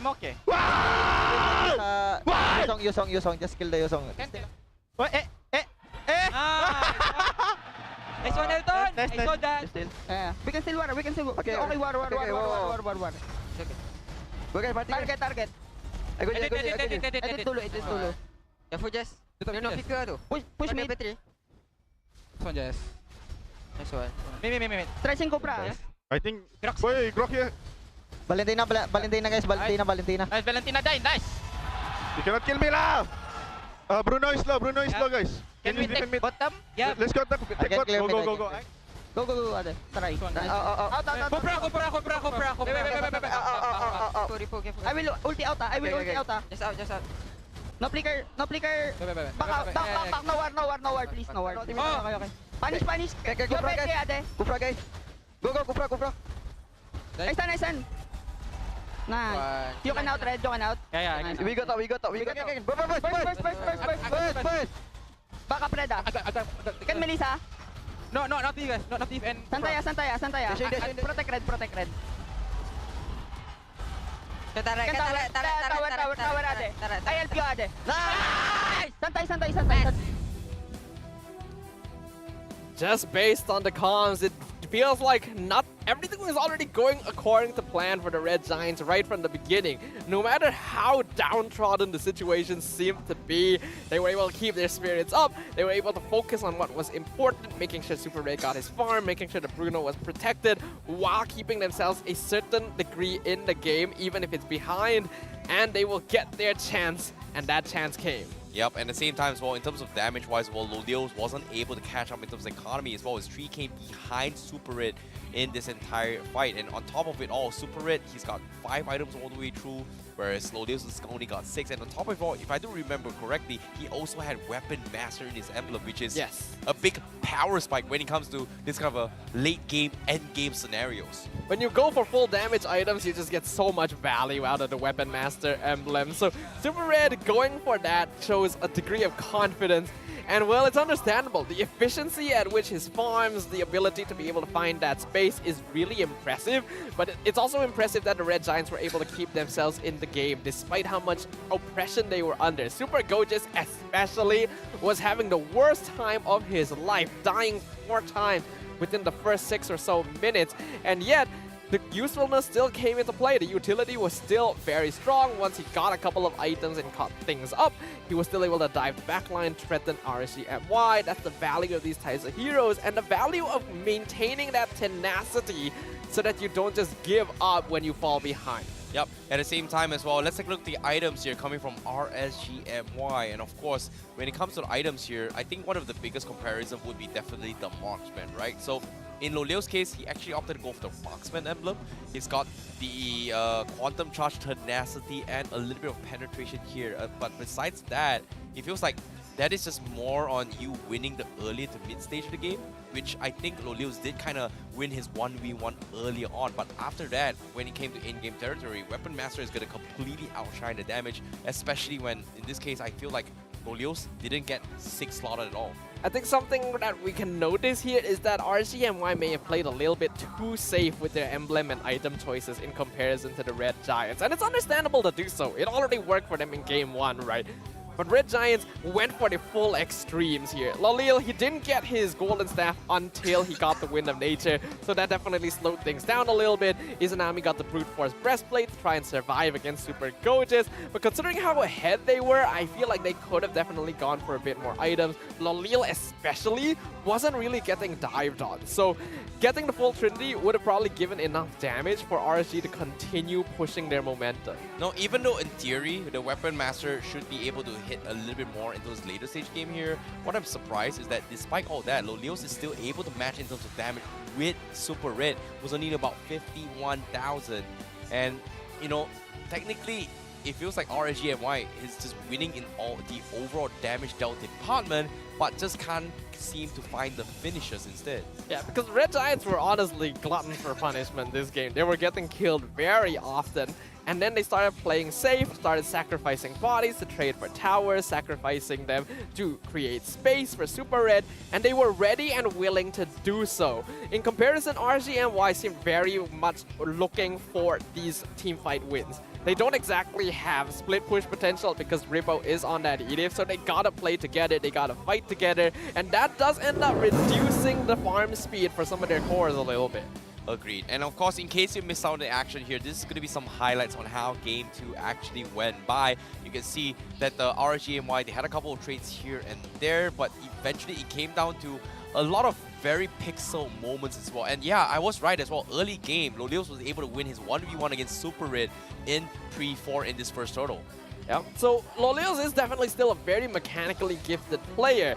But in this case, I do feel like the need for RSG to win team fights did end up costing them. Because even though it looked like Super Red was in a lot of these team fights, I'm pretty sure he was just there to pelt down a little bit, and once the team fight was over, he would leave, farm another part of the map.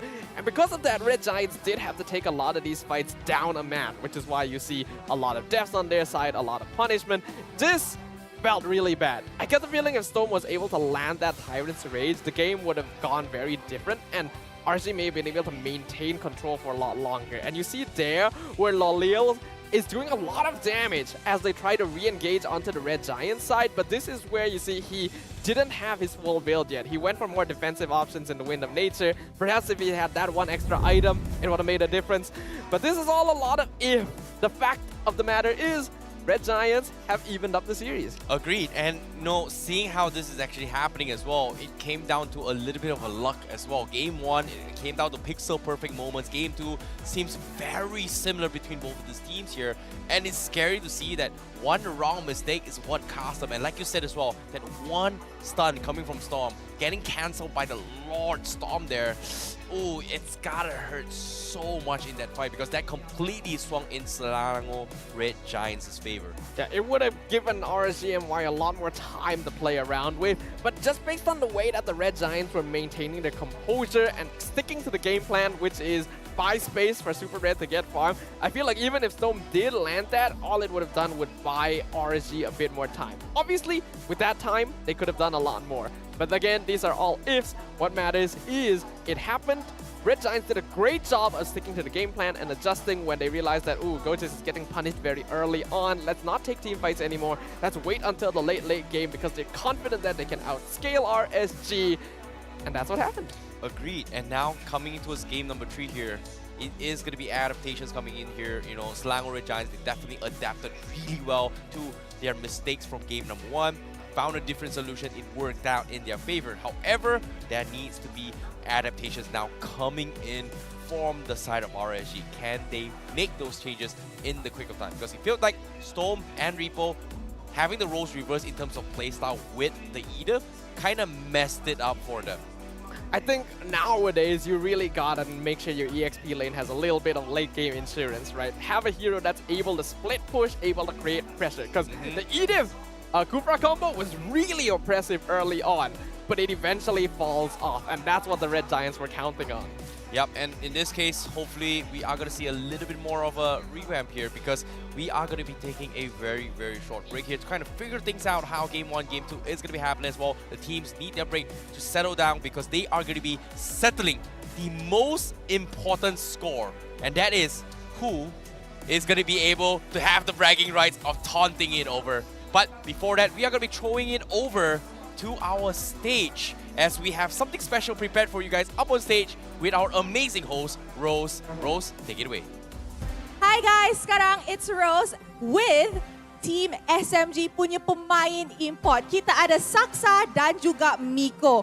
Okay guys, first of all, I want to ask, what are you both doing here at Dewan Street Putra since you guys have no game today? Saksa? Supportan ko si Storm. Storm? RSG. Kaya tayo to support RSG. Storm. My ex-teammate. Oh, your ex-teammate. Okay, Miko, what are you doing here? Sinusuportahan ko po yung Red Giants. Why? Kasi ex-teammate ko si Storm.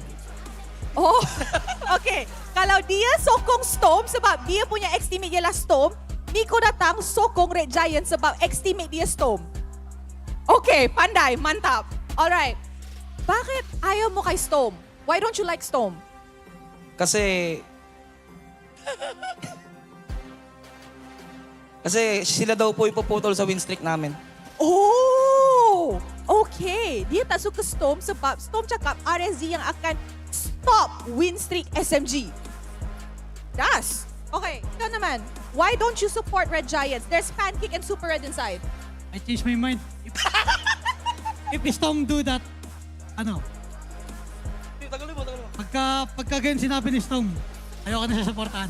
Red Giants kami, Red Giants. Okay, kita ada lalang kat sini sebenarnya. Dia cakap, since Storm cakap, RSG akan putuskan win streak SMG, dia dah pindah side dah. Dia nak sokong Red Giants sekarang.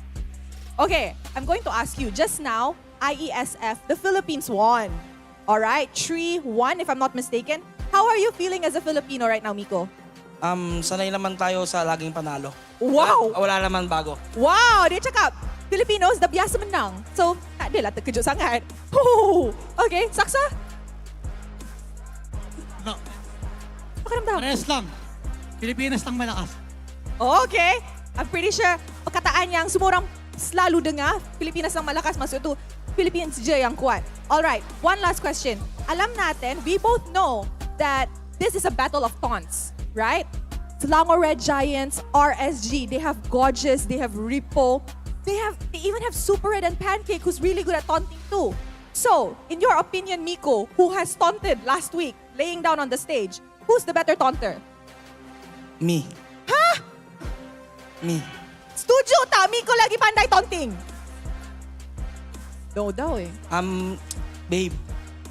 Mabait lang ako. Oh, because you behave. They start first. Oh, Let's do this. wow. If they start first. Okay, Saksa. Who's the better taunter? Gorgeous, Repo, or someone else? The king of taunting. Repo. The king of taunting, Repo. All right. Before we throw it back to the casters. Ayoko na sa kanya. Huh? Lipat na siya ng team. Hindi niya ako binoto. Dia cakap dia dah tak suka Saksa dah. Saksa dah boleh keluar SMG sebab Saksa tak cakap Miko is the best taunter. Dia punya gelak reminds me of Anik punya gelak. Okay, you want to say something to Red Giants. Give them a word of encouragement. 1-1. Coach Arcadia, Pancake, and Super Red. Panalo na tayo. Atin na tong game 3. Wow! Okay, untuk Selangor Red Giants, dia cakap, Coach, Pancake, Super Red, game 3 ni kita dah pegang, kita dah menang. Alright, a statement. Oh, ikaw, RSG. Ha? Ayan mo yun. No need to vote for Storm? Kurang ni kan? Galingan yung Storm ni NT1 kahit. Nakachamba lang yung Red Giant. Okay, untuk RSG pula, dia cakap, Storm dengan Demon Kite buat yang terbaik. Sebab game kedua tu tadi, Selangor Red Giants luck je tu yang menang. Wow! Galingan nila sa lower bracket. Alright, okay. Galingan nyo sa lower bracket finals. Sakit sa finals. RSG? This. Oh, this too. Okay. One word before they end it. They're gonna taunt sikit. Diorang cakap, do your best in the lower bracket finals and we shall see you in the grand finals.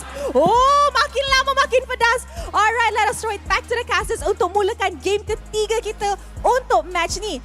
Casters, silakan.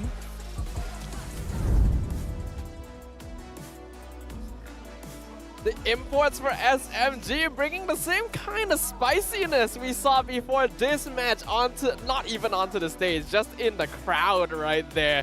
This has been such an entertaining season of MPL MY. Things have just gotten heated up, spicier, even more fun.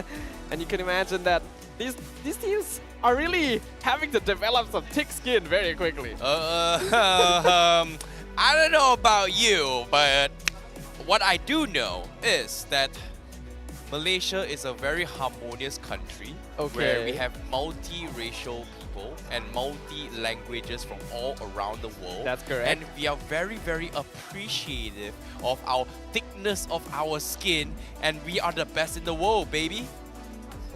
That is true. And you know what you need when you got thick skin? You gotta be able to defeat Acne fast like an MVP with Garnier. Man, we actually have a little bit right here, right now. This, of course, is the real hero of today. It is the nemesis of Acne. It is the nemesis of non-smooth skin. And all you gotta do, a little bit of Garnier Man goes a long way. You wanna win in life, use it to smooth out your obstacles and clear everything in your path so that you can rank up free from stress, free from any worries, and grind your way to winning. You know, when I look at this here, I like to see my entire, skin kind of just peel off with all those dirt and scrubs and all that here. And this thing just scrubs like a lot of soap out of it. It's kind of like a very thick foam as well. It just completely just rushes it away. And there's a reason why I look so white most of the time, if you think about it. That sounds pretty good right there. Thick foam for thick skin, just like our players right there on stage. Game 3. This is going to be an exciting one. We already got the opinions of Xavvsz and Miko down in the crowd. They're supporting Red Giants, supporting RSG for reasons that are good and reasons that are not so good. We definitely don't have to revisit some of those. But one thing's for sure, these teams are pretty evenly matched, and there's a lot of respect up on that stage. Yep, and of course, when it comes to respect here, you know, a lot of us can say it could have been luck as well, coming from Selangor Red Giants for game number 2. That Storm Tyrant's Rage, a little bit unlucky because of the Lord Storm kind of messed it up and allowed Selangor Red Giants here. But to be honest, I don't know, sometimes luck is a skill, you know? Sometimes luck is a skill. Luck is not just an excuse, it is skill as well. I hate to admit it, but it technically is true. As someone who's not all that lucky myself, I definitely understand the opposite end of the argument. So hopefully we won't get to see a repeat of that situation again, because that really was a feels bad moment. But this game 3, I think it's going to feel very good for all of us. The crowd is hype, the atmosphere is great. We got the Red Giants fans right there, still raising their flags. I'm really surprised that their arms are not tired at this point. Goes to show the strength of their support. Yep, I agree. Of course, to settle the score on who's going to have the bragging rights here, the King of Taun, or is it going to be the Prince of Taun? This is going to be game 3 here. Selangor Red Giants on the blue side and RSG MY on the red side. Starting things off with the pretty default band so far. We got the Kaja and the Angela removed from the blue side, the Claude and the Terizla again. So RSG is definitely not allowing these signature picks to go through. These are heroes that can basically solo carry the game in the right hands, and the Red Giants are definitely the right hands. Yeah, in this case, you're having the Kaja and Angela being banned right from the get-go. It feels like they're just mirroring their drafts from Game 1 and Game 2. And when it comes to adaptations, are we going to see RSG MY try to pull off the same thing again from Game 2 and Game 1, but with a little bit of plot twist? I think they'll definitely try to go a bit more for their Game 1 draft here, because it was much more flexible, it worked out pretty well. So of course, I think they would like to adjust the Khalid if necessary, because the hero did end up being picked specifically to counter Gojas there. It worked well, but they gotta be able to open up something else here. Unless the export for some reason comes out again, then hey, why not? I think Beatrix priority coming from RSG MY follow deals isn't too bad if they decide to go for that angle, if you think about it. But of course, you know, forcing the draft into this game number 2 where the marksmen were the 2 final bans coming from both Selangor Red Giants and RSG MY put them in a very, very awkward position. But of course, all things considered, the Bruno still came up on top. They broke the curse. And now it's up to Gojas. What is he going to play? Is he going to bring the Yujong again, or are they going to prioritize on that export? Or, in this case, Valentina again. What is the priority? Valentina is open. The Edith so far has been a really hotly contested pick as well. Pancake definitely felt more comfortable on the Grok in comparison to the Cho. So Red Giants, they're actually going to pilfer the Edith away. This means that Izanami may get his hands on that Valentina. Remember, 100% win rate on this hero so far. Well, okay, on Pancake, by Pancake, of course. But as of now, on the Valentina. Oh, okay, on the Valentina, but Pancake is 100% on Edith too, so you're not wrong. So I was talking about the Edith here, where if you think about it here, this game is, well, all 3 games. First game, Edith won. Second game, Edith actually lost in the hands of Repo. So there needs to be a little bit of adaptations here, but Edith setups has been extremely annoying. We've seen variations where Rogue Ediths were faced with Cho. Sometimes Cho wins, sometimes Edith wins, depending on who has the faster fingers. So in this case, RSG MY, they won't deny the Valentina away from Selangor Red Giants. So they are stealing off each other's draft right now in game number 3. So this animation is an improvisation coming from both sides now. I do like that the Fredrin comes out now though, because it's not actually being shown as a flex pick, it's actually because the Lancelot already got revealed very early on by RSG MY, most likely a deny pick from Skies as well. And since Fredrin no longer has to deal with a jungle Martis or a jungle Export, this will make Skies feel a lot more safe to go for this very reliable tank jungle. I am curious about the Eve pick though. Yes, it worked out pretty well previously, but it does give the real world manipulation over to Izanami again. What? And now the Yu Song is stolen away by Rippo. Okay. You know, I like how they're just playing the exact same meta-ish, but there's RSG MY is just taking, saying, you know what, I'm gonna steal all of your usual heroes from game number 2 for Selangor Red Giants, and I'm gonna try and turn things against you. And you can see the fans, they're extremely hyped up as well to see who's going to be winning and losing. And I agree, the memes, amazing. Where was the time where we start to see meme spams in our community group? Guys, please, if you guys are in the Malaysia MPL official Facebook group chat, please give us more memes, give us more loves. We love quoting you guys. It's such a great time looking through the Facebook group, seeing all the memes you guys can put up and see just how creative you guys are. We got some fans there having a good snack of Mr. Potato as well. Make sure you guys grab some, crunch like a legend. I really want to have some after this. The 1-1 does get banned out by RSG. So once again, a lot of focus towards that goal lane. The Harif removed by Red Giants. So this is instantly giving RSG the idea that Super Red might want to play the Bruno again. It might be the case here, considering that, you know, this time they've not... I think RSG MY did bring the ban with the Irritil coming from... sorry, it was Selangor Red Giants that actually banned the Irritil, but I don't think Lolios doesn't really care whether or not if they go for the Irritil, if you think about it. And I personally think that him sticking to his Beatrix is going to be way much more important, because he has been hitting some insane shots and just shutting down Selangor Red Giants in game number 1. Yeah, agreed there. I think Lolio on the Beatrix feels very comfortable, feels very good. So we'll see whether or not the Red Giants decides to remove it from his pool here, as the Franco is actually the choice for RSG MY to remove. They're actually considering that this could be an EXP lane EDIF instead.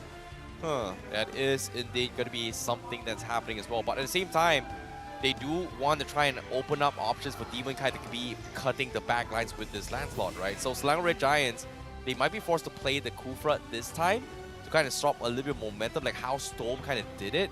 But that is because they had this function here. So RGMY had this idea from game 2, didn't work out. But whether or not Selangor Red Giants do the same is going to be a completely different question. This time, they just don't want to take the risk. No Beatrix, Lolios, play something else. It's game 3. Better not to take risks when you're uncertain of how well you can match up into it here.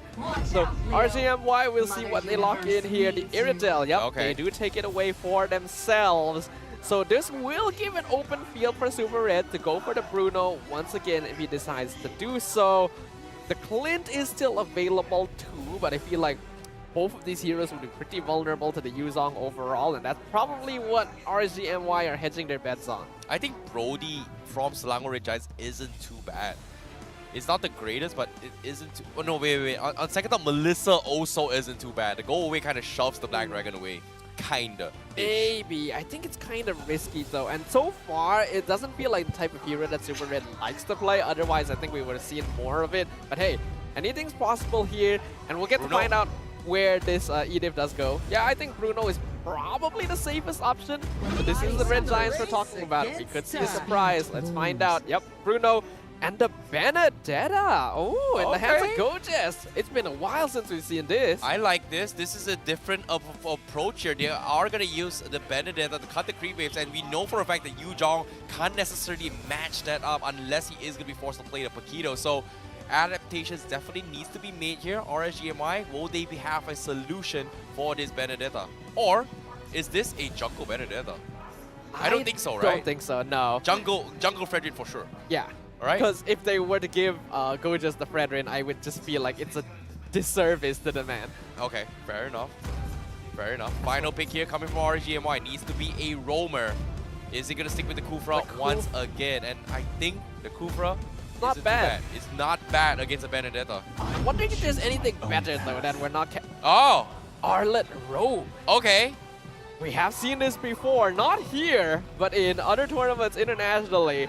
There is a little bit of Arlet Roam here and there. Has a pretty solid way of CC with that final slash. Could definitely display some things, but does require a good bit of finesse. Does Stome have what it takes?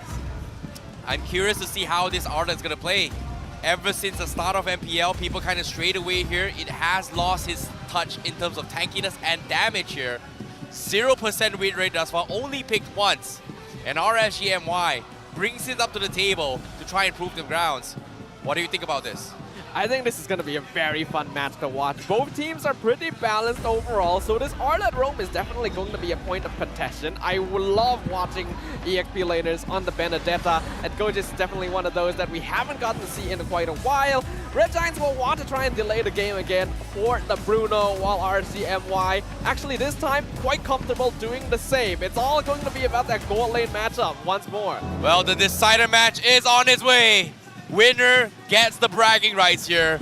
This is game 3 of Selangor Red Giants going up against RSG MY. And I'm excited to be your caster for today because this is the final game of this week here in week 3 for MPL MY Season 12. Bragging rights as well as the title of the King of Taunting on the line here as everything is at stake, because this will be the only time these two teams will face off in the regular season. Izanami actually did end up stealing that camp back away to make sure that the Red Giants don't get anything for free. We get 3 tenacities on both sides here, so lots of respect, understanding that the damage potential this game is particularly high. I like how they adapted their playstyles as well. There are teams that just plays like, hey, we're all going to go full agility here just so that we have some sort of mobility, but this time they balance it out by having quantum charge as well as agility, and on top of it all having tenacity, knowing that how slow the playstyles has been going here. So they are going to be trying to match this kind of precise coordination takedowns in order to win those team fights. So as of yet, in terms of matchup here, I think Loleo is doing a pretty fantastic job in the lane right now. The thing is, this is Super Red just freezing the lane. He actually wants the minions to collide at that point because it forces Loleo to move very far up into the lane and perhaps set up for Pancake to roam. But Pancake going to be paying more attention towards the mid side right now, making sure that Super Zack will be able to hit that level 4 by the time the turtle comes up, since Izanami on the Valentina will obviously have that passive to earn EXP at a faster pace. Yep, Brave Smite up on Pancake, but the stolen Primal Wrath coming from Izanami. He's going to pop it off to do damage as well. He's going to try and use his zone out Skies. Look at this. Skies dropping the Brazos Wrath, doesn't connect, so no HP regen coming from him. He's going to go to buy a little bit more time, but go Jazz! He loses the trade with the shards here, as that's going to be Repo getting killed now. The Black Dragon is going to collapse Selangor Red Giants, and they need to back the heck out. That's a mistake there. We know that Go just likes the ego challenge, but that's not the time. Oh my god! Storm! The taunt comes in, he finds the catch and destroys Pancake right under the noses, and now he wants to go for more, but at the same time, mistakes were made. Mistakes were made, and he will be punished himself as well. Both these teams are taunting way too much right here, but you know, they're having fun on the land of Dawn, and I appreciate that. But I think Gojis' timing was definitely a bit more inferior right there. He tried to challenge Rippo. I don't know who was the one to engage the fight, but he really needed to stay alive there. He was already level 4. He could have left the lane, joined the turtle fight. Lots of aggression in the mid lane. That will allow Super Zack to still get out though. And now Repo, he's trying to farm up his shots as well. He does get a little bit more sustained. Sky is also going to be in a position to try and contest RSG MY. You can see the pressure coming from RSG MY to make sure that Demon Kite has the most efficient farm in their side of the jungle now.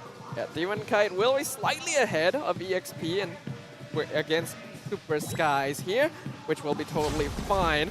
Neither of these teams has a particular need to start moving very aggro towards that early side, so we're definitely going to see a slightly slower game in comparison. Red Giants does have the option, since they have the Edith and the Bruno, and that can set up for some pretty easy kills, but if they're not going to do that, then yeah, both teams will be comfortable just going disciplined, taking it slow. Yep, at the same time here, Super Red got his first item already, Haas Claw on this Bruno. So he is going to be having a little bit of advantage, just taking a little bit chill here, farm a little bit more, but he's not going to have his power spike anytime. So meanwhile, Zac, Ice Queen 1, and War X on Demon Kite. Now, that's a big power spike for these two heroes. Yep, pretty scary right there. The turtle is going to be coming up pretty soon. Coach is already taking a lot of abuse right here. Dropping low on HP right before the turtle comes up. So this is very favorable for RSG. Oh my goodness, Repo, he's going to try and force the fight as well. They are going to be forcing Selangor Red Giants under tier 1 protection, but it's going to buy enough time for Demon Kite to focus on the turtle. Pancake wants to go in for the setup. He pops the Primal Wrath as well, but here comes Collapse. Repo finds Skies. They go in for the finish, and that's going to be RSG MY just collapsing on 2 players. pretty much isolated from the rest of the team of Selangor Red Giants. That was a bad idea by the Red Giants. They already know that Gorgeous is losing the EXP lane, so the Benedetta is not going to be around. Super Skies is getting zoned out really hard, dropping really low, and he can't even get close to the turtle. So at that point, it's time to just back off and give up on it. Instead, they allow RSG to get the turtle, they get 2 free kills, and now the lead is starting to build. Oh boy, Super Red forced the flicker out as well. Go Jazz! Oh boy, the shard, 1 HP left. Repo giving Super Jazz a taste of his own medicine from game number 2. And now RSG MY full control of momentum right now as they try to get a little bit more farm. Meanwhile, Selangor Red Giants, they are going to try and set up an ambush for Lolios. And he makes one wrong move, he's dead. Yep, scary, scary. I think Lolio's probably aware, and here comes Demon Kite. So they're gonna try and look for Super Red. They'll spot out Pancake.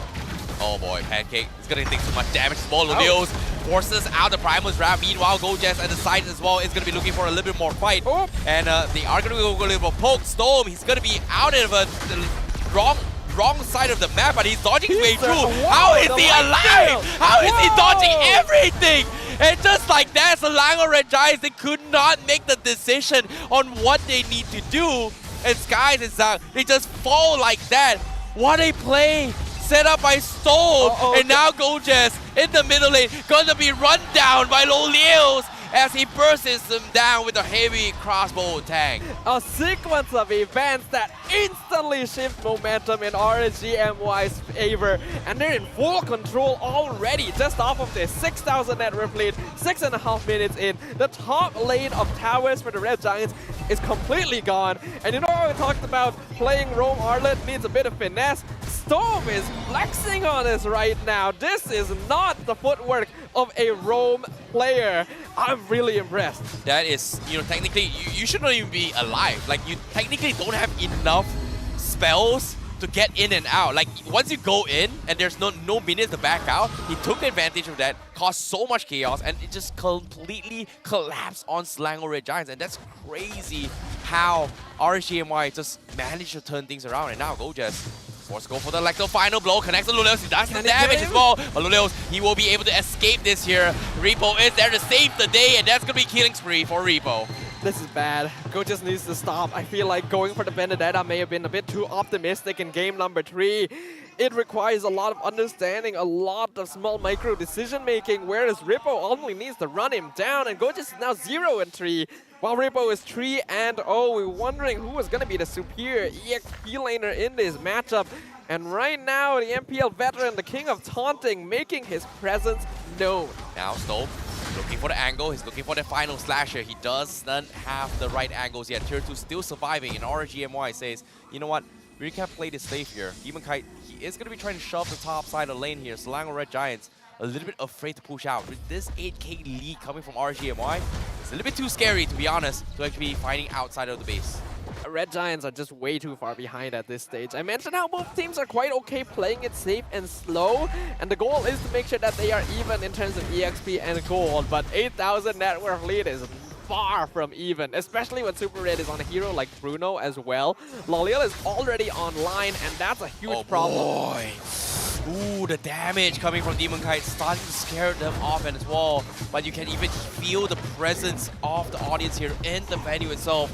Everyone is just in absolute awe and silence, paying attention to every single move the players are making right now. And you can feel the suspense, the anticipation in the air right now.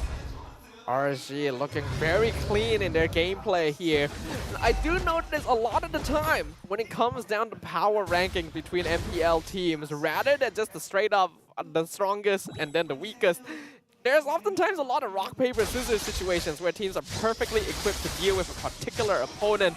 And I feel like RSG MY has done a lot of research to understand the Red Giants. Oh boy, Gojaz, he has no choice. He's trying to make space for the team. He tries to make a minion creep cut there. Is not gonna happen. RSG MY right now is in control of the Lord. 8k advantage. Selangor Red Giants, they don't have the necessary tools here. They're gonna crumble. Lolios, they don't see anyone, and it seems like they will get a free Lord in the hands of RSG MY. Red Giants is running out of tools here. They already cannot win fights against RSG, and while they have a very strong split pushing tool in the form of the Benedetta, Goji's being 0 and 4 means that he can barely survive anything.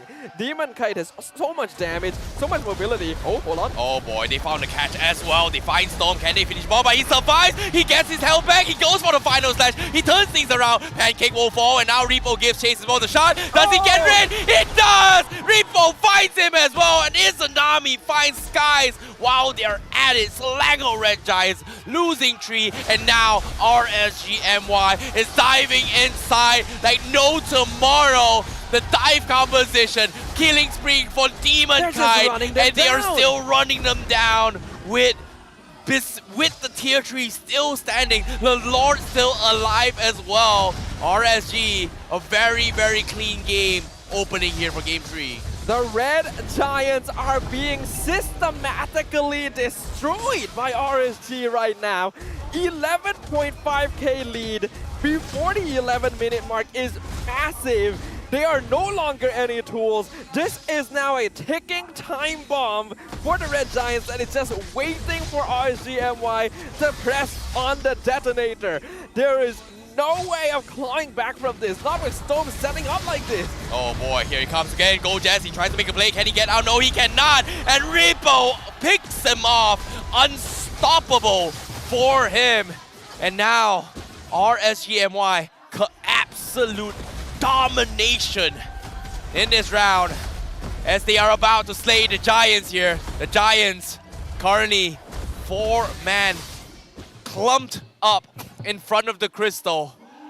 Gojaz, 10 seconds left on the sidelines. RSG MY, they're looking for the crystal dive. Real Bleach comes in, but they're going for the pole approach as well. Pancake, they find Lilios. They hold on. The Giants takes down the marksman of RSG MY. An overextension there, that could cost RSG, but with an 11k lead still, they're still going to be sitting very pretty. Irrital players, they do have a tendency of going a little bit too far here. Looking at the itemization, you can see that Lolil already having 3 items, but look at Super Red. He's actually matching almost item for item. The only difference being that his shoes weren't quite complete. Now they are, only 2k behind. It's not that bad. A lot of this difference is coming in on Skies versus Demon Kite. This Lancelot is an absolute monster, going for mostly damage, but still having that Guardian helmet, whereas Skies right now is kind of a non-factor. The Fredrin is not nearly tanky enough to survive a lot of things, so that becomes a little bit of a problem. The most he can really contribute in these fights is going for that taunt, and that's kind of difficult to execute when he can easily melt. Yeah, they need to find ways to buy time here, but RSG MY, look at this, conceal plays, they are going to scare Slango Red Giants back into the base again. Meanwhile, they're setting up Gojaz to cut the creep wave up top again, but again, buying time is going to be very difficult here. 11k net worth difference, so difficult. Sky's not even in position to even contest the Lord, can't even do anything, and now RSG MY, slow and steady, wins the race again. Take it step by step, one step at a time.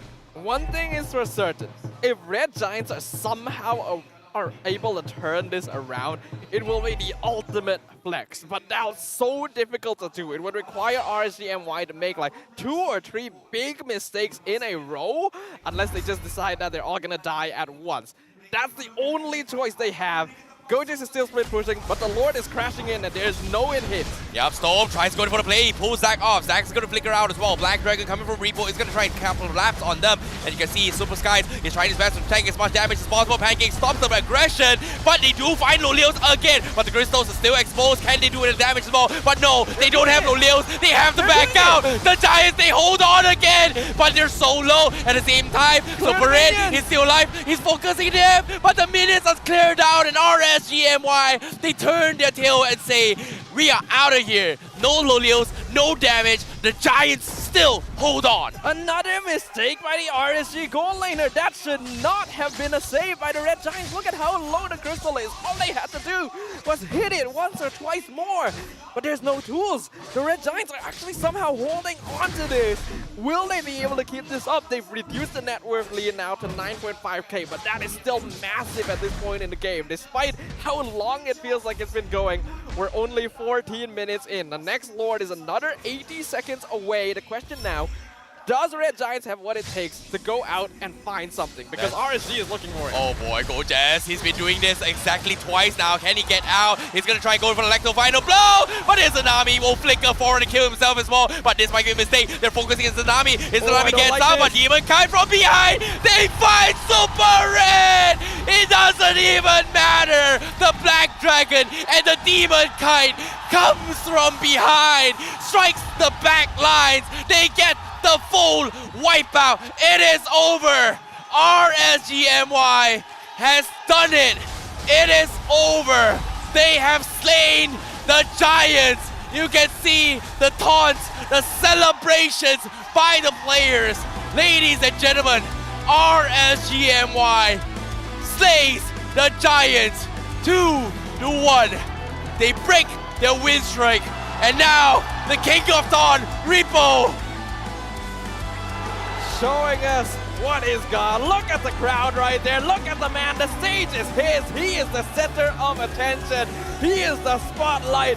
The king comes out on top and the crowd is right there behind him to support a glorious victory by RSG MY as they live up to their words. They fulfill their promises. They wipe their tears for the Red Giants as their win streak in MPL MY Season 12 is officially over. What a game coming in from RSG MY. What a game coming in from Selangor Red Giants. GG, well played, but the King of Dawn still survives. But all things considered, it is a beautiful game coming in from both of them. A beautiful return to form right here. I imagine we are gonna see a very spicy interview after this one. What a hard-fought victory.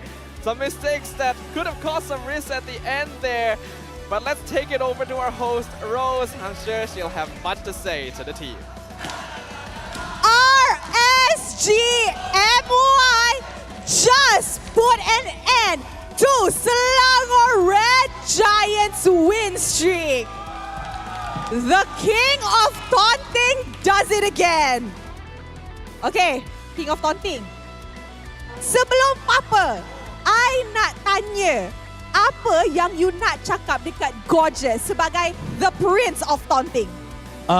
Untuk Gorgeous sebenarnya dia okey lah buat taunting. Maksudnya buat jadi penerus lah. Tapi dia kena ingat, lawan match ni, I'm the King of Taunting! Okay. So, sekarang Repo is still saying that MPL MY, I'm still the king, you're just the prince. Yes. No. Newbie. Newbie? Alright, demoted terus. Okay. Kejap. Oh, I have one more. Okay. Okay. You know why Selangor Red Giant lose? Okay, why? Because they are afraid of blue. You know? Why? Because if I'm not wrong, JDT always win against Selangor.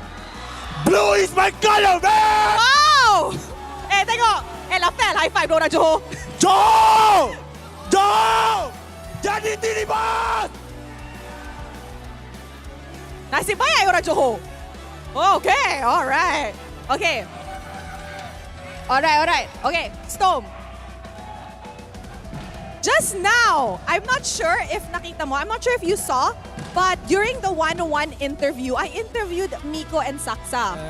They said they don't want you to win because you said that tataluhin mo lahat ng may win streak ngayon, right? You say you're gonna defeat everyone with a win streak. You will be meeting them next week.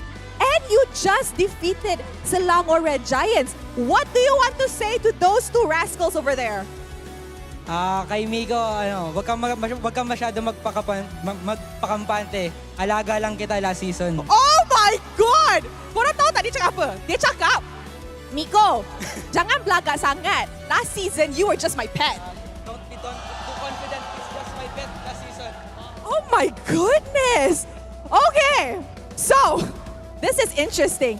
But before kita continue kan, I nak tengok dulu MVP of the match. Sebab game ni sangat-sangat seru, sangat-sangat fun. So, MVP of the match, let us see you. Storm! Stone! Alright! Okay, Stone. Natalo mo si Pancake and Super Red. Next, tataluhin mo si Miko at saka si Saksa, according to you, okay? Yes. Who's next on your list? No one. All eyes are on SMG only. Oh, all eyes are on SMG. Yes. Alright. Paitanya, dia baru kalahkan Selangor Red Giants which ada Pancake dengan Super Red. Pas tu next one, dia cakap dia akan claim victory against Miko and Saksa. And dia cakap, he doesn't care dah selepas tu nak kalahkan siapa sebab all eyes are on SMG. Dia ada satu mission, it's to stop all the win streak untuk musim ni. Okay. Alright, thank you so much, Storm. Demon Kite. Demon Kite, amazing performance this time. Super duper amazing. But if you guys, kalau korang tengok kan, he had an online interview thing with RSG and he said the one jungler he wants to meet in MPL Malaysia is Skies. Now that you've met Skies, what do you have to say?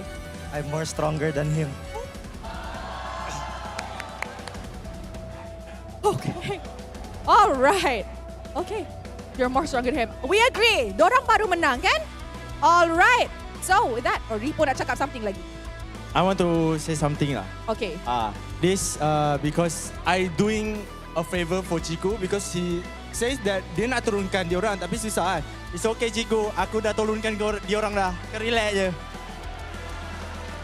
Itu dia pemenang untuk match terakhir kita untuk hari ini. Once again, Dewan Sri Putra, give it up for RSG MY.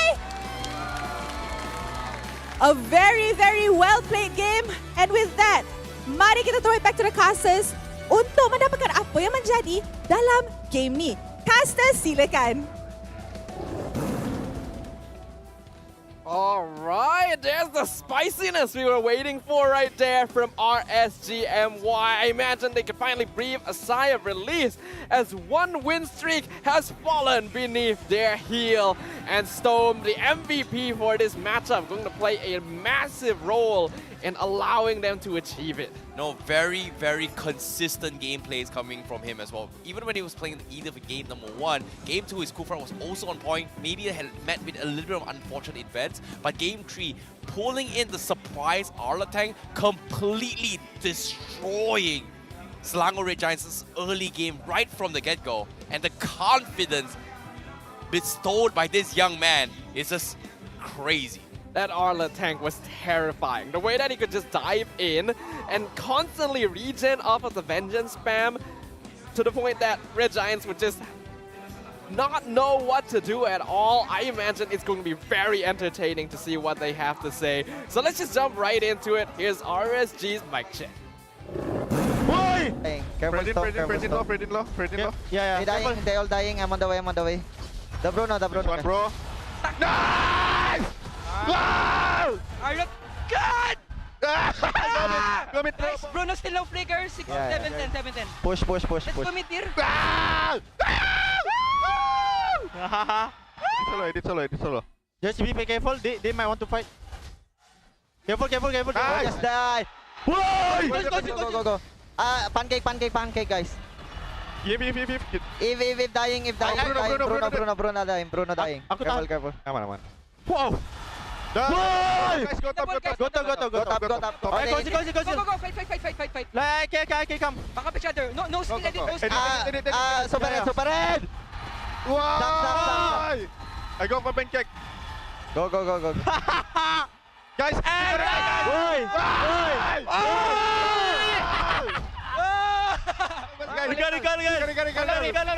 Follow me. Well, those boys seem to be having a lot of fun right there on stage. I think the realization that they have taken down one of the top contenders of MPL MY Season 12 and in such a clean manner as well is going to ring clean in their minds for a while. I'm looking forward to a very strong momentum by RSG MY next week. hey, mental fortitude is a very, very strong and important factor. RSG MY, they have taken losses and they are used to it as well. So for them to bounce back like this, it's not that much of an issue. However, for Selangor Red Giants, it is very apparent that now, when they take a lose, it kind of affects them either mentally or maybe even the draft itself. But as what I know, this is not what I was expected for Game 3 coming from them. Not at all. I feel like they may have been a little bit too optimistic with the way that they were drafting here. And this actually also breaks Pancake's 100% wins rate on the Edith too. So that's quite a thing. But Izanami's win rate on the Valentina going to persist here. This was a very clean game overall. Rippo being 6-1, cementing himself as King of Taunting and of the EXP lane here. Demon Kite having a great time, 5-0, going for full damage and still surviving almost everything. And then Storm, I think, really the breakout star here. The debut of the Arlet, being able to regen everything even though he dives in and not even having a lifesteal item there. Yeah, that's the thing, right? The power of Brave Smite just brings so much more value as well. And his itemization just going full max HP builds, right? Anti-Kiras gives a lot of max HP. The Radiant Armor as well gives a lot of max HP.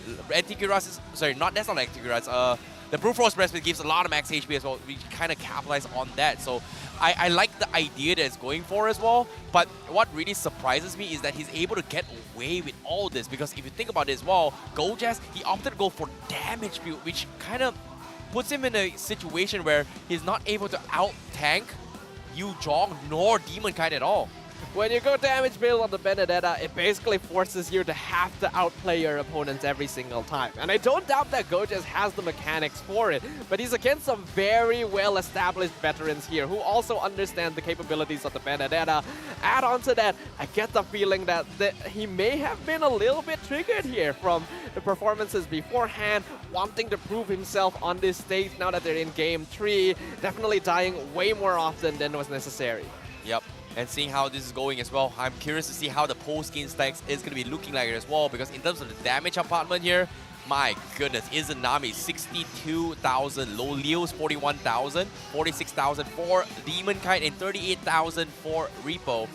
And it's crazy because even Storm has got 35,000 damage. That's insane. That's more than everyone on Red Giants other than Super Zac on the Eve.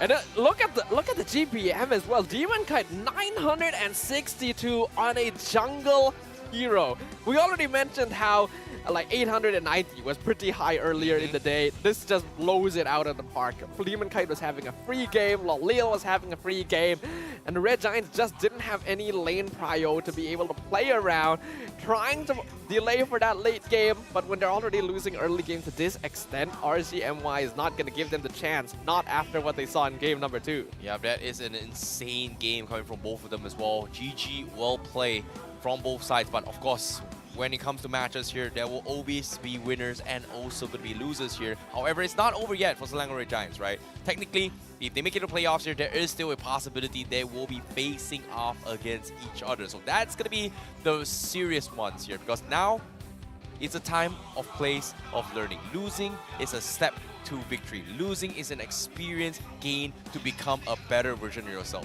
Yep. After seeing the performance of both these teams, I have no doubt that they'll both be making it to the playoffs very easily. So a rematch is basically all but certain. So taking this as a learning experience is gonna be important, and reliving these moments, just like in these highlights, brought to you by Republic of Gamers. I have no idea where Storm gets all this confidence to actually just challenge the back lines and just punish them all the way through. The confidence is force Selangor Red Giants to commit to all these fights are just ridiculous. And even here on as well, like look at Storm, it's just like he's in the hands of 4 guys. He's sidestepping his way through like a madman, and is like, you know what? I don't know what to do. And surprise, the rest of my team are here to just collapse on you. Seems like RSG MY has been sitting on this secret weapon for quite a while, because you don't get this good on Arlet just by experimenting. Storm is familiar with this style of play, and that means they've been keeping it in check for the right moment. For a rainy day, this is that day. The way that he's jumping in, the way that he's dismantling the backline, Red Giants being forced on full retreat, which means that there's no longer any formation in the composition. Super Skies not being able to tank at all, and hoping that this will mark the end of the prevalence of tank junglers as well. Look at what you can do with assassins, the amount of DPS you bring to the table. Yep, at the same time as well, you can, whenever Storm kind of collapses on you, it's so difficult to actually get out because the amount of stuns and as well as CCs that the Arla is going to be giving to you is literally like, hey, once you get in, if you can't kill me, I'm just going to annoy you 24/7 until you try to back out. And by that time, you're literally not contributed anything to your team, and I'm just like, you know what, that's my job. I'm going to chip you away. Yeah, there were definitely some mistakes though at the end where Red Giants got a breath of fresh air, but then they may have pushed their luck a bit, overextended, got punished, and that means that the Selangor Red Giants will have a loss on their match record, no longer undefeated, but still standing at the top of the charts because so far they are the team that has played the most games. And of course, you know, RSG MY making their way to try and climb the leaderboard as well as they get the tie for 9 points with Homeboys. However, they are 1 game below Homeboys. That means Homeboys has played 1 more game ahead. So technically, it is still very, very possible for RSG MY to catch up as well. And of course, their next match, pretty much going up against the undefeated Team SMG as well. Looking for the top 2 finish, not an impossible dream for RSG MY for this season. Will they be able to take down another win streak? That is going to be the question of the ages right here. And now that we're halfway through the season, we can kind of remind you all that these teams are really vying for those top 2 spots to be able to make it all the way into the upper bracket semi-finals for free and avoiding relegation as well. Right now, not looking like a good place to be. But of course, next week, we have some more spicy matches. Yep, when it comes to next week, week 4 here, we are going to be starting things off with Selangor Red Giants going up against Homeboys. Ooh. That is going to be another spicy one here because Homeboys, they are also itching to climb towards the top. So technically, they are going neck and neck. And of course, if Homeboys takes a win, means Selangor Red Giants will potentially lose out their second place to SMG later on. And of course, SMG will also be playing against Red Esports as the opening match for week 1. Sorry, week 4, day 1. They're on a kind of a downhill drop right now. This is going to be a very uphill battle up against the one and only team that is still undefeated here in Season 12, maintaining their win streak from Season 11 itself. So quite a difficult one and definitely a match you don't want to miss. You know, SMG, arguably the most consistent team since their debut here, since like what, Season 9, Season 10, Season 11, regular season always in top 2, and now they are still trying to be the strongest of the strongest, and I'm excited to see how it's gonna go down if you think about it. A lot of things are going to happen, but that means that this is also the end of week 3 here, officially the halfway point for the MPL MY Season 12 regular season. We've had a lot of ups and downs, we've had highs and lows, we've had big shifts with the transfer window, and hopefully you guys have been able to predict all of these changes. It's difficult, but if you see your name at the bottom of the screen, that means you were able to guess all 3 of our MVPs today correctly. I'm not gonna lie, match 1 and match 3, it seems to be a little bit predictable, right? Those are the star players and etc. But for match 2 Hyde, whoever predicted Hyde, you are a god because he is a substitute. Technically, he shouldn't be, you know, kind of be picked as well, and boom, surprise! Yep. He stood up, you know, came in to replace his team here, his teammate who's falling a little bit ill, and then boom, he dumpstered his opponents with his debut as a mage. It's crazy. There really are so many hidden gems in terms of players remaining undiscovered who haven't quite hit their full potential here. If teams like the Selangor Red Giants are able to gain so much notoriety just from 2 seasons in the MPL, who else might be hiding out there for us to find out about? I'm excited to see because there's still 3 more weeks of the regular season. That means there's so many more changes in the standings can happen, and we hope that you can join us there for every moment of it. And to be honest, it's been a pleasure casting with you guys here, and hope you guys enjoyed the show for today. And of course, we apologize for any kind of technical difficulties we had early on here, but all things considered, it was a smooth game so far. And you know, I'm looking forward to see you guys as well in this upcoming matches, which is going to be happening next week. And all things considered, we hope you have a great weekend, and we are about to bid you good night. My name is IcyBaby12. Thank you for watching the show, and he is Staffa as we take you through these final moments. Bye-bye.